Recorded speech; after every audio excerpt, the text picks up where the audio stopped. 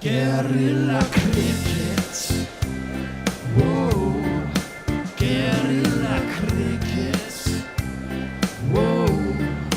Guerrilla Take guard, man the barricades, patrol the cover boundary. At last the time is come, this is a cricketing emergency. Hear this call to arms for every cricket revolutionary. Take up your bats and stumps for the test match insurgency. At first they tried to silence us, but we would not be silenced. They threatened us with lies, so we threatened them with violence. Che Guevara, Sangakkara, Joseph Stalin, Douglas Jardine, Robespierre, Darrell Hare, Vladimir Lenin, O'Brien Kevin, guerrilla cricket. It's not about the winning, it's about how many rules you break. Even in cricket commentary, this is the best advice to take.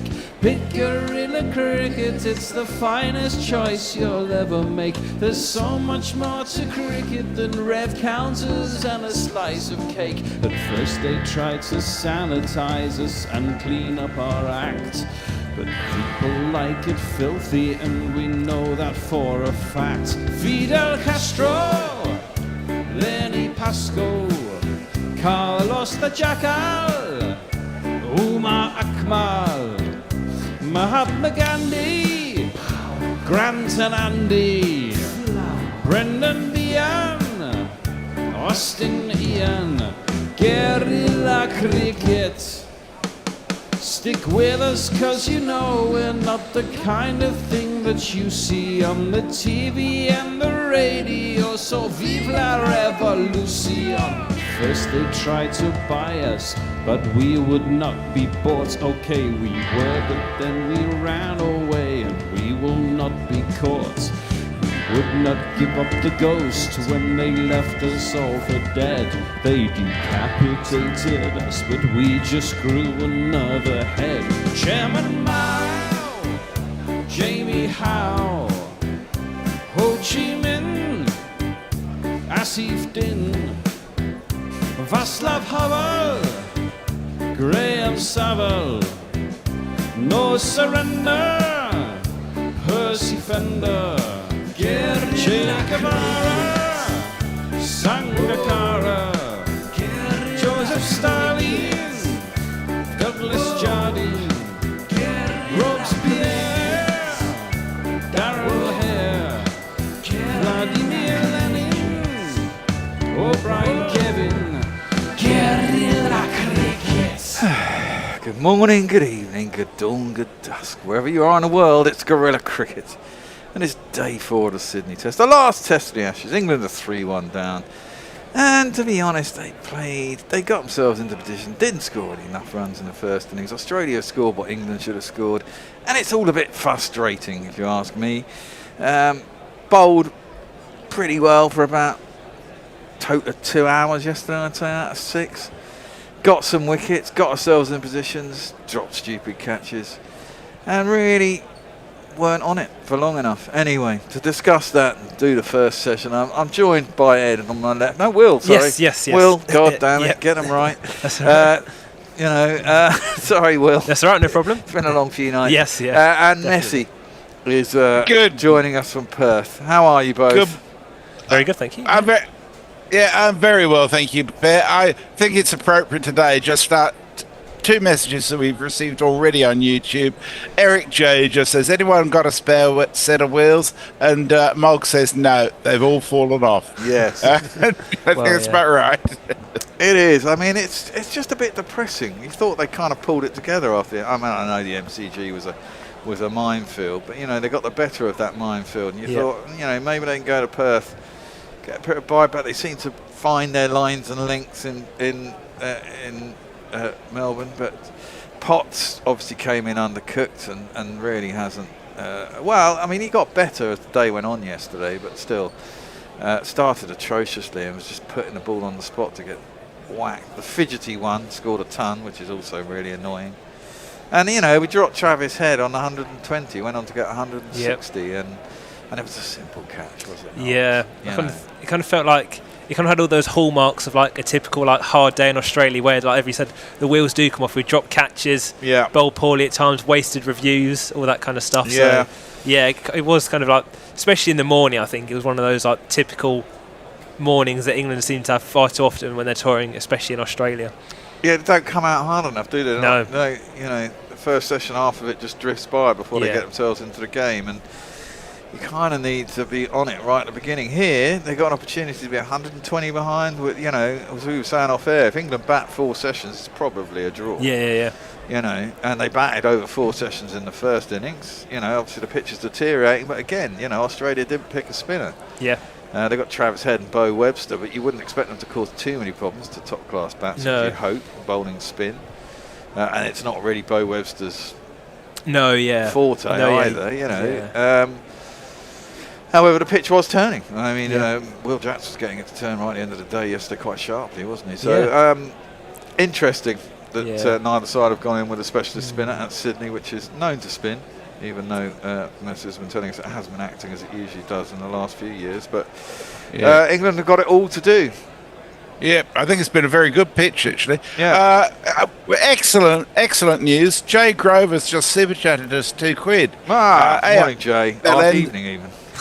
Bethell's nursing first beer for a week. Well, we were concerned for you yesterday, Jay, after you said you were sick the day before, so really glad to hear you're better. And I might say that a couple of super chats from people who were acting on your behalf and calling us Bellends and raising a glass to you as well, Jay. So it's great to have you back, right? Indeed it is. As I was saying to you earlier, Bear, yesterday was what convinced me of the depth of England's fuckness on this tour. I think really they've just run out of everything. And, I've heard so many people say Potts is a much better bowler than we saw yesterday. I believe he is. Yeah, I'd agree. Yeah. And I believe you. But to see what happened yesterday was just an indictment of everything that's gone on for England on this tour from a management point of view. It's the legacy of Key and McCullum, it seems to me, is come home to roost. And nobody on this tour's got any better, except Tongue maybe. And Bethell, maybe. I thought he was the best spin bowler that England have had all series. So England have definitely made mistakes on this tour. Yep. I don't know how. I suppose the obvious thing was not to go to New Zealand, play an ODI series, instead go straight to Australia and spend that 2 or 3 weeks playing first-class cricket and getting used to the speed of the wickets. That's the obvious thing.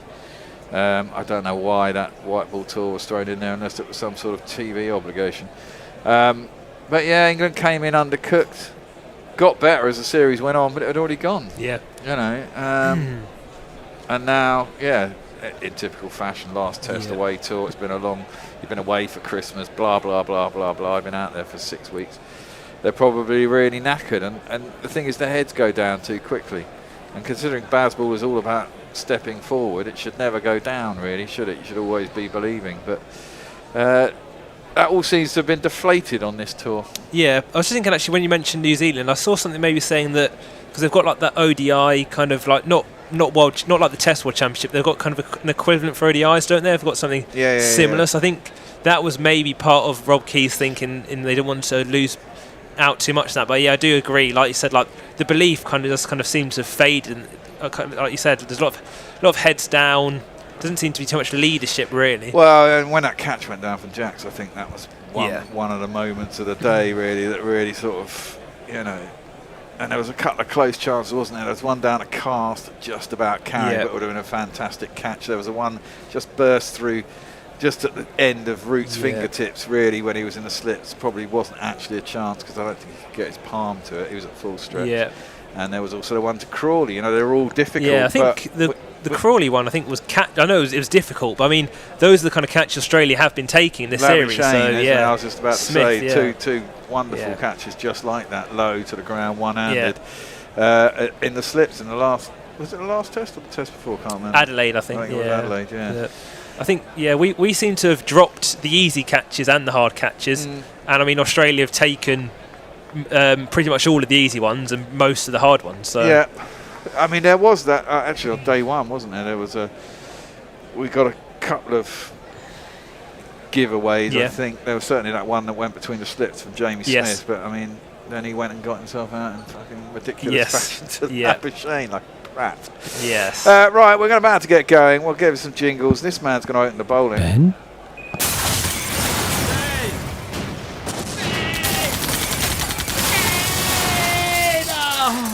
Ben Stokes.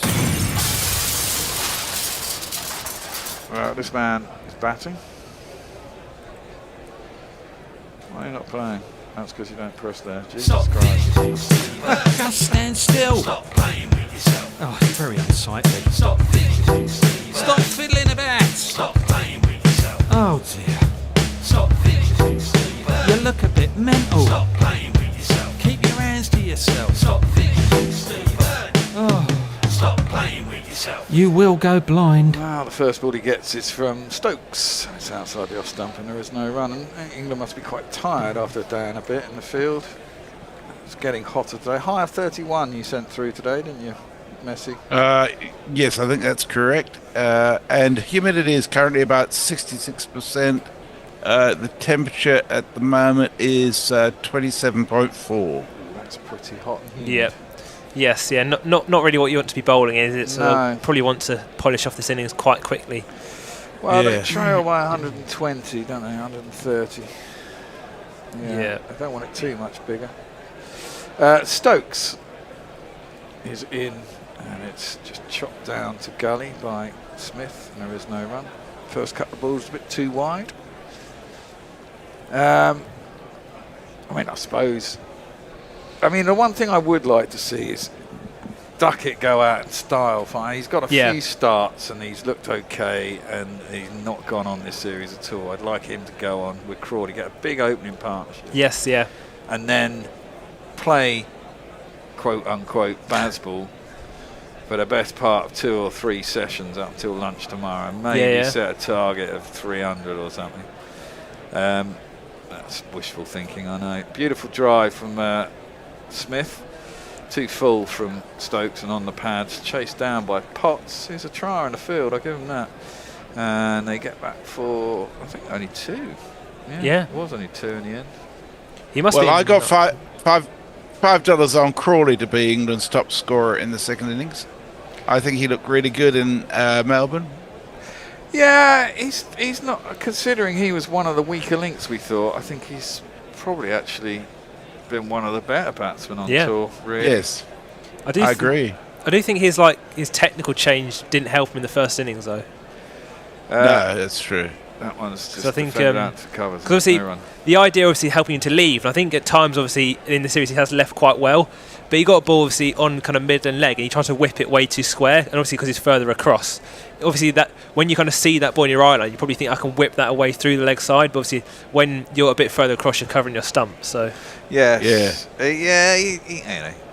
is a prime candidate for that, though, isn't he? I mean, he's always played around his front pad. He's been out LBW quite a lot in his career. That and caught in the slips are his 2 modus operandi of getting out, really. But when he's batting well, he clips them and they look gloriously whipped out to the boundary.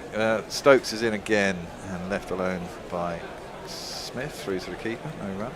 We have another super chat from Excuse the Zeus HD. Sends us £2. He says, Smith needs to go. Dixon Cider should be wicketkeeper. What the fuck's Dixon Cider? Yeah, it's Dixon Cider, yeah. Smith, I'd love to see him go out. He's been fidgeting without a sense of humour, I would say, this test. One of the things I haven't liked is like the when he starts signalling wide and stuff like that. I'm like, that's a bit annoying. Really fucking irritating. It's interesting listening to people talk. Atherton loves that sort of shit. I know, but it's just irritating. Driven sweetly by Smith, last ball of the over, goes out through covers to the boundary, and it's 4. Yeah, I don't think some of the stuff like the hand gestures doesn't bother me that much, as in like when someone bowls a good ball or that. Because I think to let the umpire signal wide was kind of wild. Yeah, exactly. You know, so that's not your job, mate. So Mog says when you call William Ed, he says, all these kids look alike. Am I right there? I've just realised I've got to drive my daughter back to fucking university on Friday, and it looks like it's going to be the worst weather possible. There's a weather warning, isn't there? There's a snow fucking warning, weather warning, snow warning, exactly. On Black Thursday. ice and shit. Oh. Well, no, there's a cold front from the north. It's going to meet a warm from the front, so there could be snow and ice and fucking rain, and it's just not really. You got to go far? Coventry. That's guided by Bo Webster, first ball of the next over. Oh, there is a man out in the deep. It's the Duckster. And he hauls it back in. They get 2. Give the guys, the batsman, it sounds like this. I know a man by Webster, and he'd battery you in worn-out shoes, sky-high hair, a sloggy bat, and bland office. He's been bowled 2 by Bryden Cast. Next ball he leaves through to keeper, and there's no run. He sounds like this. He's called Bryden Cars, he tries to bowl really fast. Don't expect art, but he'll put you on your ass. Bryden Cars. Expect a short one soon. There's 2 fielders out on the boundary, one at long leg, one at square leg. I think as well, Cameron Green must be kicking himself to get out like how he did yesterday. He looked in control and then gave it away, and now Webster's approaching 50. So. Oh yeah, I mean, if ever there was a day to make hay.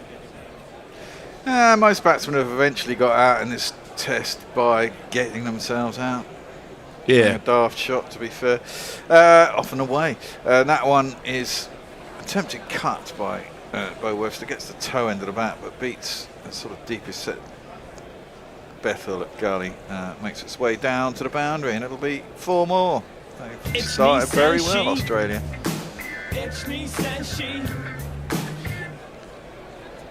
Pitch looks pretty lifeless. Yep. Especially with an older ball. Cast is in again. That's a better ball, tight to the stumps, but well defended by Webster. And there is no run.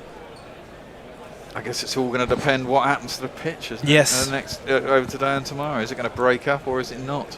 Yep. If it doesn't, I can see a draw. If it does, Australia got to be firm favourites, you'd have thought. Yep, I think there's that, and also how England bat. I think if they bat well, then obviously, that draw is still kind of, there's definitely a chance of that. But if they kind of gift their wickets away as they did in the first innings for some of them, then you think they're probably odds on to lose, especially if the pitch breaks up. Well, I mean, this is it. We need an opening partnership of some description. They've got to see out the new ball. They haven't done that very well this whole tour. That's the foundation of any good innings, really, isn't it? Webster just guides it down to gully. Well, I think there's a single. I remember there was a 50 partnership at Melbourne, and maybe there was one other, I think, or maybe it was high 40s. But there was a 50 at the beginning of this innings, wasn't there? I mean, this is it. I think Duckett's got into the 20s, 4 times? 5, 6 times? Quite a few times. But a high score of nearly, not even 40. I think 32, or something like that. I think, I think he's been out in the sort of high 20s to early 30s. Yep. A lot of times, you know. Cast is in, defended by Smith. There is no run. That's the end of the over. Yeah. I think I'll start with shout out of just the people who are with us. Apart from Mog and Eric J, we've got Extra Fluffo, Excuse Jay Grover. Thank you for your birthday wishes, Jay. Beer Better Gummy Shark, Banana Brooks, David West, excuse me, Belangle Wings, CHRNFFM,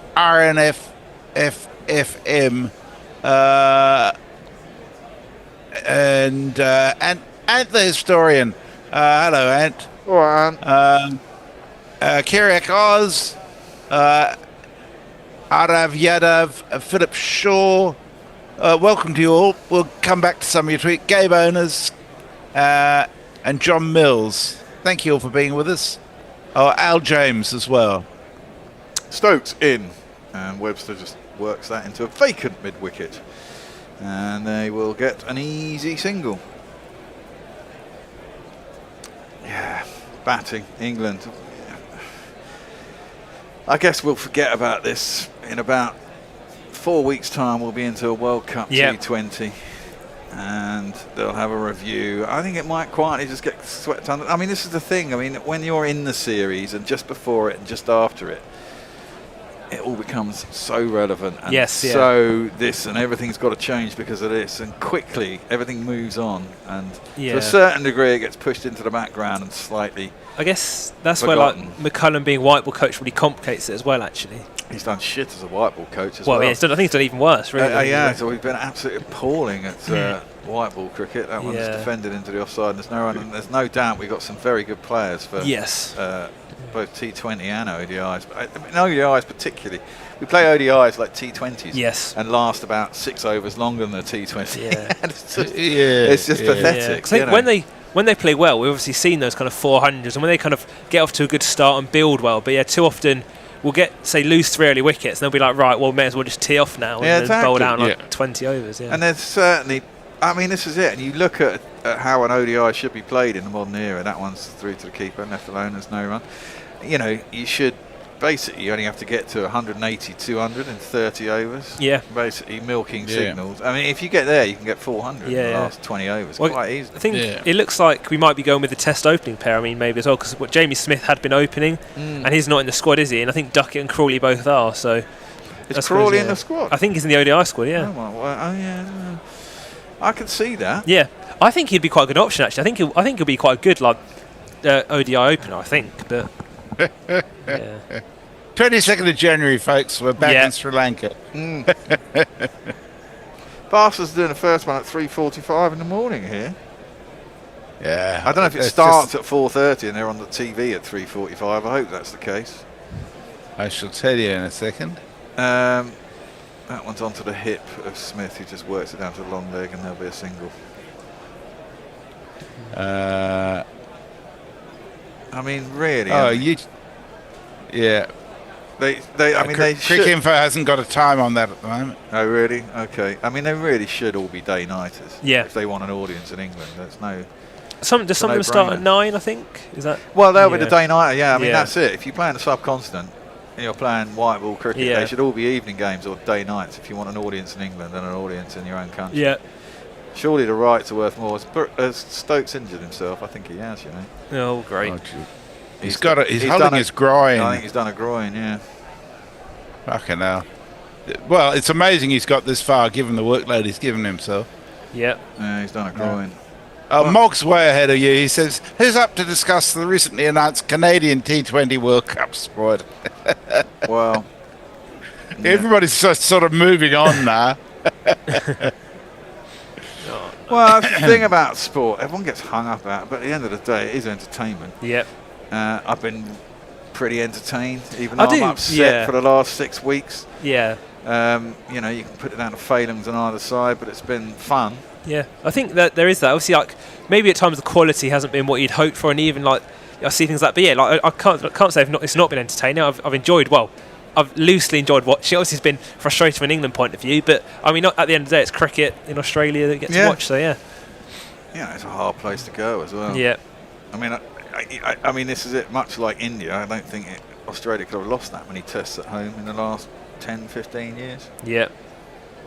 Kyriakos says England sent Jacob Bethell to do the press conference yesterday after letting Ducket leave a piss up off his chops by himself, which tells me everything I need to know about this team.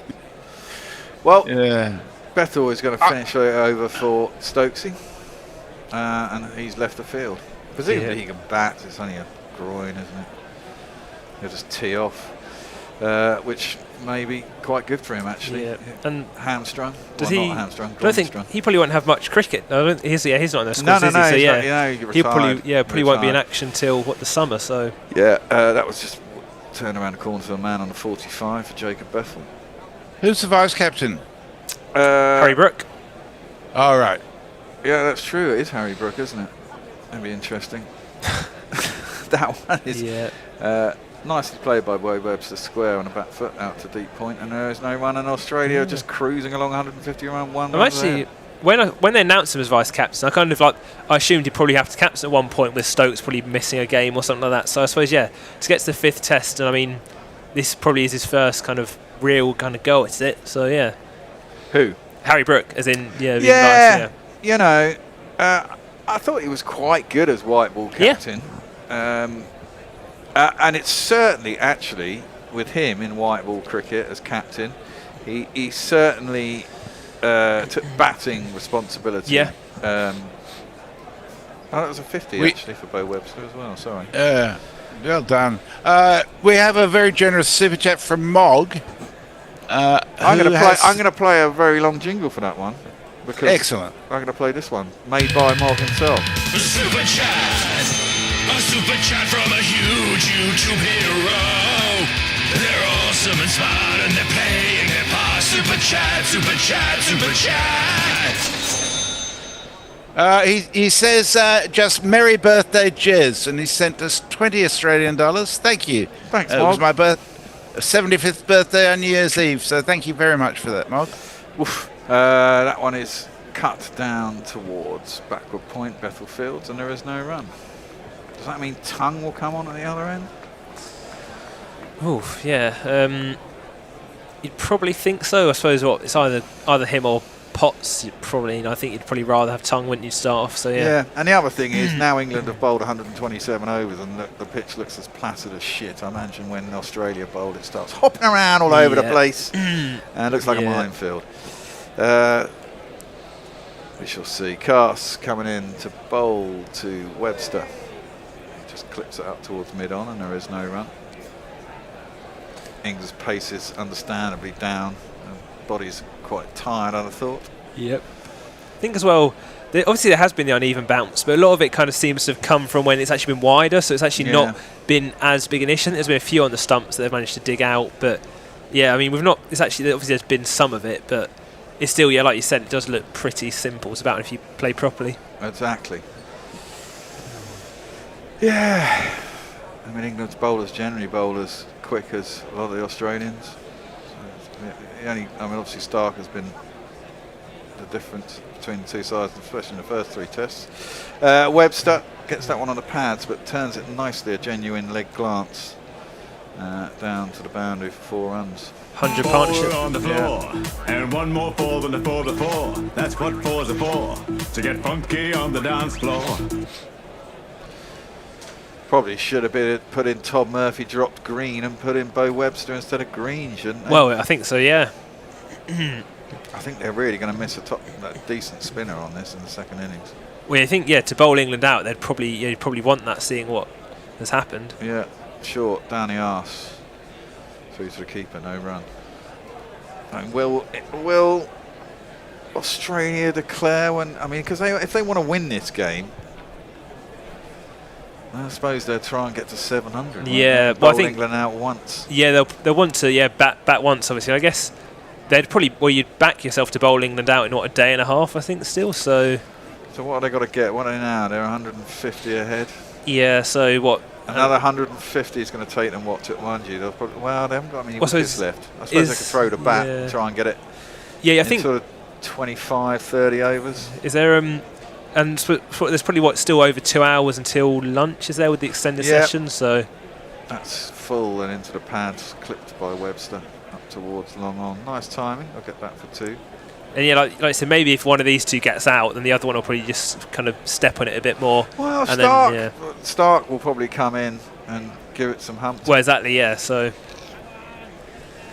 here's a very strong batting lineup. I think if you think Boland at 10 is probably the only one who'd say is a genuine tail end. And even actually at times in this series, he's shown good, he's stuck around, good defensive technique. And even sort of Nice has got 5 first class 100s. Stark's got 13 Test 50s, something like that. Something like that. And then Test 99, hasn't he? That one is guided down towards the man, but it's cut off in the gully by, is that Rooty? I believe so. And that's the end of the over. I believe there's a whole... We have 2 more super chats. Yep. I've got to say, your super chat game is very good this morning, folks. That's 3. Jay Grover's sent us £5. He says, I don't want to trust my fellow Yorkshireman captaincy abilities, but isn't Brooke an utter moron? Parrot Badshaw sends us €2. Hello, Parrot. He just says, funky on the dance floor. Oh, yeah. And Hombre Nuevo sent us £4.99. Welcome, Hombre. He says, belated birthday hugs from Mini Hombre Missy. Thank you very much, Hombre. I still have very fond memories of staying at your place in the summer. And I still haven't edited that interview. I'll do that and put it up between this test and the next series. Cool. Because I enjoyed that. Change bowling for England. Bethell just bowled 2 balls currently. Imagine he might get a chance if Australia's still backing towards lunch. But this man's going to bowl. Tongue love, Josh Tongue. Let's get together and lick 'em right.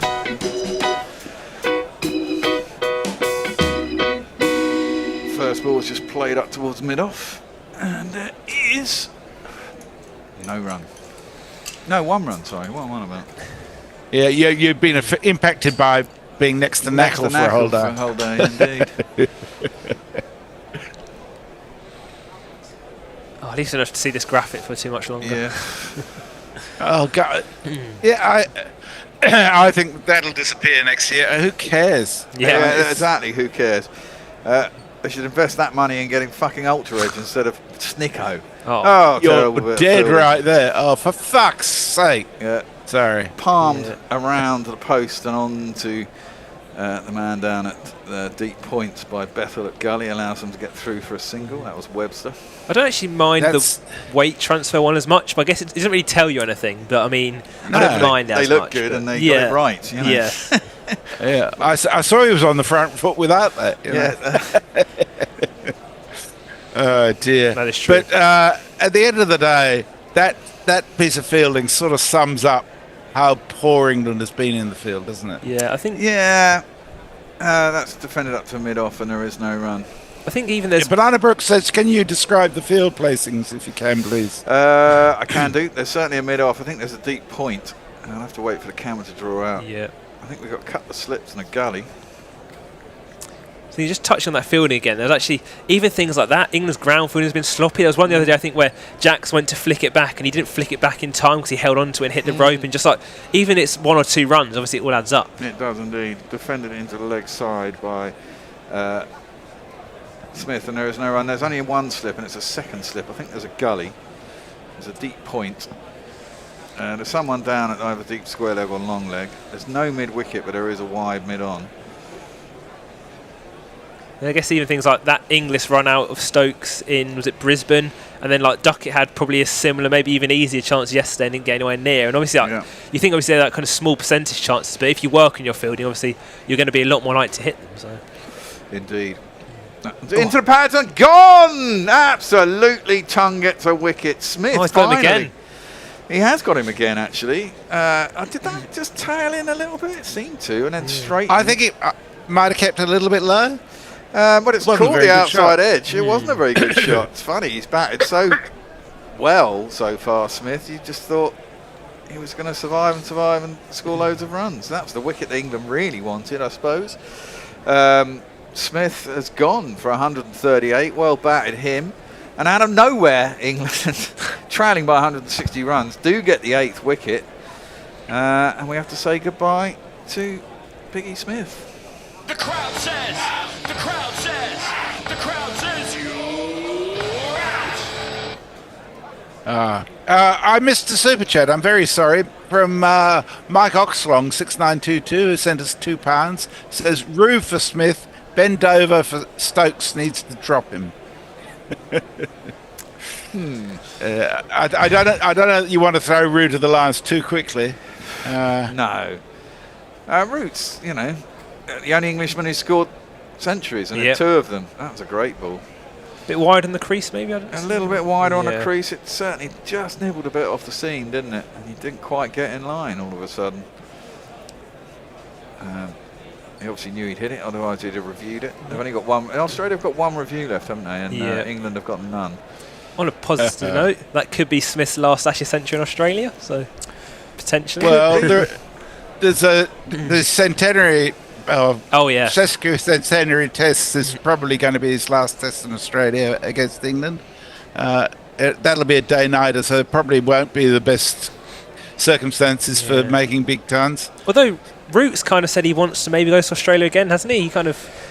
Yeah, well, he would be, he's 35, just turned 35. Well, he'd be, same age as Kawaja, really, in this series. Yeah, he'd be turning 39 during the Test series, wouldn't he? As long as his eyes hold, there's no reason he shouldn't. I think Australia would welcome him back. I really do. He's a hero. I mean, it will depend on form, presumably for him. But I mean, presumably by that time, if he's up around there, he should at least be close or past 10. Well, I did see, apparently, I think if he keeps on his current rate, he should get there in the last test of the next Ashes in England, I think. So he'd be considerably past it, you'd think. But yeah, I mean, he scored nearly 1,000 runs, not last year, the year before, I think. Yeah. In a single Test year. So, exactly that. If he does carry on. Yeah, you imagine there'll be a fair few tons over the summer. Well, in England. I think he'll definitely go past Callis. I think for hundreds, you think, or because he needs 5 to go past and 4 to level. So you'd like to think he'd get that, and then very much so. Well, I mean, if he carries on, you'll be pleased to know Piggy's earned us some money. Ombre Nuevo sent us £1.99. Just says goodbye, Piggy. Goodbye, Piggy. Thank you, Ombre. I should remind you, GPL is open. And of course, because it's an extended morning session, you get the full 2.5 hours to decide how many runs are going to be scored in the day. The pot's only about 24, 25. No, actually, I think it might be 30 quid now. I'd have to go and check. But obviously, Mad Hattie won it at the MCG and won herself £166, I think. That one's short, through to the keeper, and there's no run. Is it closest, or do you have to be bang on? You have to be bang on. Oh, wow. Can't have closest, no. Wow, that's quite impressive then. It is. Well, yeah, I mean, this is it. I always envisioned that loads of people would enter every day and someone would win every day. Yeah. And they win, a couple of £100 or 300 quid. But it's never worked out that way. Yeah. Some days we don't get anyone entry, some days 4. When the pot gets big, that's when you get 50, 60 entries in a day. But I think you probably need 200 or 300 entries in a day to make a pot worthwhile and someone winning every day. Which is a shame, really. Only £1, it's only 300 of you. Thousands and millions of you watch us on YouTube, so get on it. You go to Gorilla Cricket. Go to the competitions page, read all the blurb, sign up, and it's very easy to enter. And it's good fun. Mog says, stop criticising the value-add graphics. David West says, we needed that. Be About a Gummy Shark makes a good point. He says, Stark needs a solid chance this 50 plus another 5 wickets for Player of the Series. Yeah, he was a shoo-in for Player of the Series until Head... got third century. Third century. Yeah. Exactly. It's between those two, really. Isn't yes. It? Carey's kind of dropped off a little bit. Yeah. Out 3 times to the leg trap. That last ball was defended by Webster Square out to the man on the boundary and gets a single. In a series, I guess, probably dominated by the bowlers. I mean, 3 centuries and 2. I know the 150s were obviously on more placid pitches, but because I'd kind of thought after the first few, I was Stark all the way, but now there is definitely more of a conversation to be had. I think Head won it the last series in Australia, I believe. I think that's right, yeah. Quite well done. He always plays, I mean, this is it. He's got 12 Test centuries, at least 7 against us. Yeah. He's a real crunch time player. Yeah. He loves the big game, doesn't he? That was short. Stark leaves it through to Jamie Smith and there is an run. You see, Stark's just come in. I know the ball's old, but I'd still have a couple of slips definitely, in. And where was he caught? The last Test he was caught first slip. Ball going across him. I still think even for any player, I always think first ball go at the stumps or just outside off. I think get them to play, but Webster came in the first ball yesterday, tried to bounce him, so it's an easy leave really. I mean, Did I make you co-host, buddy? Yet, Messi, by the way. I'm not sure, to be honest. I haven't got anybody coming up on my screen at the moment. No, in that case I didn't. I will do, but I'll let Will in. Oh, and Ed as well. Let me go and do that between balls. Okay. Another super chat from Philip Shaw sent us €2.49. Says, one of my favourite actors was Pigott Smile. So not too far off Piggy Smith. No, not too far away, no, I don't even know who Pickett Smile is, No, to be yeah. honest. Yes. Cast comes in to bowl, and it's on the pads, and he gets it around the corner, and probably a leg by, but it will be one. It is indeed a leg by. Yeah, I also think England were a little bit unlucky on day one, actually going off for the rain. Yeah, well, I think we saw definitely what days 2 and 3. It seemed easiest to bat in that last session. Obviously, England didn't really get. Well, they didn't get that last session. No, they didn't get to that last session, didn't they? I mean, Australia bowled 40 overs and came back fresh the next day. Yeah, because I mean, you'd probably imagine what Brooke may have got 100 as well then. And I certainly think he was looking that way, wasn't Yeah. it? And you were about exactly that. You were about to go into the late afternoon. Yeah. The bowlers get more tired and into the third and fourth spells. Yeah, well, we that's clearly decent fixed ball. it with. It's outside the off stump through to the keeper, and there is no run. I mean, we clearly fixed it with the weather curator. Very much so. No need to play at that, really, from Webster. Well wide of the off stump. And yesterday morning as well. I mean, the amount of fucking plays and misses. Oh, yes, Nisa, yeah. was it Nisa first thing in the morning? Nisa, yeah. And even Travis Head was cutting at balls that quite easily could have nicked through to the keeper. Yeah. You want to turn your picture off, Ed, until the beginning of the next over? Thank you. Last ball of the over, and Cast is in. It's pulled. There is a man who's kind of round a corner for the catch, but it's gone past him. It's gone down to the boundary for 4 runs. Webster moves on to 64, and Australia are 550 now, I think, for 8. We're due a change. We've got 3-man change. They're all going to be on Zoom. It is going to be it's Al. me. Hooray! It is Ed, and it is Will R. Okay, I'll do a couple of messages. Philip Shaw said he meant Tim Pickett Smith. That makes more sense. And Raj Shanak says, good morning, gorillas from Mississippi. Aussies get a lead of 220. England start with a bang, 100 with 1 out, and then they're all out after lunch tomorrow for 350, leaving Australia at 150 in 2 sessions. Yeah, well, if they do that, well, I'll be surprised. You're all way more optimistic than I am. Yeah. Okay, morning, Al. Morning. Catch you later. See you later. See you in a bit. See you later. Hey, Will. Hi, Ed. Hello. Hiya. How's it Johnny going now? will not bowl. He's a last minute pull out. That's what she said. Yeah. Very Catholic. Yeah, for someone who's got no rhythm. Yeah. I have a distinct impression that after watching Australia rack up all these runs, that there's going to be a horrific England collapse later on today, as this is short and Stark pulls out of the way. 550 for 8. A lead of 166. I don't think the Aussies are going to bat again. I don't think they're going to bat again. Yeah. I think we're going to get tomorrow off. Yeah. It's whether we get part of the early hours of our normal morning up as well. So that's the glass half empty view, I'm afraid.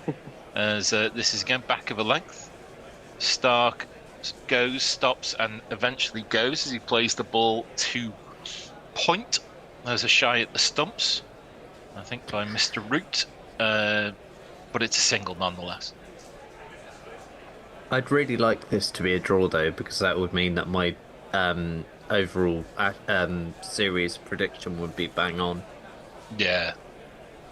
There are 3-1s and then there are 3-1s, and yeah. This is yeah. So, who in the England hierarchy is not going to have a job within the England setup in the next 2 weeks? I think they're all going to still be there. I think Rob Key's going to go.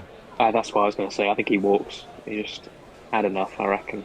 I think you can absolutely turn around and go that the whole series performance is down to a horrific lack of preparation and poor planning, as this is fuller length just outside the off stump. Webster defends.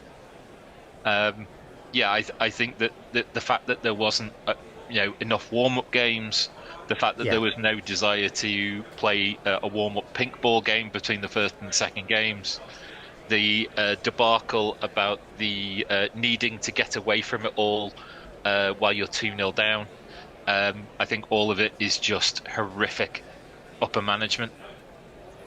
I hope it's Key that goes, if anyone does. Yeah. Turn towards mid-wicket by Webster. It will be eventually fielded by mid-on. Webster will take a single. He's on 65. Stark is on 1. I reckon we've got time for a rapid super chat that is at my expense. Jay Grover, £2. Thank you for the £2. Les, thank you for saying, holy shit, Ed looks terrifying. I'm in my warmest jumper because our house is quite cold at the minute. Well, to be understandable. To be picked by Jay Grover as an true object honour. of a super chat is high praise indeed. Thank you in that case. Hello, Jay. Hope you're feeling a little bit better. I believe true, you were on well. Yeah. This is on the hip. Stark looks to tuck it away. He cannot do so, and that will be fielded just behind backward square. 168 is Australia's lead. I don't know. This just feels... I'm quite ready for this all to be over. Yeah. Do you know what I mean? Yeah, it feels a little bit as this is squares Stark away. He looks to tuck it onto the leg side. However, a leading edge takes it towards point. He'll take a single and move on to 2. It feels a little bit like the sporting equivalent of waiting in the dentist's waiting room, waiting for your name to be called. That's kind of how I have the feeling about it. I was going to say it's like that weird kind of last couple of weeks of a relationship that you both know is absolutely doomed, but you promise to go to a Christmas party, so you're doing that, and then you're breaking up immediately after Christmas. Ed, I don't know about you, but that seems like an incredibly specific example. It does feel a bit, yeah. I don't know if there's anything else you want to share with the group and wider audience, Will. Oh, has that not happened to anyone else? That's happened to me like 3 times. Yeah, we call that Thursday. Stark tries to almost pull the bat away, takes the under edge, and will go down to third man for a single. I was wondering, do you think there's anything in this? David West has just said, "Don't be so negative. Look how easy Webster is finding it all." No. No. No. I understand the principle of making lemonade from lemons, but there's been a certain degree of thoughtlessness, carelessness, brainlessness in some of England's batting, which is no amount of how you see other people do it doesn't make it seem like it's going to be any better. As Webster plays this towards deep cover, and they will scamper back for 2, beating the throw of tiny Ben Ducket.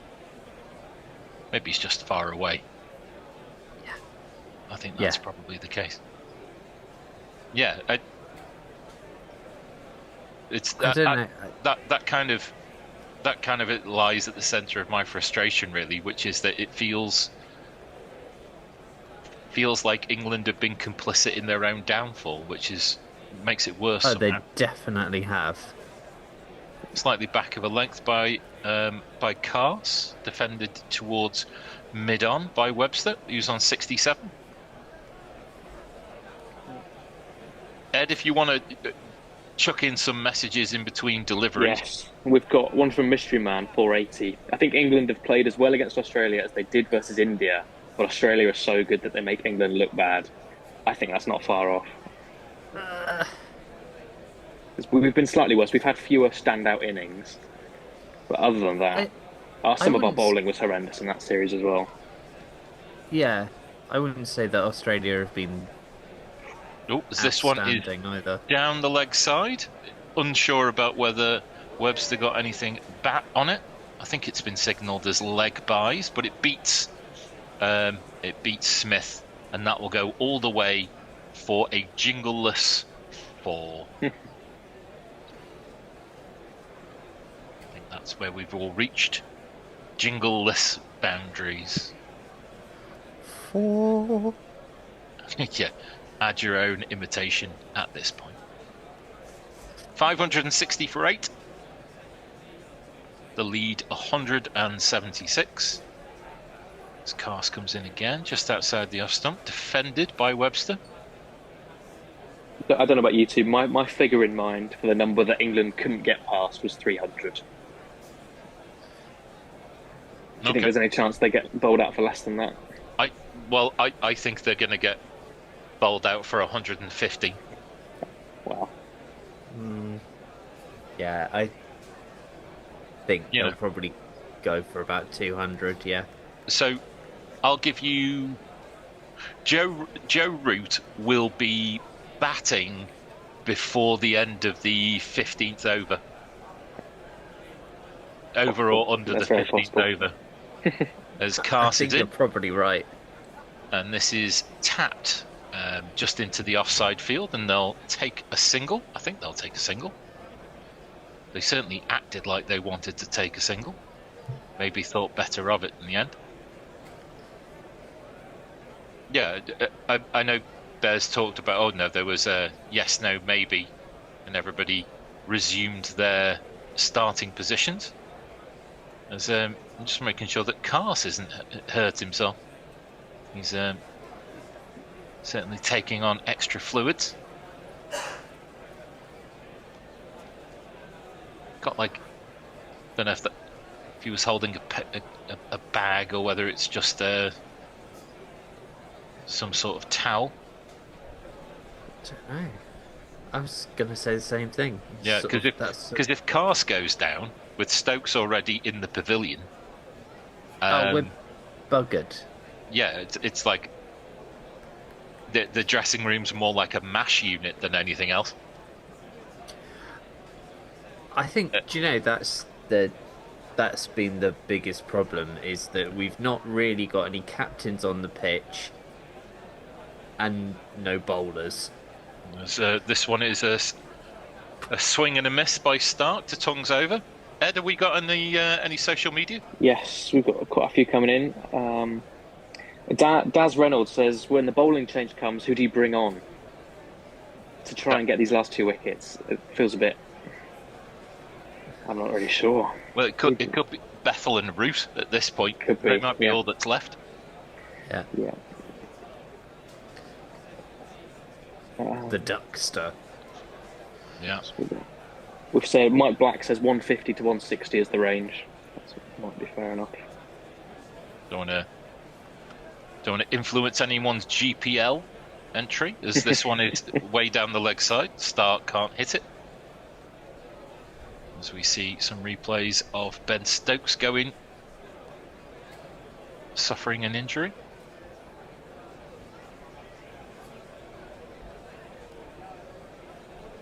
We've got a super chat in from Jay Grover again, £2. Yeah, Jay Grover. For Will's analogy. I'm assuming that was for a Christmas party analogy. Yeah, it has to be. £2 for you. £2. Thank you very much. Thank you very much, Jay. This is flicked away by Stark towards deep point, and they'll take a single. Stark. I've also... Go on.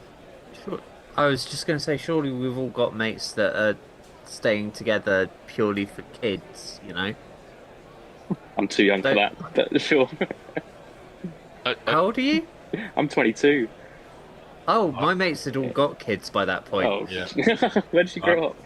Got T-shirts older than you had. So yeah, my best mate had 4 kids by the time she was 21. So it's an interesting choice, as this is short and on the leg stump and pulled away by Webster. But there's a man in the deep who will limit the damage to a single. just interesting. Like you said, Ed, where's the wickets coming from? Yeah. Who's gonna have that moment of magic? I've always found the discipline of Australian tail enders quite impressive, because even though they can see 560 for 8, they're still not just going to smash it around senselessly. This is a lovely kind of uppish drive by Stark, straight past the bowler. It will be cut off by Brook eventually, but they should take 2 there, and they do take 2. 1 ball left of the over. 180 is now the lead, as we see some $6 million man graphics. Of course, you guys are in your 20s and 30s. No, I know. All too bad a pop culture reference there. Very much me playing to the YouTube crowd. His tongue is in again, and he's bowled it. Too quick, too full. Stark gets a taste of his own medicine at last. How's that feel, Mitchell? And go and sit down and have a nice rest. Come back refreshed for the start of the innings. Oh wait, hang on. As Bales go flying. 3rd wicket for Tongue, who has looked pretty handy when he's been given the opportunity to bowl. And it's 5-6-4 for 9. I would say, other than Archer, Tongue's been the best bowler for England. Yeah. I know. I mean, not that there's much to pick much from, to write home about, but yeah, they've had. They've just been more moments of batting clarity by the Aussies. Ed, what's everyone saying? Well, it's slightly changed now the wickets come in. Banana Brooks had previously suggested Brook for the Labuschagne tactic, which would have caused all sorts of carnage if anyone had got out to that. Belangle wings, 2175. Australia needs to be put at least 200 lead, so the max pressure is put on Roots. I think they're probably not too worried, to be honest, but yes. Extra fluffo, is Ed wearing a knitted sweatshirt or a dirty dolly? Yes, it's a knitted sweatshirt, thank you. And that's about our lot for now. We got so is the heating just not on, Ed? Or... It's just getting gradually colder. That's where we're at the minute, in the Midlands. Fortunately for me. No, we've had snow on the ground for a couple of days, but it feels like this latest storm that's going to come in is not going to hit me in the northwest. Looks like it's going to hit London Village before it hits anywhere else. Yeah, I don't really get storms down here because I'm in a weird kind of microclimate. West Country though, isn't it? Weird. You should work for the tourist board, Will. Hey, I don't want any bloody more tourists. I live in Bath. It's nothing but tourists. Awful. We went for a couple of days away for my my birthday earlier on last year, and we did a couple of days in Cardiff, and we did a day in Bath, and it was lovely. Oh yes, it is lovely. But the thing is, it's you lot think it's lovely because you're like, oh look, Muggins here has to get to places, and you're like standing taking photos of a pigeon. Well, it was a particularly interesting pigeon, in my defence. Sorry, I thought there was going to be a live ball, but it was just a replay of Tongue whipping Stark's leg bail away. You just did a bishop. Yeah, I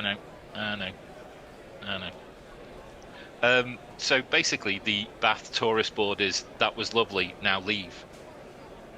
That's what I would like it to be. Yeah. Now the actual go. The actual Bath tourist board is people that actually live here can fuck off. We only care about tourists, and we're not going to fix the roads. feel like the second point was really your gripe there, Will. Yeah, it's really annoying. If there's anything that anybody else wants to get off their chest, then just put it in a super chat. Also, there's like a nutty commune about a mile away. Will Jacks is coming on to bowl, and it kind of a over-the-shoulder scoop by Webster, which goes all the way to long leg, and they'll take 2, I'm guessing. So we're down to the spinners. Yeah.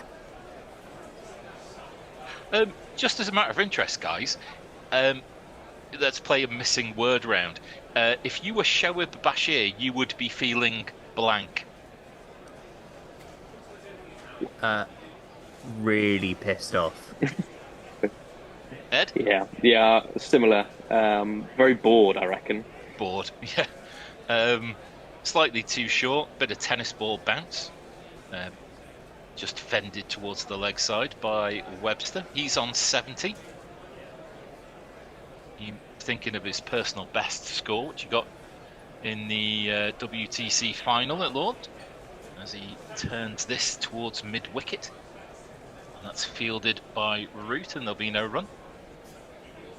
It is possible that Bashir has just been horrid in the nets, and he just hasn't been getting anything going whatsoever.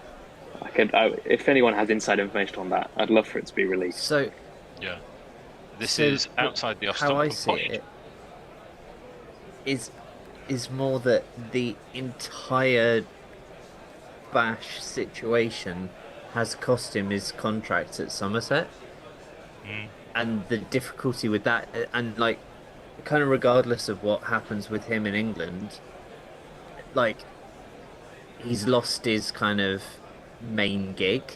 Yeah, he's got to find somewhere to bowl in county cricket first.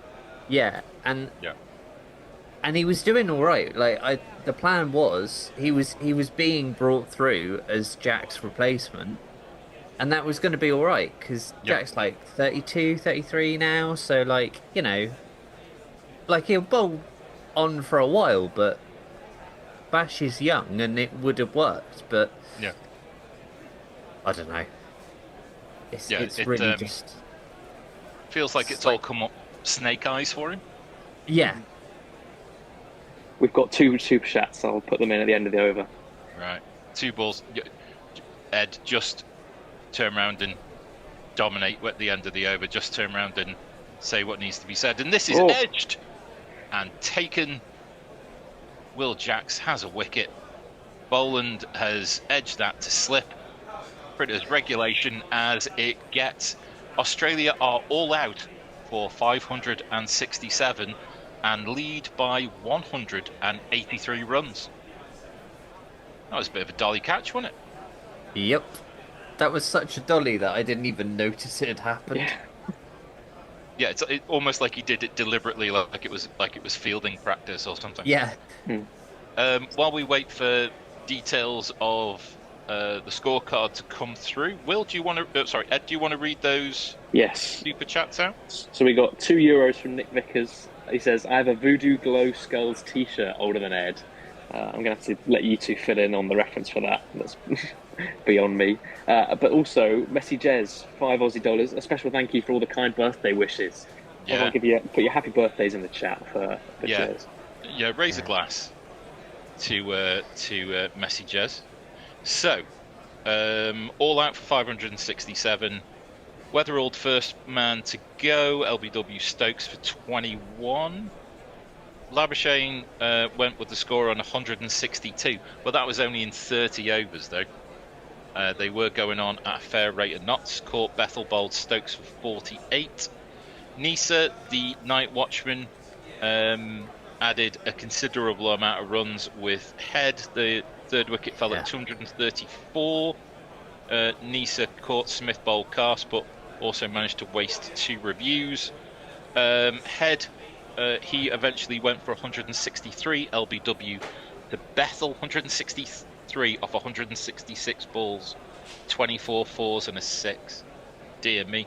Khawaja, disappointing on probably his final innings. LBW Cast 17. Let's see who's next. Carey caught at leg slip by Bethell Boltung for 16.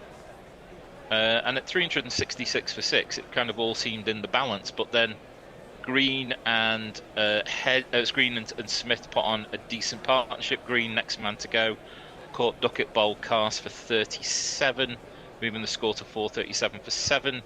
Smith, first man to go this morning, caught Smith Boltung 138 off 143 balls, total at 544. Stark bowled by Tung for 5, and then Boland caught Brook, bowled Jacks for no score, 27 extras, giving you 567.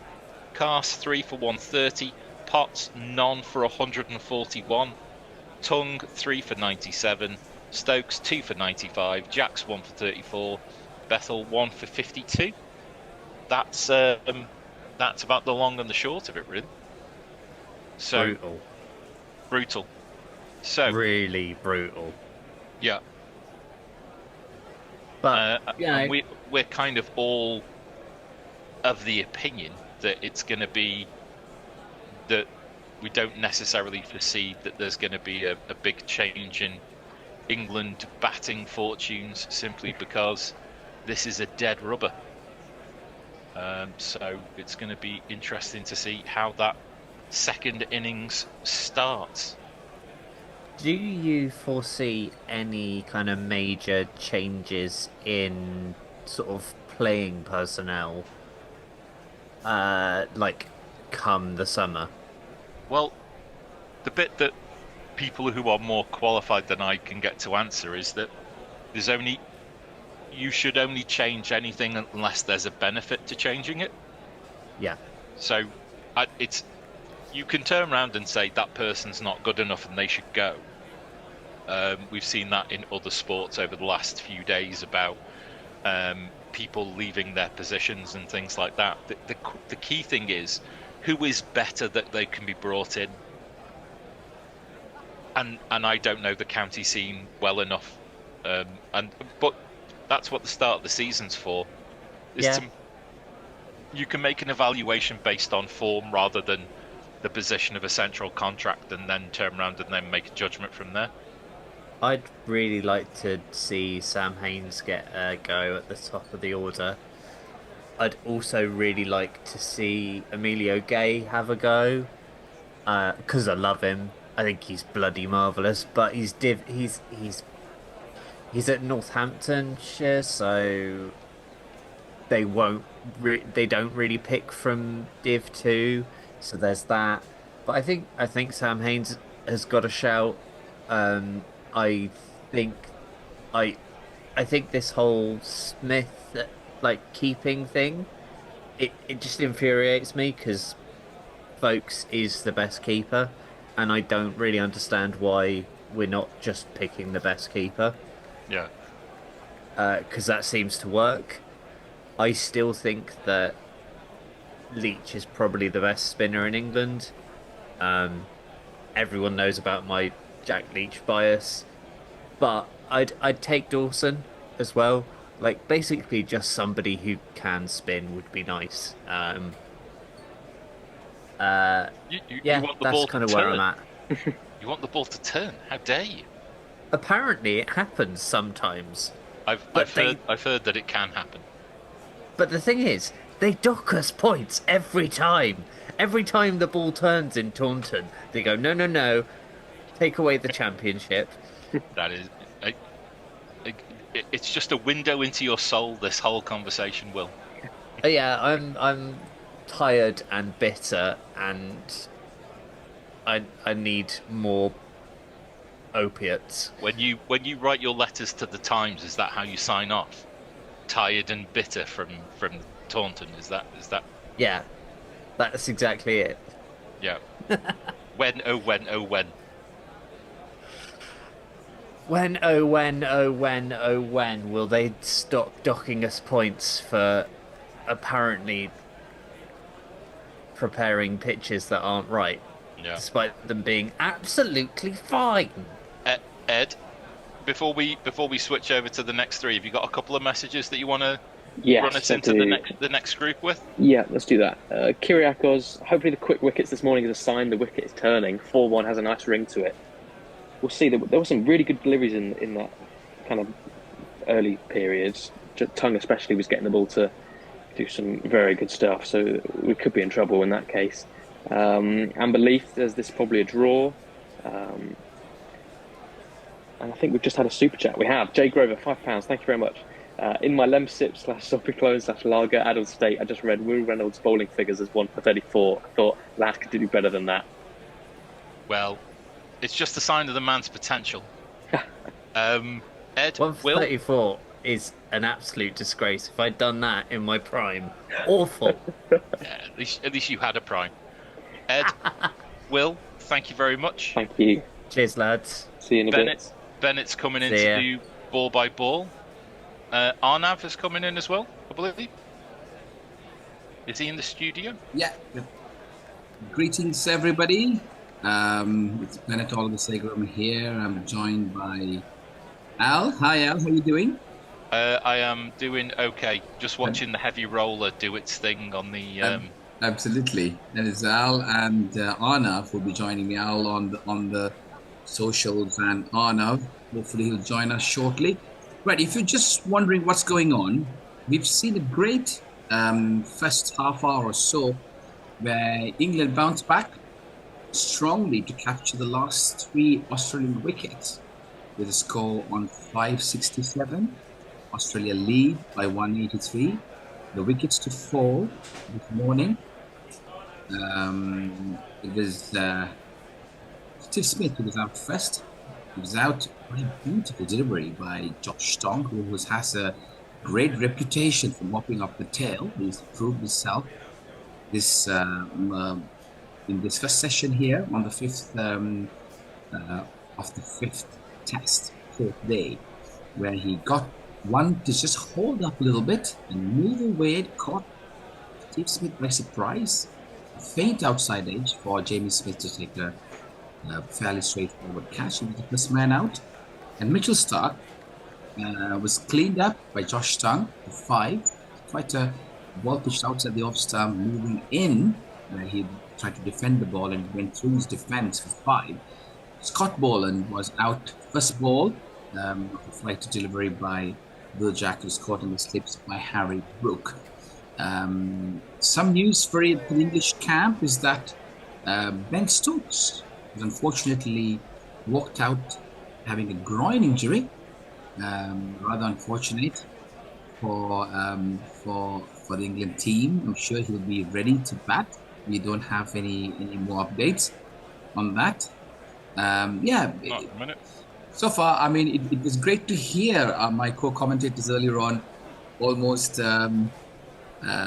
giving up on an England fight back and rather possibly an early day off from this test today. But I mean, let's see what England has to say. Hi, Arnav, how are you? Yep. Hi. Good evening, okay? Gents. Yeah, fantastic. Good. So England openers are ready. They're out there. Zach Crawley and Ben Ducket. Zach Crawley facing up to Mitchell Starc, left arm over the wicket. This one's shortish on midland leg and pushed towards the mid-wicket area. And the batters go through for a quick single. Zach Crawley has had a great second part of the Ashes. I mean, he's scored some great runs over the last few games. Certainly repaid the faith that the English think tank had. He's come good in these fast bouncy pitches. Ben Ducket looked good in a couple of innings, but he certainly has something to prove. He's had a stellar last few years. His just form has dropped quite drastically. He was 3 form player, mind you. So I think it's taken a toll on him at the wrong time here, where I think he was concerned. But the last innings here for him, will he leave a mark, Arnav? What's he got to prove? I think it's going to be touch and go for Ben Ducket because out of the 2 openers, I think he's been, as you said, the more out of form opener. And Zach Crawley, the the change in the pitches has suited his game because he likes to play on the top of the bounce. And we saw that 84 after the 2 ducks. That innings was really impressive, and I think he was unlucky to not make his 100 that innings. But I don't honestly expect much from Ducket. Probably another innings in the range of 20s or 30s. Well, let's find out. He has proven in the past what he can do for English cricket. He's been in the news for the wrong reasons on this tour. This is short, bouncy. Mitchell Starc certainly being pick up the fast bowlers on show in this series from both sides. Hostile, he's been lethal with the new ball, and in the absence of Cummins for most of the tests and Hazelwood, he's certainly stepped in a stellar role to champion a rather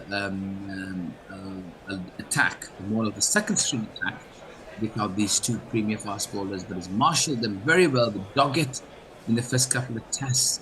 And Nezza, he's been exceptionally well as well in terms of the wicket. Short, again, a lot of bounds on offer for Starc. And this one climbs up, and the umpire signal that he's had his short ball for the over.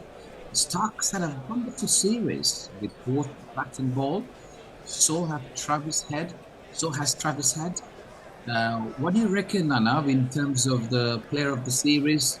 Who would you go for if you were to choose? I think Mitchell Starc's up there by far. I think because you expect him to do well with the ball, but the contributions he's made with the bat have really made the difference for Australia at the bottom of the order as well.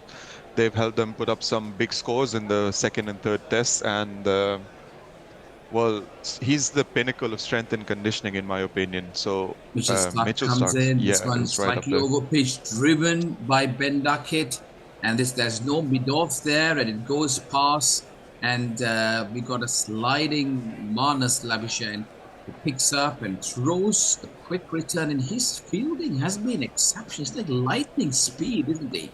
He runs, picks up, and he throws on one motion.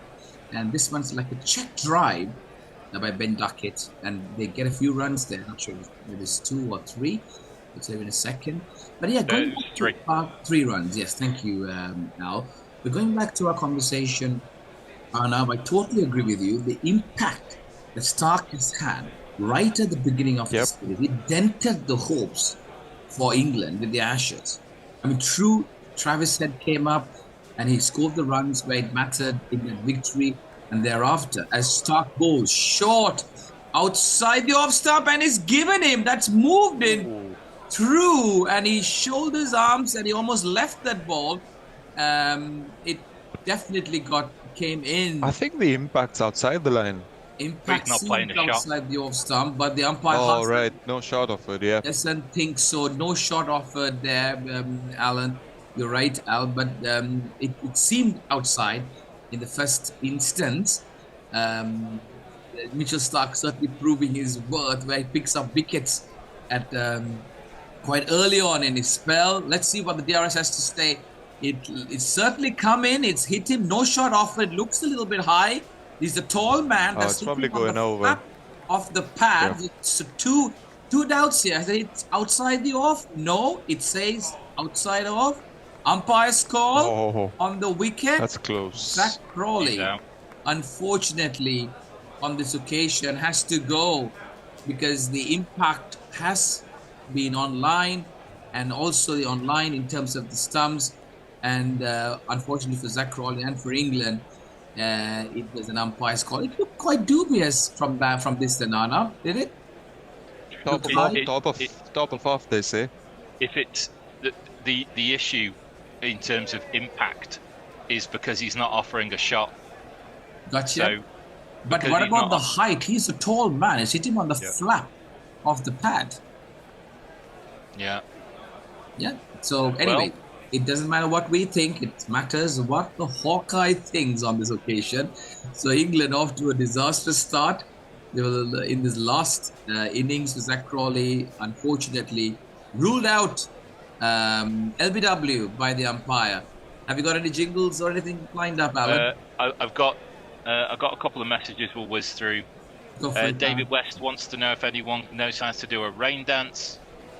Mystery Man says Dead Rubber is a fake media narrative. That was something I said. Beer Battered Gummy Shark, Uzi Mike is scintillating. David West, are we going to go into a fifth day? I personally don't see it, but it certainly could be the case. Kirad's Josh Tung's been really good. It's a shame England didn't start with him or give him the new ball. Yeah, it does seem a strange decision. C. Morris, gentlemen, back watching from Scottsdale, Arizona. Hit my bet, Tung best bowler, plus 600. That's well done. Thank you, Al, for that. That's new batter is Jacob Bethell, as he completes the over this outside the off stump, shoulders, arms, and he lets it go through. You can continue, Al. Just complete whatever you got there. Yeah.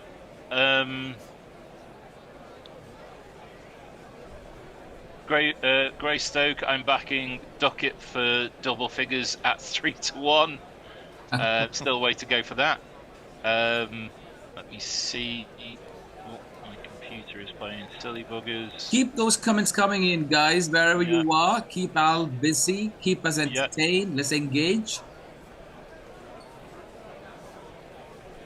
Right. So whilst Al's picking up the rest of it, interesting kind of thought by one of our viewers about Josh Tung not being given the new ball. It was he who was won the man of the match in the last test where England won, and it's unfortunate to see that Matthew Potts, who's not had much of a game time, I appreciate he plays for Durham along with Cars, but Stokes preferring him. He looked terribly out of form, didn't he? He was the half volleys, it was all loose balls, and Cars, let's hold the thought as Scott Boland opens up on the other end. This one's tapped towards the square leg area, no chance of running. Then 4 for 1. Interestingly, Arnav, normally Nezar picks the new ball up. I saw in the second, in the last innings as well, with the new ball, Scott Boland was preferred, although Nezar came up at the end and picked up the wickets. What are your thoughts on that? I think Nezar's really good with his line and length and accuracy, but Scott Boland's got the knack of picking up wickets. He also has dismissed Ducket for that awkward bouncing ball in one of the initial tests. So I think that's the thought process behind this, is that... Good observation. This one's played again towards the square leg area. Ben Ducket, he is an absolute nagging bowler, isn't he?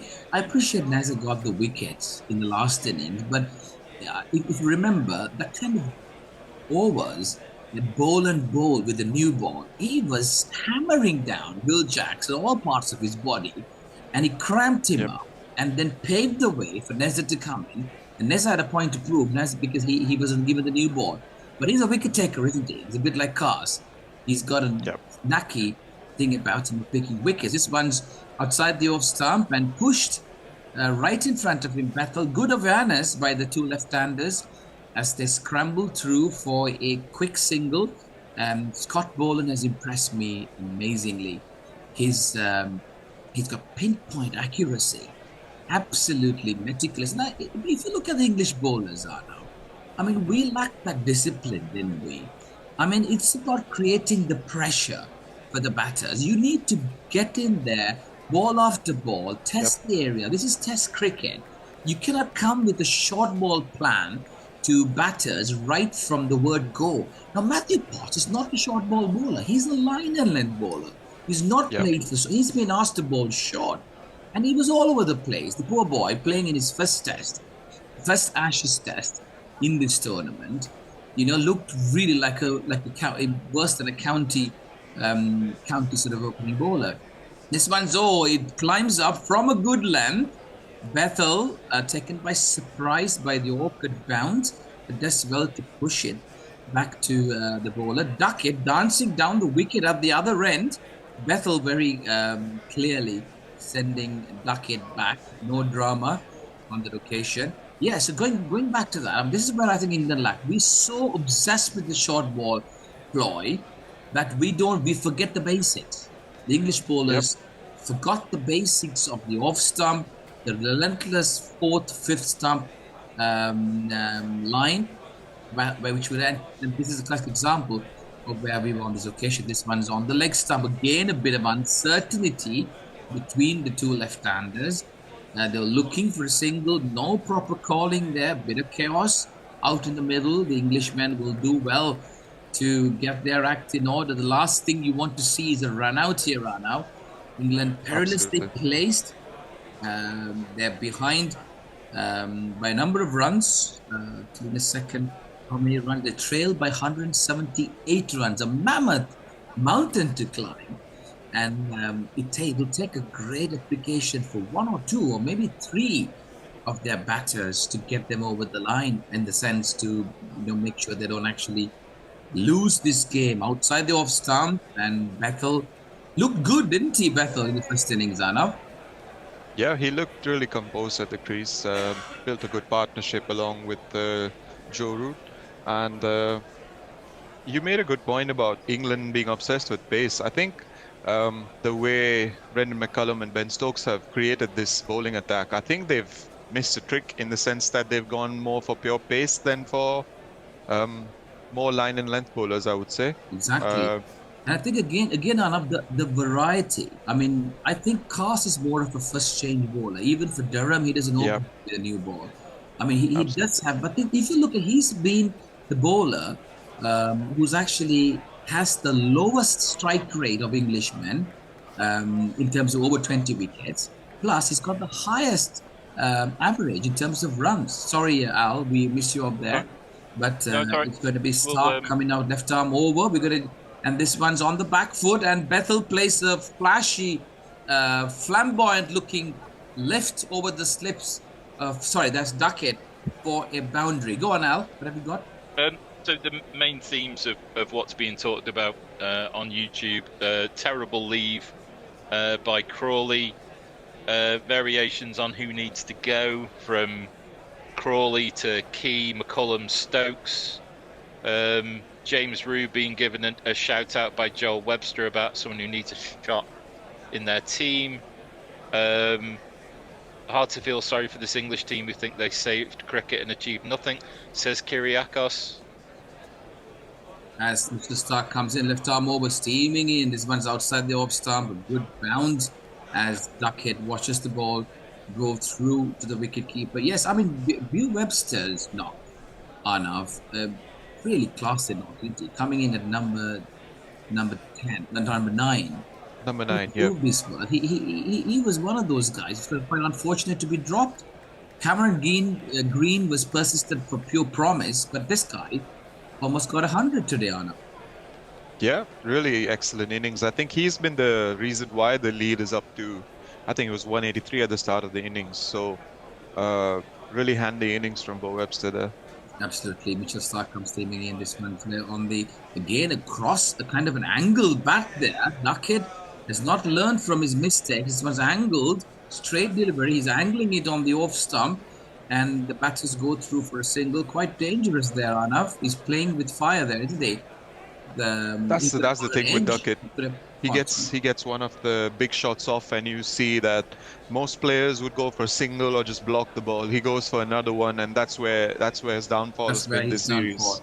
Again, some uncertainty in the running, uncertainty at prevailing here between the two batters in terms of the calls, and Mitchell Stark certainly. Bethell, a lot of promise shown, a lot of faith entrusted on this young man who English cricket's trying to be built around. A flamboyant cricketer, bowled decently well on the front foot, good length, good pace, and it pushes it into the covers. No chance of a run. And again, how the Aussies built that innings. Travis Head was playing his usual self, a runner ball kind of a knock. Steve Smith comes in, a workman-like innings.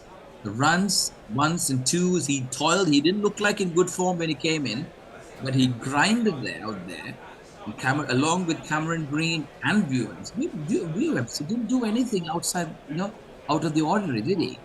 But 17. Yeah, he didn't go for many boundaries as well. He was just knocking the ball into the gaps, running the ones and twos. Exactly. It's very smart cricket from Bo Webster. Very smart indeed. Proper test cricket. Pushed This one pushed out there by Ducket, and the batters go through for a single.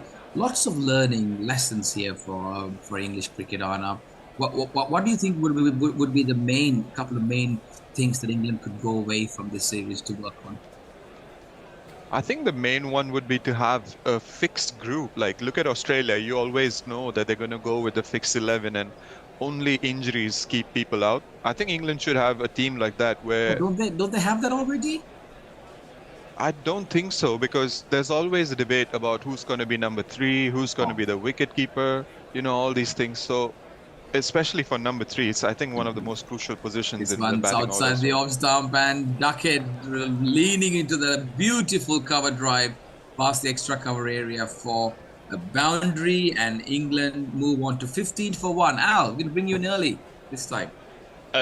Messages says that he can't believe that Carter's only had one chance as England number 3, which is very funny. Yeah. Let me see. People say that there's an awful lot of frustration at the England openers in general. If England's batters would face England's bowlers, they would get much higher scores. Could Webster open? Says Beer Batty Gummershaw. Nick Vickers, always a pleasure to have Bennett on comms. Plus, it's great to see Al back in the side. And we're getting some quality analysis from Arnav here. So lots of love for all of you. Thank you, everybody. Thank you for those. Keep them coming. Keep Alan Hushkins up. He's late in the night here for us in England. So let's keep the big boy busy as we run through the last 10 minutes of this stint. As Scott Boland comes in right arm round the wicket, short, bouncy, and Bethell watches it go through. Can you imagine a bowler like Scott Boland has been on the sidelines, not being able to play, and the top 3 have been relentlessly playing for years? This man could walk into any test team, isn't he, Anna? Yeah, absolutely. Yeah, him, and I think the same about Jai Richardson and Michael Nisa as well. We didn't see much of Jai Richardson this series, but he's a handy bowler as well. And he's coming off an injury, isn't he? So he didn't look kind of sharp, but they rate him quite highly out there. He was down the leg side, way outside the leg side, and Bethell has got nothing to do with it, doing a bit of gardening. This young man, this is an opportunity for him to prove his mettle, to make this number 3 his own. He's shown that he can bat. There's loads of talent, and everyone's talking about him. Justin Langer has had high praises. After he did well, sort of in the last test, scored some decent runs. His bowling looked really good, Arnav. He flighted it up and looked quite comfortable out there. I think when Justin Langer has good things to say about you, you've done something right. So absolutely. Sorry, this one's down the leg side again and taken no chance of run. Go on. Yeah. Talking about go on, Nana. Yeah, and I think he was really handy with the ball in the first innings as well. Yeah, and I think again, he was not afraid to loop that ball up. And again, a left armer bringing in an absolute different angle to the equation. Again, there are foot tools, different marks in different sides of the wicket. And this is something that England is. I mean, some variety. We have Cars who can do the workload, the workman-like bowler. But, it'll be nice to have a left armer in there, outside the off stump, good line, good length, and moves away at 135 kilometers an hour. Bethell outside the off stump leaves it through to go to the wicket keeper. No chance of run. Ducket, will he curb his usual flair, or is he going to go into a long and a dogged knock here, Arnav? I don't see him going into a long knock because the uneven bounce is still there. And I just think he's going to go for a ball that's going to shoot up at him and probably nick it to slips. That's probably what's going to happen. Yeah. But I do have faith in our boys. At least let's give it a fight out there, boys. Come on. Let's get to the 5th day. Boland, this one outside the off stump. And again, Bethell playing the patient game. This is where Ollie Pope didn't succeed. The number 3, he was entrusted with that for a number of years over a period of time. But another thing, Arnav, is that there's not much pressure applied. We don't see any other names in the mix. Where are the guys who are here scoring the runs in county cricket? Where are the bowlers who are picking up wickets in county cricket? Sam Cook, over and over again, for a number of years, he's been in the wickets. They gave him one test, didn't like, he had no pace, no height, not the kind of caliber that they're looking for. And off he was shelved. This one's edged, but fallen short of Steve Smith. Just short. And no chance of a run or a damage done. The other thing I wanted to observe is, looking at the techniques now. Steve Smith, look at the technique. He's got such a, like a fidgeting technique. Travis Head, if you see him in the nets, you probably think, oh, would you ever pick him as an opener? No foot movement, not the kind of elegance you would see. But they know their game, don't they? They know their game. And this is what we can learn, I think, Anna. What are your thoughts? Just to interrupt you with a super chat from Jay Grover. For £2, Bennett looks like a bouncer at a goth disco. The always erudite Jay Grover. Got any more? Talk of a dog in Ducket. Webster's got 100 in every position except number 4, says Greystoke. Squared him up. Sorry, the next one, squared him up again. Now you notice that angling bat. You either slash it hard or you leave it. He's just angling it. And the only thing, if we had made contact on that, would have been an edge to the wicket keeper or the slip. Almost like, slip catchers. I don't think I've seen Ducket go shoulders arms this series. I don't think he's left the ball that way. It either beats him or he tries to play it. Exactly. So come on, guys, you're watching out there. Thank you, Grover, for your super chat. The others, let us know what you think.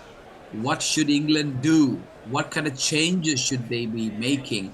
It's going to be a last over before we change this one. Ducket plays it again towards the Crawley here with no chance of a run. Go on, Alan. Talk in the chat about the number of catches that Carey has made, and let me just...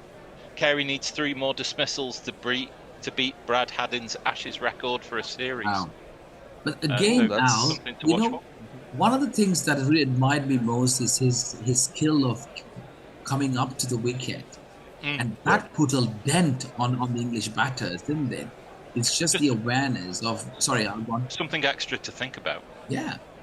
And he did have a very impactful few innings as well. This one is over-pitched and pushed towards the square leg area.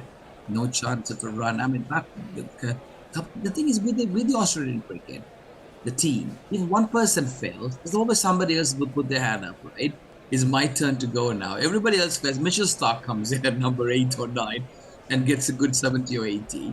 Or somebody like Scott Boland or Nathan Lyon hold up one end for somebody else to get the run. New Wester comes in out of nowhere, didn't play any of the 4 test matches. How's match practice stand for him then?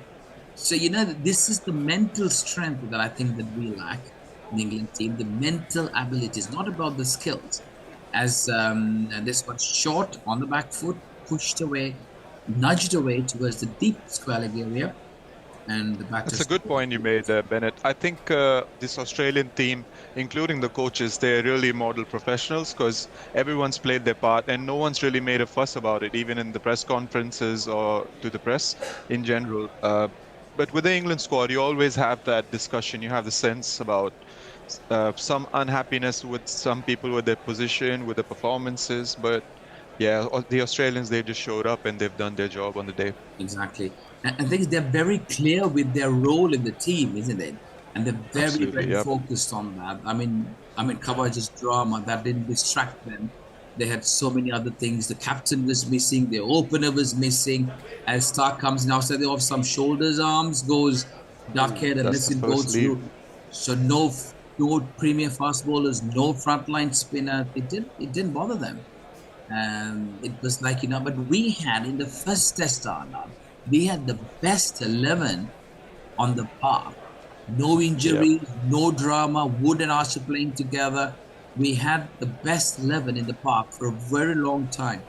I hope Stokes is able to bat. It's joining the last ball of this over. Coming up, the 5th over of this innings, 17-1 is England. It's the last ball before we switch. It's great to keep you entertained in the last half hour or so as Ducket faces up to Mitchell Starc. Left arm over. This one's, it's a fuller length. And Ducket watchful as he plays it towards the mid-on area. No chance of run. England trail by 166. 17-1. Australia this morning all out for 567.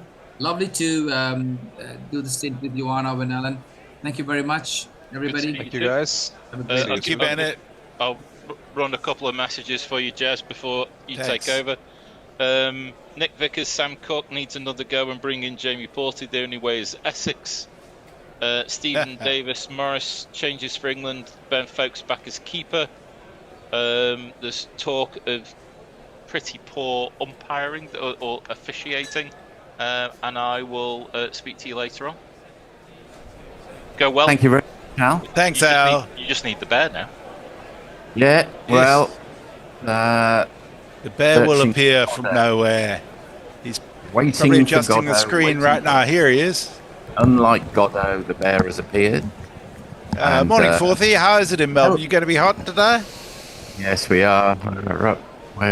It's tomorrow, I think, and Friday that we're really going to suffer. That's Boland bowling in to Jacob Bethell. It'll be a big day for him. Well, let's hope so. A long day for him. Nice. That would be nice, wouldn't it? Hello, Bear. Hello, Forthy. Very good. Yes, Messi. I've got bad news. Today is forecast to be 42 for you, Forthy. Well, I've found the batteries to the air conditioning, so it's a good start in the fourth ourselves. Yeah, it was over 30 just when I went for a coffee at 9 o'clock. Ooh. So that's smothered by Bethell. Boland. 1 wicket to fall so far if you're just joining us. That was Zach Crawley misjudging the in-hooper from Mitchell Starc. Forgivable.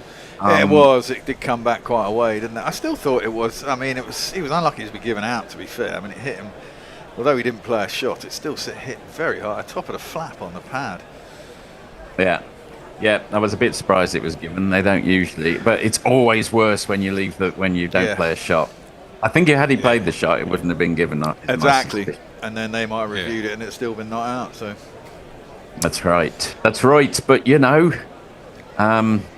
let's have all England's bad luck thrown into today, get it over with, and then move on with life. That's one way of looking at it. Anyway, on the other hand, hope springs eternal.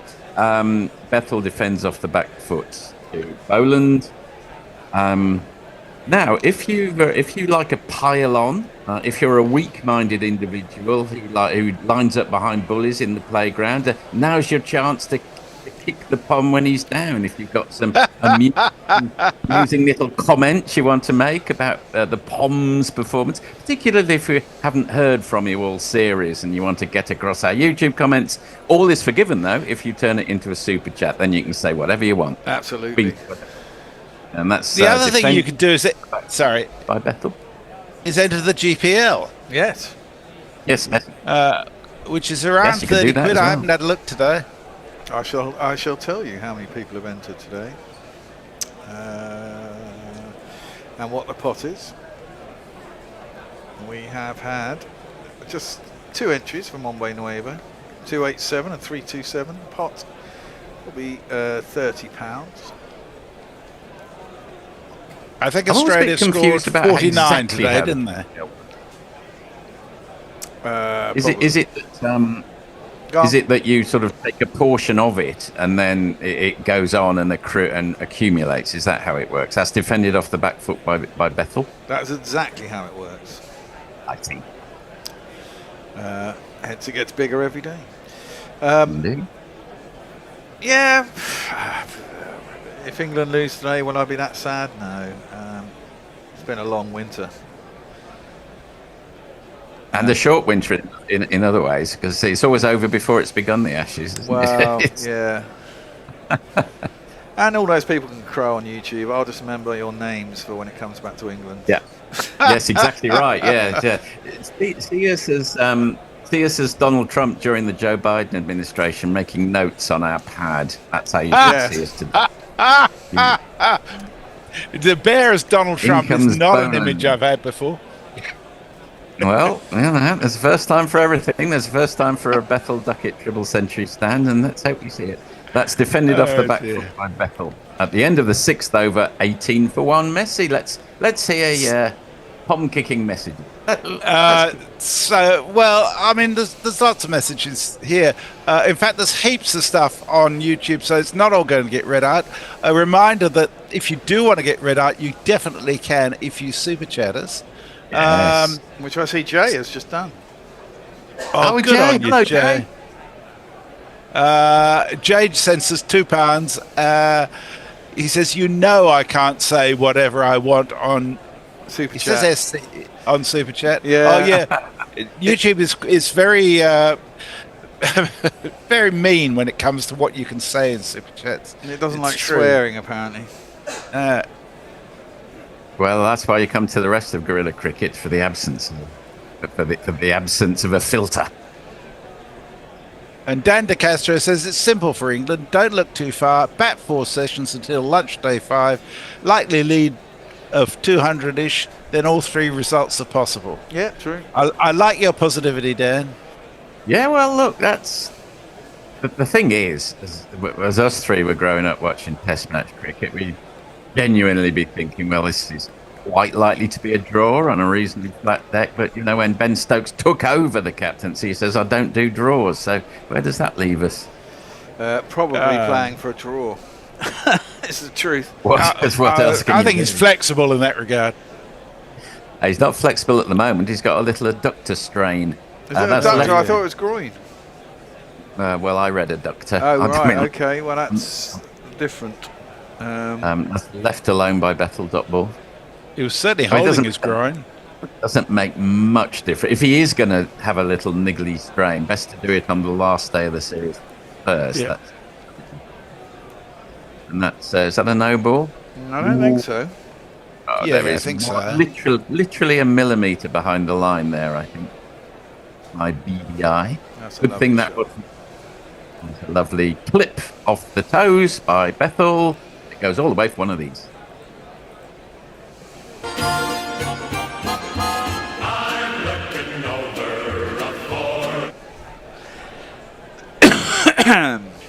If ever there was a pitch for Bethell to show his class, today's it.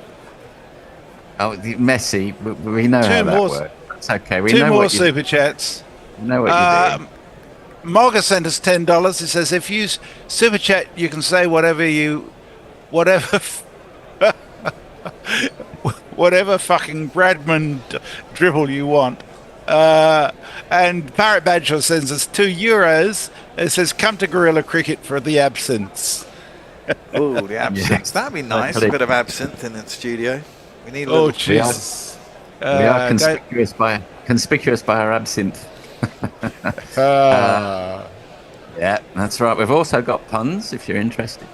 We've got all sorts. Nisa. Oh, sorry. Did I mention it was Nisa? If I did, I should have. That's clipped off his toes again, but that was actually on taken off, middle and off. Like increase in risk, but he's negotiated it successfully down to fine leg. It was as Bethell, yes. He moved. Bethell's moved on to 8 off 23. A solid start, a solid enough start. The thing is, Bethell doesn't look like he's going to get out, unlike Pope, who looks like he's about to get out any minute. That is true. Ducket is in sight of equalling a record that only one man has held in Australia, and that is to get through an entire 5-match series and not score a half century. In comes Boland, picks it off his legs again. Ducket comes through now single. Can you name? I think it's very unlikely. The other man who got through an entire 5 Test match series in Australia as an opener for England and never got a half. What era are we talking? Yeah, exactly. We need a clue All right, on that. 1950-51. Well, I haven't got a fucking Jesus hope. then. Christ. I don't know who was opening for England in 1950-51. Messi, this is, very much your era, isn't it? Well, I was born in 1950. I didn't get to watch the series that year. I'll let you know after this ball. I'll put you out your misery. It's a famous old name. And that's, again, tucked off his legs by Bethell. I'll come through for at least one. Coming back for the second. Double figures. Cyril Washbrook. Cyril Washbrook. Ah. Cyril Washbrook. Is that a name that means anything to the... No. I've never heard of it. I know it, but it means very little to me, to be honest. Well, that's the end of the over. And 26-1 at the end of the seventh. It's Messi time.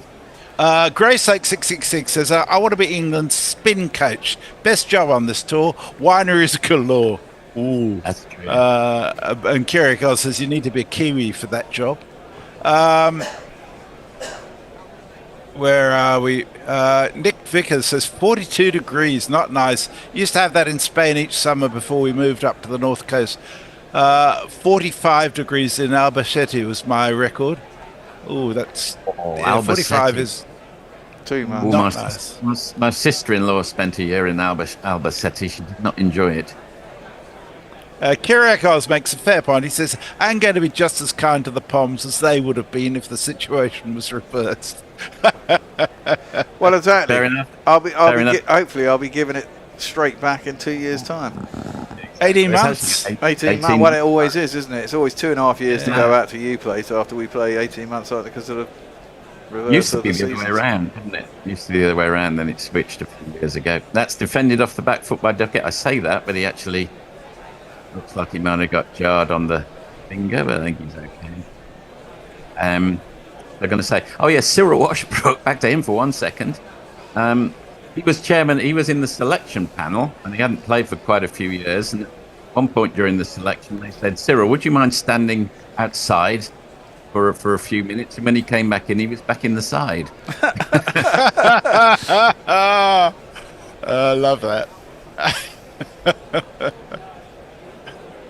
There's a lot of love for Ben Folkes in the chat, by the way. Oh, that's nice. And that's cut, uppercut. Completely missed, fortunately, by Ducket. I guess that's his go-to shot, and he felt it was there in the slot. Just turned out it wasn't. Top ball.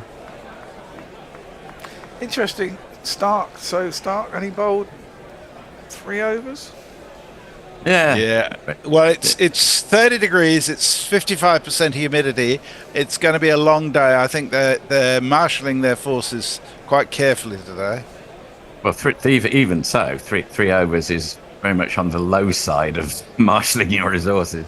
But it has been a long series, it's true. Bolam round the wicket to Ducket.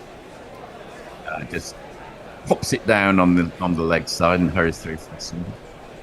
Who have you got in the studio there? It's just me and Will today. Oh, okay. The thing is with Stark, he wasn't getting any swing with the ball that I could perceive.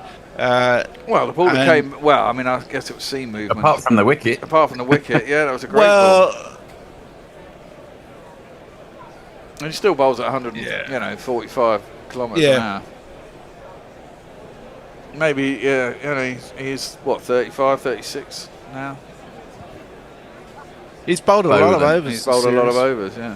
He has bowled a lot of overs. And, to get through 5 tests in the heat in such a short space of time is impressive. He must be so fit.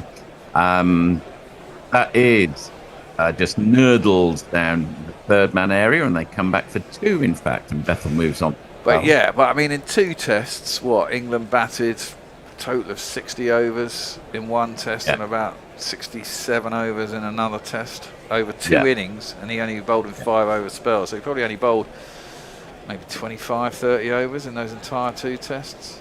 There were big breaks between the first, second and third test as well, That's right. That's exactly right. Well done to Australia for keeping their alpha male on the pitch. Ooh, and that is a nasty bouncer, which Bethell does well to jerk his head backwards, flies over Carey's right hand, and goes all the way for a Byes version of crease.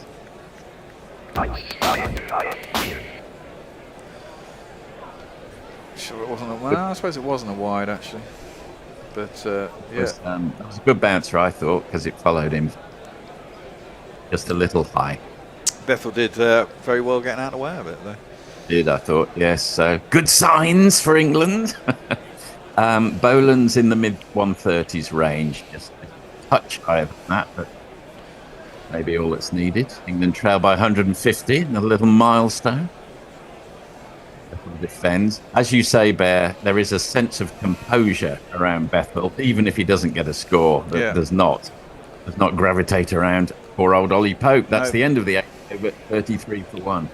Messi. Just on the figures, Stark and Boland have both bowled 138 overs in this series. Carse is the next on 130, and then Stokes on 101.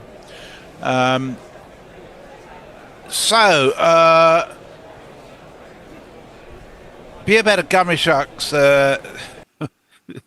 Tells Grace State to have a fresh deck of double-coated Tim Tams. Coffee Tim Tams slams at the tea break. That's very good advice at any stage, actually. They are nice. Better than a penguin, I would say, a Tim Tam. I'm going to say. I don't particularly like either. I have to say, it's a bit too sweet. Not enough chocolatey flavour. Yeah. No. Opinions vary. Tim Tams versus pick up a Tim Tam. Oh dear. Oh, we off again? Yep. Was that the first ball? That was the first ball. Yes, that's guided down to third man for a single by Ducket, I think. Yes, he moves on to 17 off 20. The characteristic Ducket score. Let's hope he presses on and beats the Cyril Washbrook low water mark. Yeah, I mean, he's got... I don't know what his scores are in this series, but I imagine he's got into the 20s or the early 30s 4 or 5 times. That's right. In 8 innings, 9 innings.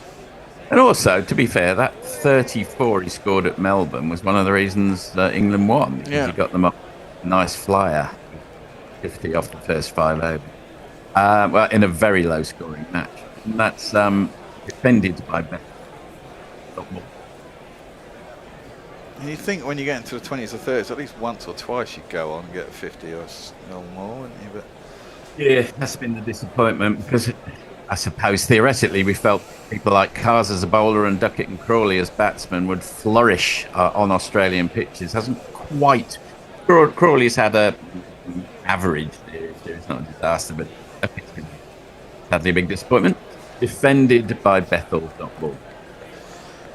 yeah, that's it, isn't it? I mean, I thought Carse would be good in Australia, and at times he has been, but just so inconsistent. That's right. I mean, it's not like he's suddenly becoming inconsistent. He always has been, unfortunately. We just hoped he might have put in a really good series. Yeah. You know, Mitchell Johnson, though hot and cold, then suddenly it all clicked in that one. God, did it? Didn't it just? Nice defensive technique from Jacob Bethell. Looks sound there. No gap between bat and pad. So, small wins. There was a discussion, I think, on the Guardian OBO as where this ranks amongst 21st century Ashes. Somebody thought it was the worst. No. And somebody thought it was the third worst after the COVID round. One other, I can't. It's not as bad as 13, 14. And I think this was not just in terms of how England have played, but as an Ashes series. Okay. Yeah. I'm thinking in terms of how England have played. COVID was bad. 13, 14 when it completely fell apart. Swanee and Trott left the series was an absolute disaster. This is the level of disappointment here has been the highest, I suspect. Well, that was expectations, wasn't it? In terms of absolute quality, I would rank it low. I really would. Yeah, I guess so. Both sides on the whole. Yeah. Except for Australians fielding and some of their bowling. Yeah. Yes, agree with all of that. That's defended by Bethell. That's the last ball of the over at the end of the 9th, 34 for 1. Listen. Mog's been doing some investigation of what you can say on Super Chats and discovered that the more you pay, the more liberal you can be with your language. But even if you pay as much as $50, you still can't say gun or suicide, which is just all right. It's weird. Dan DeCastro makes what I think is a good point. Eventually, Australia will really wish Lyon was in the lineup, or even Murphy, I'd say. Pitch will start to turn. Seamers will need a break, and Australia might get slow over penalties. Yeah, I think you're dead right, Dan. I think not picking a spinner was just crazy. Yeah. Banana Brook says lower back abductors are primarily the gluteus medius, the gluteus minimus, the tensor fascia latae, TFL, located on the outer hip, crucial for stabilizing the pelvis. Oh, well, that's good technical knowledge. Thank you. Oh, I thought they were. Now we much. I assumed they were in the midriff, actually. And in terms of Mog Stark swinging, Mog says play the Stark no swing since Cape Town jingle. I think that gets us dinged though, because it's based on. Oh yeah, Beastie Boys. No sleep till Brooklyn, was it? Yeah. Just seen a Stanner Stairlift ad, which might tell you about the sort of people who might be watching the last day of a pointless test series. Yes. I think we're on a drink spree, are we? Yeah. Mark Zip says that from the Grawn ad over, Australia 30-somethings who have made their test debut in the 21st century. Rogers, Weatherall, Voges, Hodge, Hussey, Webster, Carey, Haddon, Nisa, Clark, Harris and Boland. That's not a bad list, actually, is it? That's a pretty good team you could make out of that. And it's Stuart Clark, not Michael Clark, of course. But yes, that's a very good list. Yeah, no, certainly not Michael Clark. He still looks about 30, actually. Oh, he kind of does. He's very Botoxed up these days, Michael Clark. Isn't he a bit of a twat these days? Well, he always was a bit of a twat. Well, he was always a bit of a twat, but doesn't he get in trouble a lot? Turned into a always lot. getting caught pissed. Does he beat his wife? I'm not. Well, I mean, let's not go too far. Yeah. I don't want to ping. Yeah, we're not going to boycott him. No, we're not going to boycott him. No. Sorry, I couldn't resist that. But there was that video, wasn't there? What was going on in that video? Was that a couple of years ago? He was having a fight in the park or something, wasn't it? Yes, in a park. I mean, that's very in for a dig, isn't it? I do remember many, many years ago, Phil Tufnell appearing on the front page of the Daily Mail or wherever it was, having got into a spat with his brother. That all seems to have been brushed under the carpet. He's had a sort of very successful reinvention as a cheeky chappy. Yeah. Mark Zip follows on that and says it shows the depth and breadth of cricket in Oz and the unwillingness of the ECB to let players mature at county level. Well, it's not a matter of not letting them mature. It's not recognising them once they do mature, I suspect. They do mature and ripen and grow old and don't get picked, I think is the problem. Yeah, because there was a time when I first started watching Test cricket, they'd never play a young person. You couldn't get in the side unless you were over about 28. You know, that's why you missed out, Bear. Well, of course. But these days, it's almost like they want someone young to then have a really long career. But it's not really how professional sports work. No. You know, you have golden years. Yep. You may have a golden career. You may be good all your career, but other people are up and down, aren't they? And other people come along. So you should just really pick people when they're in a vein of form. I mean, Australia, to a certain degree, have been pushed into picking certain players because their bowling attack has been crocked. So stable over 10 years as well, so they have to pick 10. Well, this is interesting. Mitchell Stark's had 3 overs, rested 3 overs, and now he's come back again to Ben Ducket. Dot balls first up. Well, I'm not sure that they trust. Who are the other seamers? Cameron Green should, in theory, you think should be able to take wickets. He's got decent pace. But Boland, Green, and Nisa. Yeah, bowled. Well, you've got Webster and Green, who are the all-rounders. Well, I noticed Stark is bowling from the other end. And he had problems with his footfall at the first end, so maybe that was what that was all about. I think that might well be the case. Ben Ducket facing up to him now. And that's a fuller ball. Ooh, yes, in the corridor of uncertainty.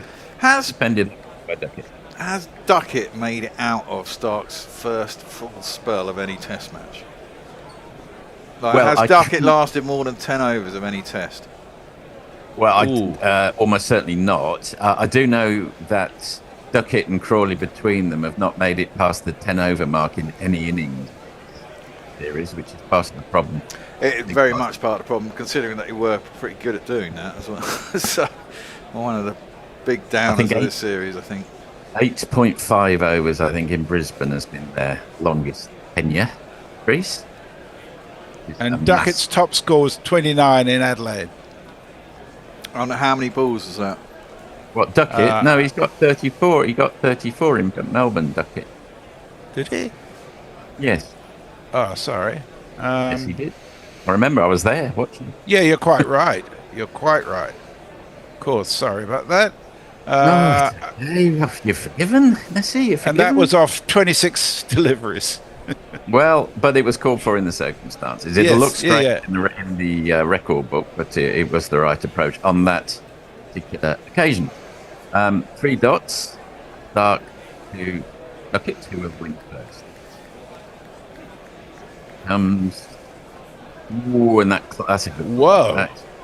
That climbs on him, and he does well just to throw his chin back and get out of the way of that. Means that Crawley would have played it as a forward defensive. Did that? Jumped on him, didn't it? I don't think he expected that. It's getting up. Yeah. Getting up. England will be hoping this is just a ball bounce and calms down. I think.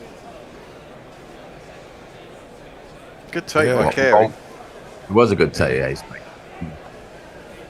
He's tailed off just a little, not in terms of his keeping. He's got caught out by a leg side trap last. 3 in a row, isn't it? 3 in a row. You're right. Yeah, I think so.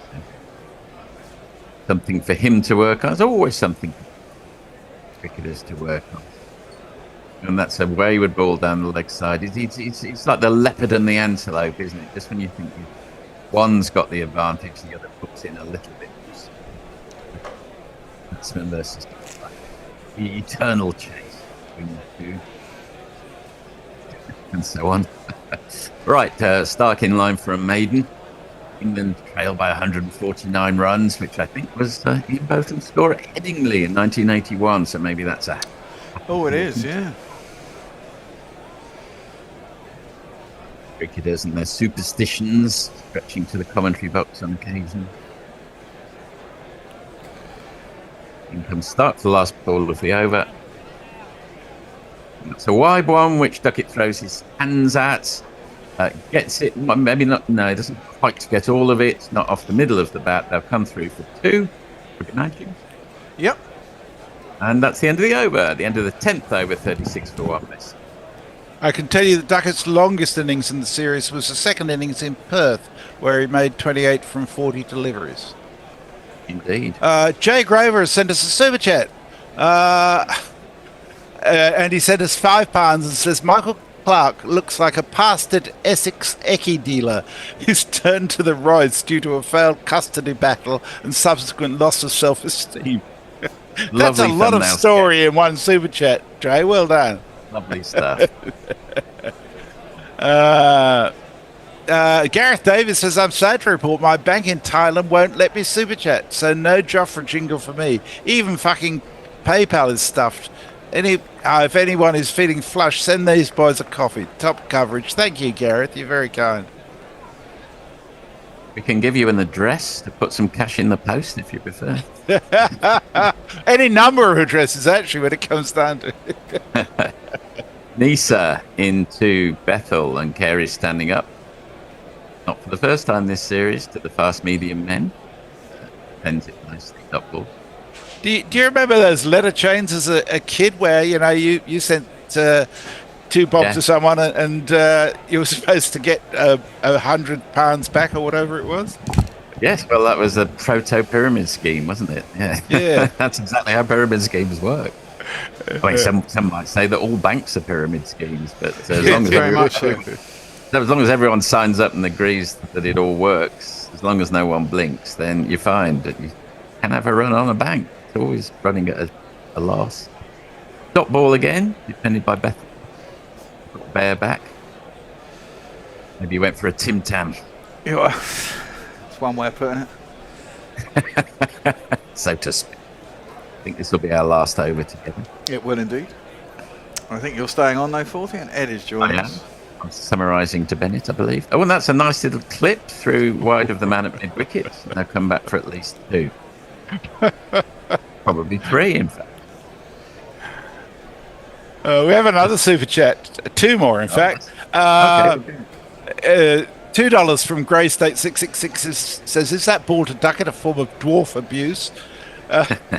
And Mog has come to the rescue, sent us $5 and says, "Play the Joffre jingle."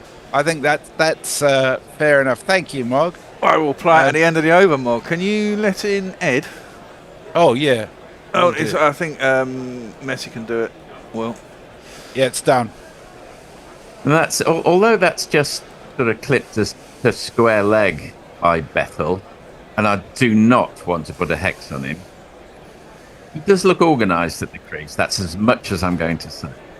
He definitely looks organised at the crease. I mean, his setup looks good. He plays the ball late. He plays under his eyes. He gets in all the right positions. You know, he looks reasonable. He looks a prospect. Yeah, he does. He definitely does. And of course, he might get out next ball, but that's what we're looking. He didn't. Not only does he not get out next ball, that is a beautiful off drive, cover drive for one of these.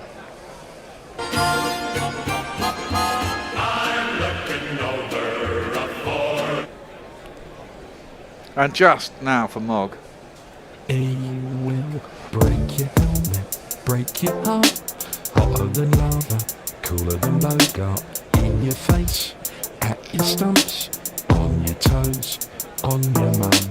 Joffre,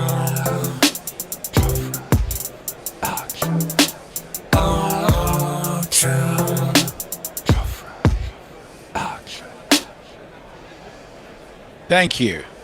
That's just shows for $5 we'll pay any jingle. Indeed. We will. Just knocked down the last ball of the over, end of our little time together, at the end of the 11th over, 42 for 1. Fairly serene start, but there's a long way to go, and we have a change in the commentary team. Hello, Bennett. Thank you, gentlemen. The one thing I would do before I leave is remind you that you got 30 minutes to get in on the GPL. Indeed. I think it's Ed coming in, not Bennett. Ah, right. Right. But you know what? Whilst I was picking out that Joffre jingle, there are 2 Joffre jingles from Mog himself, which I can't remember because obviously that that jingle was so good it's always been played. So I'm just going to play one of these Mog ones and see what they remind me of anything. Here we go. This is Joffre from Mog. Not only handsome, but also a secret agent. That's what I am. Oh, I remember that one. And there's also this one. And now it's time for Joffre Archer. Ah, right, yeah, I remember that too. Better not play that because that might. That's the Archer's theme tune might get us dinged. That's lovely stuff. Lovely stuff. I think it's me to do the ball by ball. Me and you are switching places, Forthy. Stark is continuing, and that's driven back to him, and it is no run.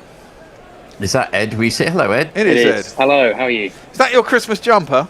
It sure is. It's very cold here in this downstairs office that I'm in.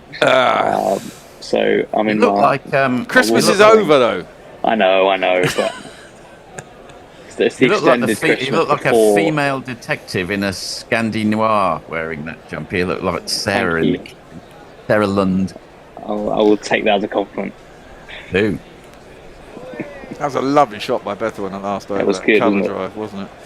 I think that's what everyone sees in him, isn't it? They look at that shot and go, yes, we want that in the side. Definitely. Ducket facing up to Stark. It's on his hip and he bunts it down towards long leg. They should get back for 2. Long leg's a little bit wider, and they do indeed get back for 2. I remember there was quite a lot of debate between Hendo and Gary. Hendo is in the Bethell camp and Gary was in the Smith camp. And I think that I'm in the Hendo camp in Bethell versus. Long-term. Smith might come good. Well, he has come good at times, hasn't he? I mean, that 180 against India was fantastic. Has he scored another ton? I think he's got 2 tons for England, hasn't he? I believe. I can't remember when the other one was, but I've got a sneaking suspicion he has. And he certainly hits a good ball, but I mean, as Hendo points out, he doesn't move his feet. And against the moving ball, he's a bit fucking suspect. And his choices of shots sometimes are fucking appalling. That's a lovely shot from Ducket. Very full by Stark, in at the pads, but Ducket clips that sweetly out to the mid-wicket boundary. Gets himself 4. Well, they're not hanging around as we always assumed they wouldn't. No. 48 for 1. You know, one of the good things about Bazball is that there will always be Stoke saying, guys, we can do this. And, you know, attacking positive intent, this is when you need it.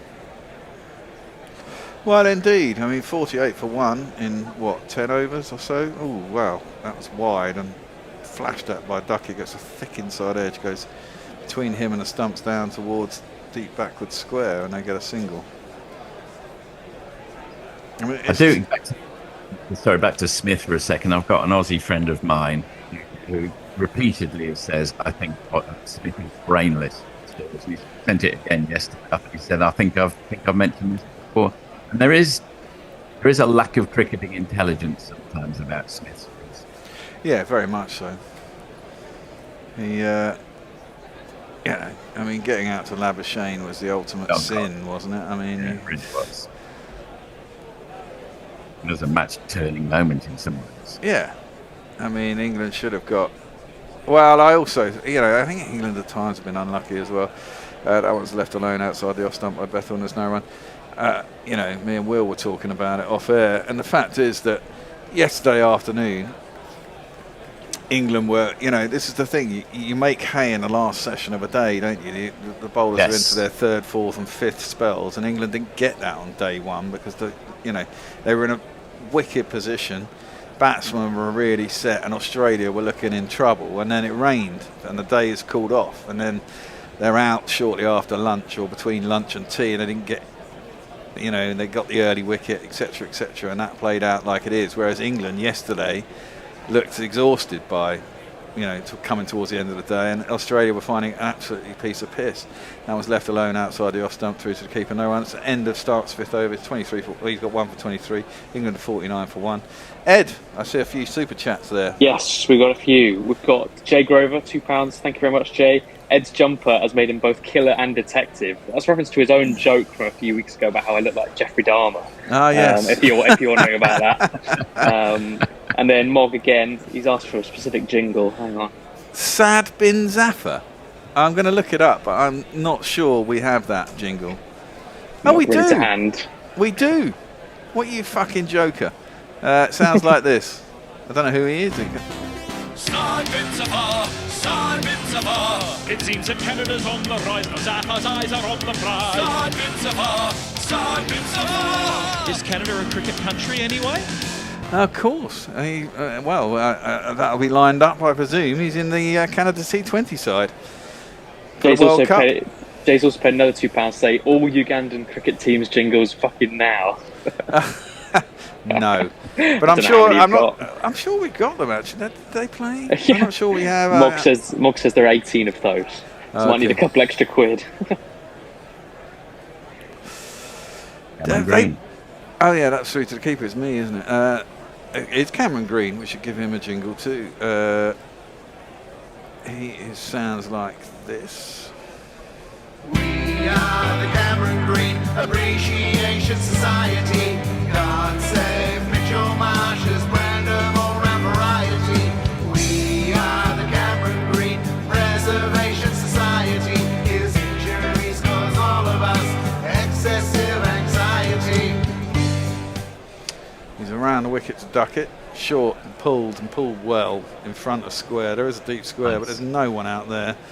And that goes down to the boundary and it's 4 more runs. Well, it's a 4 for a boundary when here's the rope. The bowler won't like it, but it has to go. Trouble is, of course, in a situation like this, England or any team are on a bit of a hiding to nothing because they play really well and they rescue it, and they say, well, it's too little too late. Why didn't they start like this? Well, of course, but it'd be nice not to lose the final test, wouldn't it? Having just won at the MCG, even if you come out of this with a draw, you brought a little bit of respectability. Ended up being 3-1 after 5 test series. Not the worst result in the world, considering what's gone before when we've gone to Australia. Green in, pokes at that, does Ducket. Lucky not to get an edge, goes through to the keeper and there's no run. Of course, this is the danger zone for Ducket. He's got here several times in this series and then got out. I mean, looked quite reasonably good. I think he was unlucky. There was one innings, wasn't there? Was it? Might have been the second. When was the second test? It was Brisbane. got a horrible ball, didn't he, from start? He was looking actually quite good. I think it may have been the second innings, and he got one that just scooted along the ground and went under his bat.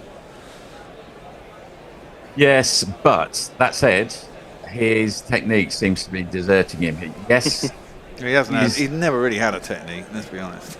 No. But that's ballooned up in the air, trying to work into the leg side. He's lucky it didn't carry to point. He's not that far away, or go back to the bowler, but it didn't. He gets away with that one. There's no run. Trying to work into the leg side. It's caught the shoulder of the bat, I think.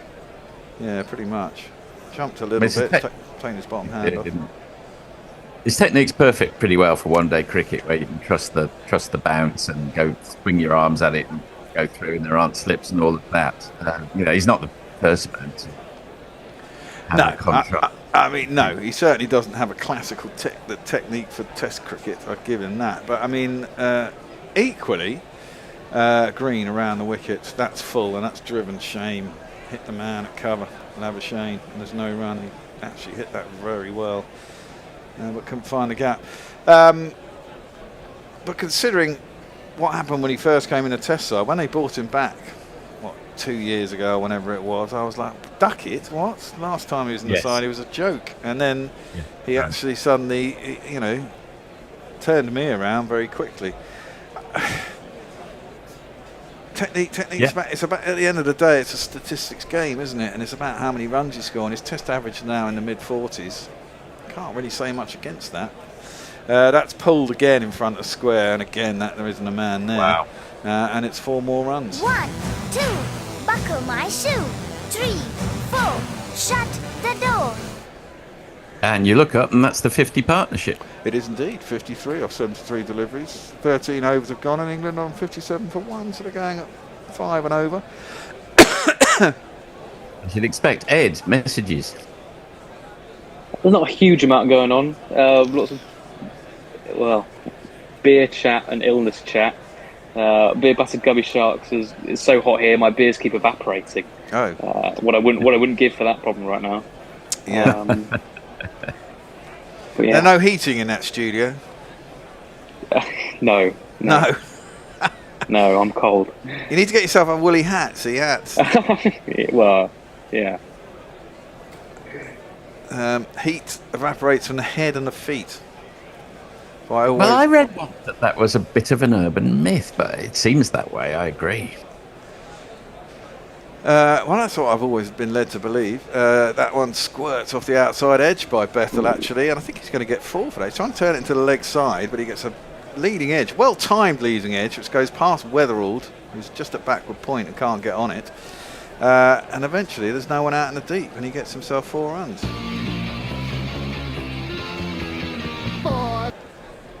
First morning at Melbourne, when I was going, I was looking for a beanie, which I couldn't find because it was like 13 degrees when I set off at 9 o'clock.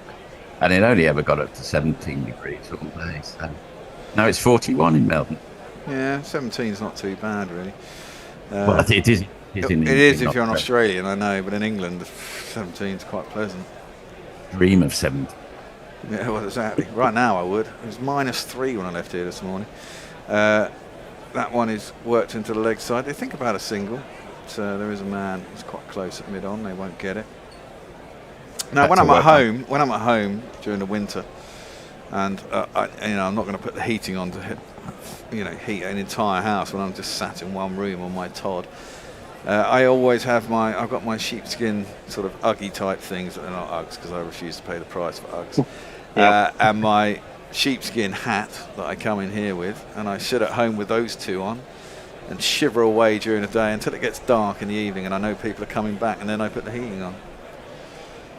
Ugg boots are one of the great Australian inventions. There haven't been many. Yeah, well, they are just sheepskin shoes, aren't they? And the fact that you pay loads of money to have Ugg written on them is I refuse to do that. That was a horrible ball by Stark. It was very slingy, it was very wide, and it was very low and full and didn't really bounce. It was well taken by Carey in the end. It's not wide though, and there is no run. Other things that Australians claim are the Hills Hoist, which is that whirligig thing that you put washing up in the back garden. They also laid claim to both penicillin and Bluetooth, but other people would contest their agents. Wasn't penicillin, that's famous. We learned that in school, but I can't remember what it is. Who it is. Well, it's Sir Alexander Fleming, who's a Scot, but yeah, exactly. Australians always saying that it wasn't actually. It was another Australian guy, Reed. Yeah, all right, whatever. Driven by Bethell nicely, but again, straight at Labuschagne, who's at cover, and there is no run. He's in the 20s, he's on 22. We've got 3 super chats, so I'll squeeze one in now. Grace Stoke with the $2 Aussie says, you guys ever do YouTube polls or couldn't be fucked? I actually don't know how to do them. Messi could probably work it out though. I leave all that to everyone else. My main job is to talk shit on the show, drink beer, and make sure technically we're proficient. And, well, you do a brilliant job. As I'm kind of normally, I'm going to call myself the big boss because I'm the founding member. I refuse to do much else. That one is left through to the keeper, and there is no run. Sort of Trump-like, a benevolent Trump. Yes. Unfortunately, well, you know, we're not going to go and invade and kidnap any world leaders. But I do wonder now, you know, now he's done what he's done. Is someone going to take the chance to, you know, I don't know, go to Israel and fucking kidnap Netanyahu and take him to The Hague? Well, or something like that. It does set a precedent, doesn't it, you know? And there are plenty of dodgy actors out there who'd like to do this kind of shit. I mean, very dangerous stuff. Stark, anyway, enough of that. Driven nicely. Not sure he had full control of it. Enough of the outside half of the bat. And races past the backward point. Down to the boundary, and it is 4 runs. 4 on the floor, and 1 more 4 than the 4 before. That's what 4s are for, to get funky on the dance floor. Just to let you know, Bear, at your suggestion, I've put up a poll as to who England's Test wicket keeper should be. We'll see how we go. Oh, okay. Where does it appear? Because I don't get to see it. It's in the YouTube chat. Does it just turn up in the chat? Yeah. Oh, okay. We've got some super chats. Go. Jay Grover, £5. Thank you, Jay. Ed, I forgot about the Dharma comment. I was just scared of the jumper. Heat only escapes more from your head because it's most exposed. Well, I'm glad I reminded you of your excellent joke. Glimmer Twin, $3 Aussie. 29 days into the tour, and baseball's finally begun. And then Jay, another £2. I now see Bear as a Mongolian warlord. Lovely. In a bloodstained years. Just need a couple of axes. I can get them off Mog. And some horse. That one squirts off the outside edge of Ducket's back aerially, but fortunately there is no one there, and they got through for a single. You should invade one of our rivals, kidnap Daniel Norcross and force him back. Yeah, that'd be fun. I'm not sure I want him back though. He's turned into a complete I don't know the word I'm looking for, but he's turned into company man. Yes, everything that he wasn't when he was here, basically. Yes. That one's turned around the corner, and they're thinking about 2, but they're not going to take it. Carey goes. Yes, he's like an indie band. Suddenly gone into a stadium band and play it. Yeah, exactly. He's gone from being edgy to being, you know, MOR. Simple Minds come to mind. Yeah. Their early stuff's really good, actually. You wouldn't know it listening to their arena rock blather. Plenty of bands do it. They definitely do. You'll be glad to hear that I've signed up to follow Sombrero Fallout on my podcast app. Ducket drive. I think that's his highest score. No, has he got a 40? He hasn't got a 40. I think it could be his highest score of the series. Beautiful drive through the covers.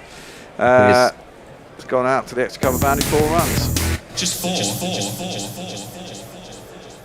Cyril Washbrook's descendants will be very nervously watching this innings. Did you see when that hit? Look, watch when this hits the wicket though. Oh, big massive puff of dust. Yes. Want a spinner, man. Want a spinner. Oh, look at that. That was a lovely shot. Will Jacks will be rubbing his hands late tomorrow when he runs through the Australian tail. Guided down towards third man. Australia have put a third man back. It's Nisa, I think, down there. And that'll be a single. 6 off this over. 7 off this over so far. England are on 72 after 14.4. Nearly 5 and over they're going on that. 72 for 1. I mean, suddenly the deficit's down to 111. And you're thinking, well, hey, you never know. Well, yeah, a long way to go yet, but keep those fingers crossed. There will be a break, of course, in 20 minutes, 10 minutes, and then England will fall apart straight after, unfortunately. But yeah. Even Bear has succumbed to that. Wow, I've seen it too. Wow, that's a fucking cracking delivery. Oh my goodness. Bethell has, I don't know if he's gloved that, got the handle, came off the face of the bat, but could have gone anywhere. And for a change, maybe it's come off the helmet because he's taken it off. Yeah, it must have come off the helmet. So evasive action. It's still 4 runs. That exploded off pitch. Interesting. If it carries on like this, and England get 150. Oh yeah, it has. It's come off the side of the helmet. Look at that, and that wasn't. Wow. That wasn't too short of a length, was it? No, he's a tall man though, isn't he? No. Wow, that's a great delivery. I mean, he's actually got out of the way of that very well. Yeah. Dropped his hands, swayed back. I mean, it's glanced off the side of the head. It's not hitting full on. But of course, it is evasive action, and he'll get the runs will go to England. But I mean, that's a cracking delivery. That'll put a lot of doubt in the batsman's mind.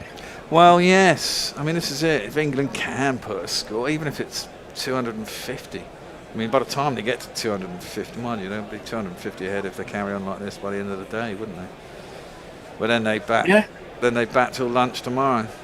Put on 300, 320, 300. Well, there's another 2.5 hour session tomorrow morning, isn't there, as well? Well, as we all know, strange things happen in cricket, and were something weird to happen, we'd all be saying, "God, that was a good series." Yeah. Well, I mean, how many Test matches have you watched where nothing's happened, and you think it's trailing on to a really boring draw, and then it all goes mental on the last day, you know?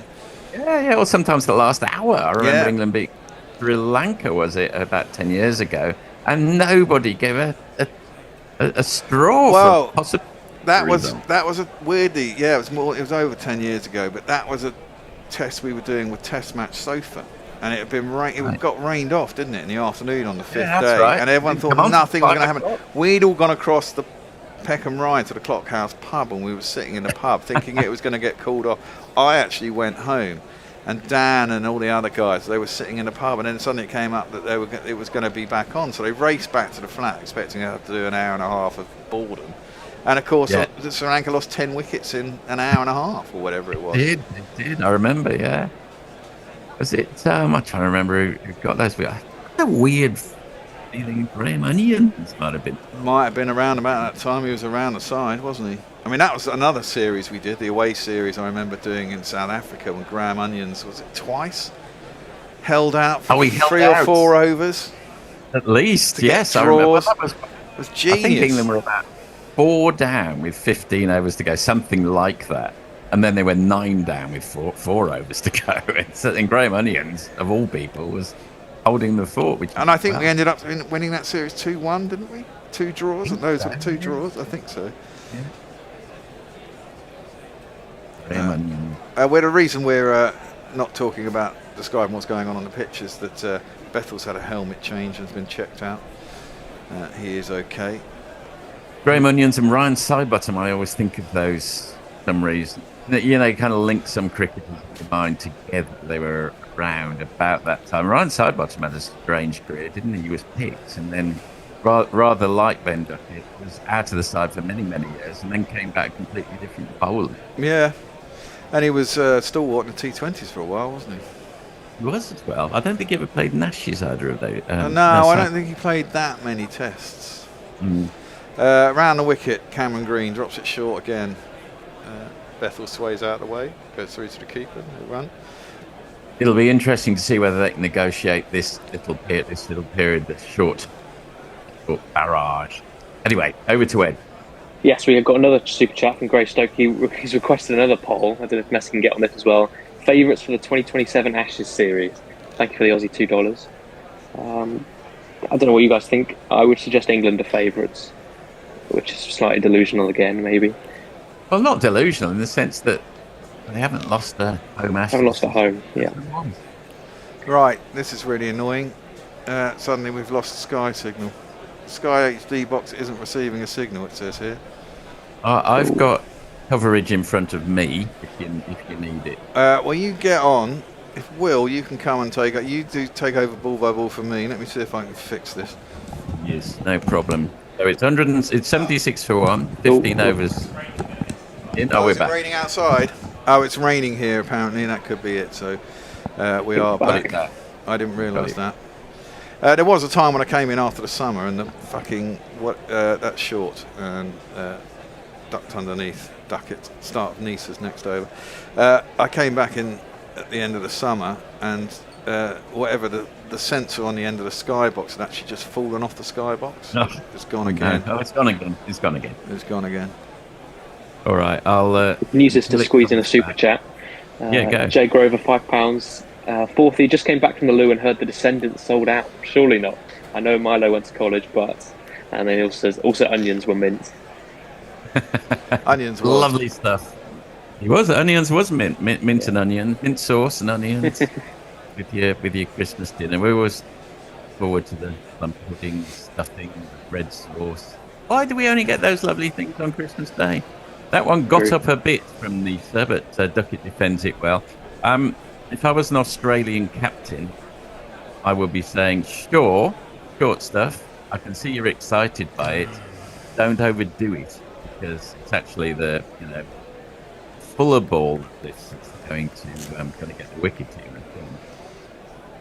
England's deficit just down to 107. Hope springs eternal. We're over going off the Australian feed at the moment because our feed is down. That's edged and dropped. Edged and dropped by Cameron Green at second slip. It was a tough chance, but he threw himself in front of first slip. If you do that, you got to take it. No. Just press the sky button. Big edge from. Oh yeah, it was. We've just seen it. That's bad. From Ducket, and it lifted, sure, but played with his bat away from his body. I think that was going down first slip. No, it wasn't first. It's third, wasn't it? Really? Okay. Because Green's at gully. Oh, okay. Yeah, I see that. I mean, they are first and second in the catching cordon, but there's a big gap where first slip should be, so you're right. Poor old Michael Nisa. Can't believe it. Well, I haven't seen many drops from the Aussies. Aussies, have we, really? No, we have not. Messi straight on it. Green just dropped himself from the test team. Well, pulled inside that one, Ducket. And there is no run. Is this? Well, there's going to be one more over before lunch even.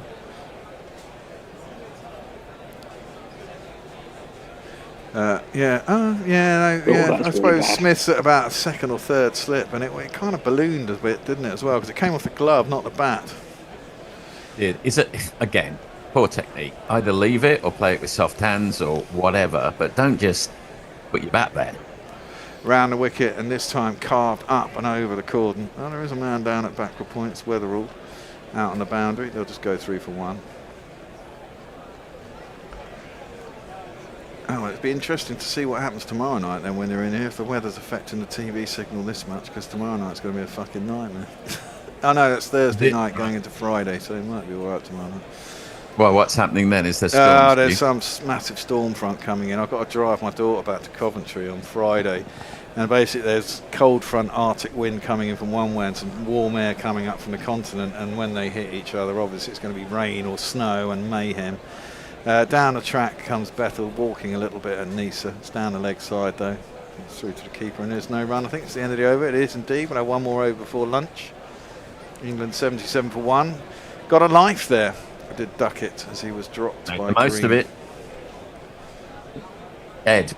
We've got another super chat from Jay. £2, thank you. Fourthly, chuckled at a music joke. Never prouder. Like that.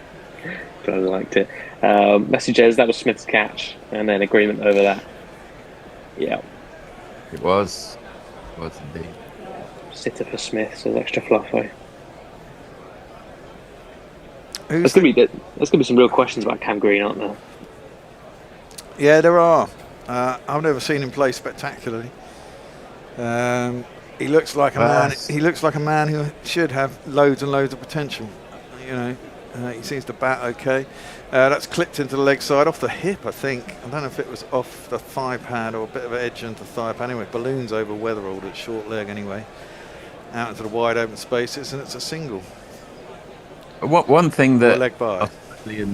Australians have always been a little deficient in genuine all-rounders. So when Cameron Green came in, they got very excited indeed because he seemed like a big. I mean, don't get me wrong, we have plenty of brilliant batsmen, bowlers, just all-rounders. They haven't necessarily excelled in since the days of Keith Miller and Richie Benaud, but it's dangerous when you get anointed early on. Yes, and then you don't fulfil potential. Yeah. Well, I mean, England will miss Ben Stokes when he's gone, won't he? And at the end of the day, a genuine all-rounder offers you massive balance in a side. That's clipped by Bethell up to mid-wicket, mid-on, sorry, and there's no run. I mean, to a lot of degree, Australia have been very, very fortunate in the last, 10 years that they haven't needed that all-rounder or an extra bowler at times because they've had such good. You Cummins, Hazelwood and Stark, when they're playing together, can be rotated with Lyon at the other end. You can bowl all day, and so they've only needed 4 bowlers. And it was the same. Actually, it was the same when Warne was in the side as well. I was going to say exactly that. And that's kind of been the modus operandi of Australia, for the last 20 years, really. That one's just played into the offside by Bethell. Or was it Ducket? Yes, Bethell. I mean, during the Warne era, it was Warne, McGrath, Gillespie, Lee, Say, with some variations on that. And that's all they need. You've got Gilchrist as an attacking wicketkeeper batsman and Bob Sharon. And 6 batsmen, exactly. And they were fine, precisely. Not very different over the last 10 years because Cummins, Hazelwood, Stark, and Stark sometimes and others at other times have such a template. Exactly. It does allow you, with a quality spinner, it allows you to play that game, really. Ducket just defends that down into the ground, and there is no run. 2 balls to a And I know Bear will probably agree, but when Lyon first came in, he was not the bowler he is now, and he's grown into that role. I remember talking to a club cricketer friend of mine and saying, what's Lyon do? What's he offer? I don't get it. 10 years ago, 15 years ago. No, exactly. Grew into the role. Well, if you're England or Australia or South Africa, I think that's probably why they went Shoaib Bashir. I've been saying that for the last year or so. That's defended by Ducket into the onside, and there's no run. If you can get a spin bowler to learn on the job and become that player, someone like Bashir could bowl for 15 years if they could get him to take the role up and become effective. I mean, he isn't ineffective. He's got quite a few wickets. It's a bit like picking a child actor to play Harry Potter at the age of 10. You have to hope he's still a really good actor. He becomes a good actor by the age of 18 because you've got a long franchise to roll out. Exactly. Fucking hell, the weather's fucked Gone up. again. Gone again.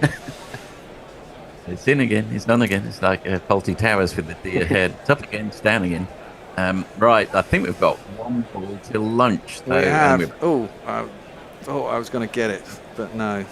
On again. So Cameron Green's going to come in for this last ball of a successful session for England. It's not too often we've got to say that, certainly in this match. Defended by Ben Ducket. They come through for the single. He's on 40, top scorer of the series. Jacob Bethell goes to lunch on 28. England trail by 103, 80 for 1 at the end of the 17th over. And a very successful little session there for England. And they gobbled up the last 3 wickets.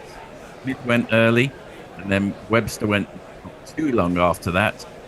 Stark got a nice ball from Tongue, and I think the last man out was Boland, and who got caught at slip off Will Jacks. Nice wicket for him. Zach Crawley shouldered arms to an in-hooper from Mitchell Stark, and he went quite early, a misjudgment, but perhaps a forgivable one. And since then, Bethell and Ducket have put together a very nice little partnership, about 75, and they'll enjoy their lunch. Thank you for staying with us, and I'll hand over to Ed for any last few comments. Since the initial poll about England wicketkeepers, there's been a lot of chat about Smith and his place. Michael Bradshaw says the team should always go by form. Jamie Smith should go back to the county cricket circuit after his first innings dismissal. Might be inclined to agree. A similar note, Al James said, we're throwing Bethell in at the deep end by putting him in at 3. Would there be opportunity for Root, Brook or Stokes to step up? I think we've tried that all too often, where we kind of mess around with Root to squeeze in others. It's best to just leave them. I'm firmly of the belief if your best batsman in the world wants to bat at 4 and he's scoring all his runs at 4, don't. Of course he could bat at 3, but he's happy there and he's batted there his whole life, and most of it anyway. And he scores shed loads of runs there. Why try him? I mean, there's all these things. Well, you lose 2 wickets anyway, and he's coming out in the 3rd over. That may be true, but in other times he isn't. He's coming out in the 40th over with runs on the board, and it allows him to play a much more expansive game or whatever. So I would just leave him there. But all in all, about as well of a session we could have hoped for. Indeed. Only the 1 wicket of Crawley. It was a good ball from Stark as well. It looked like it was going across Crawley. He went to leave it and it nipped back, hit his pad, didn't offer a shot and was out OBW. We shall go to lunch. We'll be back in about 40 minutes. I'll play you some highlights from a World Cup game. Since all our podcasts are pretty much out of date, so they're timeless, and that's what they do on a telly anyway. So we'll see you in about 35 minutes. Enjoy whatever break you are having, and see you in a bit.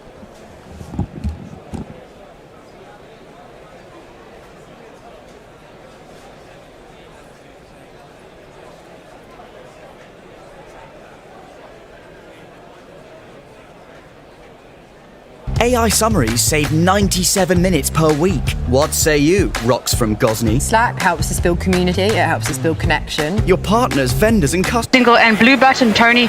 That is 200 for India for 5. Yep, after 40.5 overs. So Stark is on his way in. Prodded at and taken behind. That is out. Rao gone for 66. Gone. Yep. Oh, that seems to be definitely an important wicket. Shelley straight into her work. Well done, you. Oh, well done, Shelley. That's great work. It really is. Wasn't expecting you. You had a lovely warm up over, and then poof, 9 balls in. Yeah. Well done. 203 for 6. Yep. What did he go for, Shelley? 62? I thought 66. I thought I saw before they changed. Yeah, caught behind off the bowling of Stark by Inglis. Stark coming in, Shami is facing, and a big heave-ho and got an edge and gone. 211 for 7. Shami is the wicket. He is indeed. Another one has bitten the dust, which would sound like the perfect cue for a wicket jingle, so let's use it.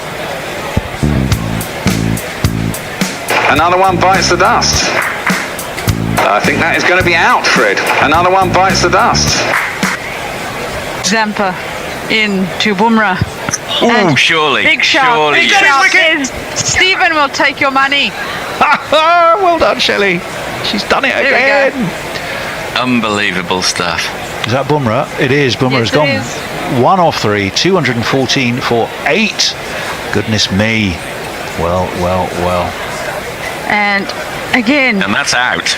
Definitely out. There was a slow ball bouncer, attempted hoik over the keeper. This time gets the glove and out. Yep, 226 for 9. Surya Kumar's gone for 18 off 28. And we're halfway through the 48th over. My goodness me. Hazelwood in for the final ball. And again, slower ball bouncer, but this time got some bat onto it, onto the leg side and falls safe. Should be running back for 2 and out. Run out. So just 1 to add to the total. So that should be 240 for 9 after 50 overs. And that is it for India. It must be enough. Do you want to just talk us through some of those the key points, of which there were a few? No, definitely. I think the way the Indian innings started looked really very much trying to follow on that dominance that they were trying to put in for the rest of the tournament. Didn't quite come off as well. Australia were bowled really well, fielded fantastic today. The catch of head really highlighted that. But also at key intervals throughout the innings, they were able to take wickets just as India were trying to put on the accelerator. And I think probably slightly, if not quite a bit less than India would have wanted, but hopefully it's going to be a really good competitive second innings and a really exciting game for all neutrals. So yeah, really good, I think, in terms of entertainment. And yeah, let's have a look what the second innings brings. Let's see, who's the pick of the bowlers? We should have a quick look at that. Pick of the bowlers is going to be Pat Cummins with 2 for 34 off 10. Yeah, not at all bad. 355 from Mitchell Stark, 2 for 60 Josh Hazlewood, 1 for 35 Maxwell, 1 for Lord 44 Zampa. Lord Zampa. Nothing for Marsh and Travis Head, but they were both very economical. The 4 overs they bowled between. Selling your car can be super simple if you choose We Buy Any Car instead of selling privately. We Buy Any Car can get it sorted in under an hour, so no weekends watching randoms inspect your car to not even buy it. If only they could make finding where you park simpler. Was it floor 2 or 3? I swear I parked here. Where is it? We Buy Any Car. Selling made simple. To get a quote in 30 seconds, enter your reg number now at webuyanycar.com. Why do growing businesses love working in Slack? Let's ask Christy at Ari Bikes. Running things in Slack saves me so much time. AI summaries save 97 minutes per week. What say you, Rox from Gosney? Slack helps us build community, it helps us build connection. Your partners, vendors and customers all in one place. Take us on home, Ashley from Caraway. If we didn't have Slack tomorrow, I would explode. Well, let's not let that happen. Visit slack.com/podcast to get 50% off Slack Business Plus. And we will do some jingles in one moment. And that's the, oh my goodness me, what a start to the innings. Warner followed that ball, which kept deviating away from him, and he flicked at it, and it went between first and second slip. Not really catchable, but 4 of these.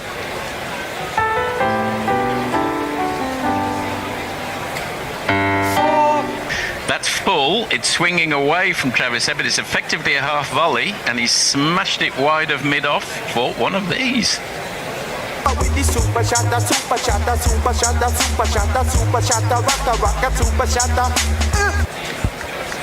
4.3.4, perfect start for Australia.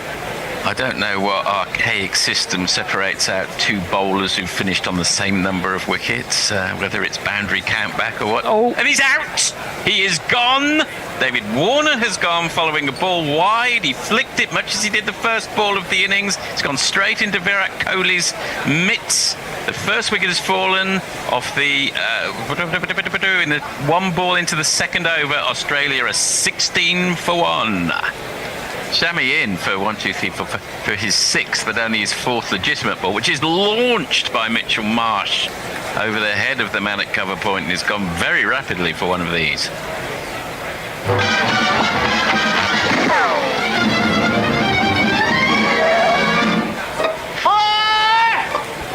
And he comes again, Shami. Launched high into the sky. There won't be anyone under that. That's gone 15 rows back from Mitch Marsh for one of these.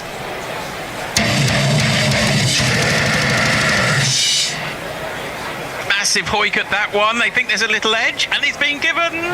The second wicket has fallen. Mitch Marsh is out for 15 of 14, and Australia are 41 for 2, 3 balls into the 5th over. Bummer of him for his last ball of the over. He bowls it over the wicket, and he's been given. This is a big moment in this match. Steve Smith has been given by Richard Illingworth. Maybe it looked a touch high. If it isn't, he's gone for 4 off 8, and Australia are 47 for 3. I think he's walking off. Yes, he's not even going to review it. That is a very significant moment in this match. Is indeed. Yeah. I thought he might have, just in the circumstances, given it a review. I mean, it's probably out, but... And that's... Oh, that's a catastrophic bit of fielding by Raoul, because that was a slower ball. It bounced just in front of him and missed by Brumman. It's gone through for 4 byes. Extra's top scoring now. Oh, by a bit. Well, they quite possibly, that, and that's quite in keeping with this innings. That brings up Australia's 50. They're 51 for 3 in the 10th over. That's defended off the back foot. We're a bit more informal in Australia. I've got a lumberjack shirt on. And that is the end of the 10th over, the end of the power play. Australia 60 for 3. It's been great fun doing the World Cup with you. And I'll hand you over to our next commentary team. And Head opens his shoulders for the first time. Goodbye. For him in this game. It's not the first 6, but it is a 6. Picked that one very nicely up over. No, we don't need that, Jason. We picks it up nicely over cow corner.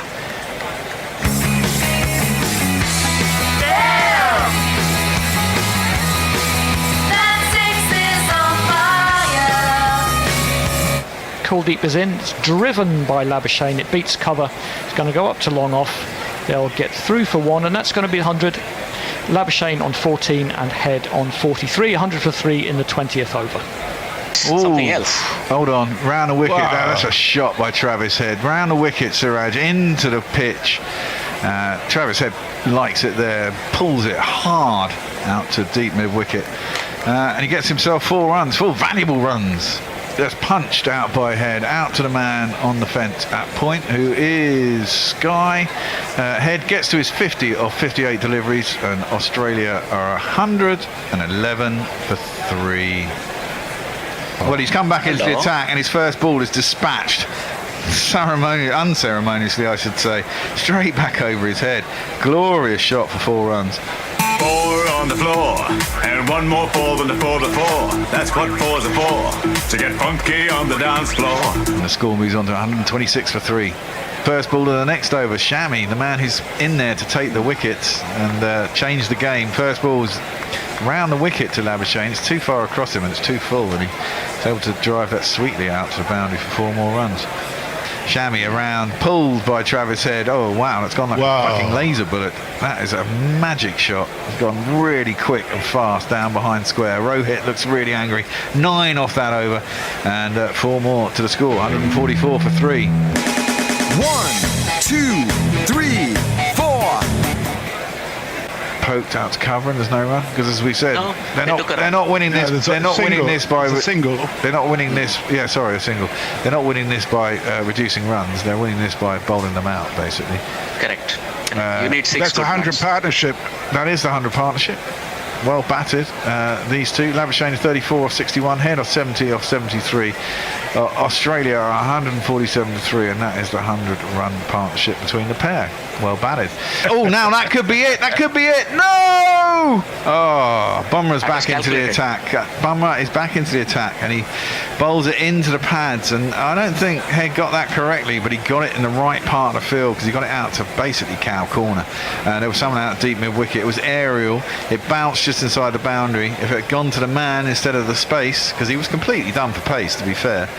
It was a slower ball. Yeah, it was a slower ball. He bunted it away into in a vacant region, and luckily for him, it found a gap. Oh, by the way, that last shot brought up 150. Sorry, Australia moved to 152 for 3 with that 4 by with every boundary. Oh, now there's an appeal for OBW. Oh, that's not bad, you know. Angling in. Do you think it's I'm not sure it's saying, I thought it was reasonably close. My first impression was that was pretty close. He was trying, you know, Labuschagne, that's fine. Labuschagne plays around his front pad, and he did play around his front pad. I thought it hit the shoe, and I thought it was in line with about middle and off, and it was angling in towards leg stump. That was my first impression. You might have a different one, Ajit. Yeah. What do you say? Now, first impression is it's going to hit the 4th stump. Having been given not out, the advantage is with the batsman. Right, here we go. It has to hit the stumps. We got the replay. No, I reckon it's umpire's call on leg. Yeah, it's closer than I thought, but it's not. Yes, it's hit him in. It's closer than I thought. It's hit him in line with middle and legs. Probably going on to hit this. Bessie says. Outer half of leg stump. Yeah. Outer half of leg stump is the best I can think. Otherwise, it's fantastic. They've actually picked it well. They're probably going to retain the review. Yeah. So it's worth the review. It's worth the risk. Exactly. If you think you're going to retain it, it's worth doing. No, whether you retain it or not, it's worth the risk now. If you can't break through now, it's well, over. there is something to say for that. Well, Bumrah was convinced. I thought it was close when I first saw it. The umpire saw it different. It pitched closer than I had anticipated to the Oh, actually, the more I look at it, the more I think it's out. Yes. Well, Ultra Edge says no. And it's a question of where it hit him. There was a really. gap. I mean, this is the thing. It's also where it hits him. I think he was hit in front of middle, I think. Well, it's in line. It's umpire's call on leg stump. Well, India retained the review. It was worth going for. Oh, the wheels are coming off for India here. That was short, and it was pulled once more. Back with a square. Plan is all wrong. It was telegraphed. Yeah, well, exactly. It was really telegraphed, and India losing their cool a little bit here. It's 4 more to Australia. They move to 162 for 3. Defended. He's going to take a single. Oh, he's had to think about it. The throw's coming in. It doesn't hit the stumps. How close would it been if it had? But Travis Head, well played him. Came in with Australia. Well, he opened, but he watched wickets fall early doors. He has moved to 100 off 95 balls. He's taken Australia to within 56.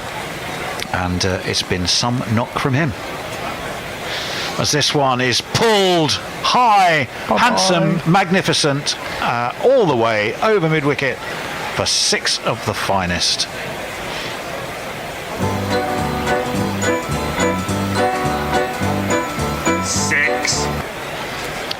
And that brings up 200 for Australia. It does indeed. 203 for 3 with a 6. 36.3 overs. Lovely shot. Oh, that was a beautiful shot. Indeed it was. Clipped away by Labuschagne. That'll be 50 up for him. 53 off 99 balls for Labuschagne. It's been a very different kind of innings to Travis's. In some ways just as important. They've been a terrific partnership. Well done him. 225 for 3. 53 off 99 for Marnus Labuschagne. Travis Head has given himself away. 2 runs required. India need an absolute miracle, but Travis Head has given it away. 4 down. 239 for 4. He has gone trying to win it with probably a 6. He's gone for 137 off 120. It's a match-winning innings. And, you know, he gets to milk the applause, actually, before the end of the game because he's given it away and he is out. But he has won the game for Australia. He's still cross with himself. Yeah, well, look, I'm sure he is. He wanted to be out there at the end. But at the end of the day, he's out and he's won the game. He wanted to bring I won't look back, 'cause by the time that I do, you'll be gone. Well, Maxwell's facing up to Bumrah. And he's lolloped it. Out behind square. It's going to go, is it? No, it's going to be fielded, but they're going to come back for 2. Surely it's going to be the game. They've come back for 2. And Australia are world champions. They all come running out. And you don't want it at the end. And unfortunately, they've had good days all the way through. I mean, they've looked like they were going to storm this tournament from start to finish. Looked like it was up to someone else to beat them. And Australia, being bloody Australia, they're really bloody minded. And they're Australian and they're really annoying. And they do it all the fucking time. 2 teams that have gone through a tournament without losing a match, and that's Australia in 2003 and Australia in 2007. Yeah. So no, the odds are against it. Massively. It's it's a game of there's a certain amount of luck involved, isn't it? And a lot of the teams are pretty evenly matched. If you're listening in Mooney Ponds, chaps, we are. You are. Oh, are you? Where are you? Do you want to join us? Come on, jump on and join us. I'm just going to do a couple of quick social messages while you sort yourselves out there. Oh, we're ready to go. Oh, you're ready to go? Of course you are. You're fucking ecstatically happy Aussies, aren't you? Well, we're saving this over with because it's bedtime. Yeah, all right. Come on in. How many of you are left? How many of you are left there? All of you. Just the 2 of us. Oh, just the 2 of you left. You and I got bored of the victory and just thought that we're going to win this and went off home. Yeah. Oh, well. Most people went home at half time. Off time. Honestly, you must be cock a hoop, aren't you? And your boys deserved it. There is no doubt about that, surely. Look, I don't think it was the greatest tournament Australia's ever played, but he certainly deserved the final. Head's innings was fantastic, except for trying to run himself out on 99. That was one of the better innings we've seen in this World Cup, and it's certainly in a final. And I can see Messers in the weather cave. Is there any special celebrations in the weather cave? I've had 2 beers tonight. Is that count? Yeah. Well, it's a start.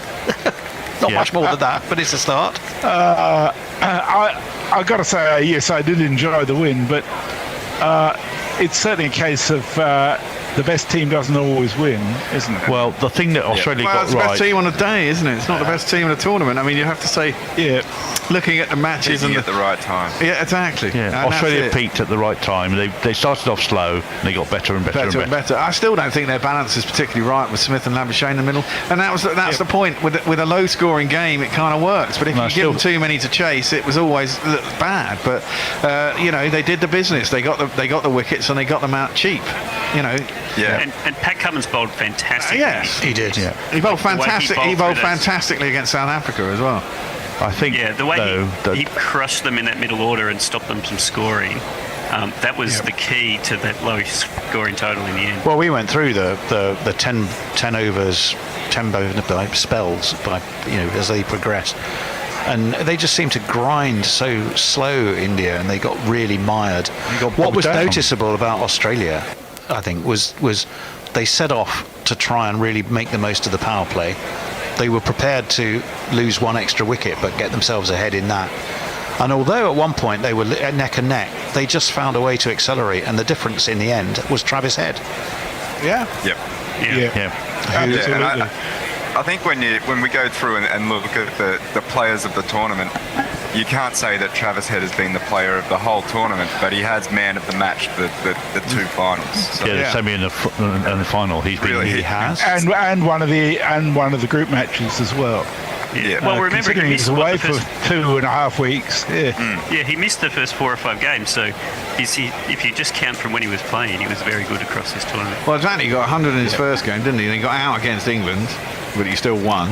And then in the other games, he's only played for 4 games, hasn't he? Yeah. 60 in the semi, and then 100 in the final. And as we're looking on the TV at the moment, we can see Maxwell and how crucial was his 200 to win a match against Afghanistan, but it was absolutely dead and buried.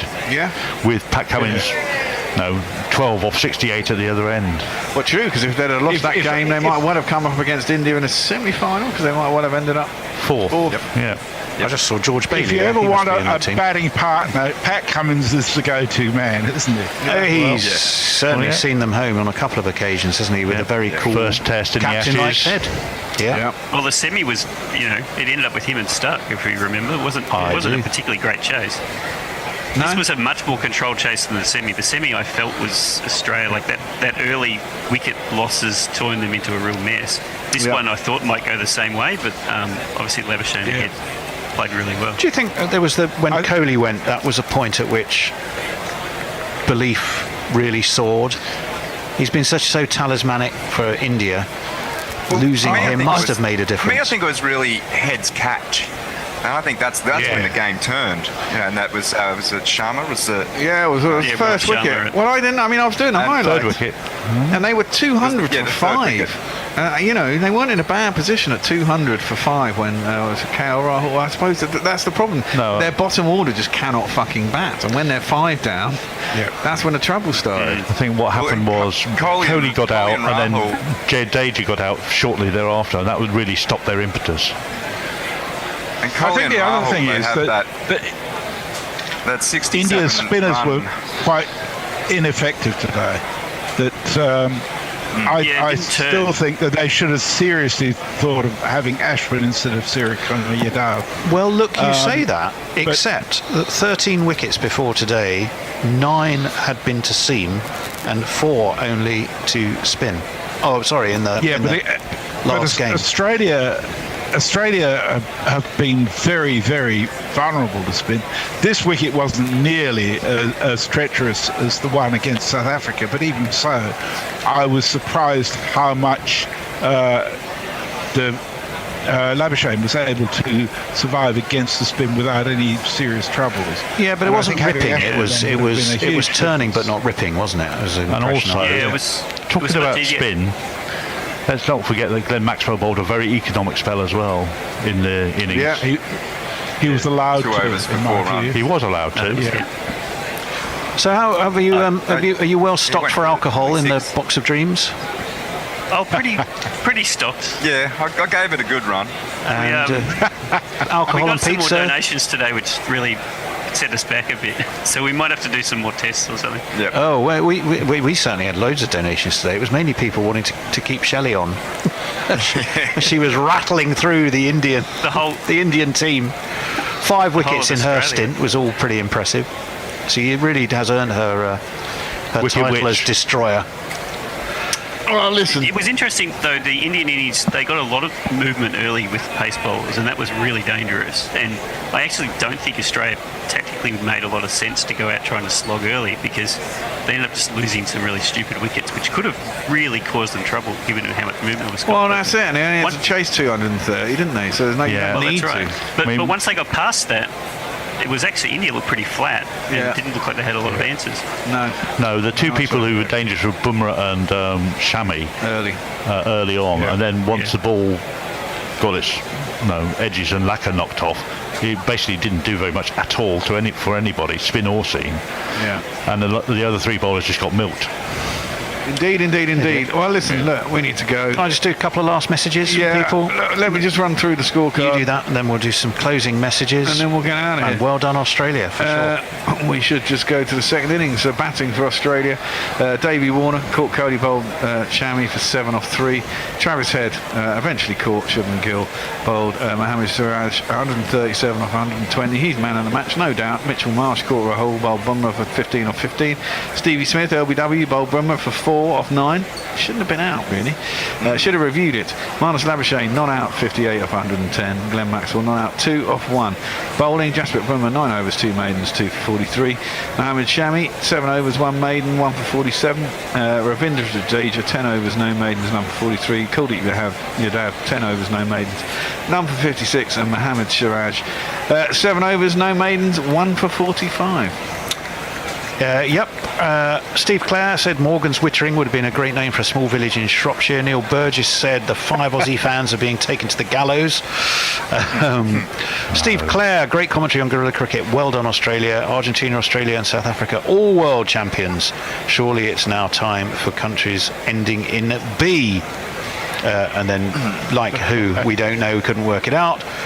Let me see. Muttley, thanks for the coverage. Primates, cats and kittens. It's been a pleasure for the last, insert how long it was here. 6 weeks? 6 weeks there? 6 weeks has been on. Pretty 6 and a solid. half. When are you each respectively on next? Love and Sausages, woof. Well, we are hoping to do some, if not all, of the West Indies series, but it's under discussion, let's put it that way. We are thinking about it, that we'll probably be on for some women's tests over the summer. Fantastic. Well, hopefully some of us can contribute there. I would like to just add my voice to you guys in the White Line Wireless and the Box of Dreams. You've been a treat to work with, and through the night as well. You've meant that together we could cover every single minute of every single game of this World Cup, and that has been some achievement, I think. It has indeed. Yep. For which we salute you. We missed a couple of minutes because the internet died a couple of times. Well, I don't count those. I heard down the highlights, don't you worry. Someone else who's just joined us there. Is that Ajit? Is it Ajit? Yeah, it is Ajit. Yep. Ajit, are you? How are you Give feeling, us your Ajit? final thoughts then. Hello, Ajit. We can hear you. Connected to audio.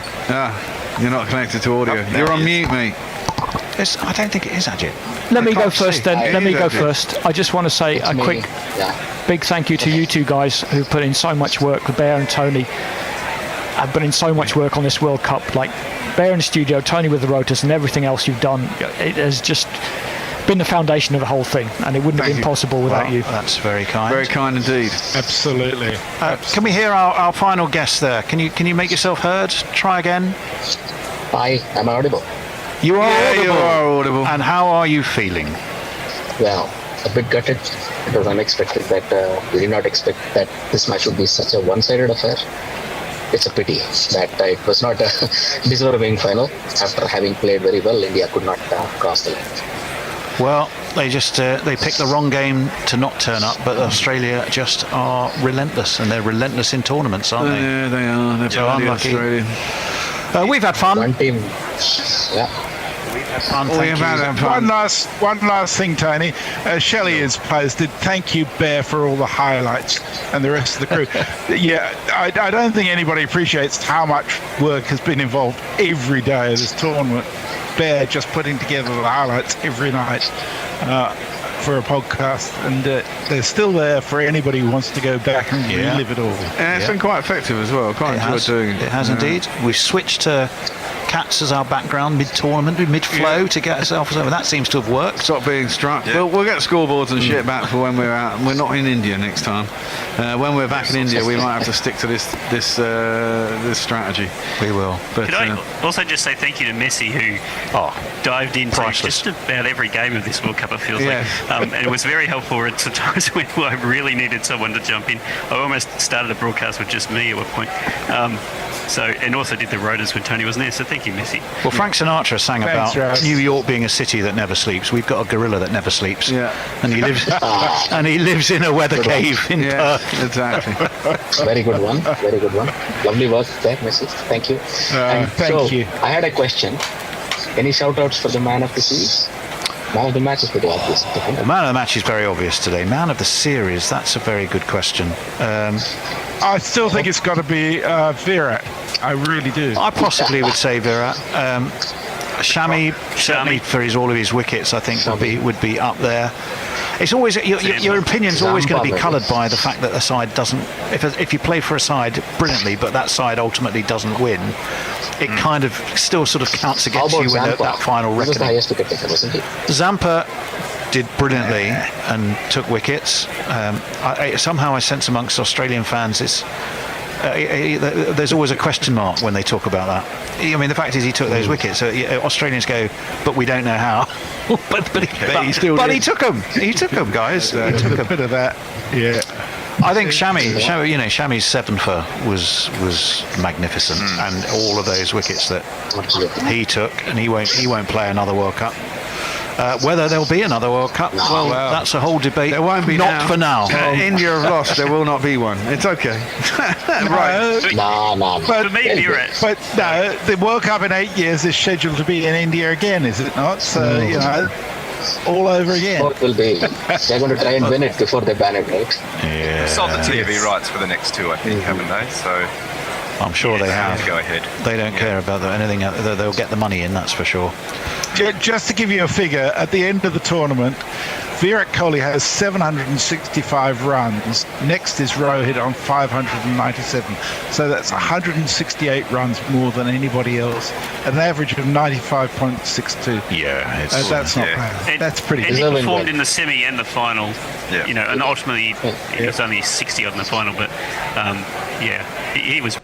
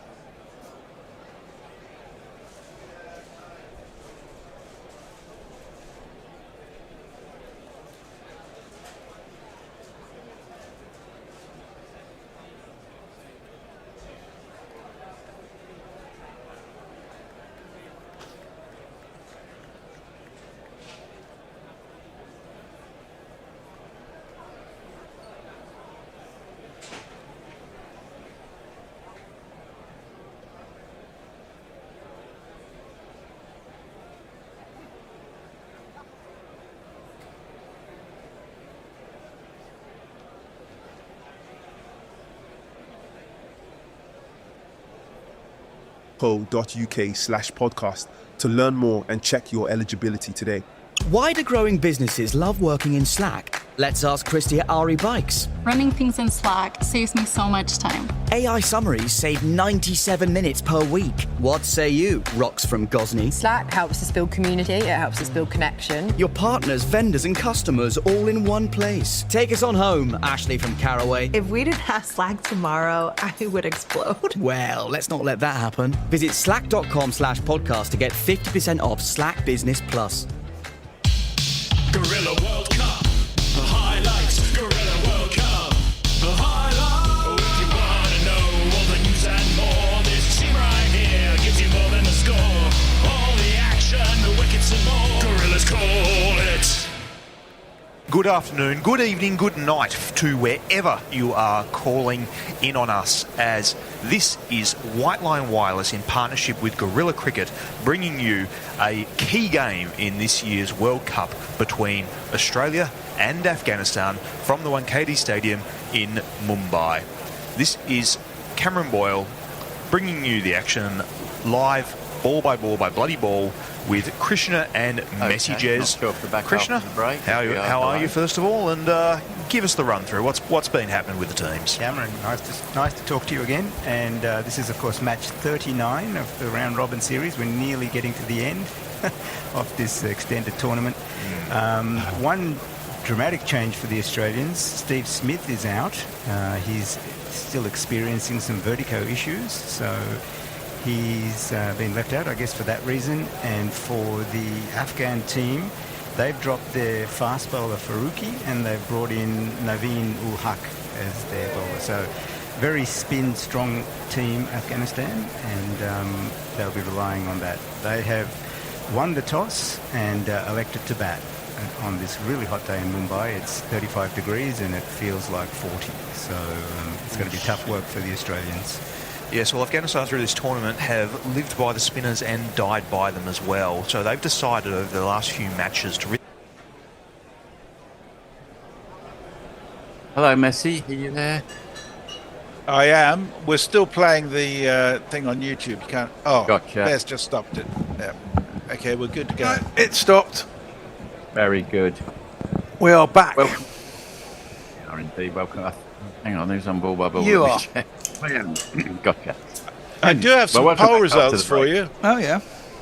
Go ahead. So we had a poll on who should be England's wicketkeeper, and Smith got 29%, Pope got 10%, Folkes got 40%, and somebody else got 22%. There was a late run for Smith. It started off low and Folkes was way ahead. We had 105 votes, which was great to have people participate. Thank you, Grace. It's a great idea. We'll try and do a poll every session. And the current one is who will win the 2027 Ashes? England. Obviously. England don't need to vote on that. That's obvious. After 25 votes, England are at 56%. Australia at 20%. The draw is 8%. And who cares is at 16%. Indeed. Right, we should have some jingles to welcome back our players after lunch. This man is going to bowl. The bowl. one's interesting. You're welcome back. This guy's bowling. Michael Neeser's here in town. Michael Neeser's here in town. Hi-ho, diddly-I-ho. Michael Neeser's here in town. And he's going to bowl too. You can talk over the top, 40. Very good. First ball after lunch. It's Michael Neeser.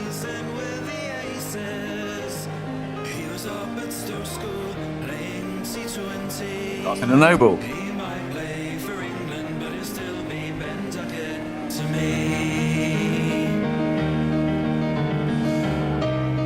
Are you going off your TV or our feed?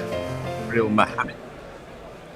I'm going off your feed. That's a real Mohammed Amir no ball. Big one after lunch. Back and Ducket nurdles it. Towards point. Dot ball. Slow start after lunch. Starting with Michael Neeser, not Mitchell Stark. the approved MCC approach is to start with your most ferocious bowler at the beginning of the session, not so much on this quite. Indeed. 81 for 1. And, you know, we don't want to write this up too much. We've all been to this movie before, but very good morning for England. That one's directed down to wide third man. Deep backward point, if you prefer. They'll come through for ace. Ducket moves on to 41. His highest score of the series. Well, it'll always be his highest score of the series, whatever he scores from here on in, because this is the last innings of the series in his previous top. Bethell's on 28. Got a nice 40 at Melbourne coming in to a good contribution in getting England over the line in that match. Let's see if he can carry on the good work this afternoon. Plays a miss that one, or plays just inside the line if you're generous. No, I think I'm going to be generous. I think he dragged his bat back. Played the line and knew he was inside it. It was a ferocious delivery from Green that went for 4 leg byes, wasn't it? Clonked him on the helmet. Yeah, Green was getting appreciable lift from not that far short of a length. Just yeah. Before,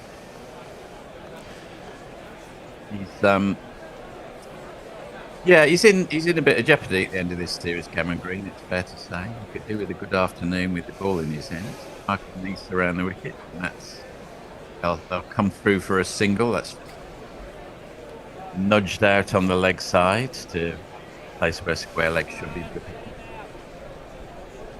Partnership 79.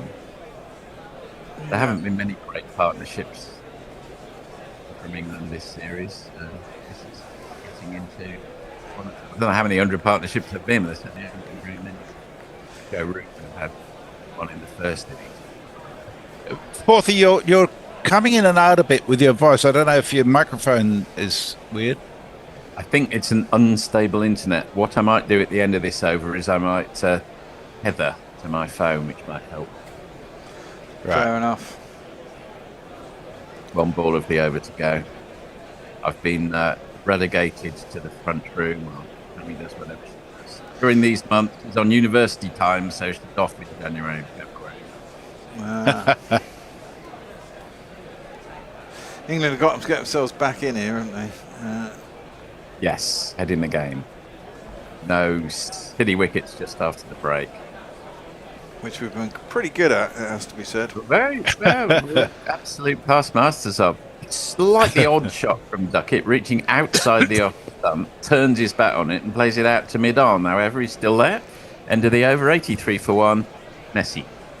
There's a bit of chat about the future, really. Be about a gummy shot saying, guessing Australia will need an opener to solidify a spot, a number 3, an all-rounder that is consistent, and maybe another pace bowler. Lyon is unlikely to be around, so maybe another spinner, a leggy.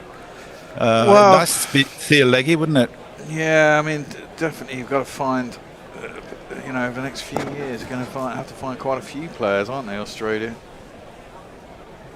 Yeah. And if they choose some of the players who are playing here, they might be leaving at the same time as all the older players anyway, so they need to find some youth. Or at least people in their 20s, even if they're in their late 20s. Yeah. Yes. Really need Gary and Co for their county cricket insights. Afraid I don't follow them. Boland round the wicket to Bethell, and that's again steered out to that big backward point area. Through for a single and down. England trail by. I think that's probably going to be under 100 now. I think you could be right. It could be down to 99. Yes. That was aerial, wasn't it? Through backward point. There was no point. Well, there is a point. The point to this match is always a point. No point. Have you don't have a compressor or a noise gate on your mic, do you? Or anything? Yes, I have. I've got a. Well, yeah, you've got a pop shield. Oh, I don't know what a compressor is. I'm afraid I'm not knowledgeable enough. Played wide of the man at on for a.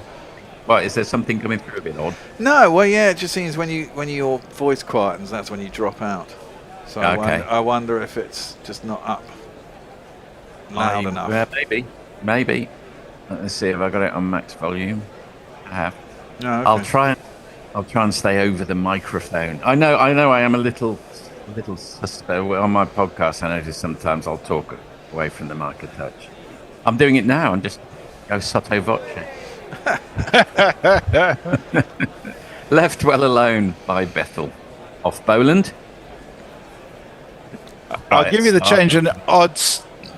This innings, Australia started at $1.17. By lunch, it was $1.36. England started at $13. They're into $9. And the draw started at $5.80 and is into $4. Okay. Sounds I've got reasonable. my bookmaking friend, Sampers. He put a lot of money early on. In fact, started playing day one on a draw.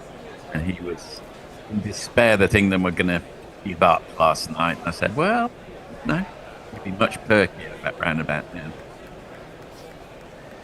But long way to go. We're only on lunch we've still got 5 sessions of this test match to go, theoretically at least, so a lot can happen yet. Left well alone by Bethell, which is a good sign. 30 off 57, another good sign. My betting has not been successful this match. I bet on Labuschagne to be top run scorer in the first innings and Crawley to be England's top run scorer in the second innings. Yeah, that hasn't done so well. Messi, would you say Messi? I'm sure Bear's generally up on his bets because he's a skilled man on these. But Messi, maybe a little bit more of a punter. Would you say you're up overall in your betting career? That's play and miss. By that one, disappointing, that one from Beth. They didn't need to play it, but did. Yes, Messi? I definitely not, but I have very little. Every now and then one comes up. I like looking for just good value odds rather than trying to be sentimental about things. Well, that's true, but Josh would always claim that the tie is good value. And it's never good value. In a sense it is, but since it never comes up, it's actually bad value. It's incredibly shit value as well when you look at your odds on it. Yeah. I mean, Defended theoretically, by it should be Bethell, 1,000 to 1, and it's actually usually about 100 to 1. Exactly. End of the 19th, 85 for 1, Messi. You're Messi. Al James says, it would be nice to refine the baseball ideology so we win at home in 2027. But the Aussies have a knack of picking batsmen that smash centuries as soon as they get picked. I'm not sure that Jake Weatherall would agree with that. Joe Grover says he's voting for Who Cares. It might seem paradoxical, but I actively do not want anyone to give a shit about the Ashes for a good wee while. Oh, dear. We have a super chat from Jay. He says, it sends £2 and says, we need 40 raw. We need 40 raw. Raw, R-A-W? Yeah. Yes. Oh, well, he's played on. Ducket has played on outside off stump to Michael Neese's first ball. Lapse of concentration, call it what you want. The partnership ends at 81. Duckett's innings and his tour ends at 42. He will not score a 50 in this 5-match series. He's level with Cyril Washbrook on 10. Played 5 tests in Australia as an opener for England. Not even got to the 50 mark. It's 82 for 2. Ugh. The crowd says you're out. That's disappointing. Very disappointing. It is. And I'm sure Ducket will be disappointed. I'm not sure it's a little bit too close to play that shot. I mean, that is the way he plays. I'm not going to complain too much. Yes, a 42 in the context of a successful series is one thing, but when it's your highest score of the series, it's quite a... Yeah, and, he's one of those players who we all thought would do well in the Ashes, isn't it? I mean, he's had a stellar couple of years, and then he's basically had a little dip in form at precisely the wrong time. You look at the replay. I mean, he's not even necessarily playing the wrong shot. He just gets a thick inside edge, or perhaps coming back a touch on him. Don't know. Anyway, he's out. He is, which means who's that coming to the crease? It's this man. His voice is high-pitched and ginger hair like a pict, but massive runs he has hit, so there's that. Introduce yourself. Joe Root. Introduce yourself. Joe Root. Introduce yourself. Joe Root, actually. The one thing I fear here is that normally if batsmen get really big scores in one innings, rarely do they get a big score in the next. So It doesn't happen often. I mean, we probably underestimate as a layman how much it takes out of you to construct a 150 or so in Test match cricket. It's sheer mental concentration apart from anything else. One thing that he does have in his favour is he's had quite a break between. He's had a bit of a break because of how long Australia batted. So there is that. In comes Nice. Oh goodness, that left route first ball. He played and missed at it. So Carey's standing up.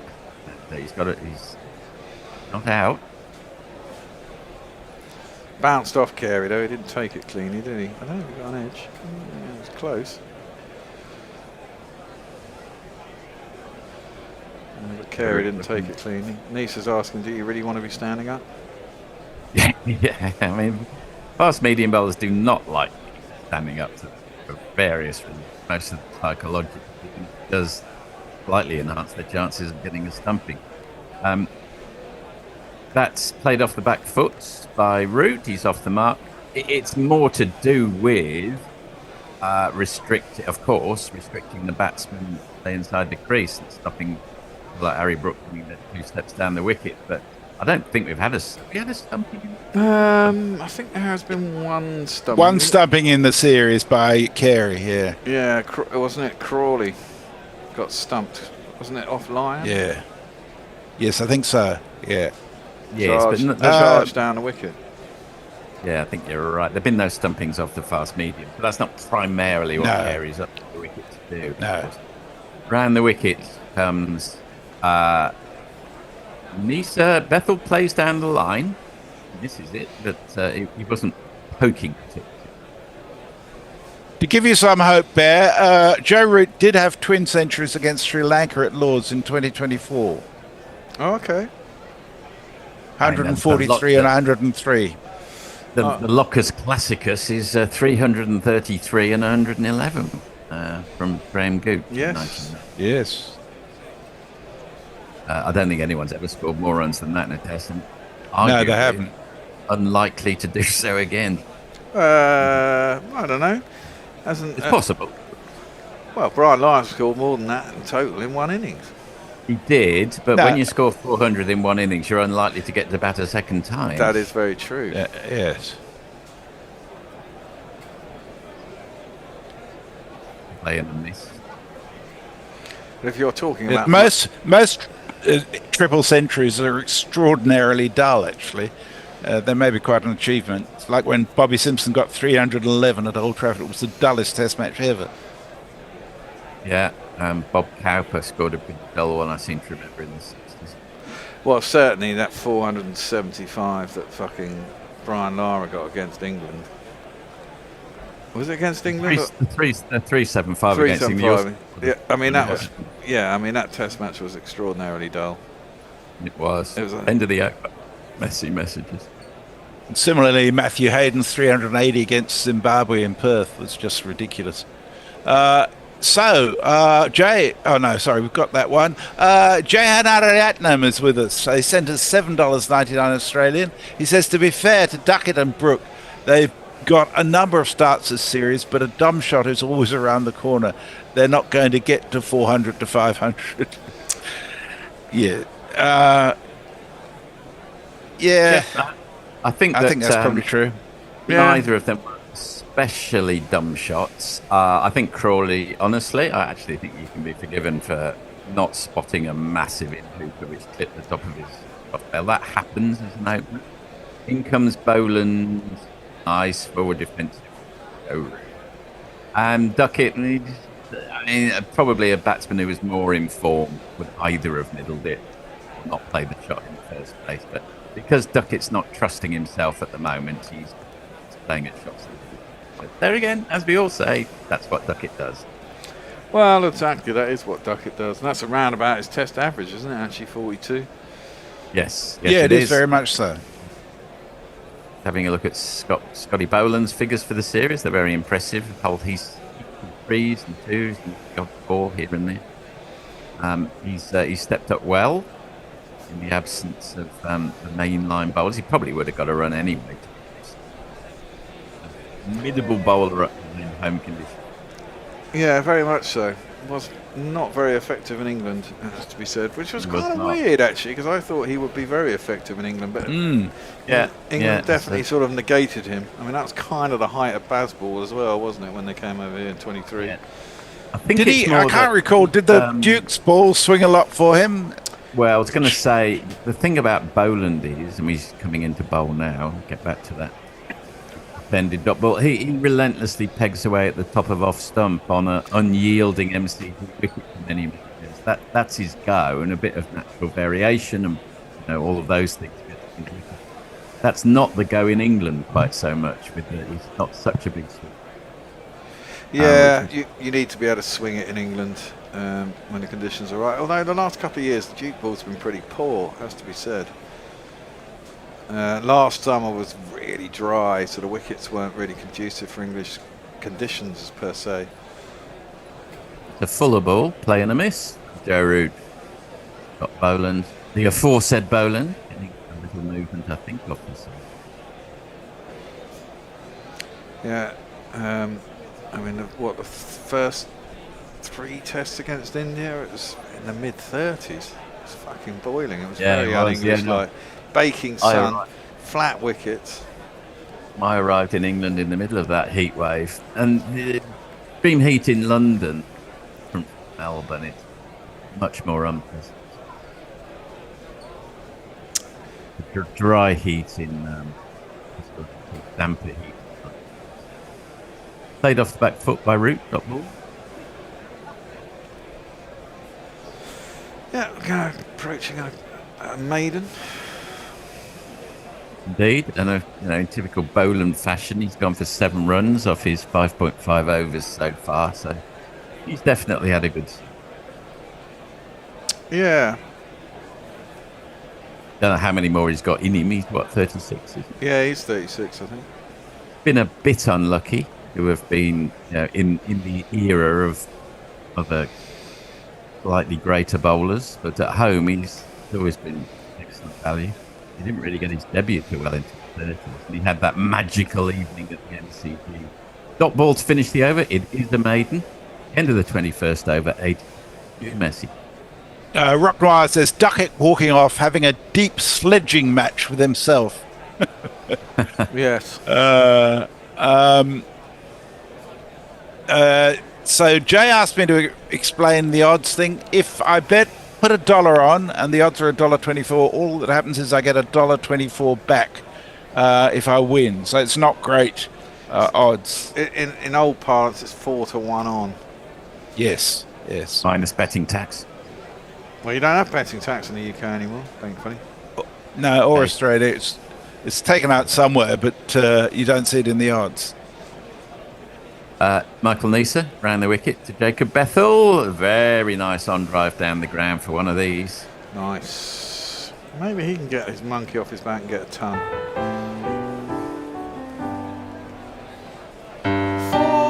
How many tests? Is this his 5th test? Played 2 against Kiwis. Got a ton, hasn't he? Did he get 1 ton? Not in a test. He got 96 against New Zealand, didn't he? 96, yes. He played 2 or 3 tests against New Zealand, 1 against India, and this is his 2nd test here. Plays inside the line, which is a perfectly acceptable thing to do. In fact, it's the correct technique. That shot to Michael, that ball for Michael Neser. So it's either his 5th or 6th test. Those who might be less familiar with Michael Neser and haven't been following the visuals of this series, if you remember Michael Kasparovich, he looks rather like him and bowls rather like him. Someone like Ben Hilfen. Ben Hilfenhaus, I remember him. Yeah. It's a great name apart from anything else, isn't it? I think he had a great jingle as well. Round the wicket he comes again, Neser, and that's slightly fuller. Ooh, and defended by Bethell, but it's one of those that pops down at his feet and starts curving backwards, so he's keen to use a bit of footwork to make sure it doesn't roll back to his stump. Yes. Nice message from Luke Davies. He says, thanks for making yesterday so enjoyable, gents. Everything I hoped it would be. Hope to do it again soon. Excellent. Lovely guy. He was a very nice man. Very nice man. Yeah. Really enjoyed having a little stint. He almost seemed nervous of being in our company, which is hilarious. Yeah. Don't get over that. I think we put him at ease quite quickly. I hope so. It was really nice to have him. Did he accept a beer or two? That's the question. Yeah, he did, yes. Okay, well, that always helps. He was pretty knowledgeable on his cricket, actually, as well. Played quite a lot. We've got a fair few name-alikes, and we've got Luke Wood, we've got Not That Jeff Thomas, we've got Not That Steve Bruce. Round the wicket comes Michael Nisa, plays it out to the offside to mid-off. And it's completely owned that one ball to go. What was interesting about him was he was obviously teaching England in Vietnam, but like a few of our previous listeners from that part of the world, he used to play us in his classroom for teaching the students English. Well, there's going to be a lot of swearing. Yeah, well, exactly. I mean, I remember someone else used to tweet in and tell us that. Nisa in again, and Bethell comes across his stumps and plays wedges it out through the cordon, comes through for a single. He'll strike, I think. Did you say quidges? Well, that's a squidges. That's a new word in commentary. Well done. Squidge. A neologism. No, he said quidge. Didn't say I said squidge. squidge. I did say squidge, actually. I didn't say quid. I like quidge. The interesting thing is I don't know if it carried or not. Oh, my word. No, it didn't. I don't know if it did. Well, I mean, we're saying we haven't got any replays. I don't think it did. But no, I think it was well short of him, but maybe closer than I initially thought. Okay.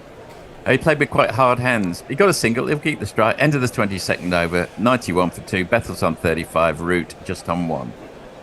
Grace Oak makes a very interesting point. He says it's interesting that Boland is Australia's 5th best bowler. Yeah, because he'd walk straight into the England team, wouldn't he? Well, in Australia, not necessarily in England. But round the wicket comes Boland, the enforcer, and that's nudged out to a very deep square leg. They come through for a single. Yes, in Australia. Yeah, definitely. I mean, this is it with all these things. It depends on what the management wants in their side, doesn't it? Yeah. I mean, there's probably always 15, 20 players who could be playing for your country. And it's what the captain and the coach and whatever. I mean, this is why, Pope has been in the side for so long, and why we have Ducket and Crawley as openers. I mean, that's a complete change from anything that had come before, hadn't it? I mean, before that we had Sibley and Hamid and Burns. Exactly. Yes. The no consequences thing is a bit sort of over the top as far as selection's concerned, I suspect.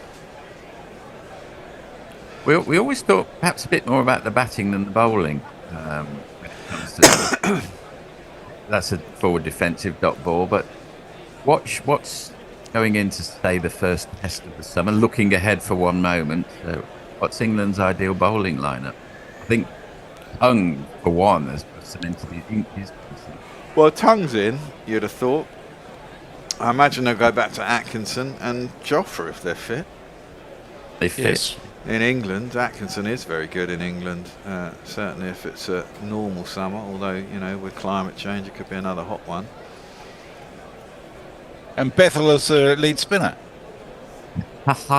He's certainly doing a very good impression of someone who knows what he's doing with the bat. Yes. 36 off. Well, I think in England they'll probably go back to having a regular spinner, won't they? Well, I thought for one dreadful minute you were going to say they're going to go back to Pope above Bethell, please. No, I think Bethell was. I think Pope's. Bethell's. Pope needs to go back to school. Yeah, Bethell's performed reasonably well in these 2 tests. He has. Boland comes in again. Right arm over to Root. defends perfectly. Yeah, the frustrating thing is, I said to my friend at the start of the series, oh, is it Pope or Bethell? Well, I'll keep hoping because he's got the tenure for the first 3 tests and he'll get dropped to Melbourne. That's exactly what happened. Yeah. Why not go with Bethell in the first? Well, exactly that. Well, I guess, keep your place, winning sides and all that bollocks. But, I mean, everyone's been talking about how shit it wasn't. Pope... I mean, Pope wasn't very good against India, was he, apart from the first test? He's just... People who know about cricket, and I assume the selectors do, could have looked at him and said, he's out of form, his technique's not up for Australia. Here comes Boland. I mean, even the good score he got in the first test was scratchy as for most of us. I'm afraid to say. Defended by Root of Boland. There's a lot of dust coming out of this track when a ball hits it. And spinners, these will be lighting up. Actually, on Bethell, Carl Herbert says Bethell is extremely talented, skilled, and athletic, but has yet to learn how to build an innings or rotate strike. Well, I mean, that's what this is all about, isn't it? Well, this fingers crossed. Learning process. He adds a few more here, and it'll be a good, really good one for the memory bank for him. Already is, arguably, at 36 or 69. Defended by Root down to mid-on. And that completes the over. Just 1 run off it. Boland with the impressive figures of number 8 off 7. End of the 23rd, 92. I believe we're having a change now, aren't we? We are, yes. I'm buggering off. Fourth is taking over from me. And Ed, can you let Ed's Ed in? coming in. Oh, yes, sorry, yes. Here you go. He'll be with you in a second. Barney Hall 2753 says, I stood up to Peter Gladigo, former South African quick, in his prime for a few matches. I had no choice. We were playing indoor cricket together. Okay, I'll catch you later. Okay. Welcome, Ed. Hello. Hello. That first ball to Bethell from Nisa around the wicket. It's defended out square on the offside. There is no run. Is it warmed up in your studio? Not yet. We're getting there. No. Where is it? Are you down in Brighton? No, I'm back with my family at this minute. Right, back in Lincolnshire. Oh, Lincolnshire's cold up that way, isn't it? Yes. Is there snow on the ground? Yes, has been for a little while now. A few days. Yeah. Very flat, Lincolnshire, isn't it? Yeah. Apart from one tiny pocket that people visit, other than that, not much to it. Short and wide outside the off stump through the keeper, and there's no one. Occasionally, I used to go out and we used to do an auction when I was doing Homes Under the Hammer. There was one. I went to Lincolnshire about 3 or 4 times. To Lincoln, in fact, where Lincoln Cathedral was. Oh, nice. Yeah. Which was okay. Yeah. It's not the worst place ever. No. Beautiful cathedral. Yeah, very nice cathedral. But you do have what's her name as your Andrea Jenkins as your Uber mayor, isn't it, of the county now? That one's left alone through to the keeper, and there's no one. And she is basically as thick as pig shit, as far as I can figure out. Yeah. As we're watching Stokes, is that his injury? He pulled up. Yeah. I mean, he's holding his groin. They're saying abductor, but that certainly looks groin to me, the way he's holding his leg. He certainly won't be able to bowl, and that's it. Well, he's lasted 4 matches and an innings of bowling, virtually. It's pretty good going. That's a nice shot from Bethell. Cut out into the deep. There is Weatherald out there, though. Only been a 1 run. Stokes is weirdly obsessed with the long spell, isn't he? Yeah, I think, a strange relationship with it. He's one of these guys who thinks he can do everything and believes that he can win the match on his own. And to be fair, he has done it occasionally. So I remember him when we won in South Africa last time. He was the bowler that got the vital wickets at the end of the game, I think. He scored his highest test score. I don't know if it's that series. It's a series before on that one. But yeah, he is a very good cricket player, and that's cut by Root, but straight to the field. I think it's Marnus Labuschagne, back point, no run. Nice message from Glimmer Twin, who says, 4th is on socials, don't bother sending any messages for the next half hour. That's not true. It's not true. No. Oh, Stark is warming up. I wonder if Stark will break down. Is this England's second? Yeah, you know, if Stark broke down now, he's just about made it through the Ashes. Well, no, he's been quite injury-free, hasn't he, for the last couple of years? Actually. Yeah, he's kind of stayed tall. He was very prone to injuries for a few years. That's clipped by Root out to mid-wicket, and there is no run. Yeah, it was ankle problems for him, wasn't it? Yeah, he had ankle problems, and Nisa looks like he's just turned his ankle. But I think that's more to do with actually the footholds. But yeah, Stark's been remarkably fit for the last few years. It's felt like when all the fast bowlers around him have just been crumbling. Yeah, and he plays all formats as well. So yeah. You know. Fourthie, there you go. Here's your chance to prove all those naysayers wrong. Well, frankly, very few of these are about cricket. They're mostly about gambling. I'm very tempted normally not to bother reading all of them out, but there's some. I'll pick out one or two of the good ones. Oh, actually, Carl Herbert says Bethell is extremely talented, skilled, and athletic, but has yet to learn how to build an innings or rotate strike. We may have already had that one. I think we have, but it's all right. Shining Knight says gambling is more insidious because it's not put on the same level as other addictive habits. Seems like every sport has become a slave to most cricket, says Cap Stinger. There was a good one that I saw that I wanted to read out. Oh yes, from Glimmer Twin. I may have spent all my money on drugs, alcohol, gorillas, super chats and nicotine, but at least I haven't wasted it in gambling. Well, that's fair enough. Yeah, I mean, I tend to stick a small amount of money in and then see how long it lasts, and I know I ever take a break or not. But I did put 30 quid in about 2022, and that lasted me for, I think, about 3 years. And at one point I had up to nearly 500 quid. But the problem is with gambling, when you've got money, you tend to, you know, just flitter it away on long shots. And I kind of got into the horses for a bit, which is a pointless game. And then eventually it went up to 400 quid and came back down to zero. And I actually haven't bothered gambling since then. And I always used to like a gamble on a cricket game, but for the last 12 months I haven't really bothered. Shining Knight makes the point that in-person gambling is different from the gamification using apps nowadays, which is terrible. And Glimmer Twin sent in a very lovely apology. Says, just yanking your chain, we love you. Very nice. Thank you, Glimmer Twin. That's okay. Bethell works that into the leg side out through mid-wicket. He'll get himself an easy single. He's on 38. Got a super chat from Jay. £2. Read it out. Fourthie is mint at socials. You want Annie or Bear? Yeah. Yeah. I have my moments on socials, but generally things go through too fast. Can't stick the founder on socials. As my English teacher said about one of my essays, that this essay has its moments, unfortunately not many of them.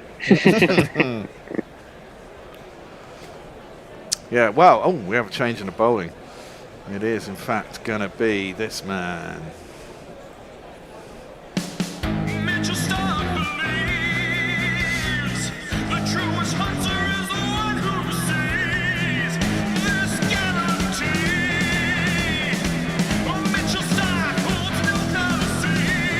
And interestingly, I think he sees this as a way of getting out Root, because he's come around the wicket to Root. Root defends it out to square leg, and there's no run, and immediately he starts. I mean, it's the other thing about Stark. It's not like he's had a chance to warm up because he's come straight on after lunch, but his first ball was 142 clicks. He never has a slow first ball. He never works himself into a spell. He always starts out at full pace. So many other bowlers don't. There must be something about just Australia at home, because I felt like even the last home Ashes for us, they were bowling loose deliveries all over the place, and this time none. Defended. Yeah, proud Australians defended out square on the offside, and there is no run.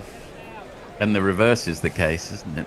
England have been all over the place in a way that they'd be far more accurate at home. Yeah, very much so. Well, I mean, home conditions. That's Very much. I mean, as we said many a time, it's very difficult to win away. I mean, better sides can, but I mean, look, Australia going to win. Whenever Australia play India, they generally get hammered, don't they? Same as us. In fact, Australia have struggled in places like Sri Lanka, where England haven't, to a certain degree. Oh, that's edged. Oh, fucking hell, I was lucky there, Rooty. It's exactly what he's bowling for. He bowls it wide and reasonably full from around the wicket. Root gets tempted into the drive. This time he got away with it. It's gone between second slip and gully. Gone down to the third man boundary for 4 runs. There's not one boy for me. I must have 2 or 3. I need 4.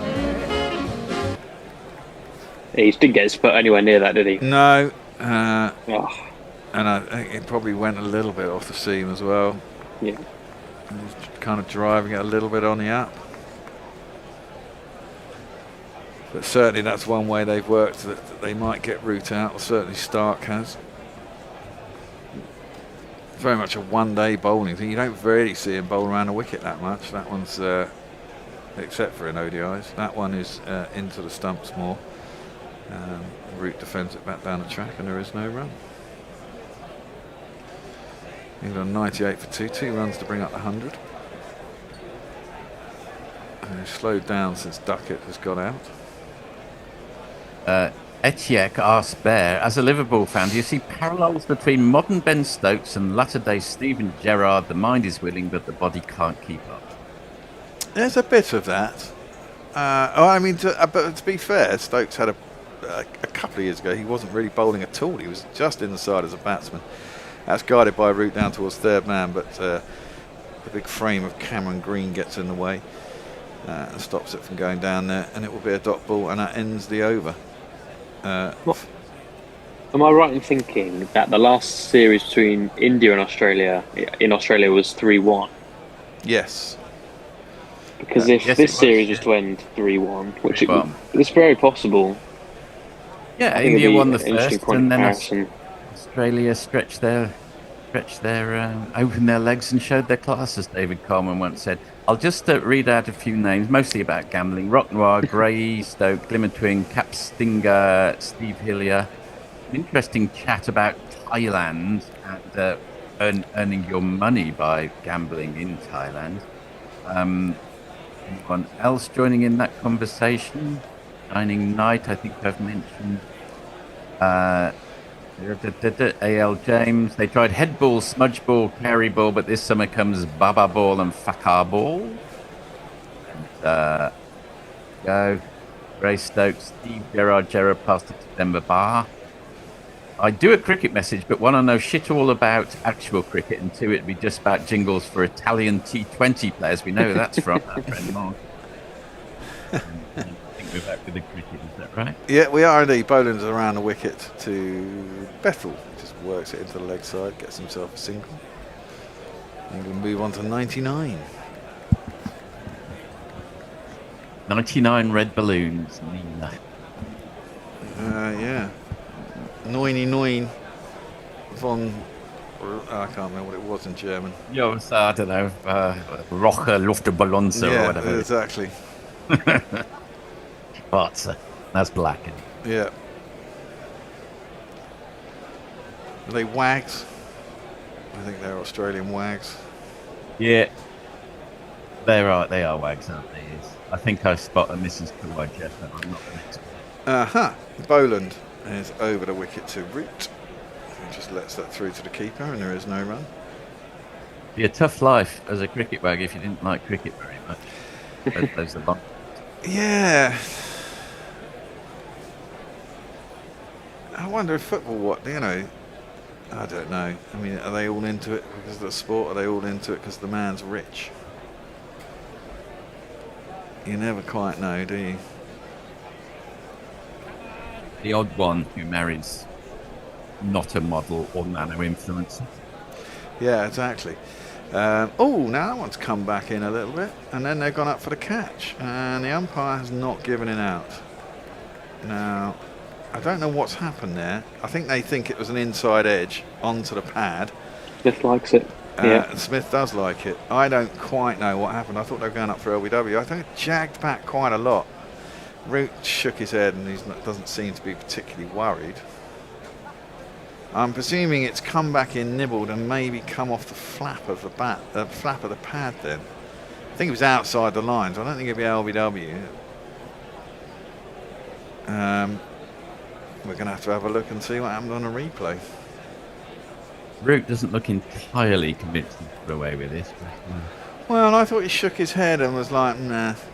Yes, but he's been looking a bit agitated all innings, to be honest. Yeah, he has. When it's hit the pad... No, it hasn't got anywhere near the bat. It hasn't got anywhere near the bat. Yeah. I think they're thinking maybe it's come up and hit. No. He's outside the line as well. Unless maybe it's jagged back quite a lot.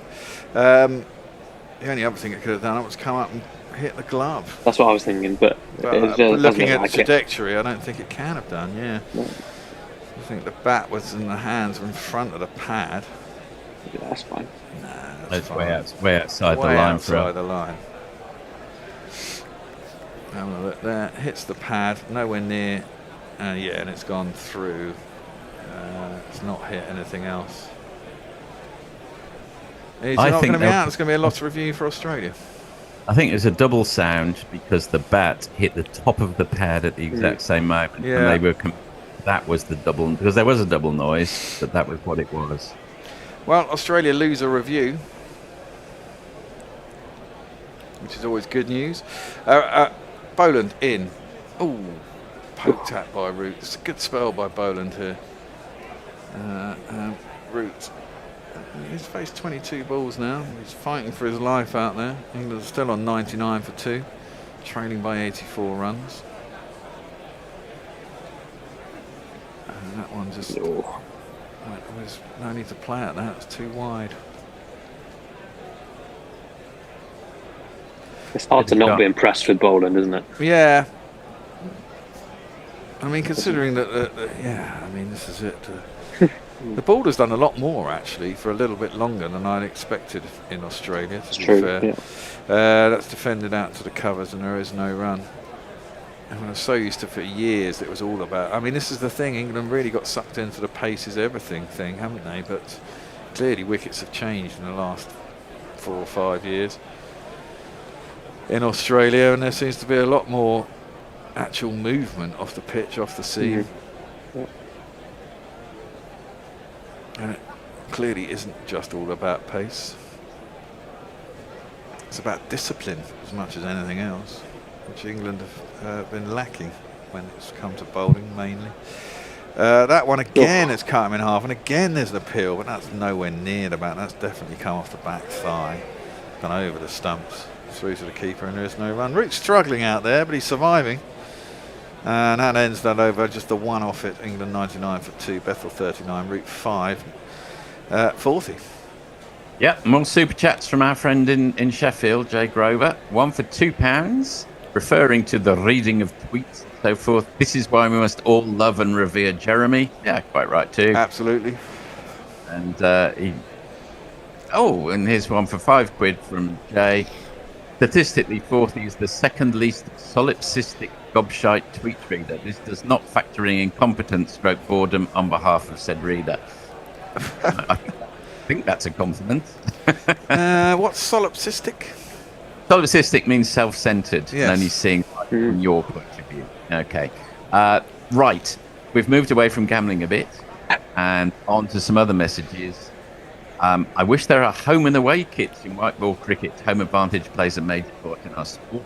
Stinger, Race and Beer Batter Gummy say, are we going to see another 160 plus KPH bowler takeover, or is sports science and anti-injury coach going to prevent it with technique training? I think those sorts of bowlers, bowling 160 Ks, they come along rarely. That's a nice shot from Bethell, right on top of the bounce there. It's a little bit wide, but it wasn't too wide. It wasn't even that short, but Bethell got right on top of his toes and cut that sweetly into the ground and out square on the offside for 4 runs. And he moves into the 40s. And England over 100, 103. When you think of perhaps Brett Lee, Sean Tate, Shoaib Akhtar, and allegedly Jeff Thompson, who have bowled at 100. Yeah, 100 miles an hour, definitely, and and that's maybe with dodgy speed guns as well. I mean, I guess the fastest of the current era would be Mark Wood, but he's probably done now. But most bowlers, I mean, a quick bowler, if you can bowl in the high 80s, that's quick. There's so many bowlers. That one's short by Stark, and Bethell has nothing to do with it.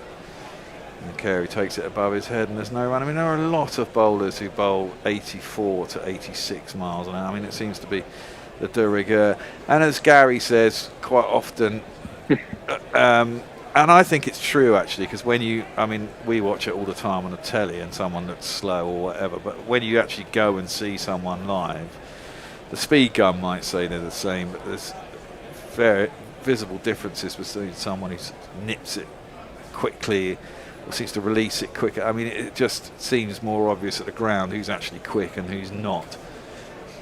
Stark in. Oof, that's a good ball. That one came on to Bethell. No swing and no nibble away. He sort of left it. Probably went over his off stump. You can leave on length in Australia. Yeah, it came back actually. Nibbled back off the seam. It's a bit of wobble seam. Went over the top of off stump. Good leave, one might say. Stark was a little bit upset that nothing more happened. There's a smile on Bethell's face. He seems to have good attitude as well, Bethell. That's the one thing. I agree with that. Seems to enjoy his cricket, whereas Ollie Pope always looked like he was mentally struggling. That's another great cut shot. There is a man out in the deep. It is Weatherall, I think, still. This time they'll get two as he's managed to cut off the boundary. Bethell's quite Aussie-like in a way, in terms of his attitude and his look and everything about him. I feel like he'd get on really well in Australia. Well, he was brought up in the West Indies, wasn't it? Until when did he move here? I'm not even sure he moved here that early. He's only 21 now, isn't he, or something? I don't think he moved to England until he was about 13 or 14. So maybe he's got a Caribbean attitude to life, which is pretty chill.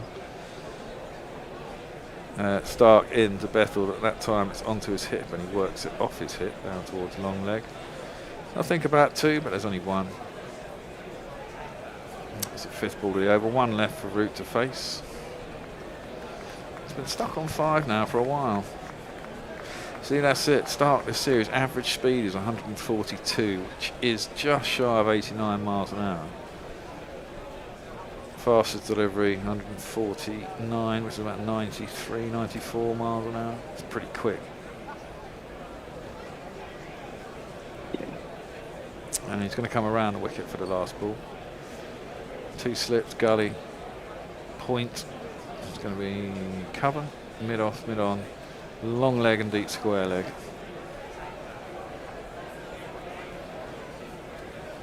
Only 2 men out in the deep for the short ball. Don't think it will be a short ball. Well, it might be a short ball, but it won't be at route.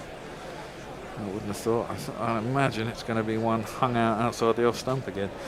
Would be my bet. And Stark does do that. This time it's fuller though, and Root can get to it. Drives it, but straight at cover. And there is no run. End of the over. 40. Yes, well, Jay, replying to Mog, says people have podcasted for less, to his earlier comment. Tidy Jazz, what do you guys think the target will be for Australia? We'll come back to that. Glimmer Twin thinks Gerard was overrated. Roy of the Rovers. Mog says, in fact, time to announce my new podcast. Talking shit all about cricket, but hyping up the shite jingles. Kiriak Oz, India were a lot better than England, could easily have been 2-2 while the series was alive. Yeah. Caps Stinger series was alive in Sydney against India. AL James, England should manage a 200 lead if the batsmen get half what they did first inning. Double, I think. Unless I missed something there. Greystoke, hand job. I'd ban the longer jingles. More short, Python-esque, the better. Nice to mug on jingles. We've heard it all now. Well, Boland is around the wicket to Bethell. He defends that up towards mid-on, and there is no run. Oh, and by the way, on Nina, she's been according to Leah, spouting conspiracy theories here in Germany for the last few years. Didn't know. Nina, of course, of 99 red balloons. Probably. Yes, some advice on how to say that in Germany. Was she a big star in Germany? I mean, that was a one-hit wonder in England, wasn't it? But I mean, pretty well a one-hit wonder everywhere, I think. Yeah, Boland around the wicket, left alone by Bethell through to the keeper, and there's no one. He looked tempted for a minute, and then left it. It was an anti-nuclear song. Yeah, it was, wasn't it? It was all about, you know, bombs going off. But that was that period, wasn't it? It was the late 80s, that song? Mid to late 80s? Earlier 80s, I think. It was the time we were watching, you know, cheerful dramas like Threads on TV. Yeah, exactly.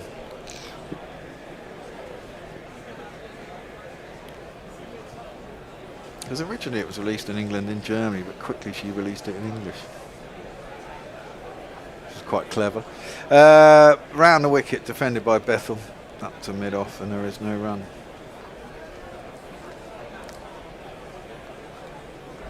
He's on 46. And it's been quite a nice angle to it, having Bethell having to fight for his place. It's kind of changed the tone of what could have just been a bit of a nothing innings. Well, exactly now as well. If Pope had been in, we'd have just expected him to get out. And another wicket down, you know, it's almost like a 10-man batting lineup with a hopeless number 3, which is supposed to be one of your better players, you know. Pulls that one though. Oh, it was aerial for a while. Actually, didn't get on top of it. There is a guy out deep mid-wicket. It is Bo Webster, I think. He's square, and that kind of went more out towards Cow. He got back for 2. Now he wants tape for his bat. You know, I've got a whole bag for the bats, Jacob. I think he toe-ended that one a bit. Favourite. Maybe it's his favourite bat. Maybe it's just anti-waste. It wouldn't be the worst thing ever. Yeah, it's got a few bits of tape in the middle of it. Around the wicket, Boland just plays that into the leg side. Boland lets it past him up to mid-on, and there is no run. England 108 for 2. Trailing by now to 75 runs. Which isn't all that bad. And that's with a much slower scoring session so far. Yeah, it is. I think but a lot more resolute. Yeah, I think it's quite wise. Well, Root's only got 5 of 26, I'm sure. When some looser bowler come, I mean, this is it. The bowlers have got to get tired, and then they'll offer, and the ball get older. I mean, it's 27.5 overs old. It's, you know, even though at 10 overs, it'll be pretty useless, I thought. Boland in again, and Bethell just turns her off his hip out to deep square leg, get himself a single to move on to 49, and with that, we'll retain the strike as well. Yeah. Go forth. I think he's going to run off and get some tape for his bat. Barney Hall says 99 Zig Luftballon. The batted Gummy Shark is keen to press the question. Anyone got an argument for or against my thoughts on seeing bowlers who are genuine 100 mile an hour? Maybe we can come back to that. Woody Shroomer says 99. Cricket is the national sport of Australia in a way it isn't. Point Nitin Deshpande, right? Ray Stoke, Boland versus Excited has cracked half a fat. Sorry, I couldn't unravel that. Sense the most. Rock Noir, don't mention the war. Cricket, posh sport in England, says Cap Stinger. And Morg has come back to Ray Stoke today. For what it's worth, I'll assume the mantle of musical director for the moment. I try to keep mine closer to 10 seconds, referring to the test. It's a bit more freedom with the length. Indeed, that is true. Bethell was repairing the toe end of his bat, so that's where he got that pull shot in the last over. He's on 49, he's facing up to Stark. He's in his 9th over. He's coming over the wicket to Bethell, and he's cut him out. And Weatherald, nice. or Weatherald, is it Weatherald? I think, or it could be Nisa out there actually. Can't get round. He's down at 3rd man, but that was hit square. It's a great shot by Bethell. He gets himself one of these. Now my innings going, great guns. I hit the ball, 4 runs. I hit the ball and it went for 4 runs. Which gets him to long drawn out grinds and flashing cameos. Quite accumulation that just grows and grows. Plucky or lucky, inducing reverie. These are a few types of half century. Gets himself to 50.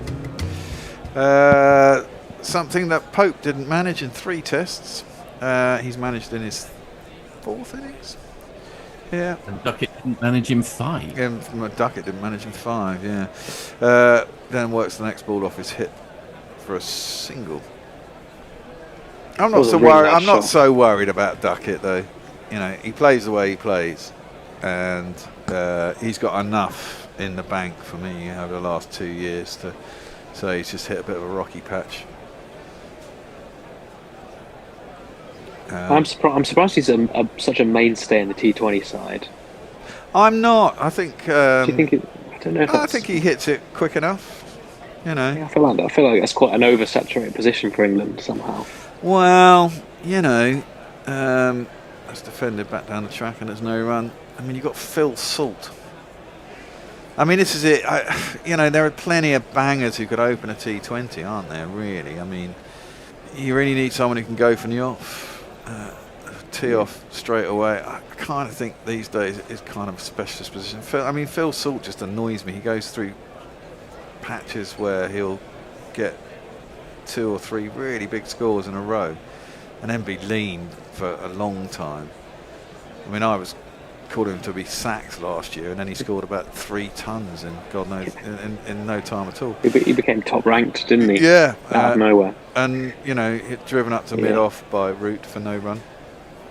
And I think, you know, he's got 4 or 5 T20 hundreds for England. And no one else has got more than 1. Crazy, yeah. It is quite crazy. But he's very frustrating and he doesn't have much of a technique. He's just literally a slogger. Yeah. I would probably open with Salt and Jacks. And give Butler 3. Or maybe even open with Butler. Because he can still do it. Yeah, no, I think they do want to open with Butler. You might as well in a T20. Yeah. Because he can certainly catch up as well. But again, you know, Butler's what, 36 now? I think. Around the wicket, Stark. And this time Root does manage to find a gap and angles it down towards third man, gets himself off strike, gets the first single he's hit for a while actually. Quite funny watching the stands. They've zoned in presumably on Jacob Bethell's family. He's got his mum, his sister, his brother, whatever, all standing up to applaud his 50. Apart from his dad, who stayed resolutely in his seat. Obviously told him, "No, you've only half done the job. Come on, son." Well, Root, interestingly now, having scored 2 tons in the series, is second highest run scorer in the series. 200 behind Travis Head, though. I suppose if he gets a ton here, he'd only be 100 behind, wouldn't he? But Travis gets to bat again, potentially. Stark over the wicket to Bethell. It looked like he was thinking about pulling that and then changed and just dropped it out on the offside for a single. We're going to have a change at the end of this over, aren't we? Who is on? Al, Messi, William. Hello. William's going to have to come in here and do his... one more ball, Al. No, that was the end of the over. Oh, was it? Okay, fine. Shit. They're all so slow on the telly. I'll see you in a bit. I'll be back in a bit. See you, Bear. Thank you. Cheers, then. I imagine you know where we are, Messi. More or less, yeah. G'day, Al. I've actually really enjoyed watching Bethell bat. It's just refreshing. Is that fair to say? I think it's always interesting to see someone at the beginning of their career. You can get a sense pretty quickly about whether they have the necessary mix of tools to be able to make to do what's required at this sort of level. But is it William? Yes, or yes, it it is. Either's fine. Whichever makes you don't feel like you're not in trouble every time. Cool. Yeah, that is true. Right, we'll go with Will then. That's fine. Shorter, best for speed. Will, I don't know how you feel. I mean, it was interesting hearing the guys talk. Yeah. About the idea of that you can tell who's quick and who's not. You always get the sense that at this sort of level, it's all about the idea of who's got time and who doesn't. Yeah. And it feels like he has some time. Yeah, I think I definitely agree with that. I remember actually watching him play in the Under-19s World Cup a couple of years ago. I think he got 80 off about 40 balls against South Africa, and it was like he didn't play shots in anger. It was just they'd bowl too full, he'd drive it down the ground, they'd drop it short, he'd cut it. And I think that's definitely one of the things that it seems like he has, and I don't think Ollie Pope did. He does look to have time, and he looks to be quite settled at the crease. So yeah, I would definitely agree with that. Yeah. I'm not sure if Ian read out Jay Grover's super chat for £5, but if not, he's going to get a repeat. Read it again. He says, Threads is an accurate depiction of contemporary Sheffield. To reassure Forthy from yesterday, Liam Neeson has not gone insane politically. He hasn't gone down the Morrissey track. Scott Harrison says, Ducket has enough in the bank. Crawley does not, but he has had a better series. Do we continue with both? It's a matter of finding alternatives, isn't it? Yeah. You have to think about that. Whatever you bring in has to be better, demonstrably better than what you feel you already have. You know, and you know it will be interesting about the idea of what that route looks like. You know, you have to consider what the Lions have done or not done. You have to consider about what the start of the season looks like. You know, if it's a particularly,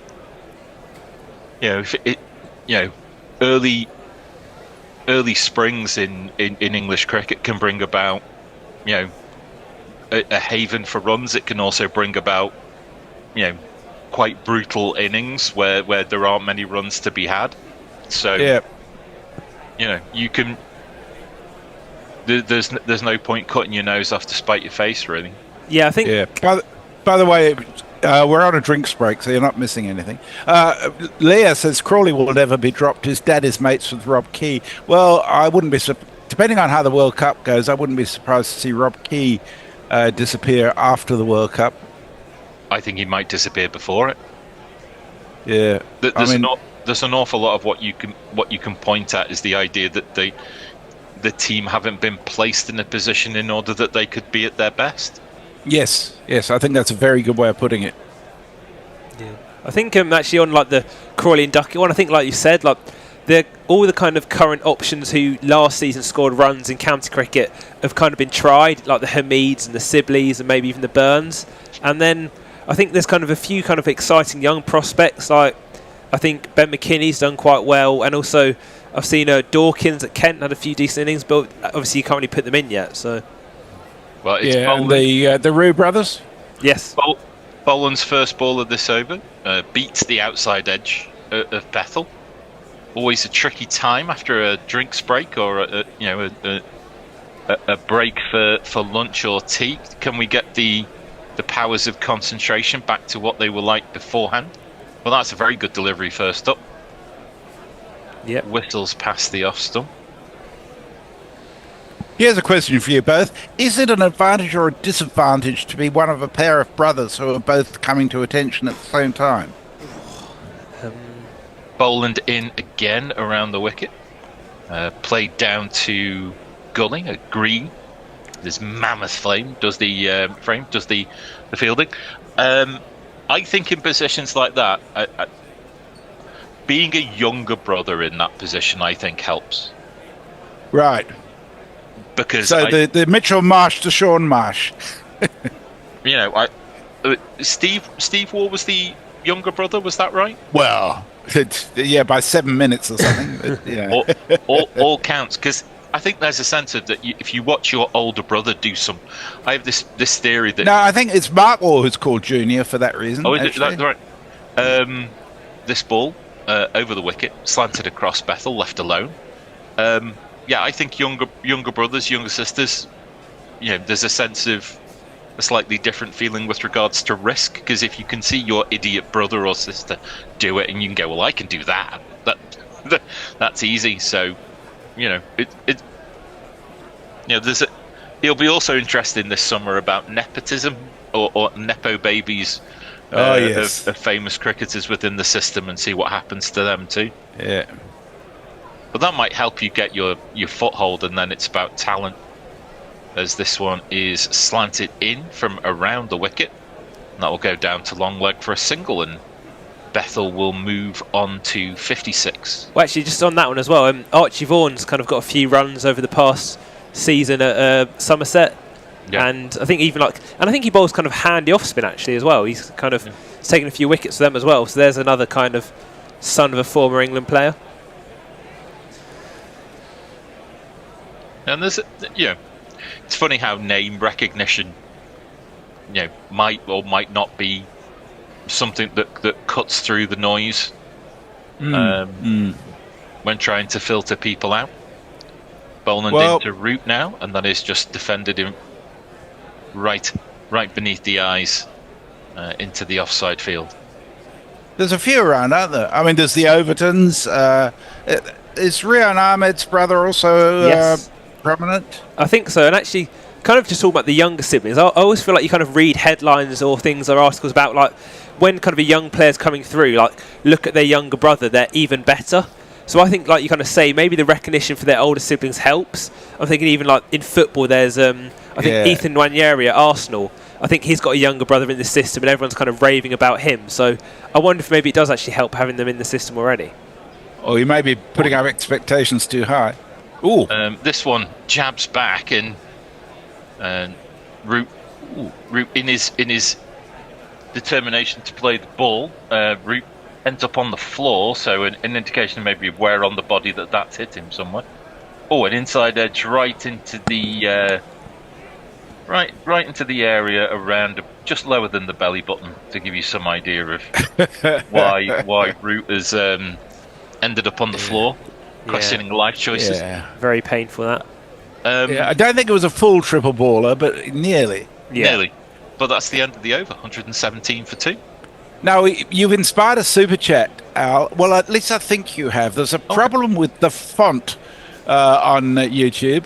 Jay Grover sent us £2, which looks like it says because AI is wise, but I know what he's actually saying is because Al is wise. Well, to be compared to AI at any point is... Don't worry. Well, if you say enough stuff. Yeah. In the context of the game, England are minus 66 for 2. It's going to be Stark. And Stark is going to bowl around the wicket. Short pitch delivery, which Bethell can leave alone. Looks like they might be going to the short ball theory here. Just from that first ball, they got the short leg in, I think. So maybe they're kind of just going to test it out, see how Bethell plays it. Yeah, the interesting thing about that is that England short pitch deliveries feels like it's a way of passing time. Yeah. And that there's no real wicket taking intent unless you're going to hook it to the 3 people back on the deep, as this is again short. Bethell does play at this one. Carey is got his hands aloft behind the stumps, but I think more in hope than in expectation.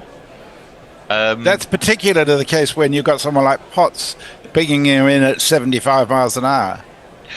Whereas immediately with this field, I mean, and Will was very good at pointing that out, is that there's a short leg in there. Yeah, definitely.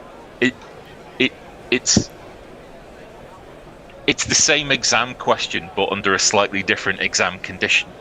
Yeah. So I think, because obviously, like you say, England, with Travis Head, they'll just chuck everyone out on the boundary and hope he hits it to them. So Stark in again. This one is moving across him. I've just looked. The first slip is at a fly slip position, trying to stop the ramp shot. Stark is finding something amusing. Well, he appealed for that, and Raza said that's missing a second set of stumps, and Stark made the gesture of another set of stumps. And it looked like they might have pitched outside leg actually as well, so not much going for that one. But apart from that, it was fine. Yeah. If you did edge it, it was dropped by Carey anyway, so horrible stuff all round. Like, this one is, again, well, shortish, pitched outside leg. Bethell didn't even have to move for him to be way inside it, and it's been probably, so far, 4 of the worst balls that Stark has bowled all series. Yes. Yep. Yeah. Yes, there's a few mentions of brothers. As Glimmer Twin says, it worked hard all right for the Wars, the Marshes, and the Nevilles. And the Curran brothers too, says Sarjas.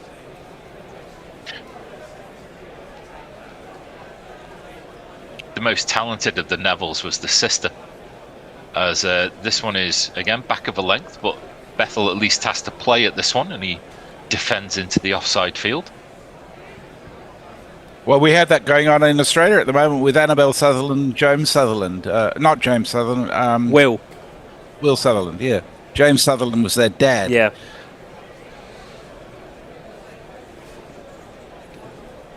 I find that one of the most fascinating sporting families for me is the Corders. Oh, yeah, the golfers. Yeah, the sisters are both golfers. The brother is a tennis player, just like the dad. Yeah. And I forget the sport that the mother played. This short delivery, which Bethell can sway inside of. A pretty wasteful over by Stark all round. I suppose, actually, on siblings as well, Mitchell Stark's brother's a high jumper, I believe. That's correct. Minji Lee, who won the Women's Open LPGA, I think it was. Yeah. Her brother is also a very successful male golfer, obviously. And they're from Perth, actually. They're very young, very successful. Anyhow, so Jay says, so is the older Roo cannon fodder? And he also confirms that Steve Waugh is the older of the two brothers.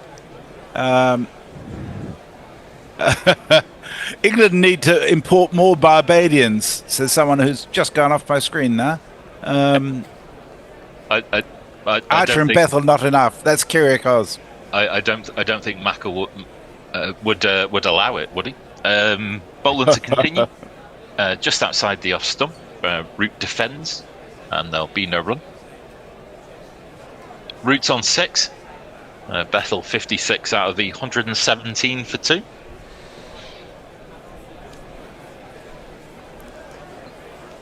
This innings began with Jez putting the kiss of death by gambling on Crawley to make the most runs. It was $85 at 7-1 or something. So it's not the biggest loss ever. No, but it's the biggest kiss of death, isn't it? Yeah, I mean, let's be honest. Oh. No. Oh, there's a beach ball. Someone's lost control of a beach ball. Let's see if that'll be returned or whether it'll be killed by... Didn't look like he was returning it. Didn't. Yeah, No. someone's not getting their ball back.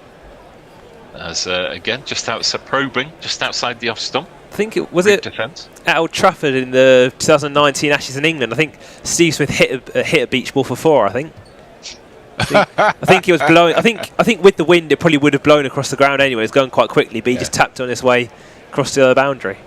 So let's have a look. Mid on, mid off, mid wicket, point slips in a gully, and there's a long leg in position as well.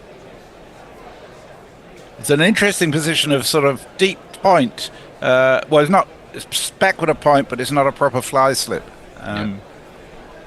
Ridge looked much less comfortable than Bethell, hasn't he? Yes. Yeah. This next delivery just defended again into the offside field. I suppose you kind of always hear that thing, don't you, about Joe Root, where often he's kind of on 20 before you know it, or he's kind of got there very quickly. But no, today, he's struggling a bit at the moment. Only got 6 from 34. And actually, just kind of watching Boland here now made me think, obviously, of like England and Potts. Like Australia probably wouldn't ask Boland to bowl the short ball, would they? Or they probably wouldn't get him to bowl bouncers. And that's kind of, I guess, the equivalent of what England did with Potts, really. Yeah. the other element of the discipline is Boland has bowled the same ball 3 times as his one is maybe slightly wider. Root attempts to cut, mistimes it, fielded at gully, and that there's a sense that at some point you knew that from Potts and from Cast, from my own personal opinion, the 4 ball was you didn't have to wait too long, and there's always going to be something that allowed the bowlers to rotate strike or to get boundaries and keep the scoreboard moving. And so there's a sense that from a team perspective, there was you can't apply the pressure. Yes, Stephen Mann was talking to Glenn McGrath yesterday about that. Hold on. As this is moving slightly back in towards Joe Root, and this is defended to mid-wicket. And Glenn McGrath was saying how much the pressure increases. If you can bowl 3 maiden overs in a row, then there's massive pressure on, particularly if you're supported from the other end. But his perception was that the English bowlers are trying to do too much. If they don't get a wicket with the ball, they'll try something different rather than just continuing in the same vein. I think that's what Boland does so well. He kind of just is kind of there, he's relentless all day. So you think England haven't been like ultra defensive, but he's gone for 13 runs off the best part of 11 overs now. Yep. Boland in. Oh, and this one is hit Root on the pad, and he's been given out. I don't know if that was maybe appeared outside the line in terms of impact. I don't think so. I think if he didn't hit that, I think he's gone. Yeah, I reckon this is out. He's gonna review. Just get to the review in time. I reckon this is gone. Yeah. Yeah. He's been there or there. I mean, the only possibility is height, I suspect. Yeah, I'd agree. Yeah, I think height is the only thing that could save him. But I think, especially having been given out on field, and the fact he took so long to review, I do reckon that he's probably gone here. Yeah, so he's missed it by a mile. Here we go. Well, there's no bat involved. Yeah, like you said, he's missed that by a mile. Maybe. Yeah, umpire's call might. Yeah, which obviously would help. Hitting on the top of the on the top of the pad, but maybe on just as the pad starts to move from vertical to horizontal, and it's umpire's call on height. My word! Just clipping the bail. Wow! Just clipping the bail, and Joe Root, your series is over. He's done well. He's still a great. Yeah. Individually, he's done exactly what he came here to do. From a team perspective, obviously not. Boland has his man, 1 for 13 now off 11 overs. Quite remarkable figures. Yeah. England are 117 for 3, and unfortunately, in this England innings, some wickets count more than others, and this one's a big one. I actually think now as well. I think he was. He's 64, I think, for 14,000 Test runs in this innings, so he's going to be just shy of that going into the English summer next time around. More just a delay more than anything else. Yeah. Seems to have plenty of appetite in him for continuing on his trek up Mount Tendulkar in terms of runs scored individually. Yeah, well, I think he even mentioned the possibility of coming to Australia again in an interview the other day.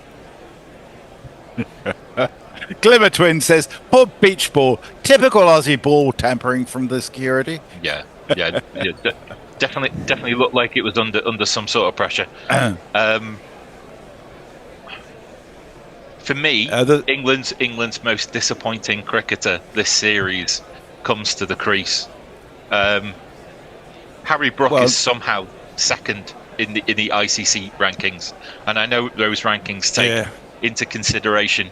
But I think from the moment that they arrived in Australia, his attitude towards batting set for me from how he approached the inter-squad game. Yeah. For me, if you're going to lose, at least look like you care. And Harry Brook, all the way through this series for me, has looked like he didn't give a shit about what was going to go on. And it's so disappointing for someone for whom we needed so much. Cam Green is going to bowl this next over. His fourth. Bethell leaves this alone outside the off stump. Yeah, I think I'd kind of seen a lot of kind of stuff in the build-up about people saying they thought Harry Brook could have like an unbelievable series, and like you kind of said, we all kind of like he's probably got the ability to do that, but yeah, he just hasn't really applied himself to do that. Well, he hasn't applied his brain to do that. That's the thing. So in the world in which I operate professionally, you know, there's an idea that you talk about, which is situational awareness. and he hasn't shown any. As this is a slower delivery from Green, or at least it gave that impression. Much fuller, bounced twice before it went through to the keeper. Bethell wanted nothing to do with it. But that's a really good point, Al, because it seems to me that runs right through McCullum's coaching. There doesn't seem to be a area of grey. It's always just be attacking, believe in yourself, and play your own game. I mean, that's oversimplification, I know, but it really is. It's dumb cricket. Feels like it. As this one is slightly wider, and Bethell has a chance to. It felt like no more of a push. Yeah. Towards point, but it's gone through a vacant point area, and fielders wide and deep, not able to pick that off, and that's gone for a relatively easy looking four, Will. Yes, yeah. Like you said, I thought maybe one or two at the most, but yeah, it's kind of just run away. And I mean, I think it might have been Usman Khawaja chasing it around the boundary. He didn't look to be the quickest fielder out there, but even so, yeah, a welcome four for Bethell, really. Absolutely. Moves to 60. Slightly shorter, more of an effort ball from Green. Bethell decides to leave it alone. 121 for 3. And actually, on the point about Brook, I even thought we'd like Smith the other day, because obviously England always talk about taking the positive option, and how obviously maybe they could have said Smith trying to attack Labuschagne would be positive, but I thought obviously surely it's more positive for Smith to be at the crease when the new ball comes rather than a new batter, that kind of thing. So it's kind of what they deem to be a positive option always doesn't end up being a positive. And there's plenty of different ways to be positive. Yeah. You know, as this is a short pitch delivery, which Bethell ducks out of, and Carey makes a mess of the ball. Must have moved some considerable distance after it's gone past the batter, and it's beat his glove, and that's going to go for 4 byes. Yeah, I think that did look like it wobbled quite a bit, to be fair. Whoa! It swung a mile after it bounced. Oh, wow.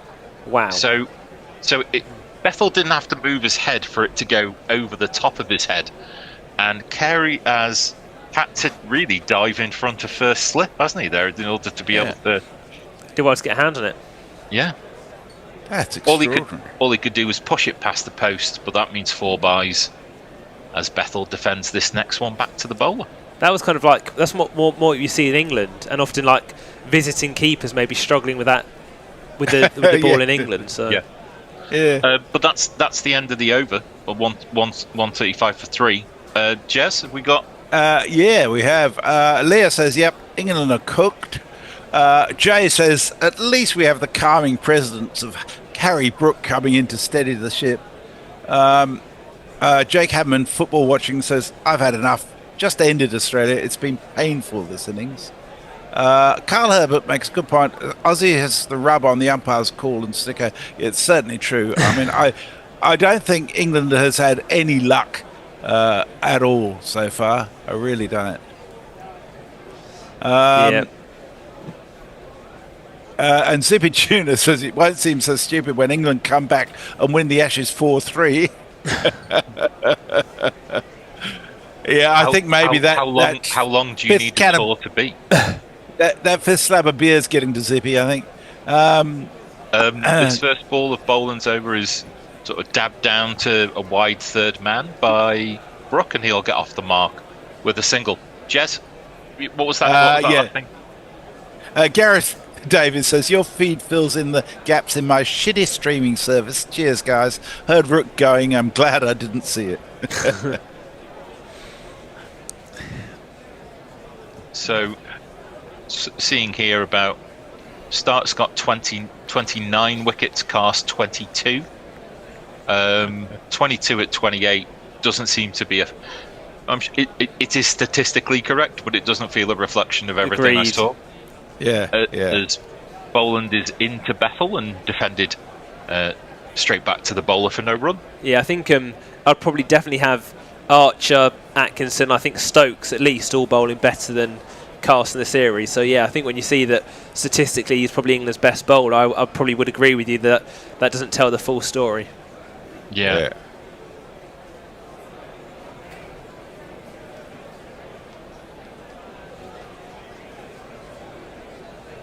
Gareth Davis, Carl Herbert says, situational awareness, Al. Come on, find a situation where that could be explained to Baz. This one onto the hip of Bethell, plays it down towards backward square leg, and that'll be a single.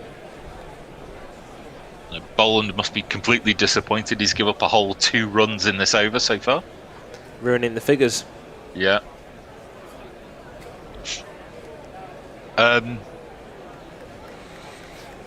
Yeah, but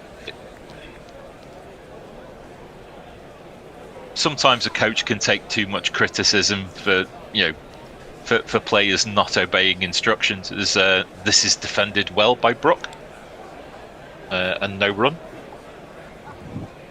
For all that you can turn around and go, you can set a team up or give individuals things to think about, but if they don't operate the plan, well, at some point it's about players and it's not about coaches.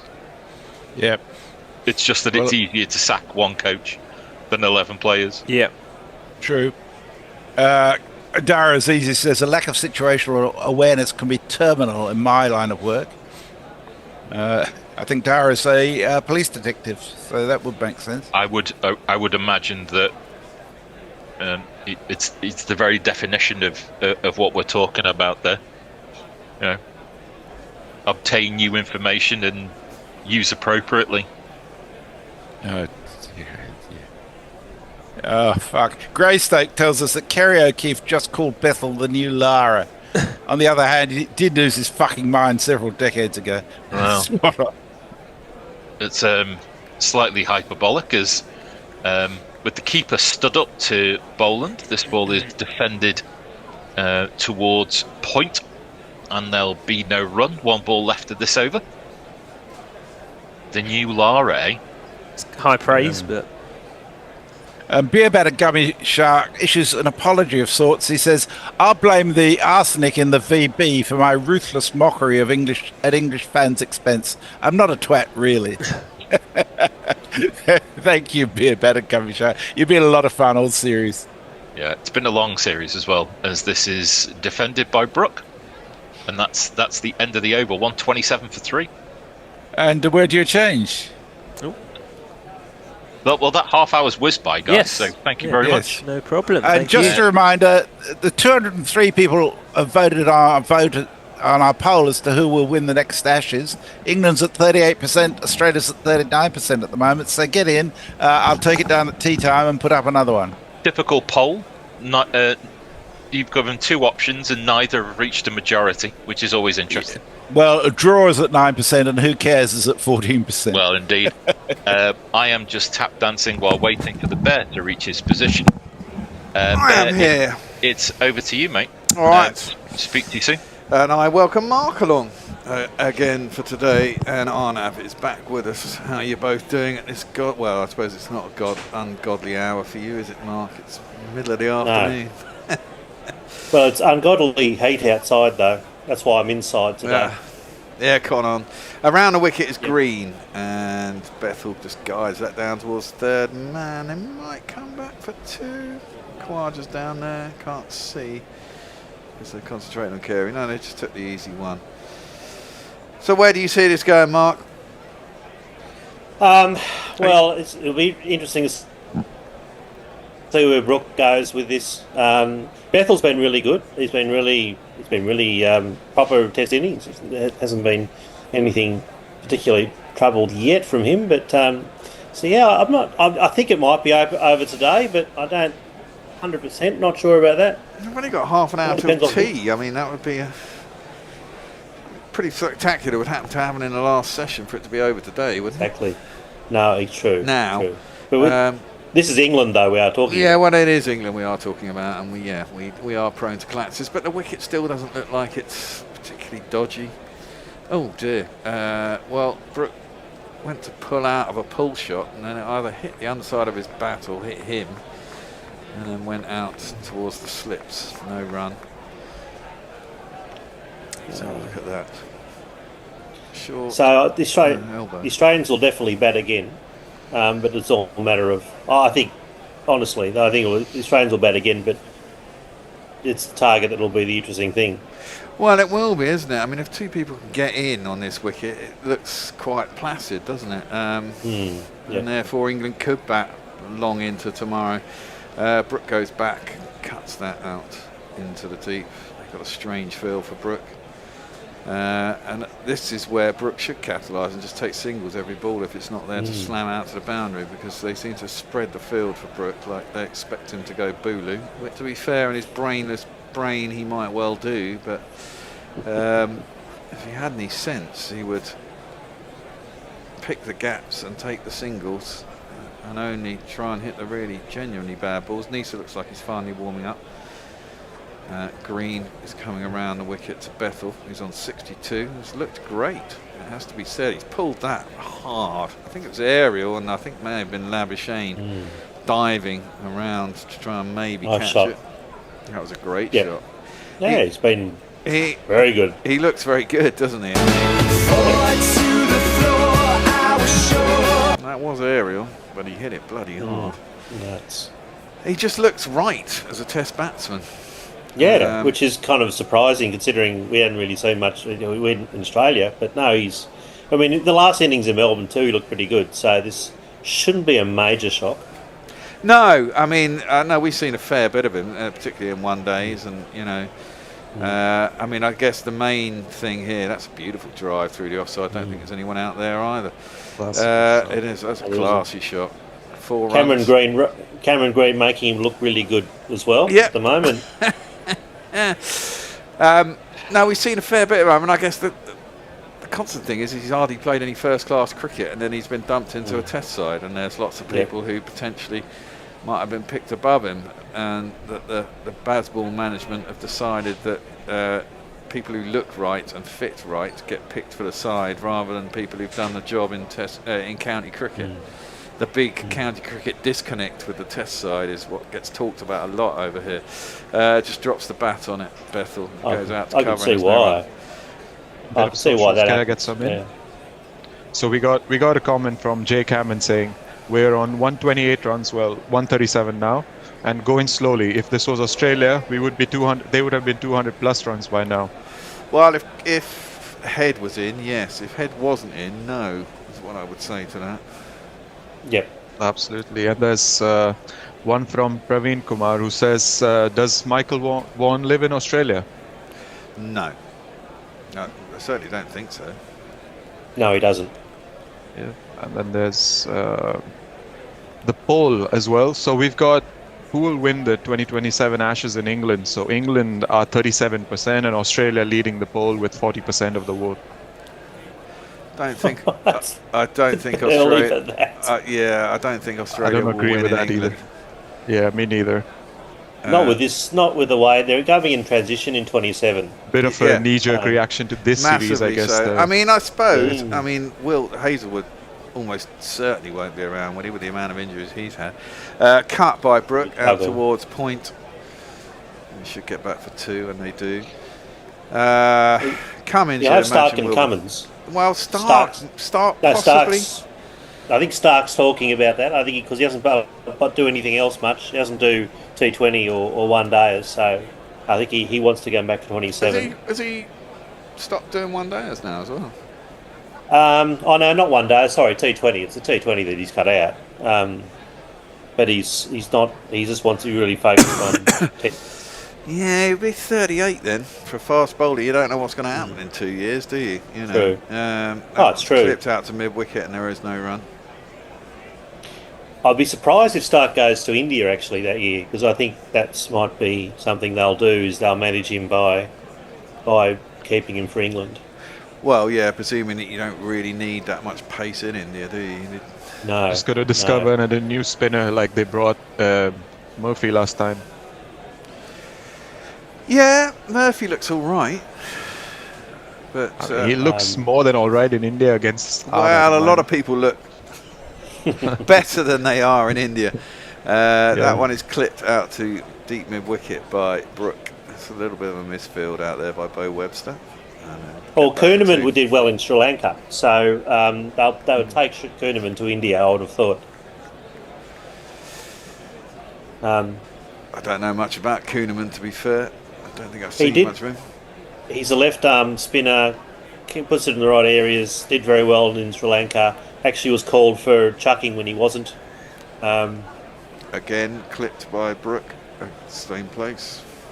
Well, he had to go to the University of Western Australia, whatever it is, the testing thing, and they said, your action's fine. But that's Kuhneman. Left arm is always handy if you got, especially go to India with a left and a right arm. Exactly.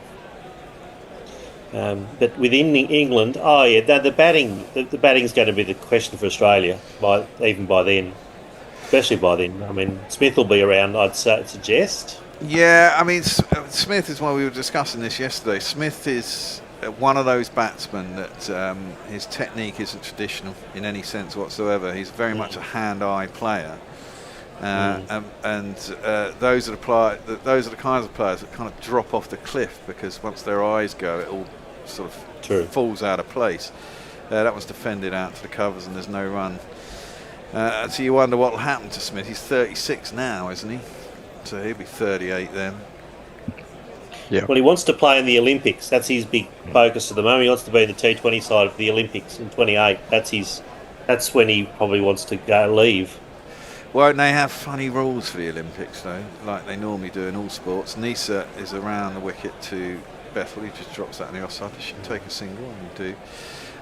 Isn't in the Olympics, like the football, you can only have two basically over 25s or 22s or whatever, and the rest of the team are basically the youngsters. I guess he could be the captain of one of those players. Yeah, I mean that's certainly the way it works for the football. It's not it's not like, especially with professional sports, it's not like you just put in the India team or the England team. Yeah, right. It won't be like that at all. It'll be. Got a couple of socials here. Cool. Yeah. Garrett says we demand a reggae jingle for Bethell. Have we got one? We got a jingle for Bethell, but it's not. I don't think it's reggae. Yeah, that's a good idea. Sounds like this.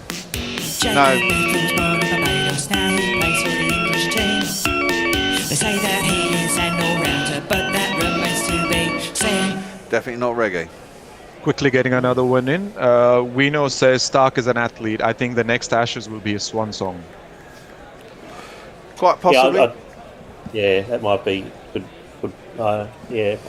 call. But I don't know if you'll see Green there. I think it's a 50-50 call with that one, because it depends if, what if he retires before? Well, if he doesn't want to, he doesn't want to, does he? That's another question of whether he's performing and stays on the side. One presumes he would be. That one's cut down to third man, and there is no run. Look, I mean, if they come to England with Cummins, who will be, 35 then, but you'd imagine he'd still be perfectly capable.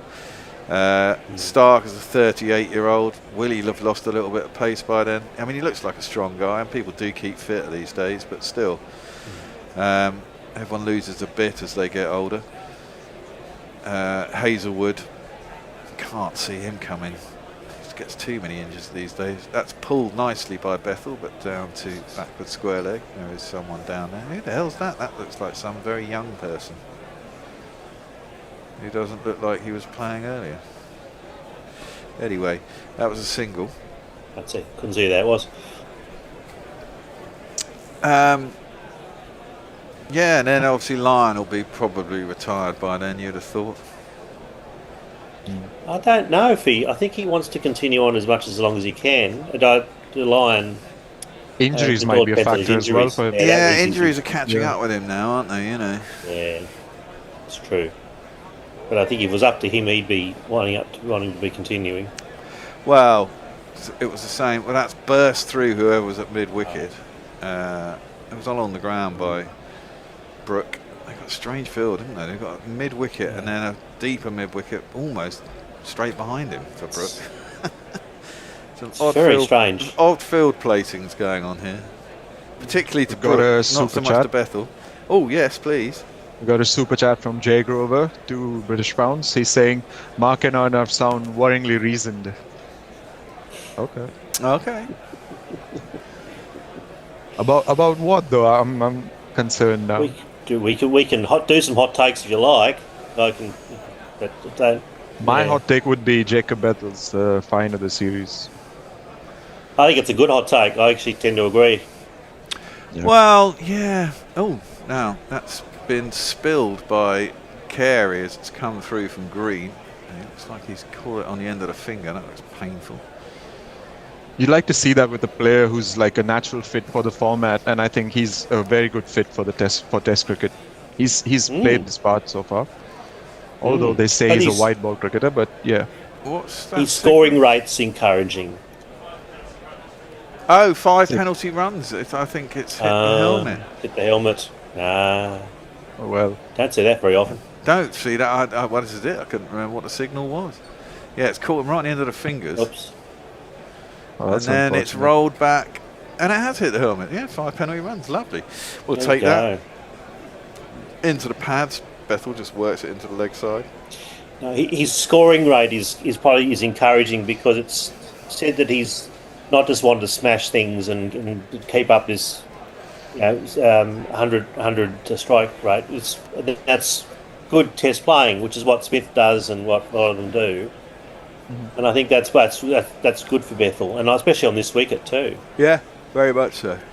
Well, also, I mean, look, Harry Brooks now finally come in, and what's the 40th over? The pitch is quite dead. The bowlers are a little bit more tired. He's looking quite good. Oh Jesus! I say that, and he goes back, and wow, yeah, he was trying to put it down a third man, I think. But it's green bowling though. Just top edge over the keeper, 4 runs. Stop with Green. Well, they've got to bowl someone. I mean, you can't bowl Stark and Boland all the time.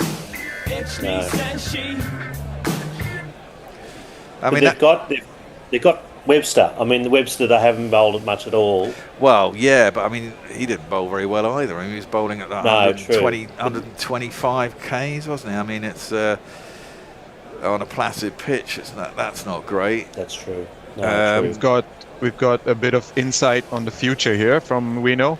Interesting to see which of the 4 under-19 pace bowlers may have developed by then. Marley Beardman, Callum Wilder, Tom Straker and Charlie Anderson. Are they Aussies? I think so, yeah. Yeah, they are. Yeah. Since we were discussing their bowling attack, I think that's probably the context. And then Spencer Johnson coming back. Lance Morris, though, I'm not much of a Lance Morris fan. So there's a few around. Yeah, but with all these things, and this is, that's defended back to the bowler. We've got 4 super chats. 4 super chats. Yeah. Nice. Okay, we got after this ball. Go for it. He's walking back to his mark. We got GC Pawnbot saying, did someone say positional awareness? We've got Glimmer Twin for 2.99 Australian dollars saying, is there 5 runs for hitting the helmet jingle? No. I can't remember the last time it happened.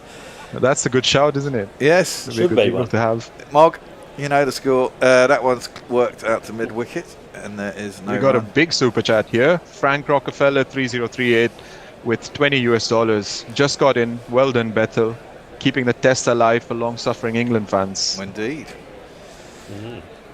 And the 4th one, Jay Grover. I also said, piss the both. Don't censor my poetry.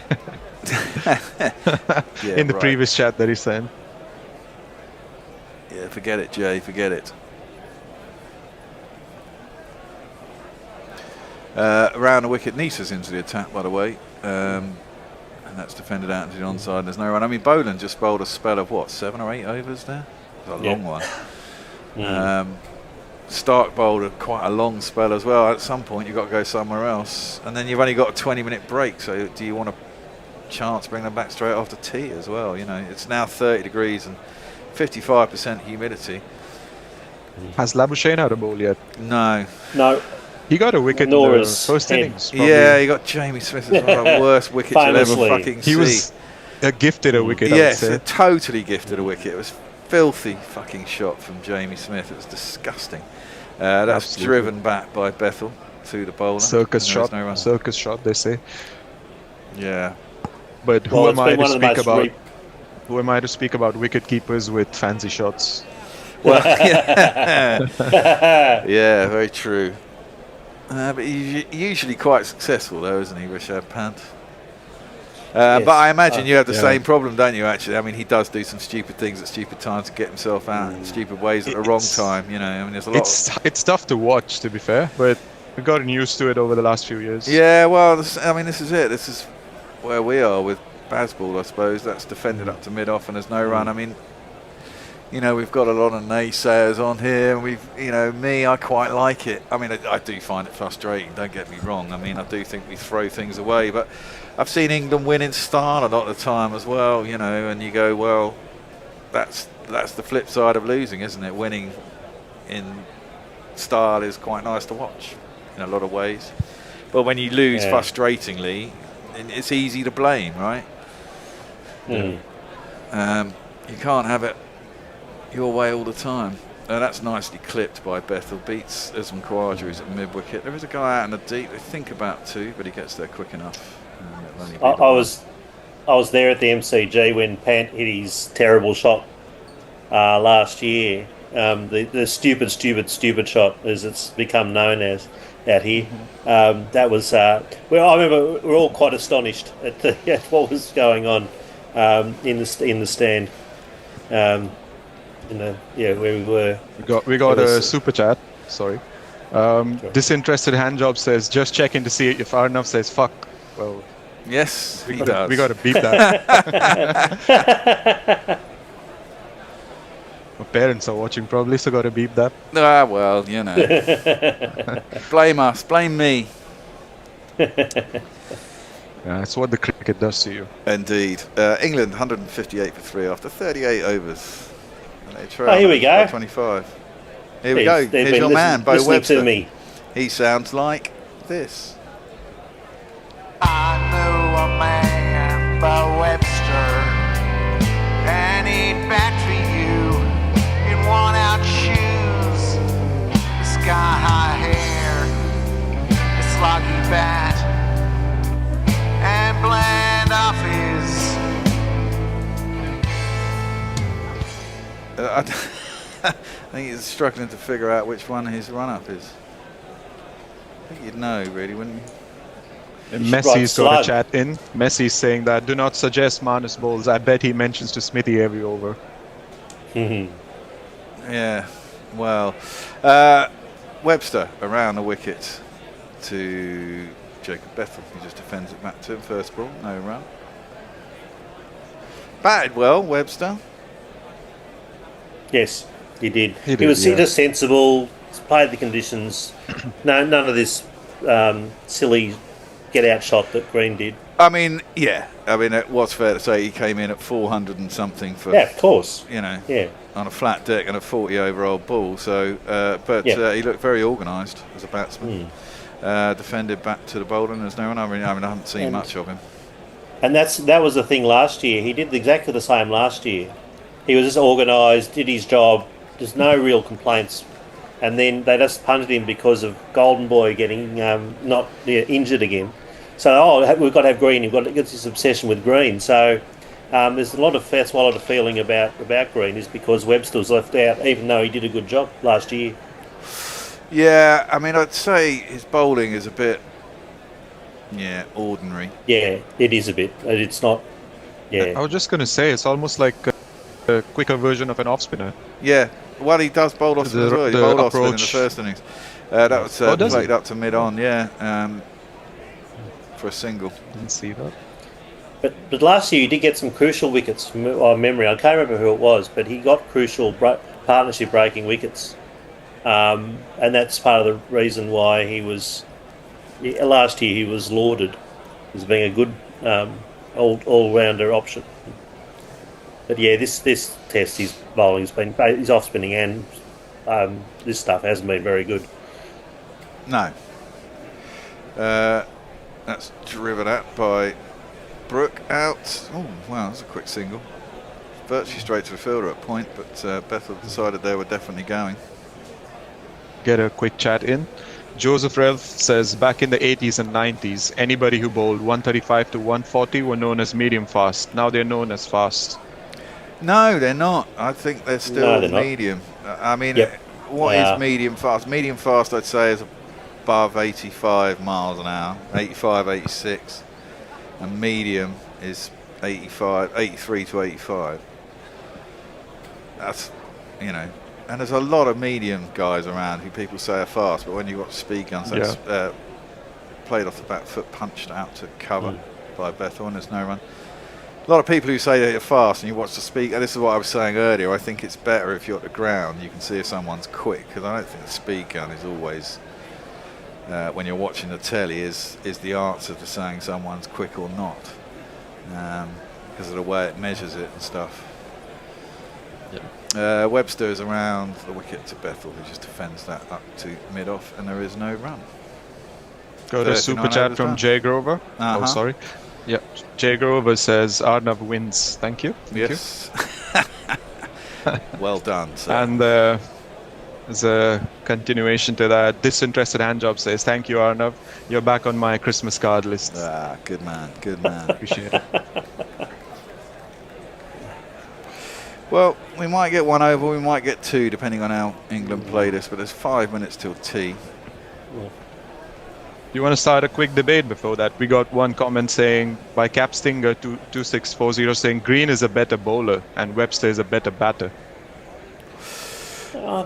That's I'm not sure, but there's it no depends debate on there this series, at least. There, this right? series. No, Yeah. but Green has shown signs. He's got some amazing centuries in really difficult conditions overseas. So, and that's part of the frustrations with Green is he's capable, but then he just gets out stupidly.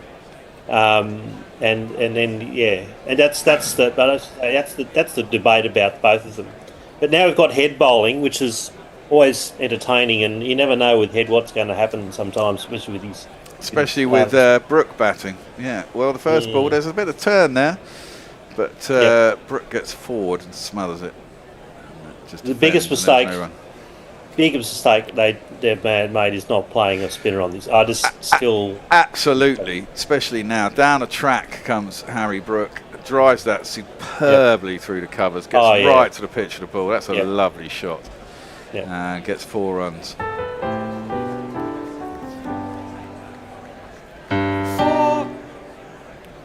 But if he gets out now before tea, I'll get very upset. But they're right. They probably should attack him. Certainly don't let him bowl to him.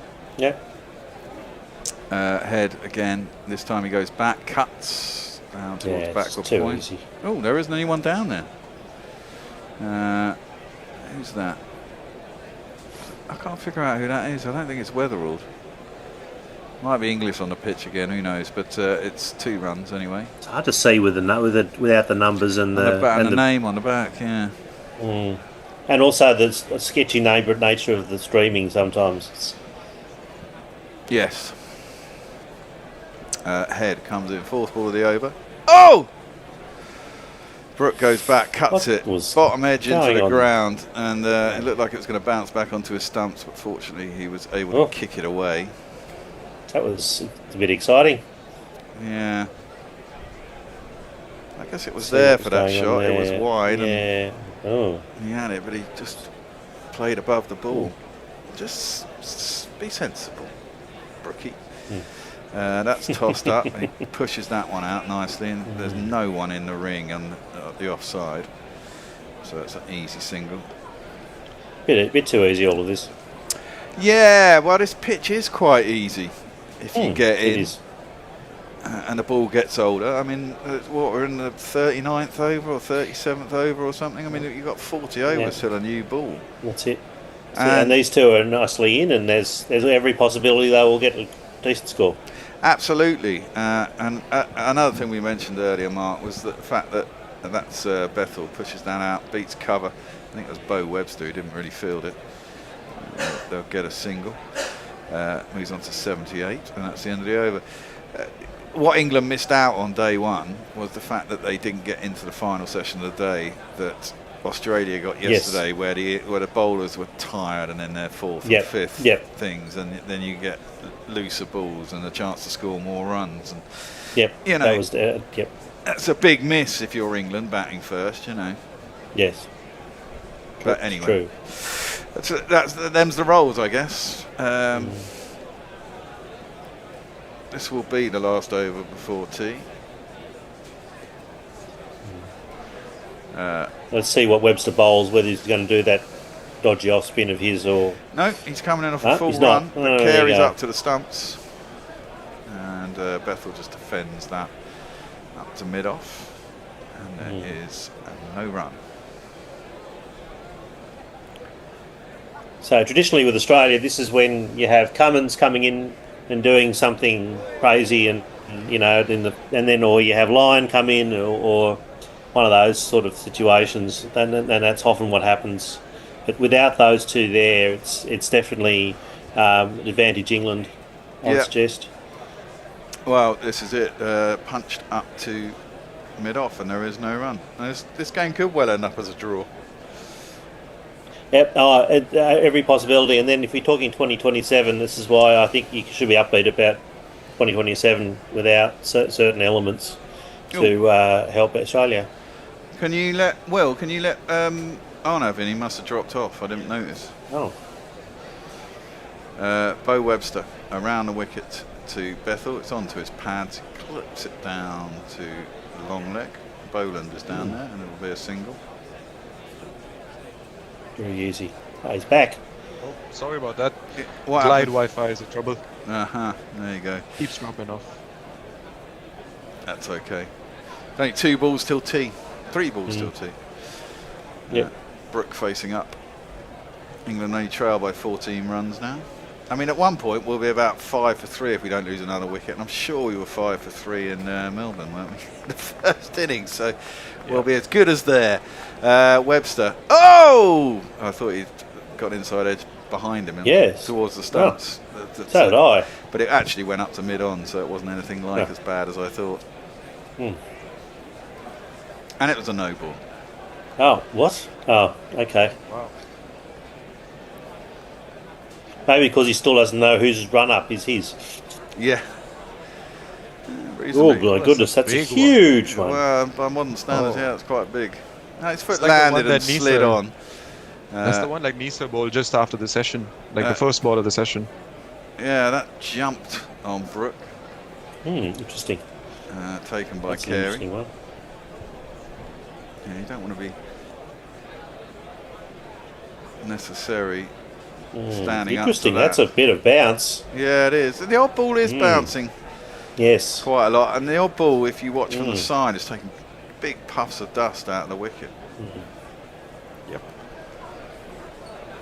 I mean, the only chance England have got of winning this, I would suggest, is something miraculous happening tomorrow afternoon in about 40 overs. That one is defended out into the offside, and there is no run. England back through till after lunch tomorrow, get a lead of 270 to 300 if they can manage to bat that long. Which would mean getting to about 440, and then somehow Australia collapsing, which I don't really see happening, but you never know. Webster on this wicket, driven hard by Brook, square of the wicket. Last ball before tea, gets himself 4 runs. Lovely shot. Nice shot. Yeah. 4. It's me, Sanshi. It's me, Sanshi. And that should be tea on day 4. England are 174 for 3. Bethell's looking great on 79. Should have been batting from the beginning of the series by the looks of things. Brooks on 24. They trail by just 9 runs now. And I see we have a little super chat, and then we'll go to a break ourselves. Yeah, we got 2 super chats actually. Jay Grover says, Arnav is now in the barely tolerating stage of guerrilla cricket juvenile behavior. Thank you, sir.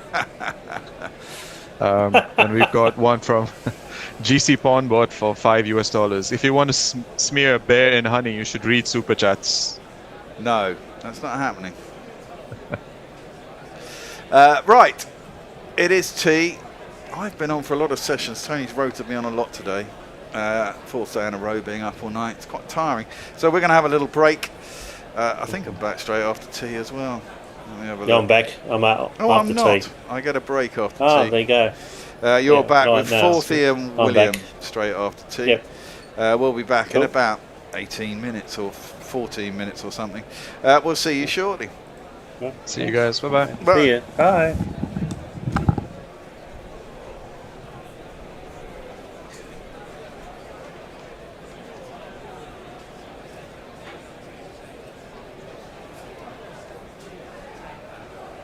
Lean into what they perceive their strength to be, and it's been working for them. They have been excellent throughout this World Cup, and this game has significant semi-final connotations. Australia currently sitting in 3rd place on the table on 10 points. Afghanistan 2 places behind them on 5th on 8 points. A win tonight by Australia will put them in. No questions, game over. It's basically whether they will take 2nd or 3rd, likely to play South Africa. An Afghanistan win changes everything. All of a sudden, New Zealand in 4th place are now a game behind and significantly under pressure. Alternatively, if Afghanistan does lose tonight, whilst they are not out mathematically, they are in a lot of trouble because currently their net run rate is quite a bit poorer than New Zealand. So even if New Zealand loses their next game, Afghanistan are going to really struggle to overtake them on a net run rate battle. So this is a must-win game for Afghanistan and a vitally important one for Australia as well, as it will book them into the semi-finals. So all to play for here at the Wankhede. And the first ball of this innings from Stark to Gurbaz. Nice little bit of in-swing here towards the bat, but Gurbaz waits on it and just guides it down nicely to 3rd man. He's off the mark with a single off the first delivery, as a wide half volley from Stark is thrashed through the covers from Ibrahim. He got every part of that, and that is the first boundary as well of the innings.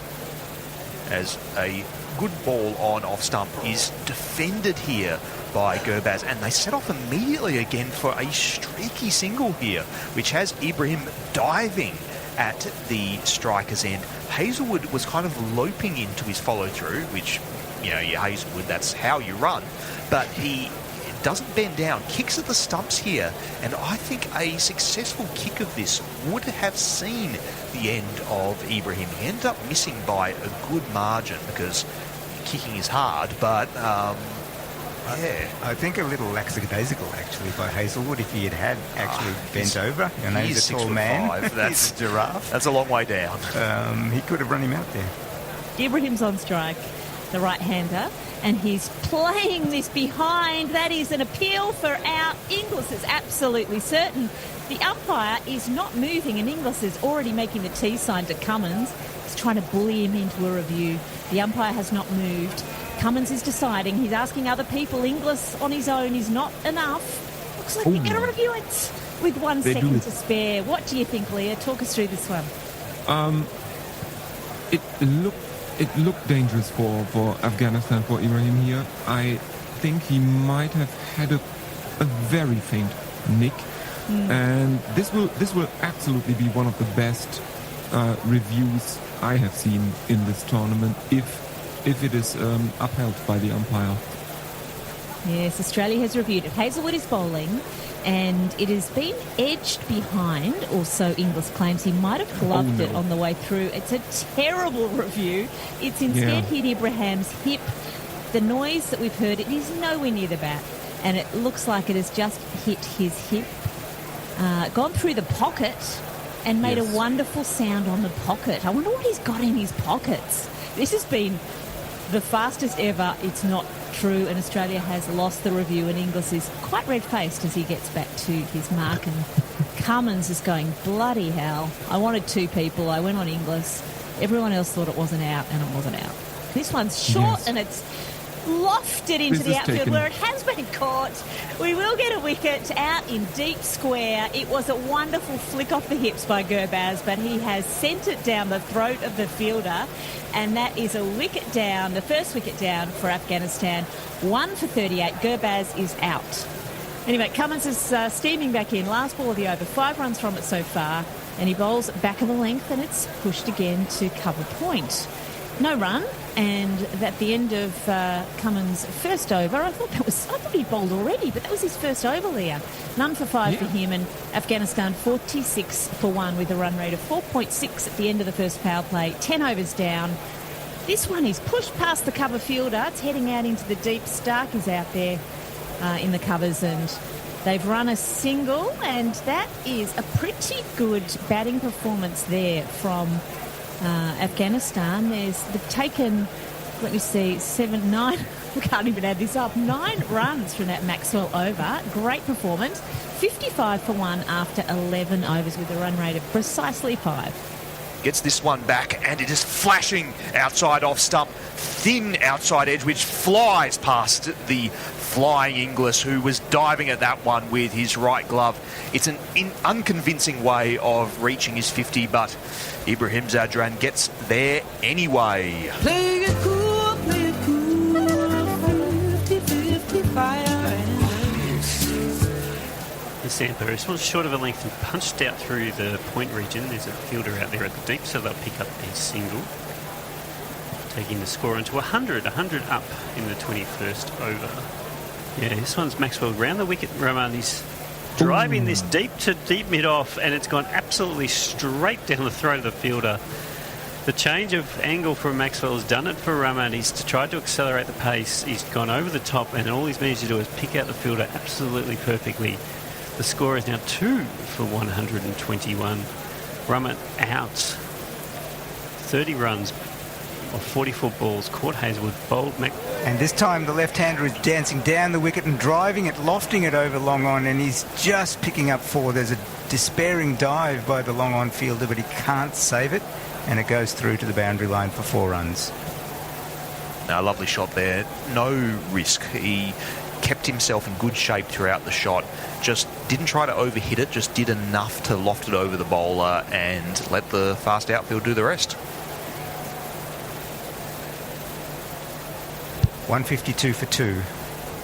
And Azmat has timed this beautifully. He has picked up a length ball outside off stump, punched this one high, hard and extremely handsome over long off for a big 6. That is a delight of a shot. And Stark has got Hashmat. He's ended his good run of form here. Hashmat decided, you know what, Stark's a bit too slow for my liking, bit too much like a spinner. Advanced down the wicket to him, and all Stark did was york him, get under the bat as Hashmat tried to get down towards him, and it has clattered into the stumps. That ends Hashmat's innings. He is out for 26, and the 3rd wicket for Afghanistan falls. Well, there might be a miscue here. Azmat has... No, I take that back. He has cued every single part of it. Azmat's gone for a big swing for this one. It's gone a long way up in the air, but he has got more than enough length on this. It's down the ground, straight over the bowler's head for a big 6. Yeah, that is a fabulous shot. It did go... He used up a lot of energy getting the vertical height on this one. It went a mile into the air. It was not a flat 6 by any stretch, and it's landed a good 10 metres over the boundary. So wonderful score there. Brings up the 200 for Afghanistan as well. Geddy's the other guy on strike, Azmat, and he's lofting the ball into the covers. It's going straight down the throat of the deep cover fielder, and that will be Azmat dismissed for 22 from 17 deliveries. Glenn Maxwell has taken the catch on the boundary, and Zampa has another wicket. Afghanistan are now 210 for 4. Ibrahim on 99 faces up to Hazelwood. Again, he's trying to push the ball into the covers. It could be a run out. No, he's made it. And he's looking to get a second run. And he's made it to 100. In fact, to 101. Ibrahim has his century with a very quick single push to cover and an overthrow. And that is a glorious 100 runs. Let's hear the jingle, Krish. 20, 30, 40, 60, 70, 80, 90, 100. Congratulations, sir. You are a centurion. So it's going to be Hazelwood. He's coming in to bowl his 9th over, and he's bowling short. And Nabi's on the pull. He's sending it way over the boundary onto the second tier, no less, for a massive 6 runs. So Nabi faces up to Hazelwood, and Hazelwood is bowling him straight through, middle stump. And that is the end of Nabi. 12 runs from 9. A nice little cameo, but not good enough. And Afghanistan fall to 233 for 5. Maxwell having another bowl here. He's bowling his 10th over. Zampa's already bowled out. And Rashid Khan says, thank you very much. I'll send that over the rope. A half-hearted attempt from Stark on the boundary. It was too tall for him to catch. And I think Rashid has faced Maxwell before, and he knows exactly where to put it. 6 runs. And this is another glorious stroke. Maxwell bowls wide outside the off stump. And Rashid steps back to the leg side, takes it on the toe end of the bat with amazing power, and he sent it over the cover boundary. That was a fantastic shot. There's not one boy for me. I must have 2 or 3. I need 4. Maxwell coming in, last ball of the over, and this time I think Rashid's playing it through his legs. It's going down to fine leg where head will come around, and they've run 2. So a very productive over there. We've had 14 runs from it, and that brings up the 250 for Afghanistan at the end of the 47th over. 250 for 5 with a run rate of 5.3. Rashid on strike. It's short, and he's taking it high with the high end of the bat, and the catch has been taken out in the covers. Stoinis is holding on to an absolute screamer, diving forward, and Stark has got him with the short ball. Rashid has been caught for 17, and that's the 6th wicket to fall for Afghanistan now. 260 for 6. They're checking the no ball. What can I say except you're welcome that I caught the ball this time. So we are due for a change at the end of this over. I'm wondering whether you wanted to continue, given that we've got 12 balls to go.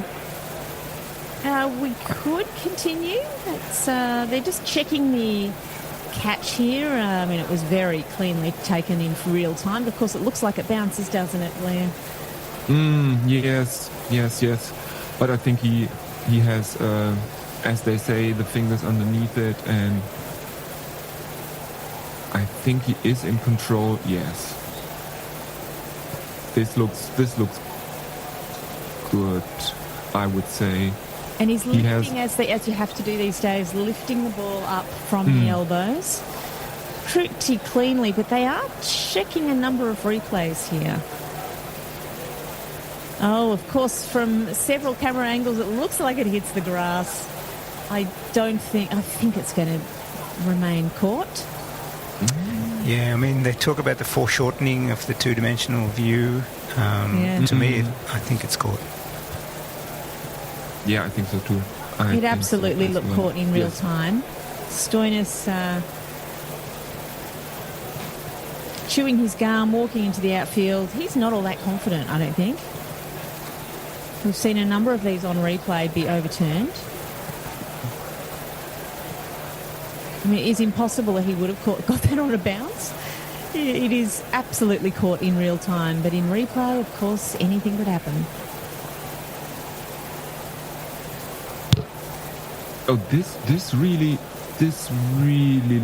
looks questionable. I think the number of replays we're seeing means that it may well be overturned. Yeah. We can see the ball on grass as he's grasping his hands around it. But It's going to come up on the big screen, and it is decision pending. Not out. Not out. Pretty controversial. Rashid is coming back. Stoinis is not surprised. He's shaking his head. We all know it was a catch. We saw it in real time. We called it in real time. But, of course, slowing it down means that it always hits the grass. And Rashid is coming back out, although we are happy about that, aren't we, Leah? Because this is going to be fireworks. Absolutely. And now that he's got a life, I think he will go absolutely berserk here. Yeah, they got a single then for that catch.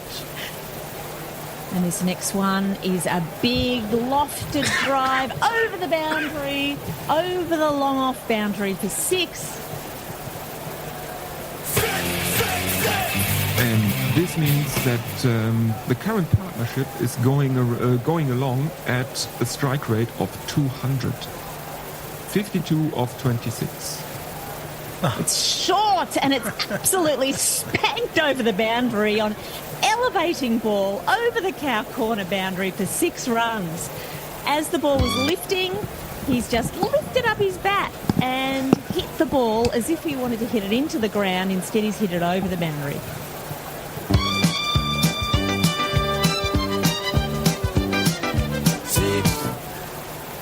I mean, that's what you would call a lightsaber shot, right, Leah? From the right absolutely. shoulder down to the left knee. 1 ball to come. It's wide outside off stump. It's going to be called... No, it's not. No. Hello there. Is that in the studio? William. Hello, William. Hello. How are you going? I'm not bad, thanks. How are you? Very good. Are we on air? Yes, we are. Hello. There's your answer. And hello, Mark. How are you going? All right. Hot. Yeah, I was going to say warm enough for you. I just stepped outside and stepped back inside quite rapidly. No, I've actually found a spot in the air-conditioned spot in the house. Very nice. So not doing the outside stuff this today.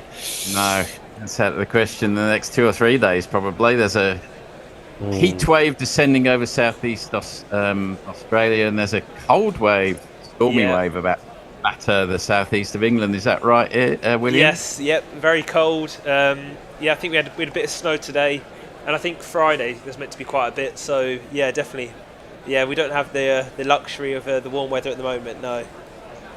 Well, it's not much good to us when you can't actually get into it. That's true. Too hot. It's 173, meanwhile. Sorry, 41 degrees, Mark. 41 degrees is not... Yes, 41 degrees is not a luxury. Yeah, that's true. That is true.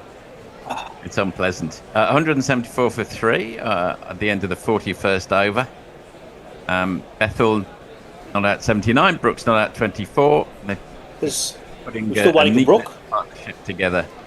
Harry Brook is finally from the pavilion. Maybe he just had an ice cream. He's a minute late. If he doesn't hurry to the wicket, he'll get timed out. That will be fun. I'd like to see maybe in the spirit of this test match, he went off to get an ice cream to delay us further.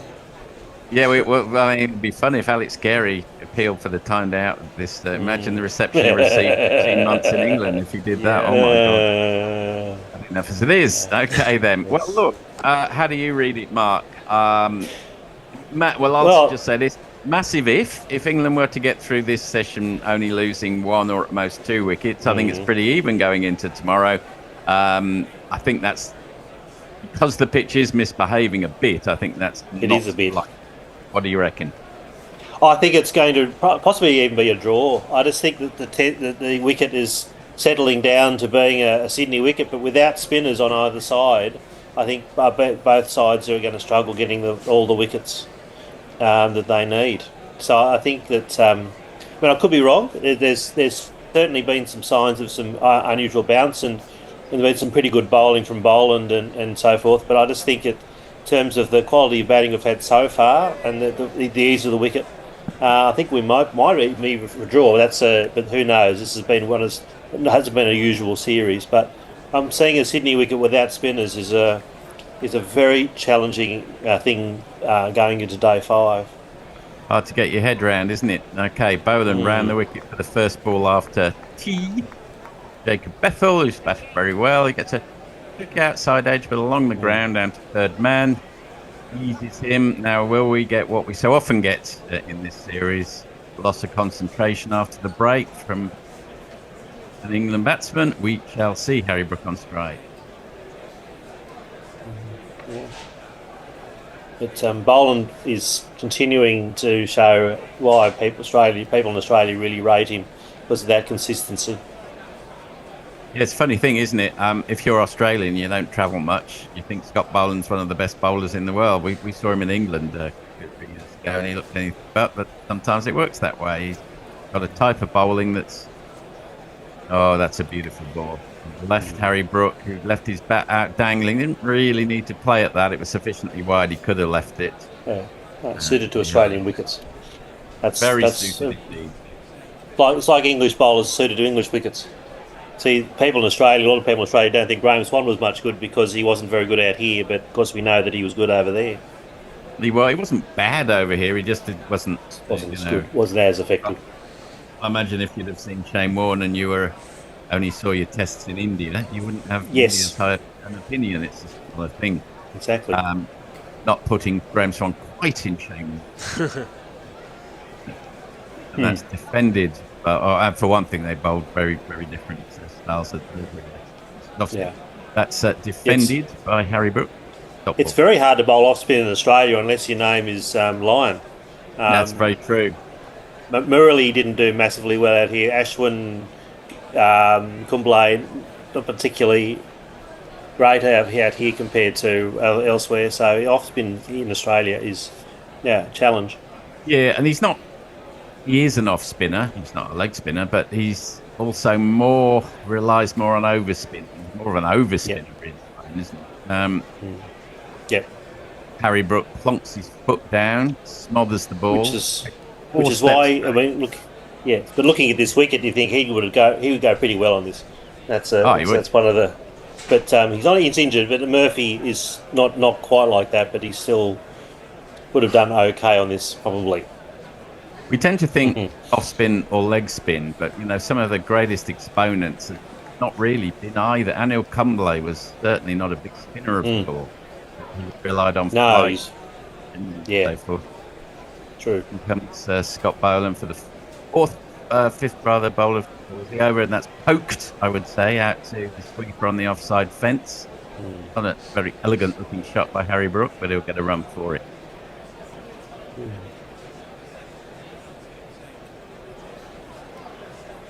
175 for 3, 176 for 3. In terms of this series, though, this is the first time that we can see something that's a test match that is teetering. It's actually it's developing. It's a long form, right. And it's Adelaide wasn't far. Not far off. That's true. But then you'd have a bit more brain fade shots.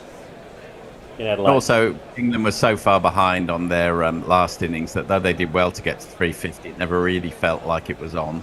And that's defended down to man at third man. That's a single, so I think Bethell will keep the strike. At the end of the 42nd over, England 7-7 for 3. William. Right, at the moment we've got mostly a debate, about the regional rivalry in Australia, talking about. Disinterested hand job is talking about the don't get them started on the north-south divide in Tasmania, and Jay Grover was asking about how serious the regional rivalry is in Australia, and then and then a slight mention here about Kumble, because obviously we're talking about the spinners and their success in Australia. I don't know what Kumble's record. I can't recall what it was in Australia, but I'm going to guess nowhere near what it was in India. But someone can always look it up if they feel so inclined. Maybe I'm guessing. Maybe I'm wrong. Plenty of rivalries in Australia. Mark's the best person to talk about that. He's been here all his life, and that's a lovely looking shot by Bethell. Slashing square. Yeah, again, stunning, beautiful shot. It's been a pleasure to watch. Now, I've actually lived in Victoria and New South Wales, so I can tell you all about the rivalry between those two states and how it goes down to railways, it goes down to education. There's a lot of differences between the states, a lot of rivalry. Universities, just sport, cricket teams, selection. It's never ending. where the years is. And they're very. It's not like one's the junior and one's the senior. They're pretty evenly matched. Yes. Cities as well. That's it's defended down the historically. ground by Bethell. He got a 4 off the first and then a single there, so he moves on very nicely to 86. Just got his first test done at the back of his mind now, you'd imagine. Sorry, Mark. Yeah, sorry, that's nearly. So in Tasmania, the same. It's north-south versus south. Even to the extent that their new Australian rules football team will have to play 4 games in Launceston and 7 games in Hobart because they have to keep the north involved. It's a historical, tension because there's not a huge amount. Hobart's a bit bigger than Launceston, but not massive differences. Comes Nisa again over the wicket to. Oh my goodness! Yes, okay. So that's okay. That's steered down by Harry Brook, wide of the man at point. He'll get a gully rather. He'll get a run. So there's not many people in Tasmania to get themselves all worked up. Oh, but they do. I saw one. I remember I was in Launceston once, and someone was telling me, "Oh no, Hobart's becoming too much like Melbourne now." So it's like too fancy now in Hobart now. It's like Launceston's. The north is all kind of industrial, or not industrial, forests and that sort of thing, and Hobart's fancy, apparently like Melbourne, according to certainly a northern Tasmanian. The shorthand for fancy tends to be smashed avo and lattes, isn't it? Yes. That's a lovely looking shot again by Jacob Bethell, but straight to the man at backward point. And Hobart's fancy modern art museum, which is called Mona, which is very famous for being quite outrageous and interesting, and that's all. It's very avant-garde. Yeah, I've been to that. I'm open to avant-garde. So am I. I love it. I love Mona, but it's very Hobart and Launceston. It wasn't. We didn't quite do it for me. My friend, she really loved it. Defended off the back foot by Harry Brook, but squirts out off a thick outside edge, wide of the man at gully. Down to third man. They come through for a single. He moves on to 28.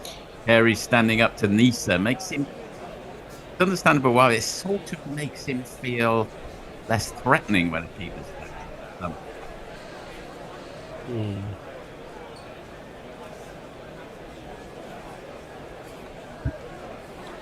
One ball will be over to go. Harry Brook, come on, mate. Don't do anything stupid. 28 off 28. Not misbehaving too badly. This is his. He's been pretty solid, Brook. He hasn't done anything particularly concerning for the English. Sorry. But it makes you think. If they played like this earlier. I mean, I know people talk about the wicket in Perth, but you go, well, but if they played a little bit more circumspect at more time, more often, then we would have seen a series that would have been closer, perhaps. I mean, I'm of course supposing here, but I just look at this. I go, this is Brook. This is what you're hoping for from at least an Australian perspective. You go, well, this is what we'd hear about Brook, is that he could. We know he can smash things, but it's been quite good this innings. Bearing the disappointment for all of us, we thought it was going to be a much closer series in the first 3 tests that it turned out to be, and I think just everyone was hoping for a really tight series, such that we haven't had in Australia. And that's poked out on the offside, and there's some very smart work in the covers, a shy at the stumps, and the ricochet. Oh, wow! Going to go all the way to the fence. Labuschagne. Sharp work, but it's actually in his undoing, because that'll be 4. Marla's getting excited. Just quickly, we've had a bit more talk. Well, a lot more talk actually about the rivalries in Australia. We've had mentioning of the fact, about, as you said, about Tasmania, and about the reason why there's no main sports team. People are attributing that to rivalry. Then we've had mentioning about Hobart being too like Melbourne, and people refuting that. And then we've had obviously people getting a bit excited about the England lead, and then just finally, Cringy Cook 9597. A declaration from England would be a massive step to victory. Yes, it would. Yeah. Maybe this time tomorrow, if they've still got if they're 5 there. Yeah. That was something we slightly skipped over. England do indeed now lead by 7 runs, and all you missed there was a play and a miss by Jacob Bethell, who's moved into the 90s. There's certainly no. So I'm not. I wasn't saying I think that Hobart's so much like Melbourne. Yeah. I wasn't saying that at all. It was someone, a baby boomer who lived in Launceston who was very fiercely proud of northern Tasmania. I mean, I love both. I love going to both because it's cool. It's cooler than Melbourne, and if you can, it's got fantastic things going. And Hobart's it is a stunning place to do a lot of things. It's a very cultural town, but also just not beautifully stunning visually. So, but yeah, it's interesting that the rivalry thing always amuses me. So, especially considering, as I say, growing up in Sydney and then now moving into Melbourne, and I'm still the Sydney person, even though I've lived here 6 years. Defended by Bethell, dot ball, and now Boland's in again. And this is actually my screen. Just I'll go off the TV for a second. Oh yeah, just nurdled off his hips, and he'll come through for a single. Yeah, so we had a lovely holiday in Tasmania.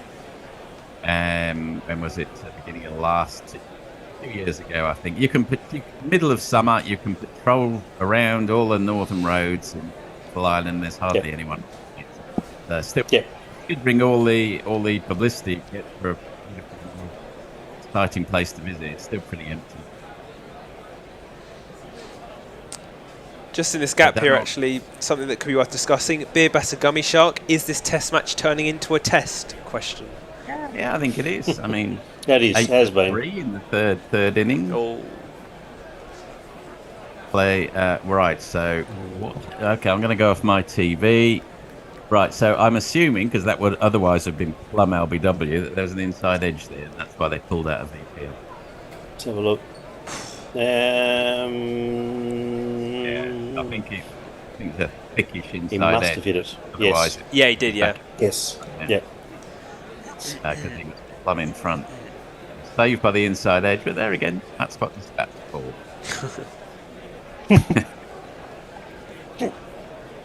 Oh, it's fine when you have like the commentary muted down. I thought that I didn't initially see or hear the inside edge, so I was like, "Oh, that looks very good." And then obviously I could tell by the appeal. But even with things like when the ball goes past the outside edge, because we don't obviously have the noise of the commentary, I don't actually know if they've nicked it half the time. I know it's tricky to read. Who'd be an umpire as well? Down the wicket comes Harry Brook, and Flamingos it over mid on. I mean, it's 4 runs. Yes, but you'll see if Williams got his jingle fingers going. Oh, yep. Where are we? Boundaries. Go this one. The number of the day. Who could ask for more? The number of the day is 4.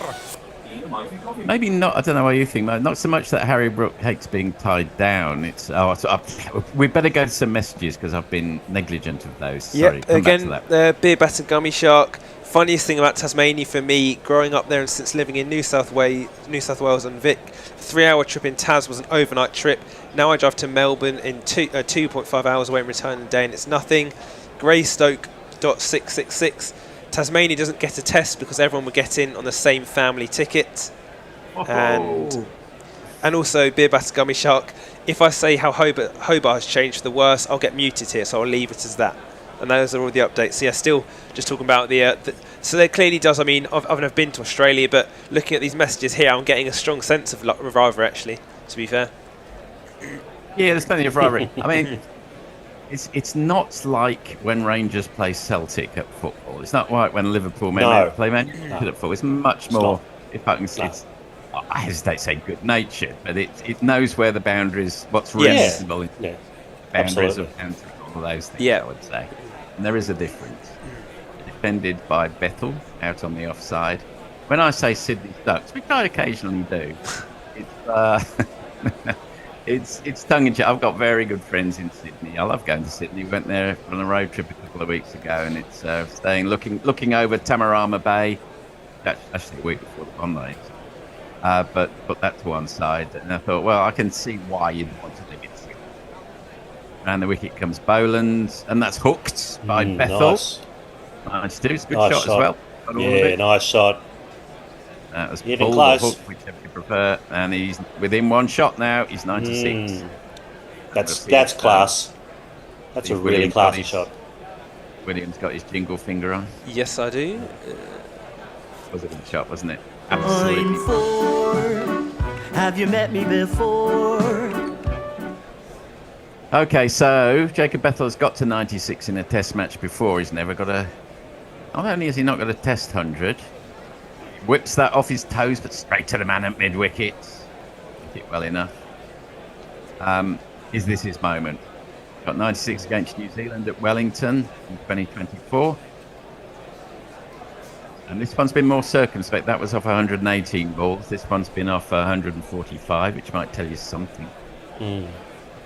Well, it means he's looked at the wicket and understood the nature of it, which is proper Test cricket. Round the wicket comes Nisa. Onto the back foot goes Bethell.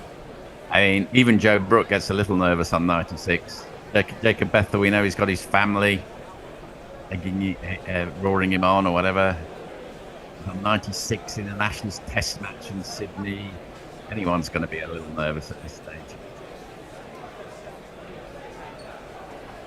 199 for 3. England have pulled into the lead, so turning today into a decent contest now. And the wicket comes Nisa. Oh my goodness. Big appeal, massive appeal. Nisa's convinced, Carey's convinced. They're wondering about going upstairs. I don't know how you read that one, Mark. No, it was, I think, the streaming, it looked like it was outside the line. Too high, says Steve Smith. Yeah, I don't think that one was out. DRS, 2 seconds on the DRS. DRS has gone to 0. Too late. Yeah, no. Well, that's one of the issues, is the too high. Here we go. Here we go. Not outside the line at all. My streaming's terrible. Yeah, the height. The height. Makes a fool out of all of us. That's the end of the over, so I'll pop across to William. Yep, we've had a lot of love here for Bethell and a super chat from Jay, so I'll get a jingle for that. Where's that one? And also just kind of, like I said, back to Bethell, we've got Glimmer Twin, I like Bethell, Kiriak OZ, Bethell equalled his highest score, and Matthew Plummer 8138. I said earlier, thought Bethell would make a good score. Happy to pop back in, and he's approaching a century. And that damn double C, could Jacob Bethell be the first Englishman to make a century with frosted tips in his hair? Good question. Oh no, KP made centuries. Surely KP. KP made centuries. Come on. He had frosted tips. He had Mohicans. That's guided down by Harry Brook for a single. That's the 200 up for England. Little milestone. They lead by 17 with just 3 wickets down. And, much more of this. And we'll be wondering what will happen tomorrow. Well, we already are.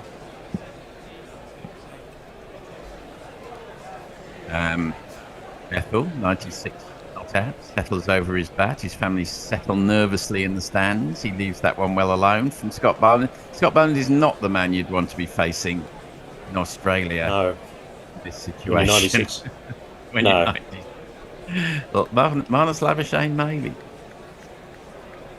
Well, Cameron Green, the way he's been bowling today. Cameron Green, yes. Although Cameron Green occasionally has got one to lift just short of a length of the neck. Oh dear, poor old Harry Bethell's dad, Jacob Bethell's dad. He's doing some deep breathing exercises up in the stands. I assume. I don't know. Why would we keep? Looks like him, so I think it's a fairly safe assumption. You've got to have the cameras ready. Boland in again, tempting him outside off stump. Jacob Bethell's not to be tempted. Certainly testing him. I'm just trying to remember how he got out on 96 against New Zealand. I'm trying to remember if it was I feel like he might have chased a wide one or a bit of a rash shot edging through to the keeper. So I'm just trying to see if he's kind of got form for getting out nervously before. But he always seems quite calm. So he does seem calm on this occasion. He's not chasing, not trying to make shots out of things that aren't there. So doesn't have to get it in one shot either. Nice looking defensive. Hopefully Harry Brook's calming him down at the other end. Don't worry about it. Don't know whether he's the ideal partner for this situation. No, I was thinking that. No, calming someone down.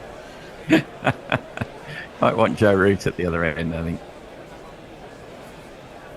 Scott Boland, all the expertise of bowling. He may not have that many tests under his belt, but he can certainly bowl on an Australian track. He's coming in there. Jacob Bethell now, very high back lift as ever. Oh, he has to be generous, he swung his bat inside the line. Not being generous, he had a little But that shows you the difference between him and Ducket. If you're thinking about a straight comparison. So Ducket would have got out to that. I think that's probably true. Ben Ducket needs to really look at his technique. Absolutely. He can't get past 50 the way to play at the moment, in my opinion. I mean, Bear's a bit more forgiving of him if he's coming at all sorts of something. You don't not get a 50 in Kennedy if everything's in order. Right, last ball of the over. Bethell. He's a nice defensive steer wide of the man at gully. He'll keep the strike, which is probably a good thing for him. He doesn't want to be cogitating at the other end. Yes. No, and the score's on to 2-1 for 3 at the end of the 40. Facing Nessa at the other end, maybe that's maybe slightly easier. Maybe slightly easier. William, Yep, we've had Glimmer Twin, Get the Reggae Cranking Boys, Barbados is in the house. Then Kiriak OZ saying, but Bethel's highest ever score now, which, we know that's true as well. And Greystoke 666 has asked for a poll on the most egregious cricket player in recent times. KP and Warner must be included. And Glimmer Twin, I'd hate to play poker against Bethel's old man. He does look quite calm, doesn't he? Yeah. And also, we just had from Geronimus Bosch 2076. So what would be a good score here? Get 250 and declare will be the dream, would it? Yeah, it would, yeah.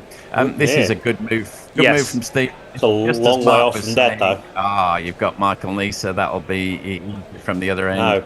So this is Smith going, right, mate, get your century this way. Get against Stark. Into view. But Mitchell Stark, who is far and away the best bowler in this series on either side. And he comes... Jacob Bethell facing. This is why it's called Test cricket. It's the way on the offside, gets a single. That might not be the worst result. I was actually half wondering if they might, I don't know, just bring on like a spinner for an over or something, or like someone like Travis Head to see if they can maybe tempt him. But they've gone, I guess, for the option of bring on the best bowlers to try and, I suppose, get him to try and force something off of Stark. I think that's a better strategy against Bethell. Against Smith, who knows? Bring on Labuschagne. Labuschagne, yes. Well, I remember in 2005 when Michael Vaughan said the most difficult bowling base ball series was against Ricky Ponting. Because obviously he got to get out. He actually did get out. The Ricky Ponting was interesting. Some of the partnership breakers he used to do. That was a... Steered down for a single by Harry Brook. That'll bring Bethell back on strike on 98. I think you get even like in like league cricket or Sunday friendlies, you get like the bowlers who come on and you're like, I can't get out to this. Like, I don't know if you get like the 90-year-old man or something like that, and you're like, I can't get out to this, and then invariably you end up getting out to it because you're so scared of getting out to it. The lob bowler, whatever it might be. Yes. Okay, big moment. 98. Jacob Bethell. Family in the stands, got a Test century before. I stand to be corrected. I'm not sure he's even got a first-class century. He hasn't. No, he hasn't. There we are. First-class century of any type. When the match is about flicked off his legs, down to long leg. Will it be one? Will it be two? It'll be one. For 99. Still looks quite calm. Quite calm, yeah. Just play every ball on its merits, as they say. Etc. Calmness of youth. Easier said than done. He's too young to get scared, maybe. Who knows? Because it's... Sometimes that happens. Is he? 22, 23, somewhere around there? I think he's 21, I think younger than that. I'll be interested to see his dad's celebration, because he was quite reserved for the half century. He didn't even stand up, so you think he'd be a bit... I don't know. Will he stand up for his son's... I would hope so.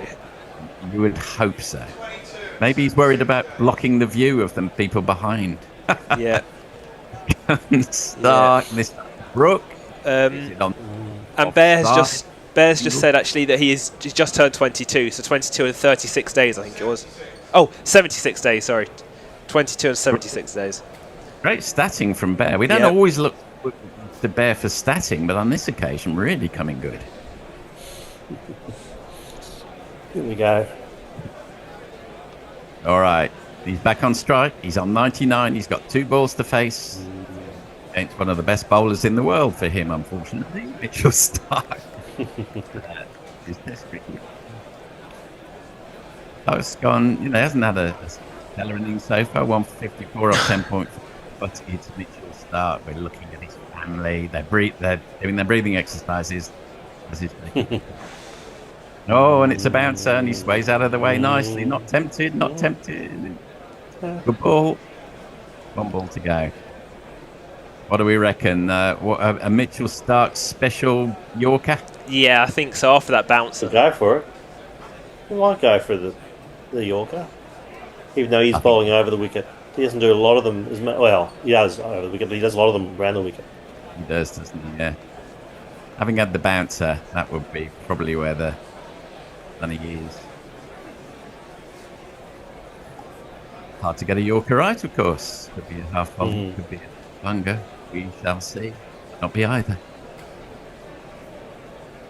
Queuing hard, understandably. Bethell on 99, and it's another bouncer. And it keeps him down there, keeps him on 99, the end of the 47th over, 205. What have we got here? So we've got Beer Butter Gummy Sharks that bring Marnus on. Greystoke, Starc has looked mostly harmless this innings. Kyriakos asking for a bit of chin music. I think that was with Bethell on 99. And Messi said, I do just want to remind England supporters of the fact that Madam Hope has a contractual obligation to put in an appearance or 2 during each test. So true. Now, do we want to have a change round? I think Bears, time for a change. I think I'm still on, but Thanks. I'm moving to it. Go. Yeah. I'll just keep speaking for a minute or so while we hand over. Thanks very much, Mark. We've got Mayak coming in. Thank you. Take up the stride. Thank you, guys, and I'll see you in half an hour. Bye for now. You're on ball by ball? Yeah. Yes. Cool. And the first ball of the next over ball by Boland is through to the keeper, left alone by Brook, and there is no run. He's got 35 off 34 and looked pretty untroubled, hasn't he? He has, probably the kiss of death, so I better touch the table. All right, Mike, how are you, mate? Good morning. How are you guys? I'm okay. Not too bad. How are you feeling now? Do you think this is a draw, England win? What's going on? Most likely. Well, I mean, it's at this point, with these 2 batting like this, you'd say a draw could be on the cards. Yeah. I'm not sure we have the attack to take 10 wickets, to be honest. No, but I think there's a little bit of turn in the wicket. Could be quite interesting. If you can cause a bit of chaos in the Australian ranks, but the question is, can you? I think it's a very placid pitch, Mike. That's what I was saying. That was just, what I would have said too. It just seems too benign. Yeah. A world-class spinner, and I think Australia are definitely missing that, aren't they? Brook just drops that into the offside. They think about a run, but it's not there. But again, although having said that, we are only 22 runs ahead, a rash of wickets, some stupidity in England may be all out for another 120 runs. Australia win by landslide, don't they? Because that'll probably take us to halfway to lunch tomorrow if we're lucky, and they'll have 2.5 sessions to get 120 runs, and you'd imagine they'll knock them off pretty quick. It all relies on England batting out tonight. Yep. With maybe the loss of only 1 more wicket, batting at least tomorrow morning until lunch. And then there's a possible game on there, isn't there? Yeah. Boland pulls out of his run up and there's no run. I think we need to kind of give Australia a sniff, or almost like dangle the carrot. I don't think we're going to bowl them out. I mean, obviously we probably don't have time to get that much, I suppose, an unassailable total. But I'm not sure we'd be able to get them out unless they're kind of looking to go for the runs. If they bat tonight, for example, what have we got? We've got 2.5 hours in this session, essentially, because of the extra half hour. That's full. Inside half of the bat by Brook. Doesn't quite beat mid-wicket, but it will get through for a single. And who's that? Nisa. I think he's scraped his elbow. So say England bat for another 2 hours tonight, and these 2 are there for the majority of it. I think get another 150 runs. Yeah, I was thinking, pretty. So then we're coming out at 170 ahead. with 2.5 hours again in the morning. If you do another sort of similar again, you're at 300 by lunch. Yeah, exactly. Yeah. 2 sessions, 60 overs to get 300. That's a good carrot. Yep. Well, Travis Head especially. Oh, well, exactly. With Travis Head at the top of the order, definitely it's a carrot. And if you get him early and get into them, I mean, there is life with a new ball, but it does tend to die after about 15 overs. Boland around the wicket to Jacob Bethell, just defends that back to the bowler, and there is no run. Just wants to squirt this wide into a space, doesn't he? Take a single and get it over and done with. Yeah. Nothing flashy here. Yes, yeah, he'll be very nervous right now. Well, I'd imagine so. Yeah.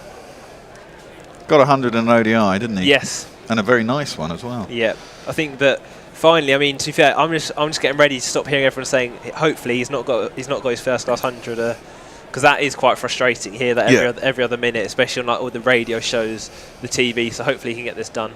Absolutely. Well, he's facing up. Boland is around the wicket. He just knocks that again down up towards mid-on. No run. Interestingly, in the background, in the noise that we have playing, the guy who says, "Come on, get him out," came on. So, true. Which one's his dad? The guy in the flowery shirt? Yep. Yeah. Right, okay. I did see him take quite a large breath, I think, in the last over. He did look quite nervous. He does look quite nervous. Yeah. Is that his whole family, extended brothers, sisters? I think by the way the lady was clapping the 50, I kind of gathered it was his mum. I don't know that, and she's sitting next to his dad. So the young kid behind, is that his little brother or something? I don't know. Looks about 16. Boland around the wicket. Bethell just works it into the leg side, but can't get the angle on it to get it down towards square, which would have been an easy single. Instead, hits it to Labuschagne as at mid wicket. I wonder when was the last time that somebody scored a Test match 100 before a first class 100. Good question. That would be a good one if anyone knows the answer to that. Oh, I don't know. Right. Some messages here. So Disinterested Hand Job just says A up Mayank. Finlay Bhutia says Bethell batted with the flow that Test batting demands, something which English top 3 haven't done for ages. Rick My Fraps, he has a question. If Australia will bat, but will Usman open? That was something I was thinking about too. I feel like they might give him. There might be a thing. They might give him open. I guess it depends how much they're chasing, doesn't it? I mean, if you think it was a small total, they That's might what I said do. to you this morning. Yeah, I was you were like, saying that this morning. But I think that if it's 250, 300, they'll go with the batting order they had in the first inning. I think if it's under 150, they might just let him open. Yeah. But I think he's a busted flush. He didn't get many runs in the first innings, even on a placid wicket. Oh, dear. Brook goes back, looking to uppercut that, I think, over the slips. Was he no run. Would he get a guard of honour? Is he kind of that status, do you reckon? I imagine. Well, he didn't. I don't know. Would he? I'm not sure. I think he would. Because he is a big name in Australia, so we might give it to him. Yeah, but it's up to us to give him the guard of honour, isn't it? Because we'll be in the field. Yeah, but you'd be kind of a dick move if you didn't. It would be in the papers. Did they give a guard of honour to? I can't remember when did Jimmy retired. He got guard of honour from whoever we were playing against too. I can't even remember. West Indies. West Indies. Yeah. Well, Broad got one, didn't he? So in the Ashes. Yeah. No, in that case, you'd have to give Khawaja one, I suppose. Stark around the wicket. And Brook defends, and there is no run. These are the two bowlers that you need to play out if you're England, to be fair. Boland and Stark have been... I mean, we've lost wickets to others, but these are the guys that look like they get you out rather than getting yourself out. Well, like we've kind of been saying earlier, this is the session where you kind of make hay. So if we can kind of see off Stark and maybe get them to bowl Webster, bowl Head, then, you kind of think that's where the runs will hopefully come. Exactly. Hottest time of the day. Tired. It's humid. It's hot. Stark is around the wicket. Bowling to Harry Brook, who gets right behind that and defends it. There is no run. Part of me wants this Test match to end quickly. Ideally, I wanted it to end today. It's just been such a long winter. But at the same time, there is no more Test cricket until March. You'll have 2 Test matches between Bangladesh and Pakistan. And then in May, finally, we'll get some more Test matches with Ireland, New Zealand, and then England, New Zealand. So this is pretty much it. This is the last hurrah, and then after that, it's just T20. Shitty T20. At least the T20 has a World Cup. I don't mind World Cups. Yeah, but I'm in the US, so the timings for these matches are horrific. They'll be even worse. These are perfect. 6:30 p.m. starts. Oh, right, okay. That's 4 a.m. starts in India. Oh, Stark into Brook. Again, he tries to uppercut.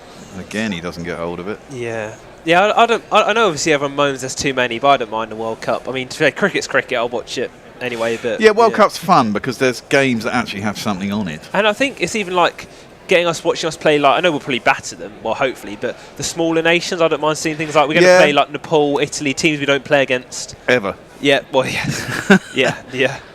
I don't think we've ever played Nepal. Yep, no, not that I can Certainly haven't recall. played Italy. Yeah. We've been trying to look at it. There's 2 or 3 games a day. We were looking at the lineups yesterday, weren't we? And yeah, there's what 3 are- games every day. There's going to be a morning, afternoon, evening game. Exactly, that's down the leg side, and Brook has nothing to do with it. No run. We won't do. We're going to try and avoid, obviously, the early games unless England are playing, because no one wants to get up at fucking 4:30 in the morning.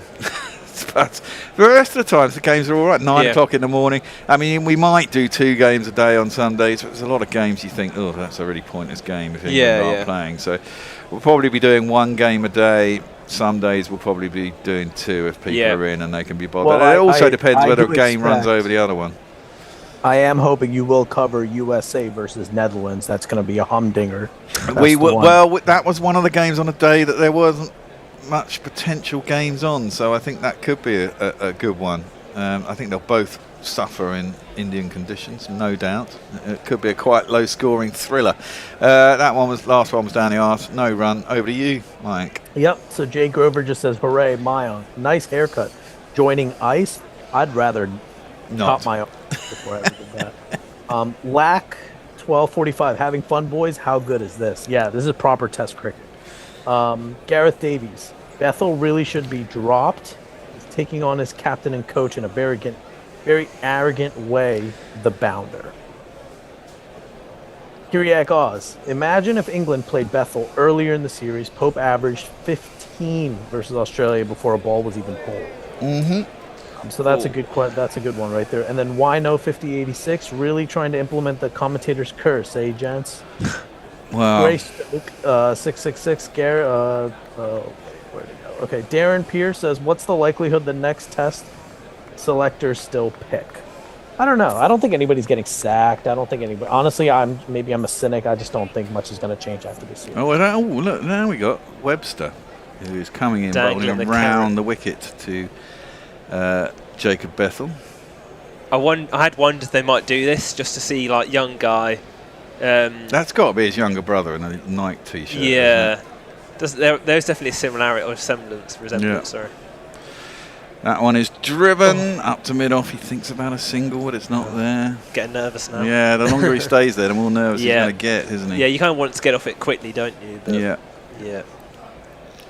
I imagine there'll be a loose-ish ball at some point. Yeah, you'd hope so.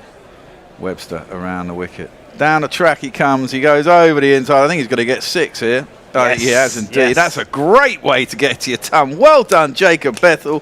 His first ever Test 100 before he gets a first-class 100. His dad is elated, although he looks a bit worried. He's hugging his mum and his wife and his sister. I don't know. But he has done extraordinarily well. And it wasn't a 6, it was a 4. Must have bounced just inside the rope. He looks absolutely relieved, his dad. But the promise has come true. Jacob Bethell has got himself to 100. He's 103. Give him a jingle. 20, 30, 40, 50, 60, 70, 80, 90, 100. Congratulations, sir. You are a centurion.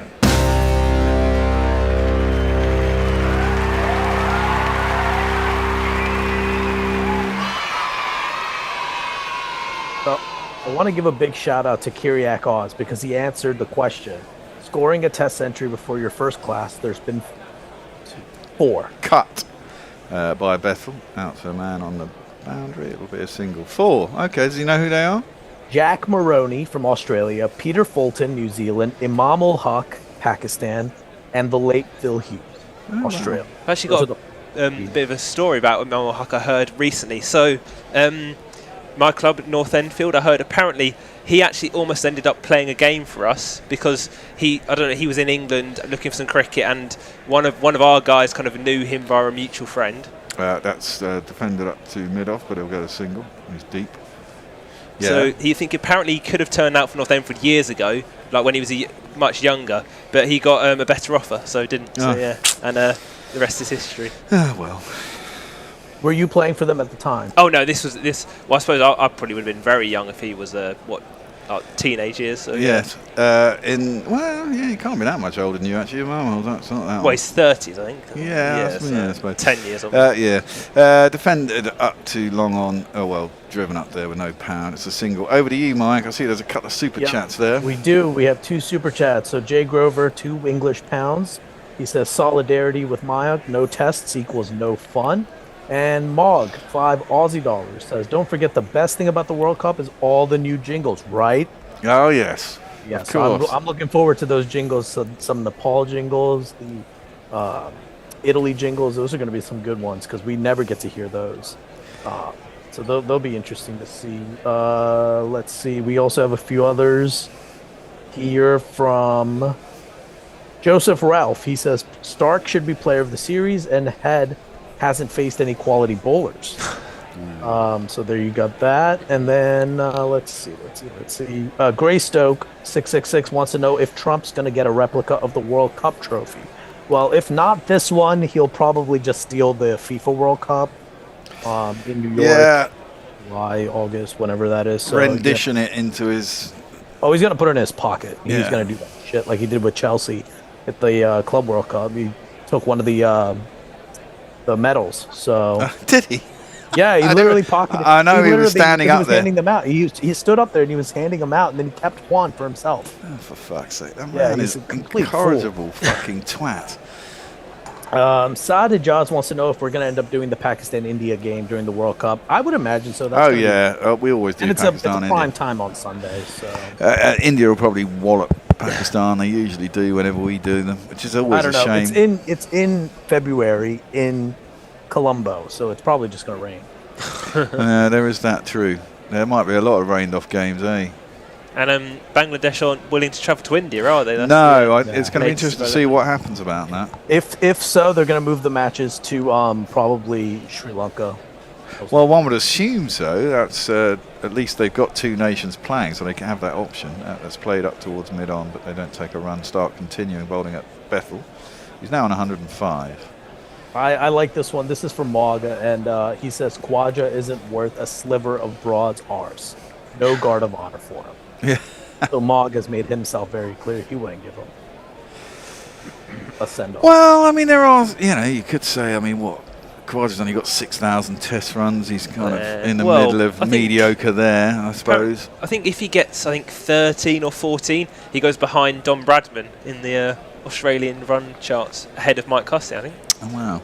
That's full. Ooh, driven at by Bethell. But it gets a thick inside edge that kind of misses the stumps by much, but goes down to long leg, fine leg, and gets himself a single. Do you guys think that's it for Pope then? Bethell getting the century now? He's played- certainly, yeah. I mean, Bethell is now the man in possession, isn't he? Yeah. As you say, there's a long time to go before the next test series. Yeah, I mean, it is interesting if you have all these theories about Jamie Smith and shit. One way for Pope to come back is to keep, because he looked all right at 6. I think if everyone's moaned about Smith's keeping, I think Pope's worse. So yeah, but in England, I think in seaming conditions, Ben Folkes. I know, but the hell is Ben Folkes? You don't need to be the best keeper. Oh Jesus Christ! Brooke goes outside leg stump, and again he's desperate to get Stark uppercutting him over just the kind of slip. actually seeing I think in some elements what Harry Brooke does like that, I think that's not too dissimilar to what Travis Head does. He just doesn't seem to get out to it at the moment as much as Harry Brooke does. Yeah, rarely does he play it from there though, does he? He kind of plays it when it's tight line to off stump. He just sort of sways back and allows it to run off the face of the bat, whereas Harry Brooke is taking a step back and then trying to do it. Maybe too much movement. Yeah. I think Folkes is done. I think he's probably mid 30s now. Yeah. And he obviously is a very good keeper, and he had down the track, edge through the slips. goes. There is only 2 slips, to be fair. There is a wide second slip and a gully. Yeah. So there's a good chance of missing them. If you do get a thick edge and it goes fast, it goes between slip and gully, and it's 4 runs. 100 partnership as well. Yeah. There is a jingle for, isn't there? Yeah. Bowling attack has been survived and sometimes even plundered. The partnership has persisted and now has reached 100.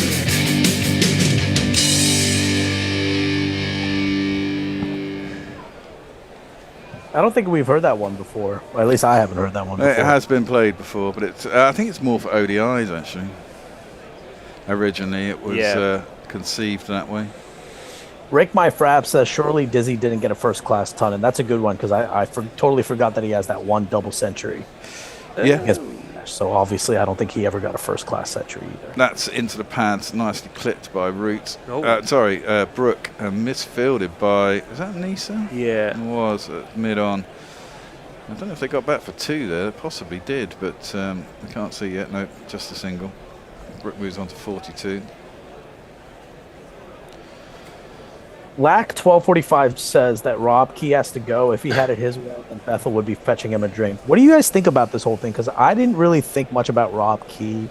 Not really in the conversation a lot, except this test match. He's really been talked about by some of the commentators today. And Well, yesterday. because he's the man who chooses stuff, and I guess he's above McCullum, and maybe he should have been having a word in McCullum's ear and going, this means more than this, and maybe you should try this. I don't know.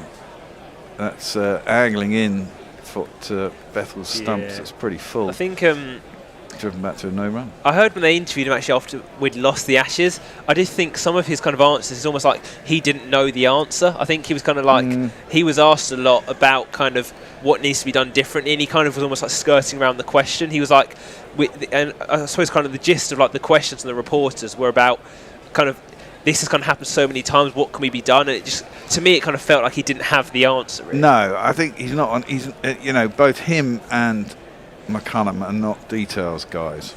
Yeah. They're not in. They're just we play cricket. If you're good enough, you'll win almost. Yeah, yeah. Go out there and do your thing, boys. You know, which can work against lesser teams. When you're playing top people, you've got to prepare. You've got to have plans and actions, and I'm sure they did have plans and actions, but they didn't do them very well. Oh, that one's come back sharply. There's an appeal for LBW, but I think it's turned way too much. Maybe a bit high as well. Yeah, as I was a bit high. Say. Why is he bowling spin? Because he does. He bowls spin and he bowls quick. He's not that good at bowling spin, just like he's not that good at bowling. Well, that turned sharply. They're going to review that. I thought that turned way too much. That was way too high as well. I think there's one of those ones that's just turned so sharply. Well, I actually think that he'll probably, in this test, I think they'll get more out of him bowling spin than seam, as in they've got enough seamers, really, haven't they? Like, the spin is kind of the points of difference that they need, and obviously they've got Travis Head, but I mean, I think probably Webster's more of a, I don't know, he's not more front line, but he'll bowl spin probably more often than Travis Head, you'd think. So every time I see him bowling spin, though, I keep thinking about Ollie Robinson at the last Ashes. Oh, actually. Does it clip the front of the pad before it hits his thigh pad? I don't know. There's certainly no bat. It did. Yeah. Which means it will be outside the line.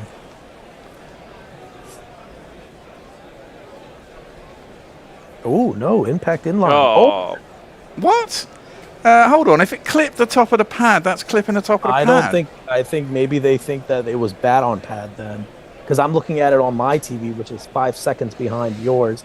And I don't think it's the ball that's hit the top of the pad. I think it was the bat that hit the top of the pad. Well, whatever. It's been reviewed, and Brooke is out. And that's a good review. I thought it hit him further across. I thought it almost hit him in line with leg stump, to be honest, but I didn't see it. Well, I'm statement then he's a great spin bowler. The bat was nowhere near the pad. If it hit the pad, it hit the pad.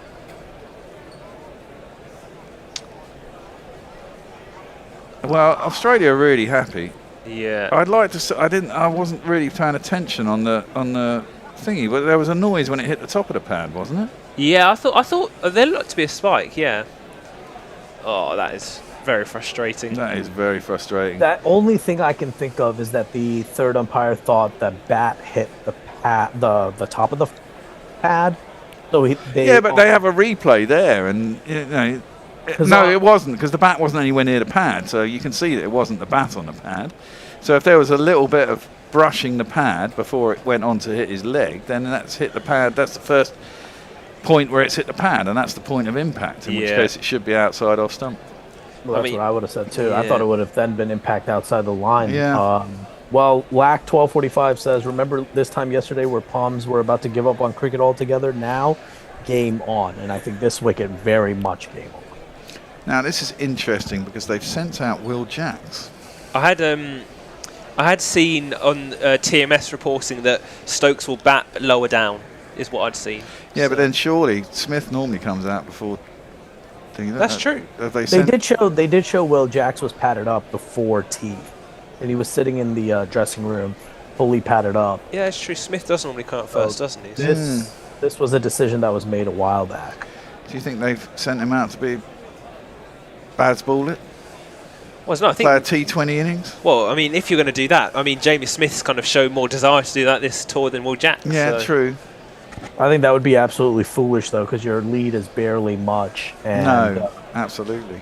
You've got 4 sessions to play, or 3.5 sessions to play. So, if anything, it should be the opposite of what they would want basketball to be. Yeah. 2 guys out on 42 is annoying. England lead by 36, 219 for 4.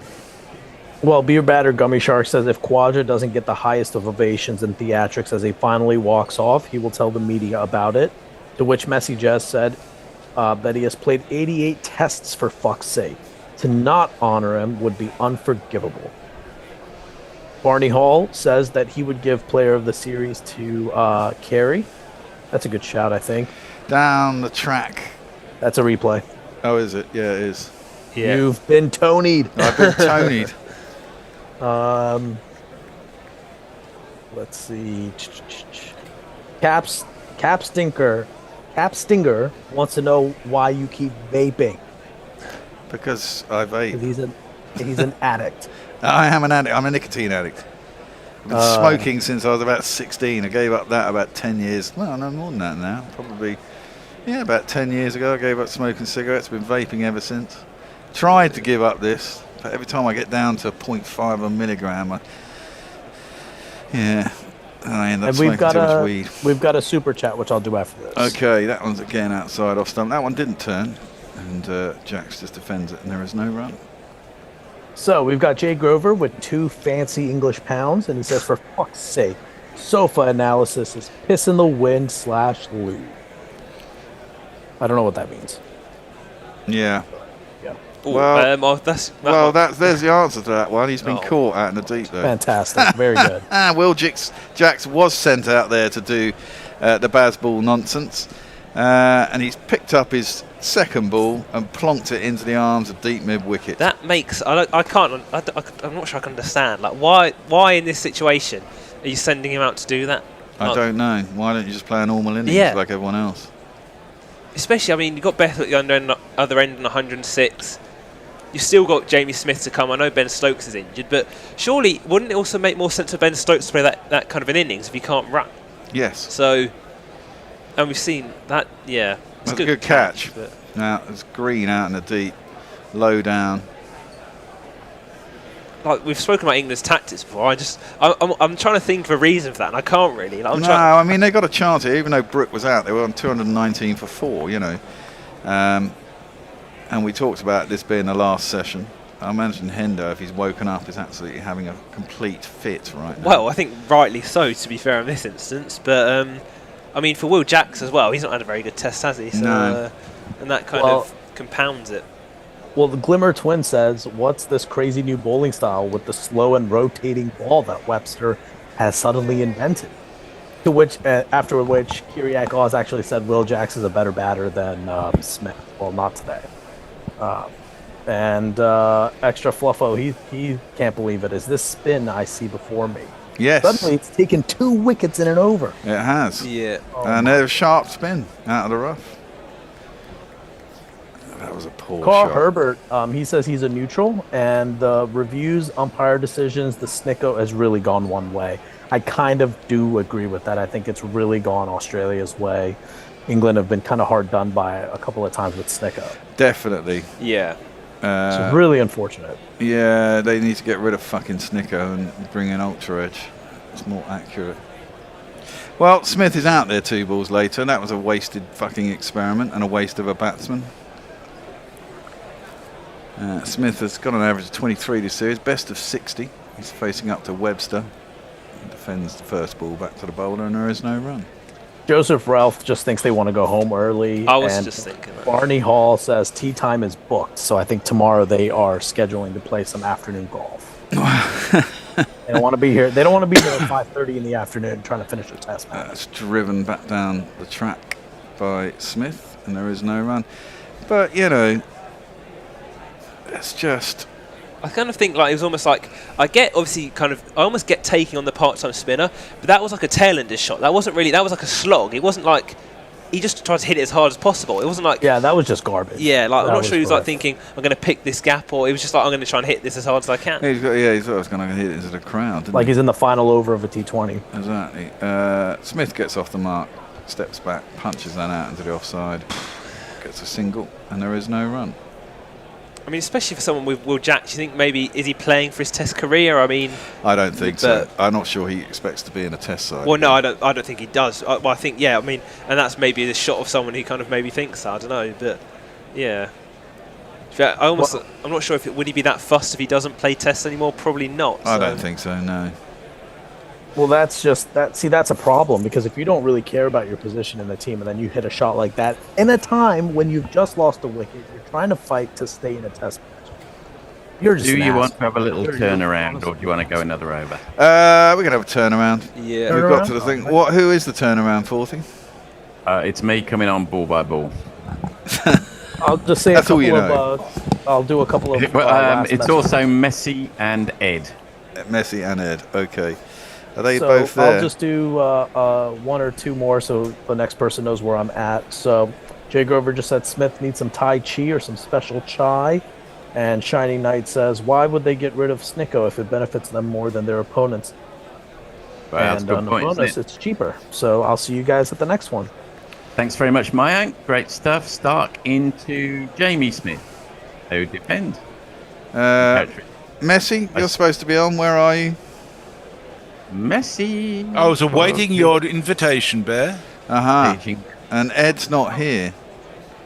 Is he not? Okay, what do you want to... No. Well, I think I'm on for the next 2 sessions after this as well. I've been on loads today. If you want, I can stay on. Stay on, Mayank. Yeah, There you because go. Tony only I told him I'm available for all the sessions, all the times. Tony gives me one measly little session on day 4, and I was like, "What did he have again? It must be anti-American bias from Tony." I think it probably is. I think that's what it is, man. Incomes Mitch start round the wicket to Jamie Smith, defends off the back foot. I'm just trying to sort of piece together what Will Jack's mindset has been mostly talked about, but if he's gone out with license, gone ahead of... But why would he go in ahead of Smith? Because Smith's a more aggressive player, if anything. I don't know. Second ball to do that? I mean... Yeah, look, if it comes off, everyone's saying, oh, great shot. Us. Well, they're just showing the replay, and it wasn't even the type of ball to be slogging like that down the legs. Also, there was only one fielder on the entire boundary length on the left side. Great catch. The best thing Green's done all match. And if he hits the ball how he wants to hit it, it's only just going to sail over his head because it's a big boundary out there. So the thought process is scrambled, to say the least. Happened now. 220 for 5, I would say Australia beginning to close in with Stokes with the Ducket strain. Hard to see another result from here, Mayank, I'd say. I think Jamie Smith's going to have to really redeem himself after that first innings wicket. That's what a perfect time for him. If you think about it, being down 5 in the final session of the day, a whole day to go tomorrow.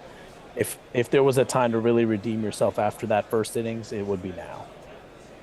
Yeah, don't know whether Jamie Smith is capable of composing an innings over three sessions. I would slightly doubt it. Off the back foot he goes, dabs it down into the covers, comes through. Well, I wouldn't say for 3 sessions, but can he at least do today and maybe up till lunch tomorrow? If he could, he should be at least 60. And I think that'd be more than enough to save the test match. I hope so. If you're England, if he did, and then they went along, rattled along at 4.5 runs and over, they'll be 200 plus. Very interesting little contest in the last 2 sessions. But we're so far away from that, it's hardly worth contemplating because England are 5 down and maybe 6 down with Stokes a question mark. Marshalling his troops. In comes Stark, left arm over, and Bethell lets it go by. You must have been impressed by Bethell, Mike. I have been very impressed by Bethell because I gave him a lot of shit when he came into the team last match because he just kept showing off his budgie smugglers, and I thought that was really idiotic considering he doesn't have a first-class century to his name, but he has shown that not only does he have really cool underpants, he also can make a lot of runs. And were they budgie smugglers? I mean, there's a very tight. Well, they weren't actual budgie smuggler, but they said budgie smuggler on them. Did they? Okay. Tony Abbott style budgie smugglers were quite horrid. That's for those that don't know. Sorry. Down to mid off. Dot ball. For those that don't know, budgie smugglers are Aussie slang for speedos. Not pedos. Speedos. Just to clarify. Not the other End of one. the over. End of the over. Clarify. Wino 5086 says, why go the slug third ball when you have Bethell with the century at the other end? Instructed to Vaz ball. Presumably that's Babs ball. Mog says, I'd be surprised if Tony didn't have a massive US bias. And Carriacon says, I spoke with a lot of England fans at the SCG on day 2, and they genuinely deserve better than the half-thought-through tactics that we were seeing. They were all very knowledgeable and good value. Yeah. Well, and they paid a lot of money to be here. I think with the exception of Jack's shot, we haven't seen the worst of England in this inning. Most of the wickets have been legitimately got out, I would say. Misjudgment from Crawley. Other than that, anyway, Smith defends dot ball, 2 dots against Webster's new over. He rattles through onto the back foot, defended by Smith. Players who can bowl. Fourthy, sorry, I should just say your voice is still cutting out in and out a fair bit. I'll tell you what it is. I think it's my. I'm going to tether again at the end of this over. Onto the back foot goes Smith. Cuts well. Wide of the man in the covers. That will go all the way. And I don't think there's anyone in the studio. There's nobody in the studio, so... Finger 4 jingle. 1, 2, 3, 4. Very nice. I can't even remember what I was going to ask you, Mike, now. I think you were going to ask me... I was thinking of something witty, but it's 12:30 in the morning and I'm pretty tired. Oh, I remember. Bowlers who can bowl thin and medium. The only one I ever think of is Ollie Robinson every time. I can think of Gary Sobers. there's Bo Webster. I can think of Tony Gary Gregg. Sobers is way before my time. Tony Gregg and Gary Sobers. Both of those would be a bit different all the time. Yes. The thing is that we saw Ollie Robinson do it in the last Ashes down under. So it's still kind of relatively, fresh in your mind. While we've been chattering about that, 2 more balls have gone by. Dot balls, as it happens. So that's just that 4 off the over from Webster. He's 2 for 20 off 5. 2 for 20 could be a crucial two. And he is turning it a fair bit, isn't he? Yes, he is. Yes, the one that There's got a Harry puff Brooks. of dust on that last ball as well. And just think what a for frontline spinner might be able to do on this track. Indeed. Unbelievable that both sides have gone in without one. We've been robbed, I think, as fans without any spinners. Proper spinners. Yeah, it's such a bad call. Not only Todd Murphy, but Bashir must be. What have I done to Absolutely. He's been messed around so badly. Jeff Perkins never one to miss an opportunity. He says, if bigger than a budgie, it must have been a cockatoo. Extra Fluffo says, Speedos, socks and sandals and a wife-beater singlet, Brighton Pier fashion. Ooh.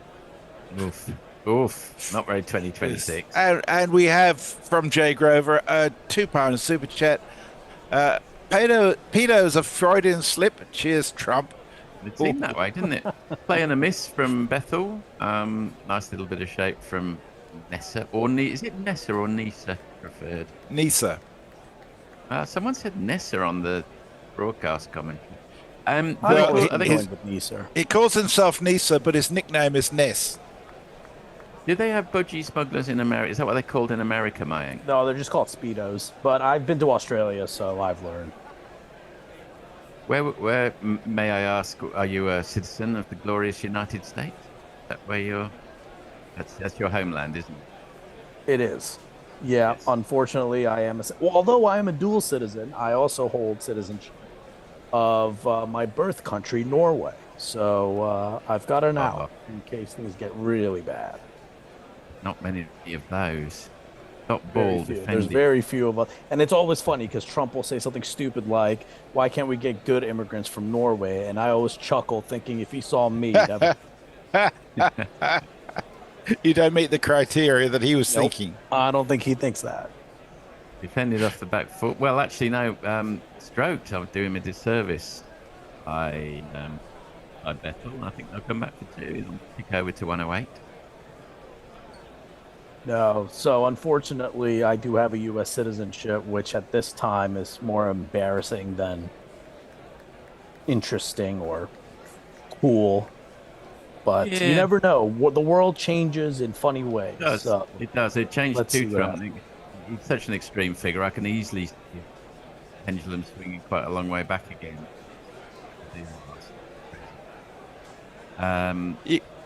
Even Hitler only lasted 12 years. That's played off the back foot by Bethell, mid-wicket. Let's just hope we don't have to deal with a Hitler-like outcome for this country. I think that would be pretty tough. I think he's pretty well ideology-free. He just likes doing deals, and he's a horrible narcissist. I think he's just a prick. I think he's just completely a psychotic fool who's never been told no. Yes. Yep. I think only his mother had loved him. All mothers out there, nicety of children. Or you might end up with a Donald Trump. That's defended by Bethell. Well, his father famously did not love him. Thought he was kind of an idiot. He had no love.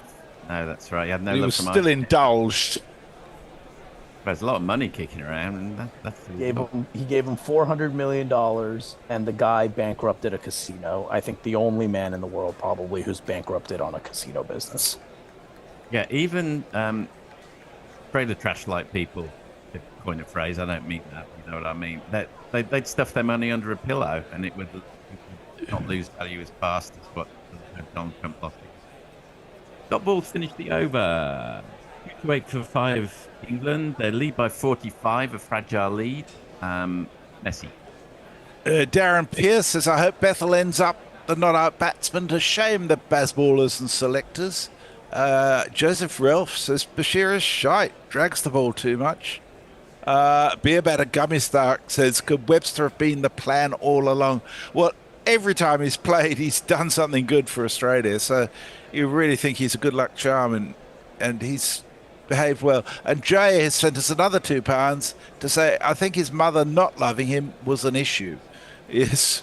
Yeah, say that again. Just slightly.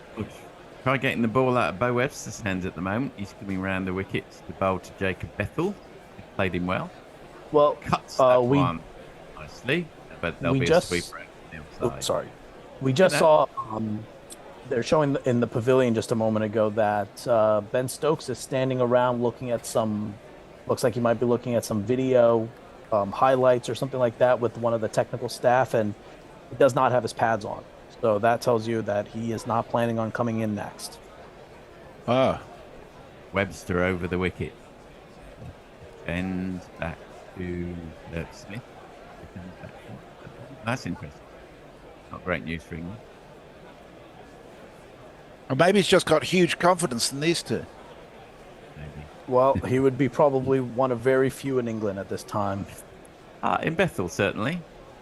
And that's, I think, a big thick inside edge, which nearly takes his stumps out of the ground. Okay. Got away with it. Let him kill for a single. That's going to be the issue, is if the next wicket falls very early, then what does England do? Do they shut up shop? Because there's too much time in the game, really, to shut up shop. And especially if it's Bethell. If Bethell is the one who's out, then you really are screwed, aren't you? Because your lead is not even 50. And you're 6 down, and you've got a captain who's not looking to bat anytime soon. I've got a correction for you. Channel 7's got a different camera angle. Stokes has got his pads on. Oh, he has? Oh. Couldn't see it from the Fox one. Webster just drops a touch short. Bethell drops onto the back foot. Plays it out on the onside for a quick swing. I stand corrected. Yeah, from the angle they were showing on Fox, it looked like he wasn't wearing his pads. So that's a good one. That means that he probably will. I would assume would come in 6 down. Yeah. Oh, it's like the Kennedy assassination. From this angle, we can only see one bullet go through. That rocks onto the front foot, Jamie Smith. Bended. So if you got Stokes on the grassy knoll. Stokes on the grassy knoll, yes. That's about the only time you ever hear the word knoll in the English language. Grassy knoll in Dallas. Played out to long on, and Bethell will keep the strike. Over to 1-1 the lead. 9-2-3-2-5. I'm going to see if I can tether. Well, Greystoke has sent us a super chat for $2. Says JD Vance bankrupted a sofa. Jay Grover sends us another £5. Says he bankrupted 4 casinos because of money laundering for the Russians. Is there a way he can do this with the super? Is the way I can do this for the super chats? You keep trying, Joe. We can only find out if you try. See, from this angle, they're showing us I don't see any pads. Do you guys see the pads? I didn't see any pads on. Was it like that dress on the internet a few years ago? Is it blue or is it? Oh, don't get me started on that stupid. That thing has exploded my brain too many times. I should say we have a poll up on YouTube for Player of the Series, so wait. Where's the dress? I thought it was going to be, is the dress blue or pink? It's not, though. It's who's the Player of the Series. Smith defends that one off the back foot. You know that the ancient Greeks didn't have a word for blue. I wonder what they would have called it instead. They called the sky a sort of bronzish colour. There's no word for blue in ancient Greek. What can I do? I think that's all the wine they were drinking that was messing with their eyes. Let's get a heated debate going on that. Then comes Nita. Big appeal muted from Nita. He obviously spotted a big thick inside edge, otherwise it would have been plump. Nisa seems to have tightened up a lot since Brooke departed. I was just going to say the exact same thing. He's really bowling line and length now as well to make sure. I think that's the only way that they're going to get this wicket for Jamie Smith. Well, the main difference between the two sides has been the discipline that Australia have shown in their bowling approach. Batting hasn't been that different with bowling. Well, somebody should say the vote for the Player of the Series is up on YouTube. We've had 178 votes. And Head is leading on 46% against Stark on 43%. Joe Root's got 4%, but making a strong run is Snicko on 18%.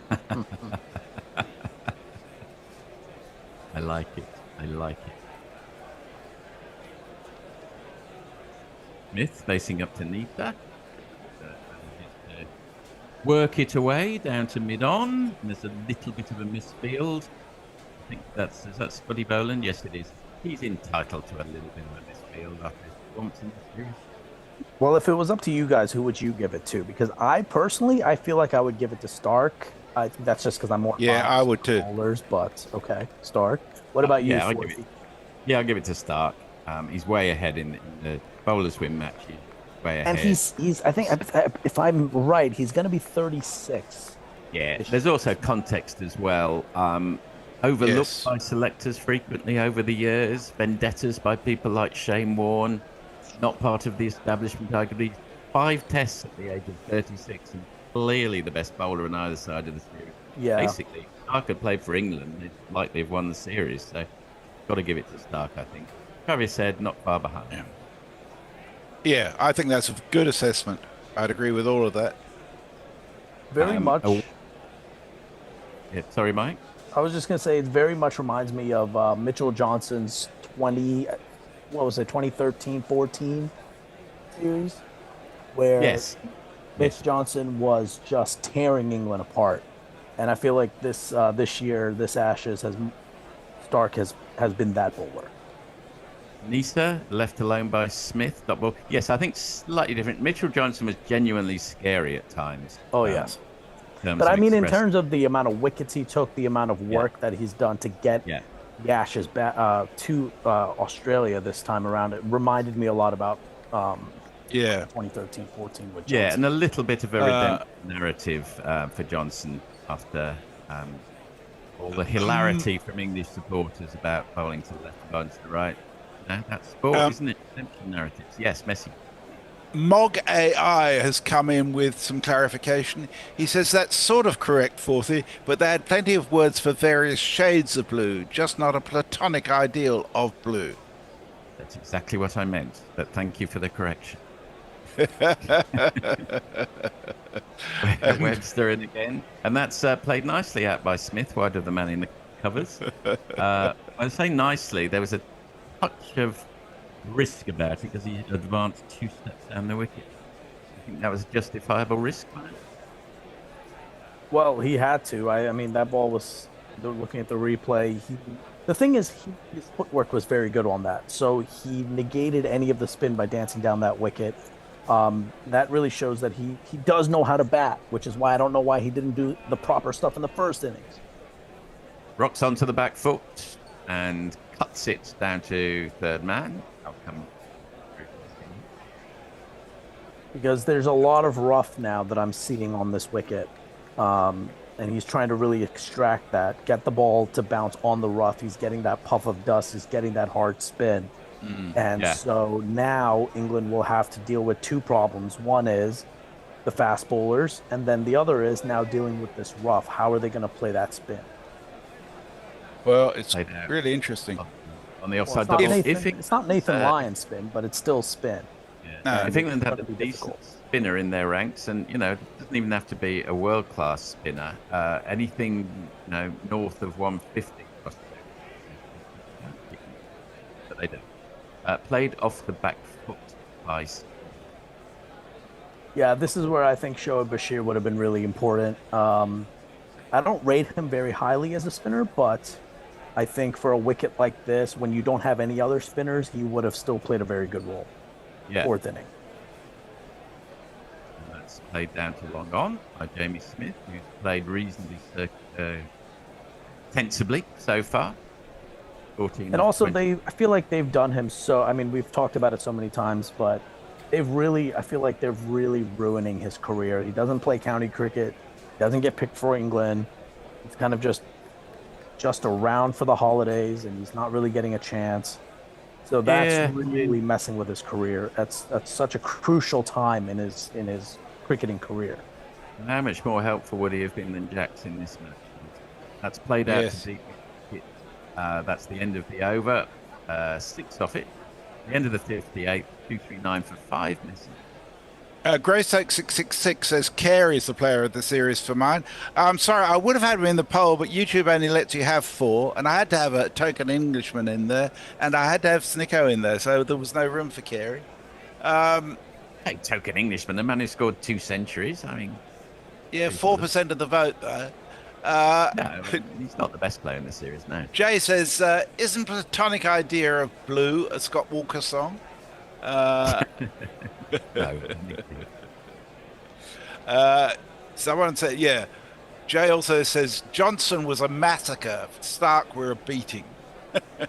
Fair enough. That's very true. Yeah, you still don't want to play Mitchell Johnson. If you got Yeah. Mitchell Johnson, I'd still probably shit my pants on the other Yeah. end. But Mitchell Johnson, I'd probably just pack up and say that's all right. I don't want to die today, and I'll see you guys Yeah. next time.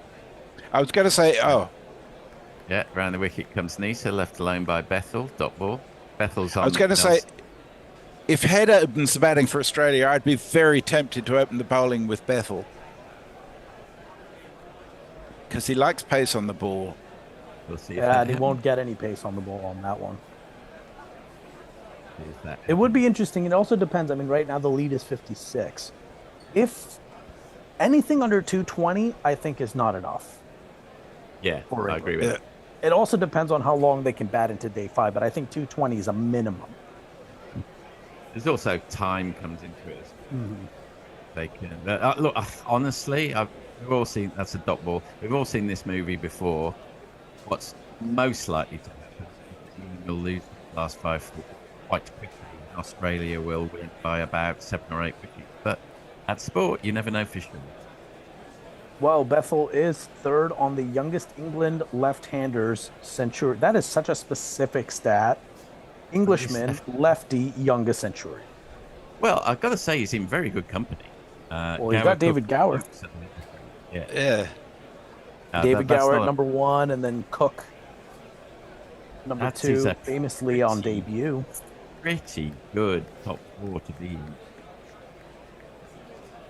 We've He got also has 2 Ben super Stokes. chats coming up. Okay. And Ben Uh, Stokes might not have a great test average, but he's a great player. Well, maybe get to them after this ball, Missy. Yeah.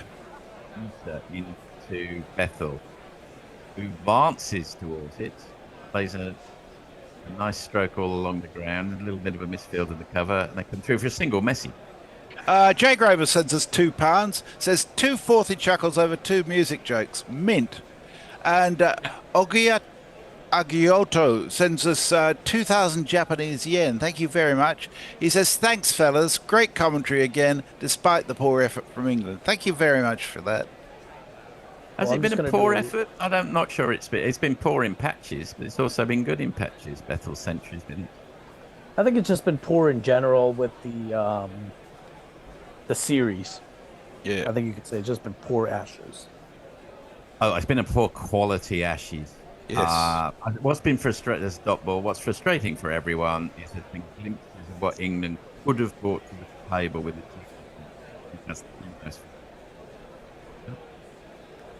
And that 2,000 yen, I was just looking up, is about 10 pounds. So that's a pretty good, sizable. Excellent. Thank you. Yeah, thank you so much for that. Mike, by the way, I can only see you from the mouth upwards. I don't know if that's the look you're going for. No, that was just me getting too comfortable. You're still England at the MCG, aren't you? I'm still at the MCG. I never leave the MCG. It's my favorite ground. And that one's dropped a bit short by Nisa. Can't get it away, though, Smith. At the end of the 59th, 240 for 5. Gareth Davies says, you guys have gone all blurry. His bear got behind the camera, saw beer. But what I suspect that is your internet connection.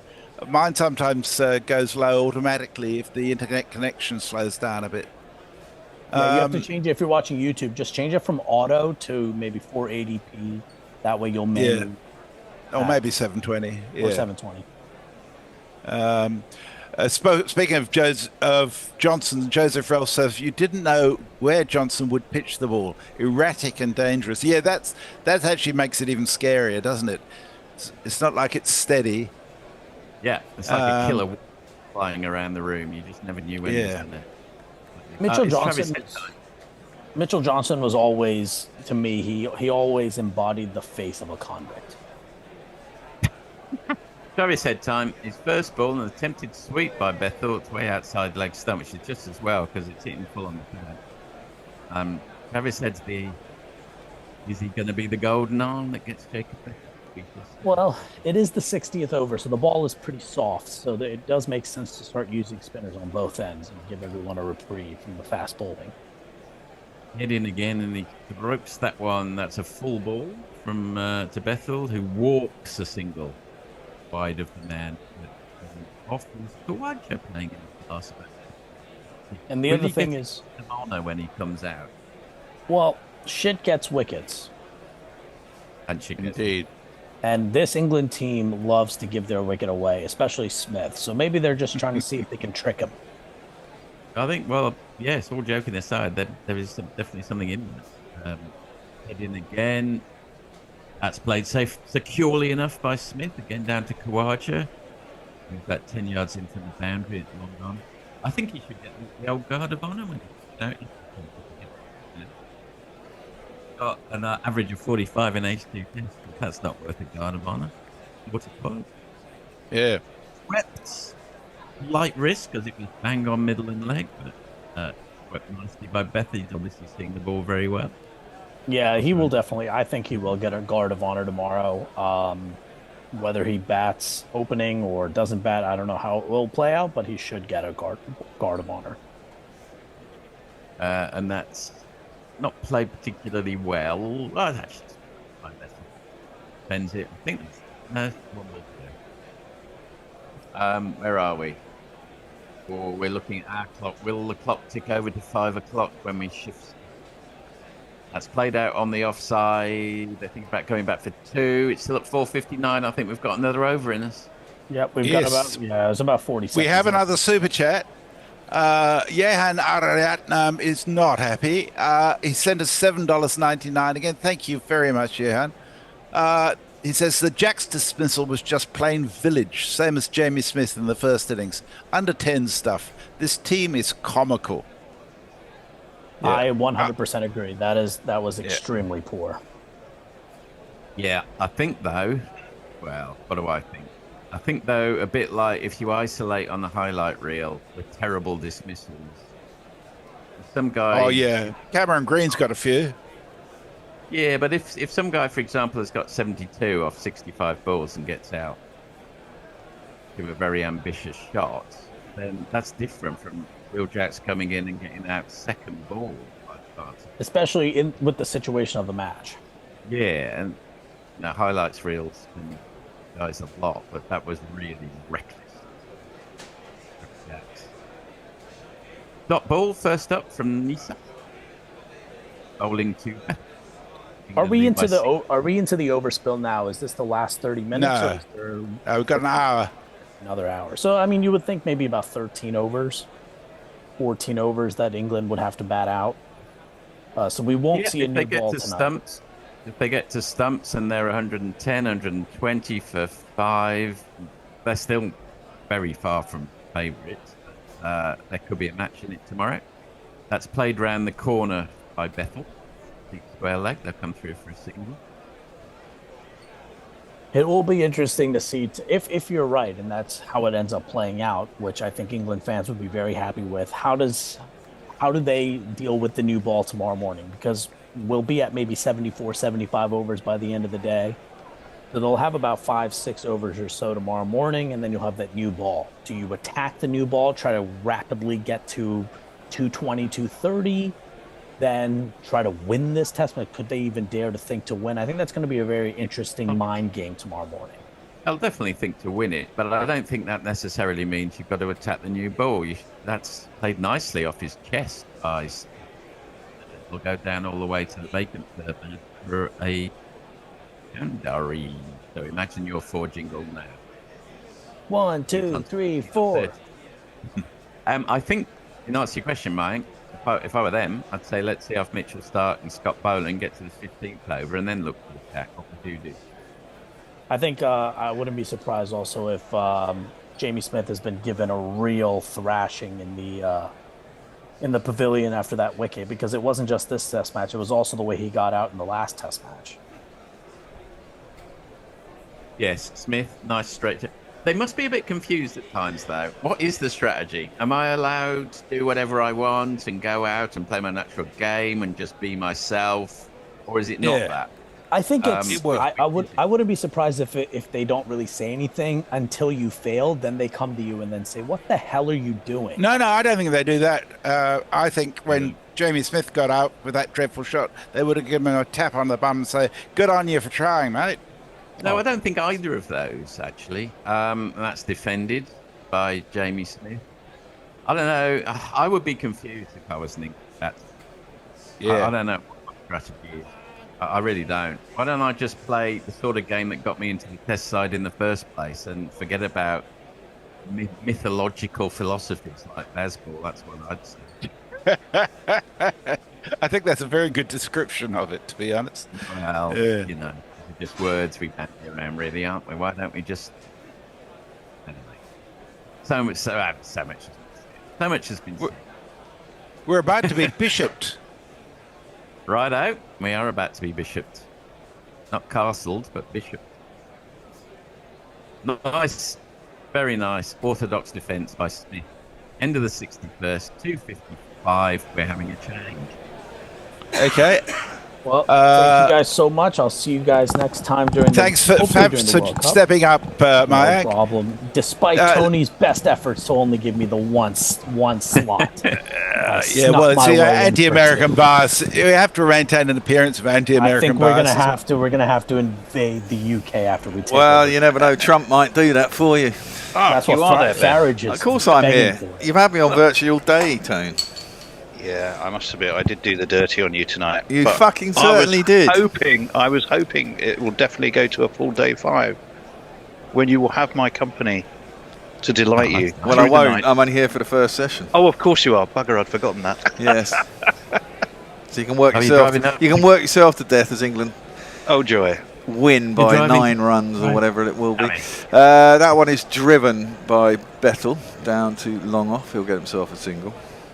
If there's any compensation, you'll be driving to the beautiful city of Coventry, of course. Well, I will be driving to the beautiful... Well, that's Friday. I've got to take my daughter to the fucking orthodontist at 10:45 tomorrow morning. What I'm really worried about is I'll leave here, but of course I've been up overnight for 4 days in a row, and I'll go home and I'll just lie there and won't be able to sleep anyway, which is obviously the problem. That's defended back to the bowler, and there is no run. Heads bowling, by the way, to Smith at the moment. I'd still like to see a replay of that Brook out wicket. Why is that? Well, I do wonder whether it just clipped the front pad before it hit his leg, his leg was clearly in line, and it's just a question of did it brush the pad and where was the noise? I mean, you know. I missed that. Okay. And therefore, because if it did brush the front, I mean, clearly they don't think so. No one complained, but you know. It looked to me like it did, and therefore that would have been outside the line. He was playing a shot. It would have been not out anyway. That one was tossed up very wide by Head, and Bethell leaves it alone. That one is also, that should be a fucking wide. Thank you, and it is given as a wide. England lead by 70. Still an hour to go, so yeah, if they can get up to 120 tonight without losing another wicket, that's thrown up wide. No effort by Bethell to play at it. Do you get a warning if you bowl consistently wide these days? You can do. It's you can do the for yeah, it is, isn't it? Yeah, that's tossed up though. Driven, can't beat Labuschagne, who's in the covers, and there's no run. Certainly getting through overs quickly now. Only 3 off that. I think the umpire is having a word actually and saying you can't just bowl out there. Big puff of dust off the wicket though, wasn't it, when it hit? And it's only Travis Head. You got to think if they can get 220. We don't have a specialist spinner. Well, we've got 3 part-timers. That's the only thing that's bothering me at the moment is, you know, there is the hope for England, but if they set them to say 200 odd, and that's still a long way off the way England can quickly lose a wicket. Do we have the bowling? Do we have the bowling to give us a chance of a win? And we don't. Well, the problem. The thing is, it's a fifth. It becomes a 5th day wicket tomorrow, doesn't it? You know, and if they bat until lunch, is it going to become more of a minefield? I mean, it's certainly even when the pace bowlers hit the deck with a hard ball, you can see puffs of dust. Is it going to actually break up? Well, Labuschagne's into the attack. Oh, it's Labuschagne bouncing time. Oh God. Oh my word. Well, yeah, Smith's batting. I suppose. Jamie Smith. Yes, exactly. Short Surely. ball over the top of the. Surely not top of six. Smith. Yeah, please just don't do that shot again. I mean, It's worth saying.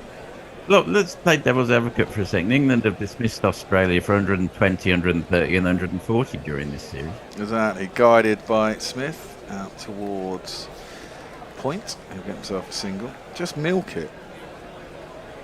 4 or 5 and over through to the end of play.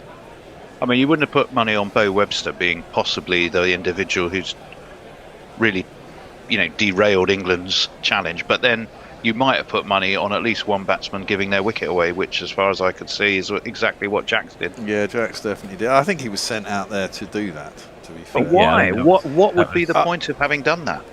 Well, I figured they wanted to get some quick runs on the board, give themselves an opportunity to declare at some point tomorrow, presumably. Well, also, they would thinking. probably have worked out that with the new ball round the corner in 20 overs, the only way perhaps that they could win this match was by a lot of runs. Before it arrives. Before it arrives, yeah.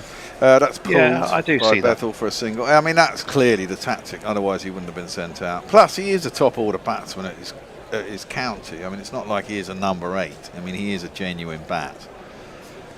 He's a part-time spinner.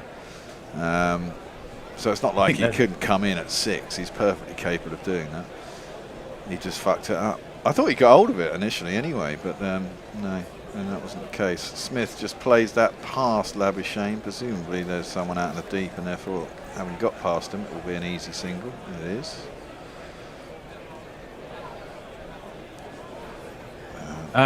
Congratulations on the Hornets storming up the table, by the way. Well, yeah, rather, yes, derailed, of course, by the skullduggery of Hull, who appeared to not want to play the game and took it upon themselves to call it off 15 minutes before kickoff, with all the crowd in the ground. And it turns out that it's absolutely not their job to do that.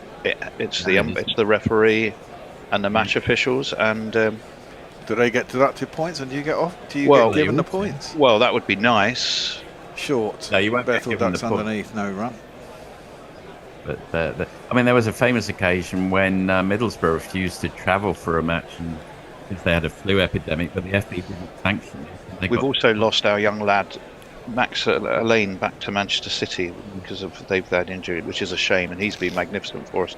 Who I only found out yesterday is the son of Mark Lane, the Gloucestershire coach and legend, really.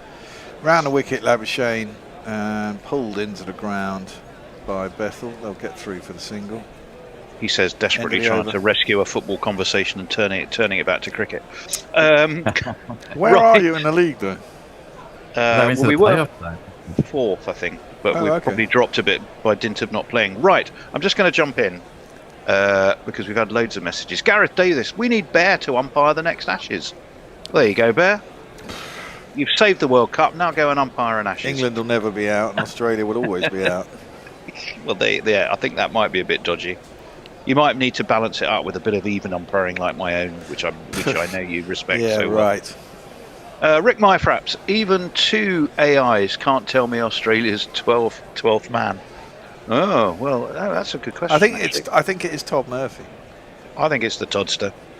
Because I saw him, he handed over a cap to Glenn McGrath. Down the track comes Bethell. I think Webster probably saw him coming, so he shoved it in a little bit shorter, but he was able to turn it around to fine leg, got back for 2. Yeah, I think that was an attempted leg side wide stumping. Possibly. What does that say on his back of his bat? Is it Bethell? In case he forgets who he is. Yeah, exactly. He's got his own bat. Well, let's face it, we've all been there. We have. The Bethell. We got a GC bat. I got stickers at home. That one is defended back to the bowler, and there is no run. Do you know who I am? No, but if you're having trouble remembering.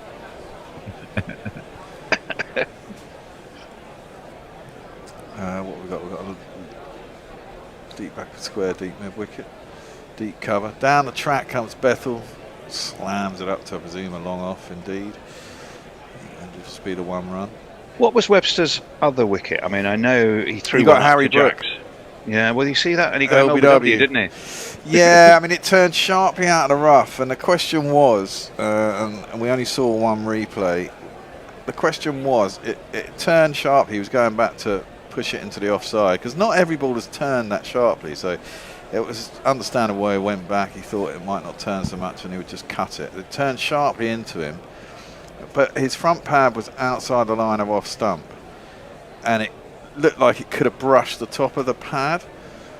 But of course, with Snicko, that one is lamped through the offside. That's short and wide, and Webster gets hit between cover and mid-off out towards the extra cover boundary, and it'll be 4 runs.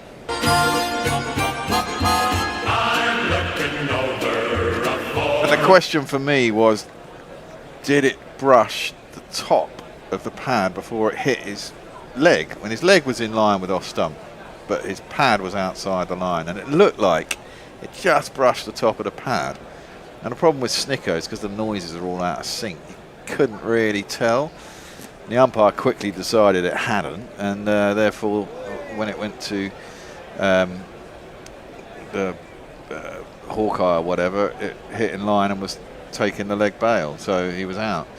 Last ball was a dot ball. There is no run over to Tony. Well, I think you'll be interested in this next one, Bear. Be a battered gummy shark. Now, I don't know the conversation that's preceded this, and it seems to be a chat with Mr. Greystoke.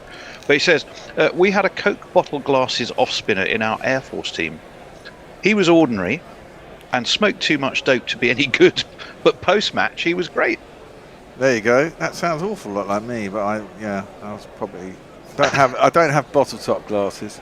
Smoked too much dope. You weren't an off-spinner, though. You weren't an off-spinner. Well, no, but I'm a left armour, but orthodox. Maybe it's a Todd Murphy reference, not sure. Well, I think it is. Todd Mayank said Todd Murphy must be lamenting not being in this side, looking at the puff of dust that we just saw. Yeah, you're right. Absolutely. From what I can see, Bo Webster looks like he can carry the role, not as a frontline spinner, but I think he's bowled very tidily.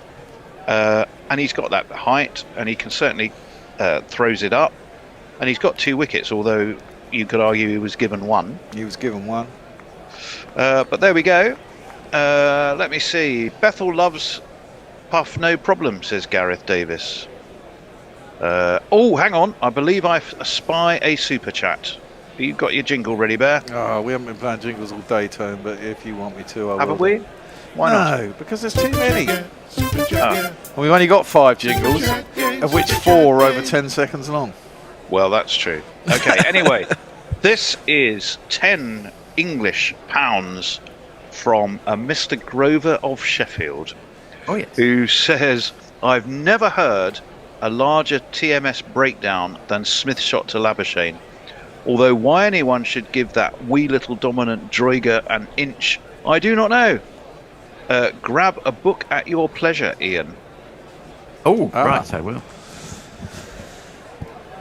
So there we go. You have your orders, and for 10 English pounds, it better be a good one. I'm sure they all are. If they're on Forthy's bookshelf. We have to guess the book, don't we? Which I always like trying to do, even though I'm not very much of a reader, as we all know. Oh, well. Can read, and reluctant to read are not the same thing. No, I'm definitely not reluctant to read. I just read the newspaper most of the time and the internet. That was Brooke, you see. No. And now the question was, did it hit the front pad before he withdrew the leg? And that was Will Jacks, which was just shite. Although I did think he got hold of it. I thought it was sailing into the stands when he initially hit it. But if you look at the replay, his toe ended it. Yeah. And it was a good catch out in the deep. It was a very good catch by Cameron Green. There's no doubt about that. Would England have yes, England have taken catches like that. They've also spilled more than Australia have, which of course we all know the old saying, and it's proven to be true this series as in most. And we think Stokes has done his groin, although they keep saying it's an abductor muscle, but that looks like a groin to me. So we'd have to attempt to bowl them out without Ben Stokes, whatever lead we have. Yeah, well, you do think that spin is going to come into play on day 5. You know, at the end of the day, we have 3 part-time spinners if you include Root. You know, you have a quick burst probably with the faster bowlers, the ones that are available. The words straw and clutching Yeah, a lot of. It also depends how many runs England have to play with too. That's just pull. Oh Jesus Christ! Oh, There's a run unbelievable. out. Unfucking believable. Bethel's been run out. There was a single there. Why didn't fucking Smith go? Who was out? It was Bethell. Was it? I think it's Bethell because he was sent back by Jamie Smith. Well, no, because he hit the shot. Oh no, Smith. Oh, is it Smith is out? No, looks like Bethell. I thought it was I Bethell. thought it was Bethell. Let's have a look. We didn't see because we weren't watching what was going on. So he's pulled it. We were. Yeah, he sets off, but he's sent back. Smith's been sent it's back. Smith was sent back. Well, it wasn't. It wasn't actually Bethel's call. It was Smith's call. And I reckon if they'd have gone straight away, they'd have probably got there. That's fucking so. annoying. I think he's been a bit sold down the river there. Stokes, he's going to come out. We'll have to give a jingle for that one. That's the obvious one. You silly little boy, what on earth were you playing at? There must be a run out. Call me for a single and my snap shatter. You don't run, you don't run. If England had another 70 or 80 on the board, this might be the point at which Stokes says, look, I'll hold this end. Jacob, you go out there and see if you can get us another 70 just by having a go. But they're not 70 or 80 runs on. It just seems to be too soon to be thinking that way. These two have just got to try and bat normally and get England to the close, haven't they? Yeah, I think so. And then see what happens tomorrow morning. I mean, the problem is England, me and Forty have been saying all day, have a propensity to lose wickets after a break. Well, yes. Whereas, you know, to a certain degree, Australia haven't. They've come out and settled in and got cracking again. It's been another thing that England have done, and they've done it quite a while now as well. It's like the concentration isn't there. Again, Bethell pulls. Presumably there's someone out there. Yeah, there is. Oh, well, that's a good point. Oh, well, they walk a single. Presumably Stokes can't take really sharp singles. And a groin strains are funny things. You can take small steps, but you can't stretch your legs, sort of thing. A mate of mine at university, years and years ago, well, obviously years ago, because he's a mate of mine and when he was at university, he ran a football fan mag, or just a football magazine at York University, which was called Groin Strain, which I always thought was a brilliant title for a football-based magazine. Yeah, I always used to bowl with a groin strain. That used to happen to me quite a lot, but I just bowled through it. But I suppose I was only playing on a Saturday, and then it'd be all right by the next weekend. How did you strain your groin, Bear? Just bowling, just right. being unfit. That's short, and Stokes ducks underneath it. No run. Labuschagne bowling. I'm not a physiotherapist, but how does one go about strengthening a groin? I mean, I understand your hamstrings, your calves, all your other muscles, but what actual exercises does one undertake to strengthen a groin? I don't know if you can really, because it's just the inside top of the leg, isn't it? Really, I mean, it doesn't really do a lot. Reading whenever short. we're ready. Oh yes, 3 to the keeper, no run. Go for it, 40. One might say that the first effect of this sudden and brutal attack of the disease was to force the citizens of our town to act as though they had no individual feelings. The first hours of the day when the decree took effect, the prefecture was besieged by a crowd of applicants. That's played up to mid-on, and Stokes holds through for a single. Okay. Who on the phone or face-to-face with the town officials were explaining situations that were all equally interesting and at the same time equally impossible to consider. Truth, it was several days before we realised that we were in an extreme situation, and the words compromise, favour and exception no longer had any meaning. Shorts through to the keeper and there's no run. It sounds like the beginning of The Walking Dead. Well, no, but I see your look. I was going to say something about the plague, but then he mentioned the phone, so I thought, okay. Well, you're onto something there. That's pulled by Bethell. No, they won't go for a quick single there. and there is no run. Let's And see if that our ends the over. YouTube people any. Guesses on YouTube. Over to you, Tony. Well, I've got an interesting question here, which I quite like, which I've lost. Oh, it's from Joseph Relf, and he says, I would give Ducket a holiday in maybe Noosa. And also, somebody, oh, here we go. Kriaz Oz said, Ducket could have used a bat with his name on in Noosa. Reference to he could have said, do you know who I am? He's, where am I? Where's my hotel? He just write it down on the back of a bat he carries around. That was a poor run out. How many run outs have England had? 2 or 3? I think Stokes run himself out. There's a run out there. Root and Stokes, that was a run out. Is that the only other one? I think so. And obviously Green ran himself out, didn't he? For Australia. Yes, at Melbourne. Yeah, indeed. Saw that. That was a good bit of fielding by Cast. Around the wicket, Webster's into the attack, bowling at Stokes, who plays that up to mid-off, and there's no run. Presumably Stokes will just hang around tonight. Yes. And then, I mean, if he's going to score runs, he's probably going to have to be quite aggressive, isn't he? I mean, he might be good, actually. If he gets a new ball that's a bit harder and the pace has come on, he can be there. And, oh, he's out anyway, so... Oh, he's gone back to cut that. He's got a top edge. Webster's got a 3rd wicket. Stokes can't believe it. He must be quite frustrated with his side.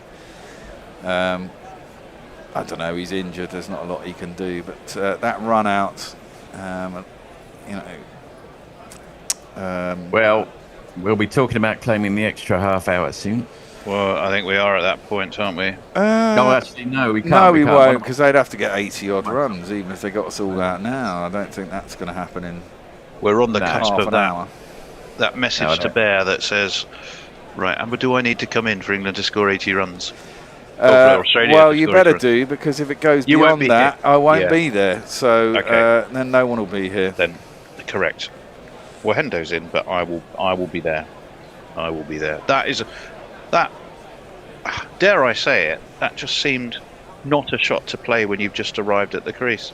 Well, I don't know. It was a bit short and it was a bit wide. It's a spinner, and you know, it's fair enough to try and cut that delivery, I think. I don't know how hampered not straight to slip. No, obviously not straight to slip. But I suppose if he's not moving freely and he's got an injury on his groin, then it's different to if you are moving freely.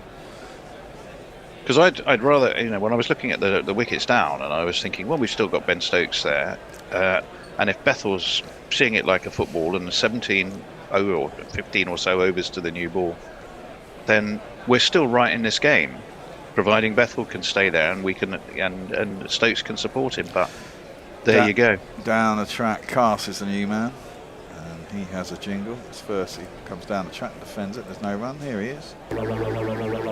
He's called Brian Cars, he tries to bowl really fast. Don't expect art, but he'll put you on your ass. Brian Cars. Leaves that one through to the keeper, no run.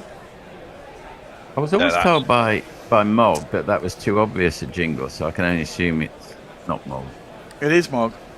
No, okay. I think he may have had a change of heart. Do you think that Bo Webster looks like KP's brother? Well, got very low hands there. Cass defends it. Did we identify the book, by the way? Run. No, we haven't.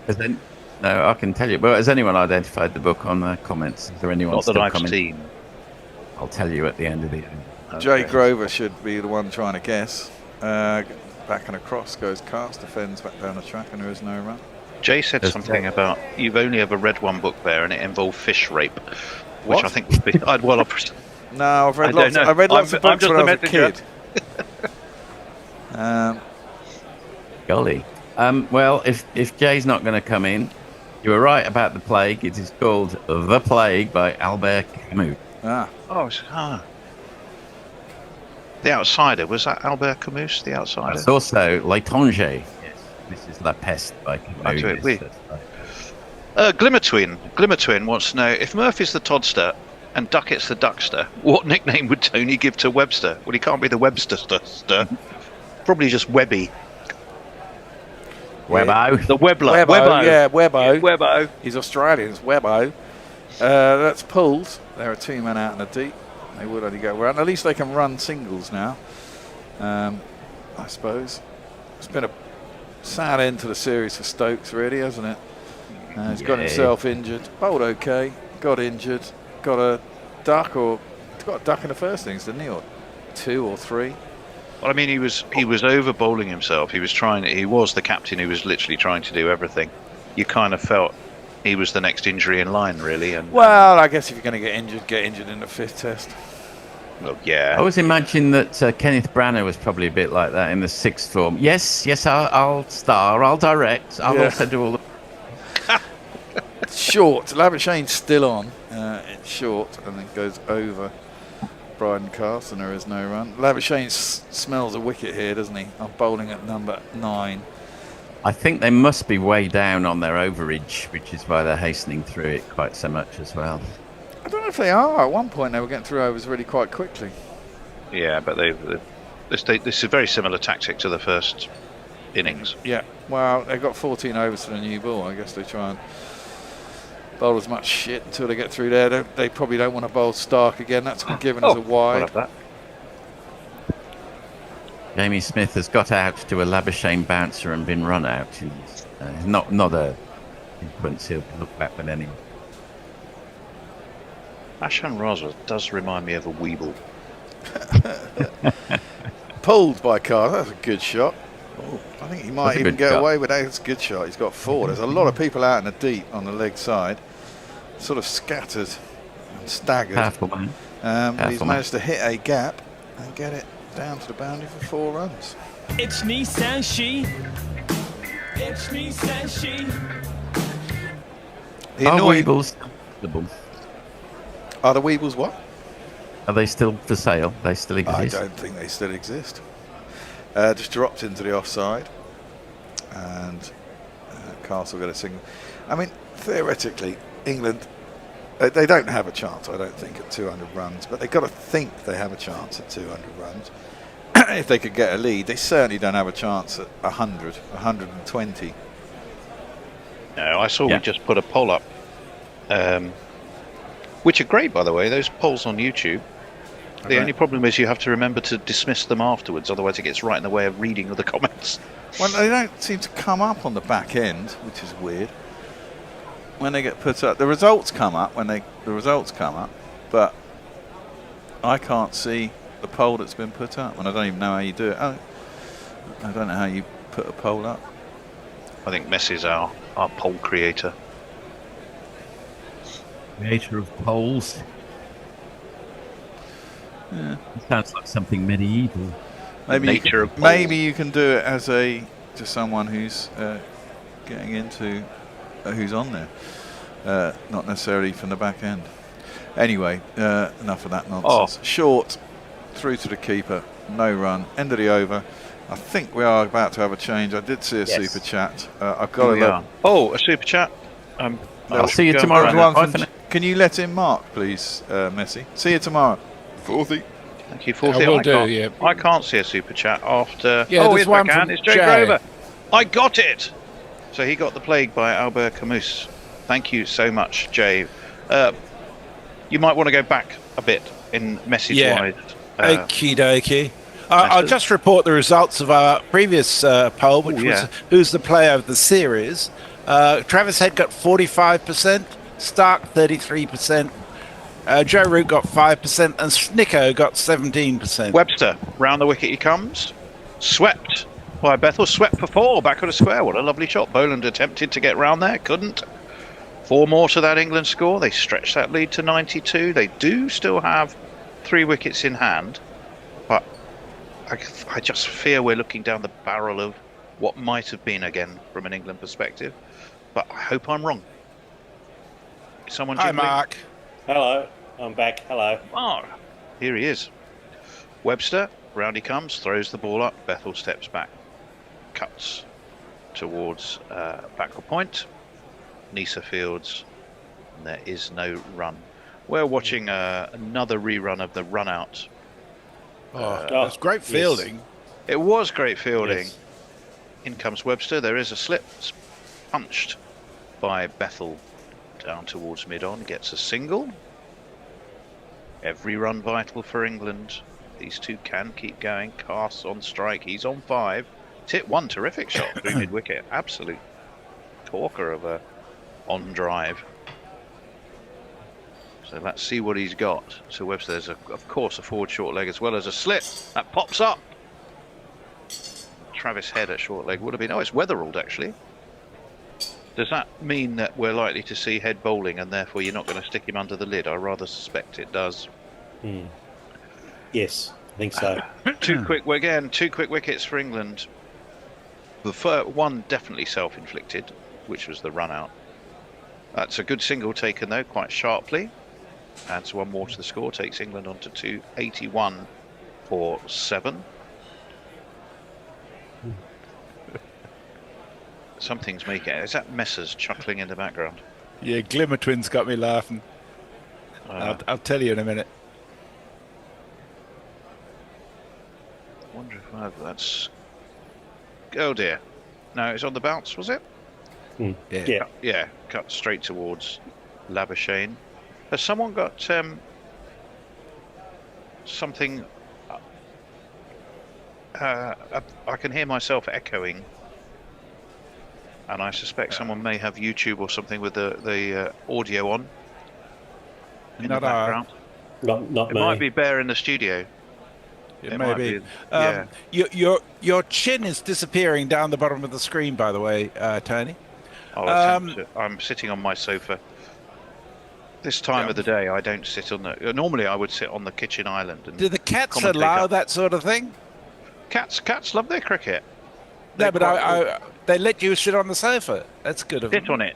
They don't let me shit on the sofa, no. Vivian certainly wouldn't.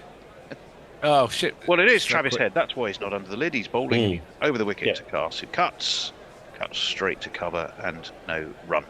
So I'll get this one in quickly from Glimmer Twin. He says, Webster and Marnus are the most Wehrmacht-looking pair of spinners. I think Webster, I've been quite impressed with as Head. So Cass defends. Webster was better this innings than he was the first innings. Run. Because he got more from the wicket this time around. So his bounces actually worked quite well. Mark, where did you see the blame, as it were, for the run out? It seemed to me Bethell sending Smith back and rather selling him up the river the way I saw it. That's driven sweetly. What an on-drive that was. A couple of steps down the crease from Cass. Leathers it away, and it's 4 more runs. The lead is over 100. For those looking to clutch at England, still fighting. And it is true they're still fighting, and then they actually smack themselves in the chops, which is so frustrating. Thrown up by Head, pulled away by Cass. I don't think this is going to go. There will be a man at deep mid wicket. There is Michael Nesser. Sorry, I asked you a question, Mark. I think Smith was... Well, Smith's run the call because it was behind points. Absolutely. So I think it is Smith's fault. Come on, big boy. Bethell didn't seem very much invested in the run. No, well, that's why he sent Smith. Come on, laddie. Speaking of cats, one of them has arrived. Round the wicket comes Travis Head. That's pulled by Bethell. Pulled away through mid-wicket. I think it's pulled for 4. Nice shot. Yeah. Yes, nice shot. Gross. Risk-free, which I like to see. Takes the lead to 107. The score to 290 for 7, but you can almost forget the absolute total. Really, it's just how much with diminishing resources can England stretch that lead. I think maybe also with the Smith thing foot. that he was really keen to run, and Bethell's been there for a while, so maybe he wasn't as keen. So there was that, but Smith might also feel. We've just seen the over 8, by the way. They are 3 under, which is why they're getting through. I think Luke Davies. Go on, sorry, Luke Davies, who was with us yesterday, says it's funny that in a series where ostensibly everything that could have gone wrong has gone wrong on this tour, but there's only been 2 run-outs, which is actually kind of strange, isn't it? And equally, both for England, and one involving Ben Stokes, wasn't it? At a pivotal moment, without a doubt, in the game. That was one of the most pivotal moments in the series. Because it presaged the collapse, didn't it? Yep. No, it was, yeah. And then again there, Smith, the point I was about to make was Smith, who would have been desperate probably to atone, because he will have known the flack that he's been copping for that shot in the first innings off Labuschagne. And he was rather robbed of the chance to atone. Yeah. Webster throws this up outside of off stump. Carse watchfully leaves, through it goes to Carey. Carse and Carey involved in a conversation, everyone's smiling, which is good. The slip forward short leg, go down. Carse defends nicely into the offside. There's no run. Carse, as we know, can bat. He's got himself 11 off 16. But you don't fancy him against the new ball. No. With Mitchell Stark in his... Oh, that's... he's nutmegged. He's driven and nutmegged the tall Webster, and he's nutmegged him for 4. It's a glorious straight off drive. And he's got himself 4 runs through the legs of Bo Webster. 1, 2, 3, 4-ish Nissan She. There are no jingles because Bear's having a rest. I have to keep remembering that. Fair enough.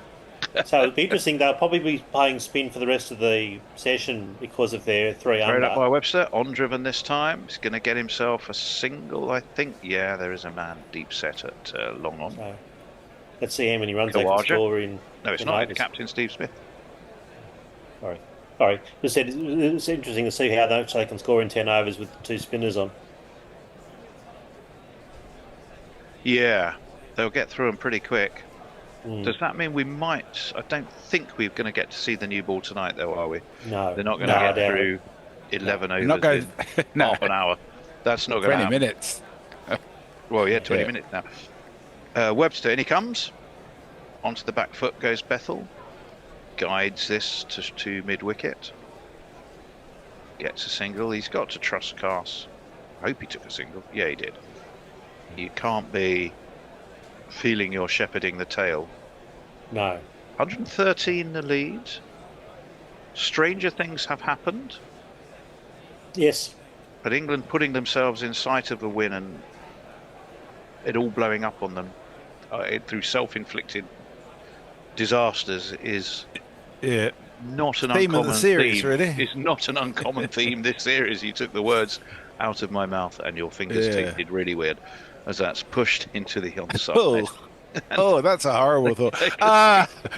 Martin Smith says, keep rooting Bethell, get rid of the rest. Shambolic.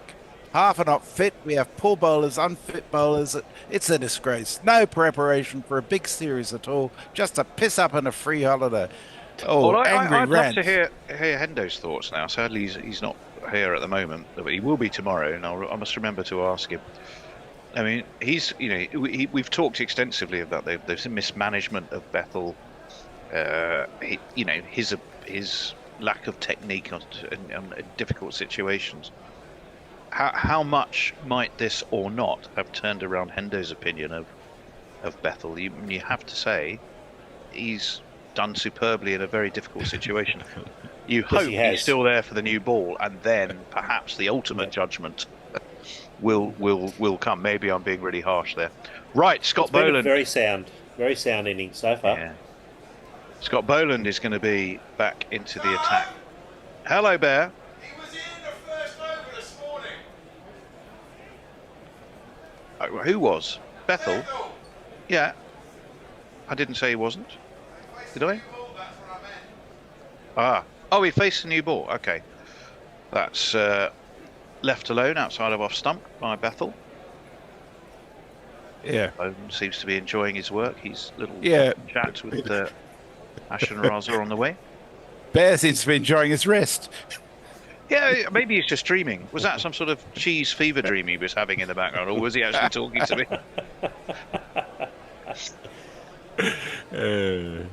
I was trying to... Yeah, he was in the first over this morning. He's been magnificent. I'm not saying he hasn't. That one is defended in the offside. A little bit squares up, Jacob Bethell. We saw his dad resplendent in a sort of blue flowery shirt. His his family, who were all there. That was lovely, yeah. I mean, he is really a talent. Nice. He is a talent. it's a talent that will need nurturing and developing. Yes. Yeah. And not mismanaging. Can we Yes, trust exactly. this England management to do that? That's the question. 297.47. 114 runs the lead. Australia, remember, have not lost at the SCG since they lost to England in 2011. It would be quite some performance if England somehow were to pull off a victory. Edged, taken. There you go. Yep. Oh, good wicket, Tony. Fine ball. Yes. Well, the only consolation is it's Bryden Cast out in a very similar manner to his first innings dismissal. I can't remember if it was Boland, but actually, can we have a look? Was it Boland in the first innings? Mark, have you got the scorecard there? But he prodded it outside of off stump. Let's see how much it moves. Yeah, just nipped away. Yeah, it was a nice fairly indeterminate thrust, straight into the hands of Slip. Yes, he was caught. Smith bowling for 16 in the first innings. Well, rinse and repeat, because exactly the same thing has happened again. Oh no, sorry, that was no. It was Cameron Green. Oh, it's Cameron Green, but first Cameron Green got in the first, but Kerry Green. But yeah, so it was. Yeah. It was a regular shot. It wasn't a silly shot. Oh, that was for one. Yes. Yeah. No, he was just done. He was just. Yeah, he's not the level of batsman to play that to cope with the ball, but it was a very similar. No, I'm not having a go at Casts for foolhardiness. I think not at all. If you're talking about what they could take out of this series for the English fans, I would say Bethell's a big tick. I think Tongue's a big tick. I think you should persist with Tongue, and I think Cast should only ever bowl the old ball. And over the wicket to left-handers. I think that's his best. Yes, I'd agree. And I think they're three of the main things I think he'd probably take out of. We know Root's great, and we know that, but it's just of the discoveries. And then before coming to Australia, think about some of the things that Australian wickets actually do, rather than a perception of what they do. I don't know, but there's a lot of things you can take from it. But that'd be my sort of thinking about this test as well. Bethell's been really good, and of course, Root. Well, Matthew Potts is now the new man who defends in front of his off stump quite tidily to Scott Boland. No run. Potts, I think you would say, possibly owes England a few runs. Not as a batsman, but he's going to have to do it, because he certainly cost a few. What was it? None for 141?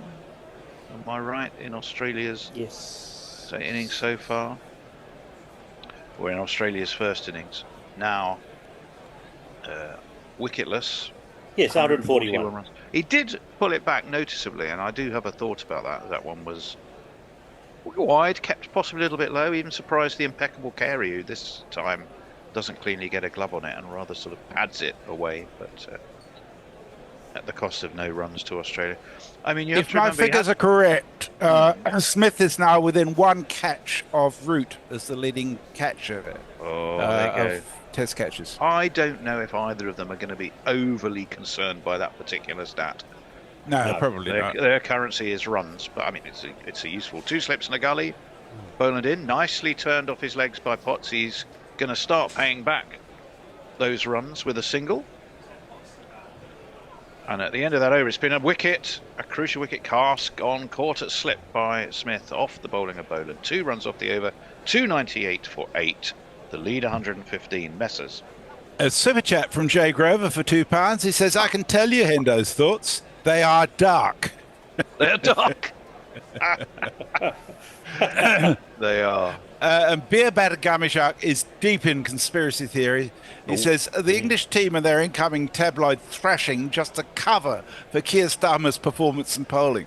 Yeah, that's interesting. Greysoak is concerned that the poll we've got out has 55% of voters, it's not under 50%, saying that England need 240 to defend. I answered that myself, and that was my one. Webster throws the ball up outside of Bethell's off stump. He steers out to deep extra cover, and I don't think he ran, did he? No, he didn't. Now that was interesting. Is he not trusting Potts? He's going to have to. Potts against Webster. I mean, yeah. Push to mid on and So- again. No run. Now, I don't know about this. No. I You give him his full name, Webster to the Destroyer. Webster three for 49. Yeah. If I saw that chin barreling down the crease at me, I'd be worried. Round the wicket comes on to the back foot. Now the field's deep set, and Bethell, maybe he's just thinking about close of play. And Bethell neglected. He's turned down 3 obvious singles. It's an interesting. It's Webster. He's driven this. Yes, Webster the Destroyer. Down it goes to Jake Weatherald at deep extra cover, who now has worked out the script and ambles in, thinking, well, they're not going to run. I can just take my time, and they're not. Back foot crunched out. They are going to run now. So he is protecting Matthew Potts. Potts can bat. Whether protecting Potts against Bo Webster is the right approach, I'm not sure. Runs on the board surely is pretty important right now. Webster's good, but it's been good, but not that good, is he? Oh well. I was talking him up earlier, and he wasn't backing me up, and then as soon as I got off comms, he started getting wickets. Well, yeah. Well, the first few was really good. There's 3 men around the bat for Matthew Potts, who strokes this very tidily out towards extra cover. Did they run? I don't think they did. No. So he's happy to keep Bethell on strike. All right. Well, okay. Let's turn this. It's crazy. It lets them set whatever fields they like, then, doesn't it? Well, yes. Except there is 10 minutes to the close of play. England know you can't afford a wicket now. Let's give Bethell for a moment the benefit of the doubt and say he's showing some real maturity, whether it's the right decision or not. But I think it's a considered one for the right reasons. Yeah. So in a way, that maybe not quite so bad. Yeah. Lock 1245 says Bethell has done everything right. I'm a fan right now. I'll be an embittered onlooker next Ashes, of course. Indeed, he has done very, very, very, very well today. His family, who were all there to cheer his maiden Test century, can be very proud of him. Really, whatever happens from here. That was cut by Potts. Please, and I suspect no run will be taken. No. So let the Australians run the overs down before the new ball comes out. It was an interesting strategy. Well, the other thing, I mean, in the context of you need a 200-plus lead, 10% of those runs have now been given away that could have been on the board. Yeah. Bethell guides down to deep backward point. 2 fielders converge. They do run on this occasion because they're thinking, well, because they can get back for 2, which they did very sharply indeed. So it's 2s, 4s, 6s, and nothing in between as far as England are concerned. So they're not turning down runs at all, but they're turning down singles and not exposing Matthew Potts. So this is not Bazball. What is it? Could we give us a fancy tabloid name? I think the other thing they're thinking is, okay, who would you back at least with half a chance against the new ball? Between Tongue and Potts, and it ain't going to be, and it's not going to be and it's not going to be Tongue. That's defended into the onside. Right. So you've got that consideration kind of there. 300 is up for England. 300 for 8 once again. If you're an England fan, you're going to be looking at 300 for 8. You're going to be looking at that lead of 117, and you're going to be looking at least 2 of those England dismissals, and you're going to be going, that could have been a lead of 200, and this could be a very different situation. But we're not, and we've been here before. Round the wicket comes Poland. Driven nicely, driven out to deep cover, and it will not surprise you to learn that they do not run. I think the England fans could be at least encouraged that the Brook dismissal was a good delivery. It wasn't. Brook actually got out. Yeah, I agree. Quite a good delivery. You're looking at the run out, and you're looking at Will Jacks Oh yeah, the Will Jackson was and ridiculous. you're asking yourself, what has that cost Yep. England in terms of the opportunity to win the match? That's smashed away by Bethell down to deep mid wicket. But I suspect as Labuschagne jogs around, does one of those scurrying jogs that kind of just said, "Look at me. I want to watch you. I want you to watch me doing the most basic bit of fielding in the world." They did take a single though, because they are going to trust Matthew Potts to face one ball from Scott Boland. We've got 7 minutes until the close of play. England. That's correct. England will know they've got to keep these two there. That's their mentality at the moment, and I don't think it's necessarily a bad one. 2 slips go down.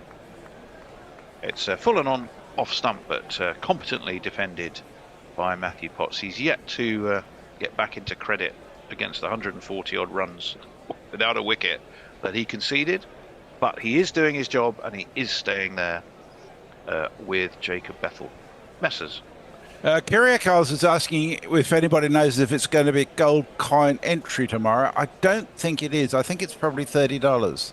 I'm trying to look on the.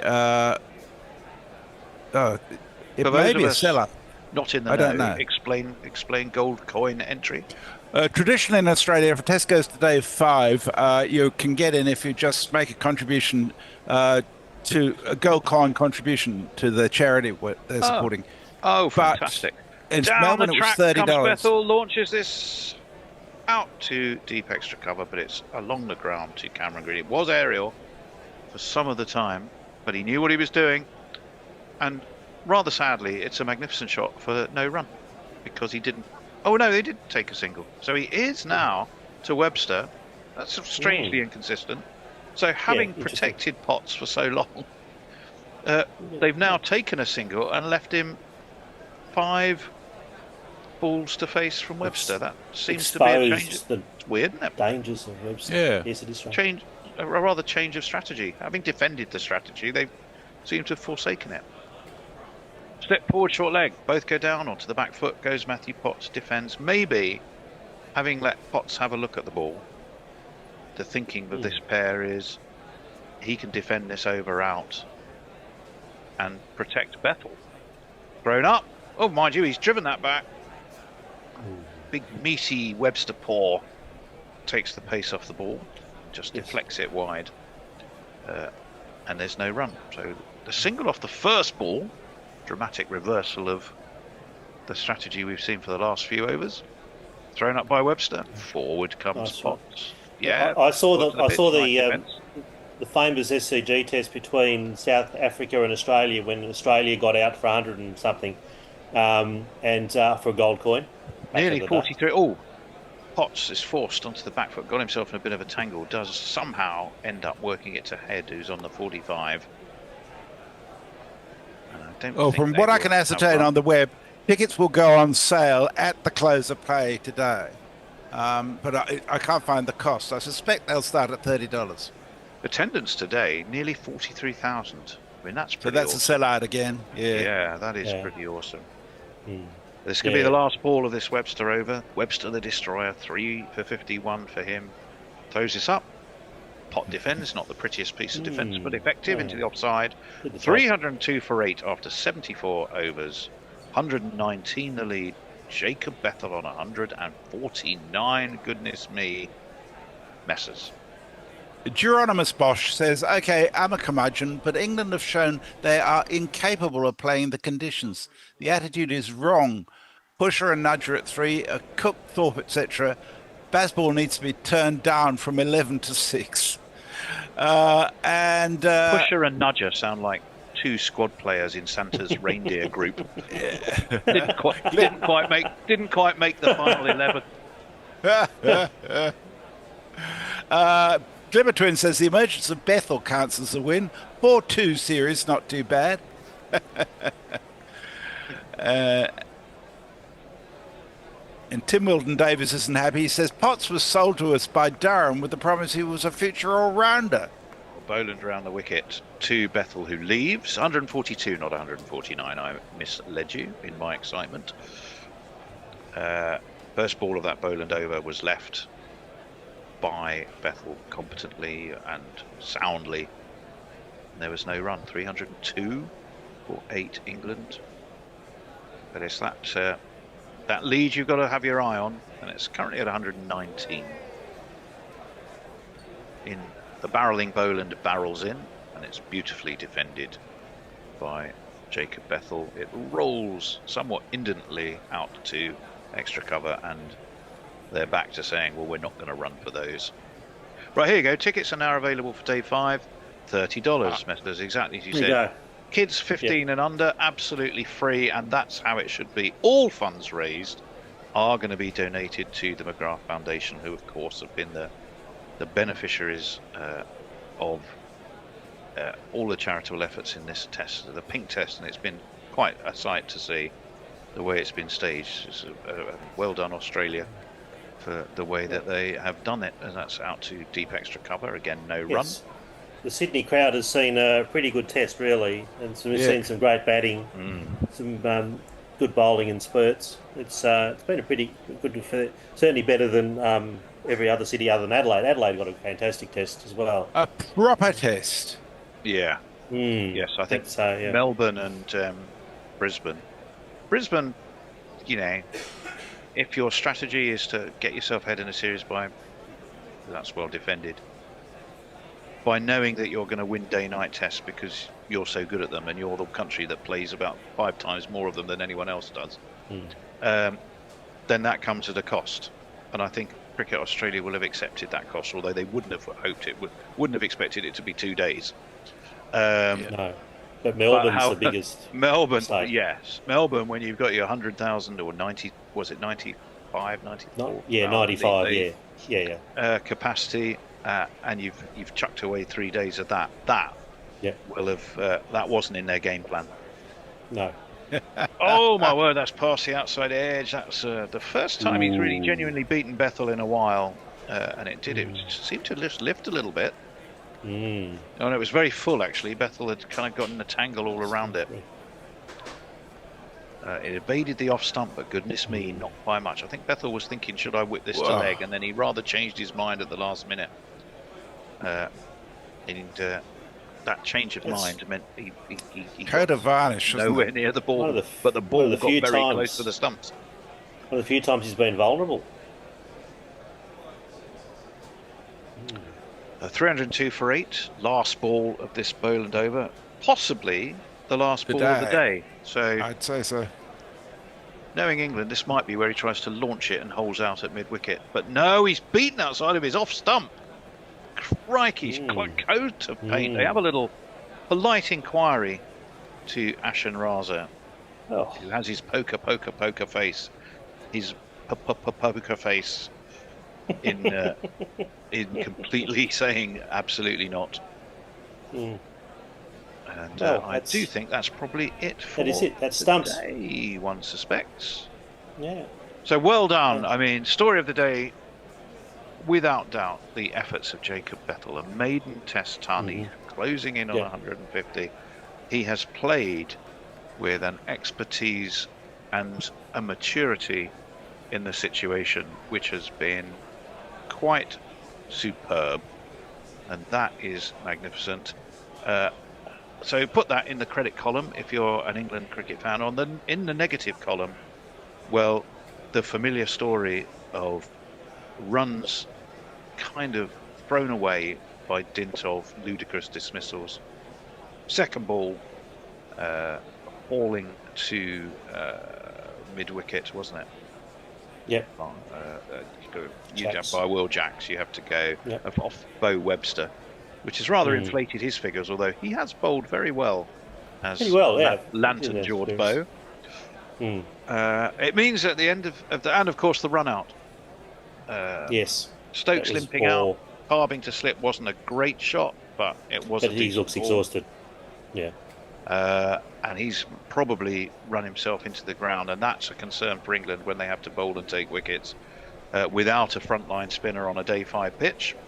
Yep.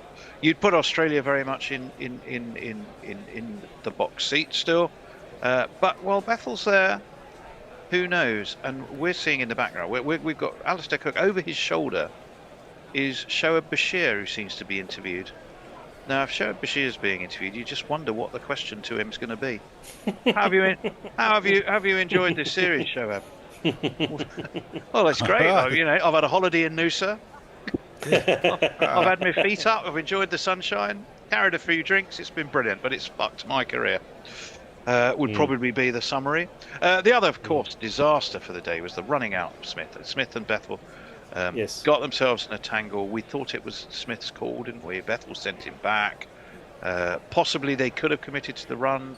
Bethell decided it wasn't a great idea, and it meant that Jake Weatherall's throw accounted for Smith. And again, when the reckoning comes at the end, you're going to look at that and you're, I think, likely to be thinking there was another moment, as was the Stokes run out earlier in the series. But at the end of the day, the lead for England is 119.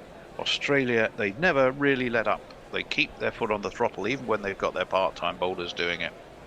It's 302 for 8, and we can do some final messages and some thoughts from Mark. Thank you. Maya confirms that Day 5 tickets are now available on Ticketek for $30. Thank you, Mike. Keltab in K8B says, when the team gets back to England, sack Baz, omit Ducket, Pope and Jacks for life, demote Stokes' captaincy status, nurture Bethell and cure Brooke of his baseball brain rot disease. There's a lot of work there. I closed the poll on the minimum score England can defend. 50% said 240 or more, 20% said 210, 18% said 150, and 12% says 180. So 50-50 as to whether 240 is the minimum. And Jay says the bank has blocked his card and he should be asleep and shouldn't be drinking beer, but thanks for the day anyhow. I can't find his tweet. And thank you for those super chats, Jay. You're a gent, and it's, you know how much appreciated it is, but we do need to keep telling you how much we do appreciate it. So thank you. Indeed. Thank you all for being with us. There's been heaps of chat today. And thank you for taking part in the polls too. They're quite fun. Thank you, Grey State, for that suggestion. Somebody pointed out that Sydney will see more cricket than Melbourne and Perth combined, which is an interesting point. Yes. So I was just going to say, my thoughts were, this is probably my last slot because I doubt it'll go, because I think I'm supposed to be on later on tomorrow afternoon. So I don't know if that's going to happen. I think the Australians will probably get out there and score the runs in the first session and a half. But it's been a lot of fun. This has been fantastic to be part of this, and thank you for the opportunity. Thank you, We'll Mark. be in touch with you with the World Cup coming up. Thanks, I appreciate it. Yeah, I'll be up for it.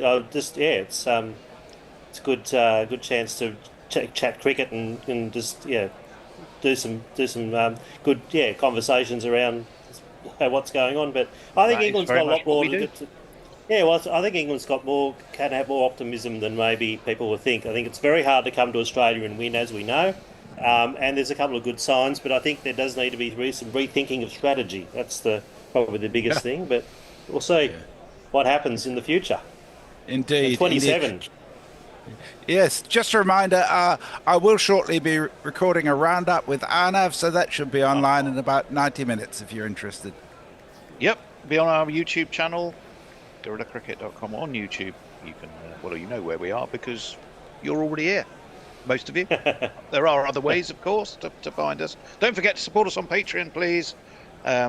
We have one or two new patrons who I haven't got the names in front of me, which is shocking of me. But I will make sure I thank them tomorrow.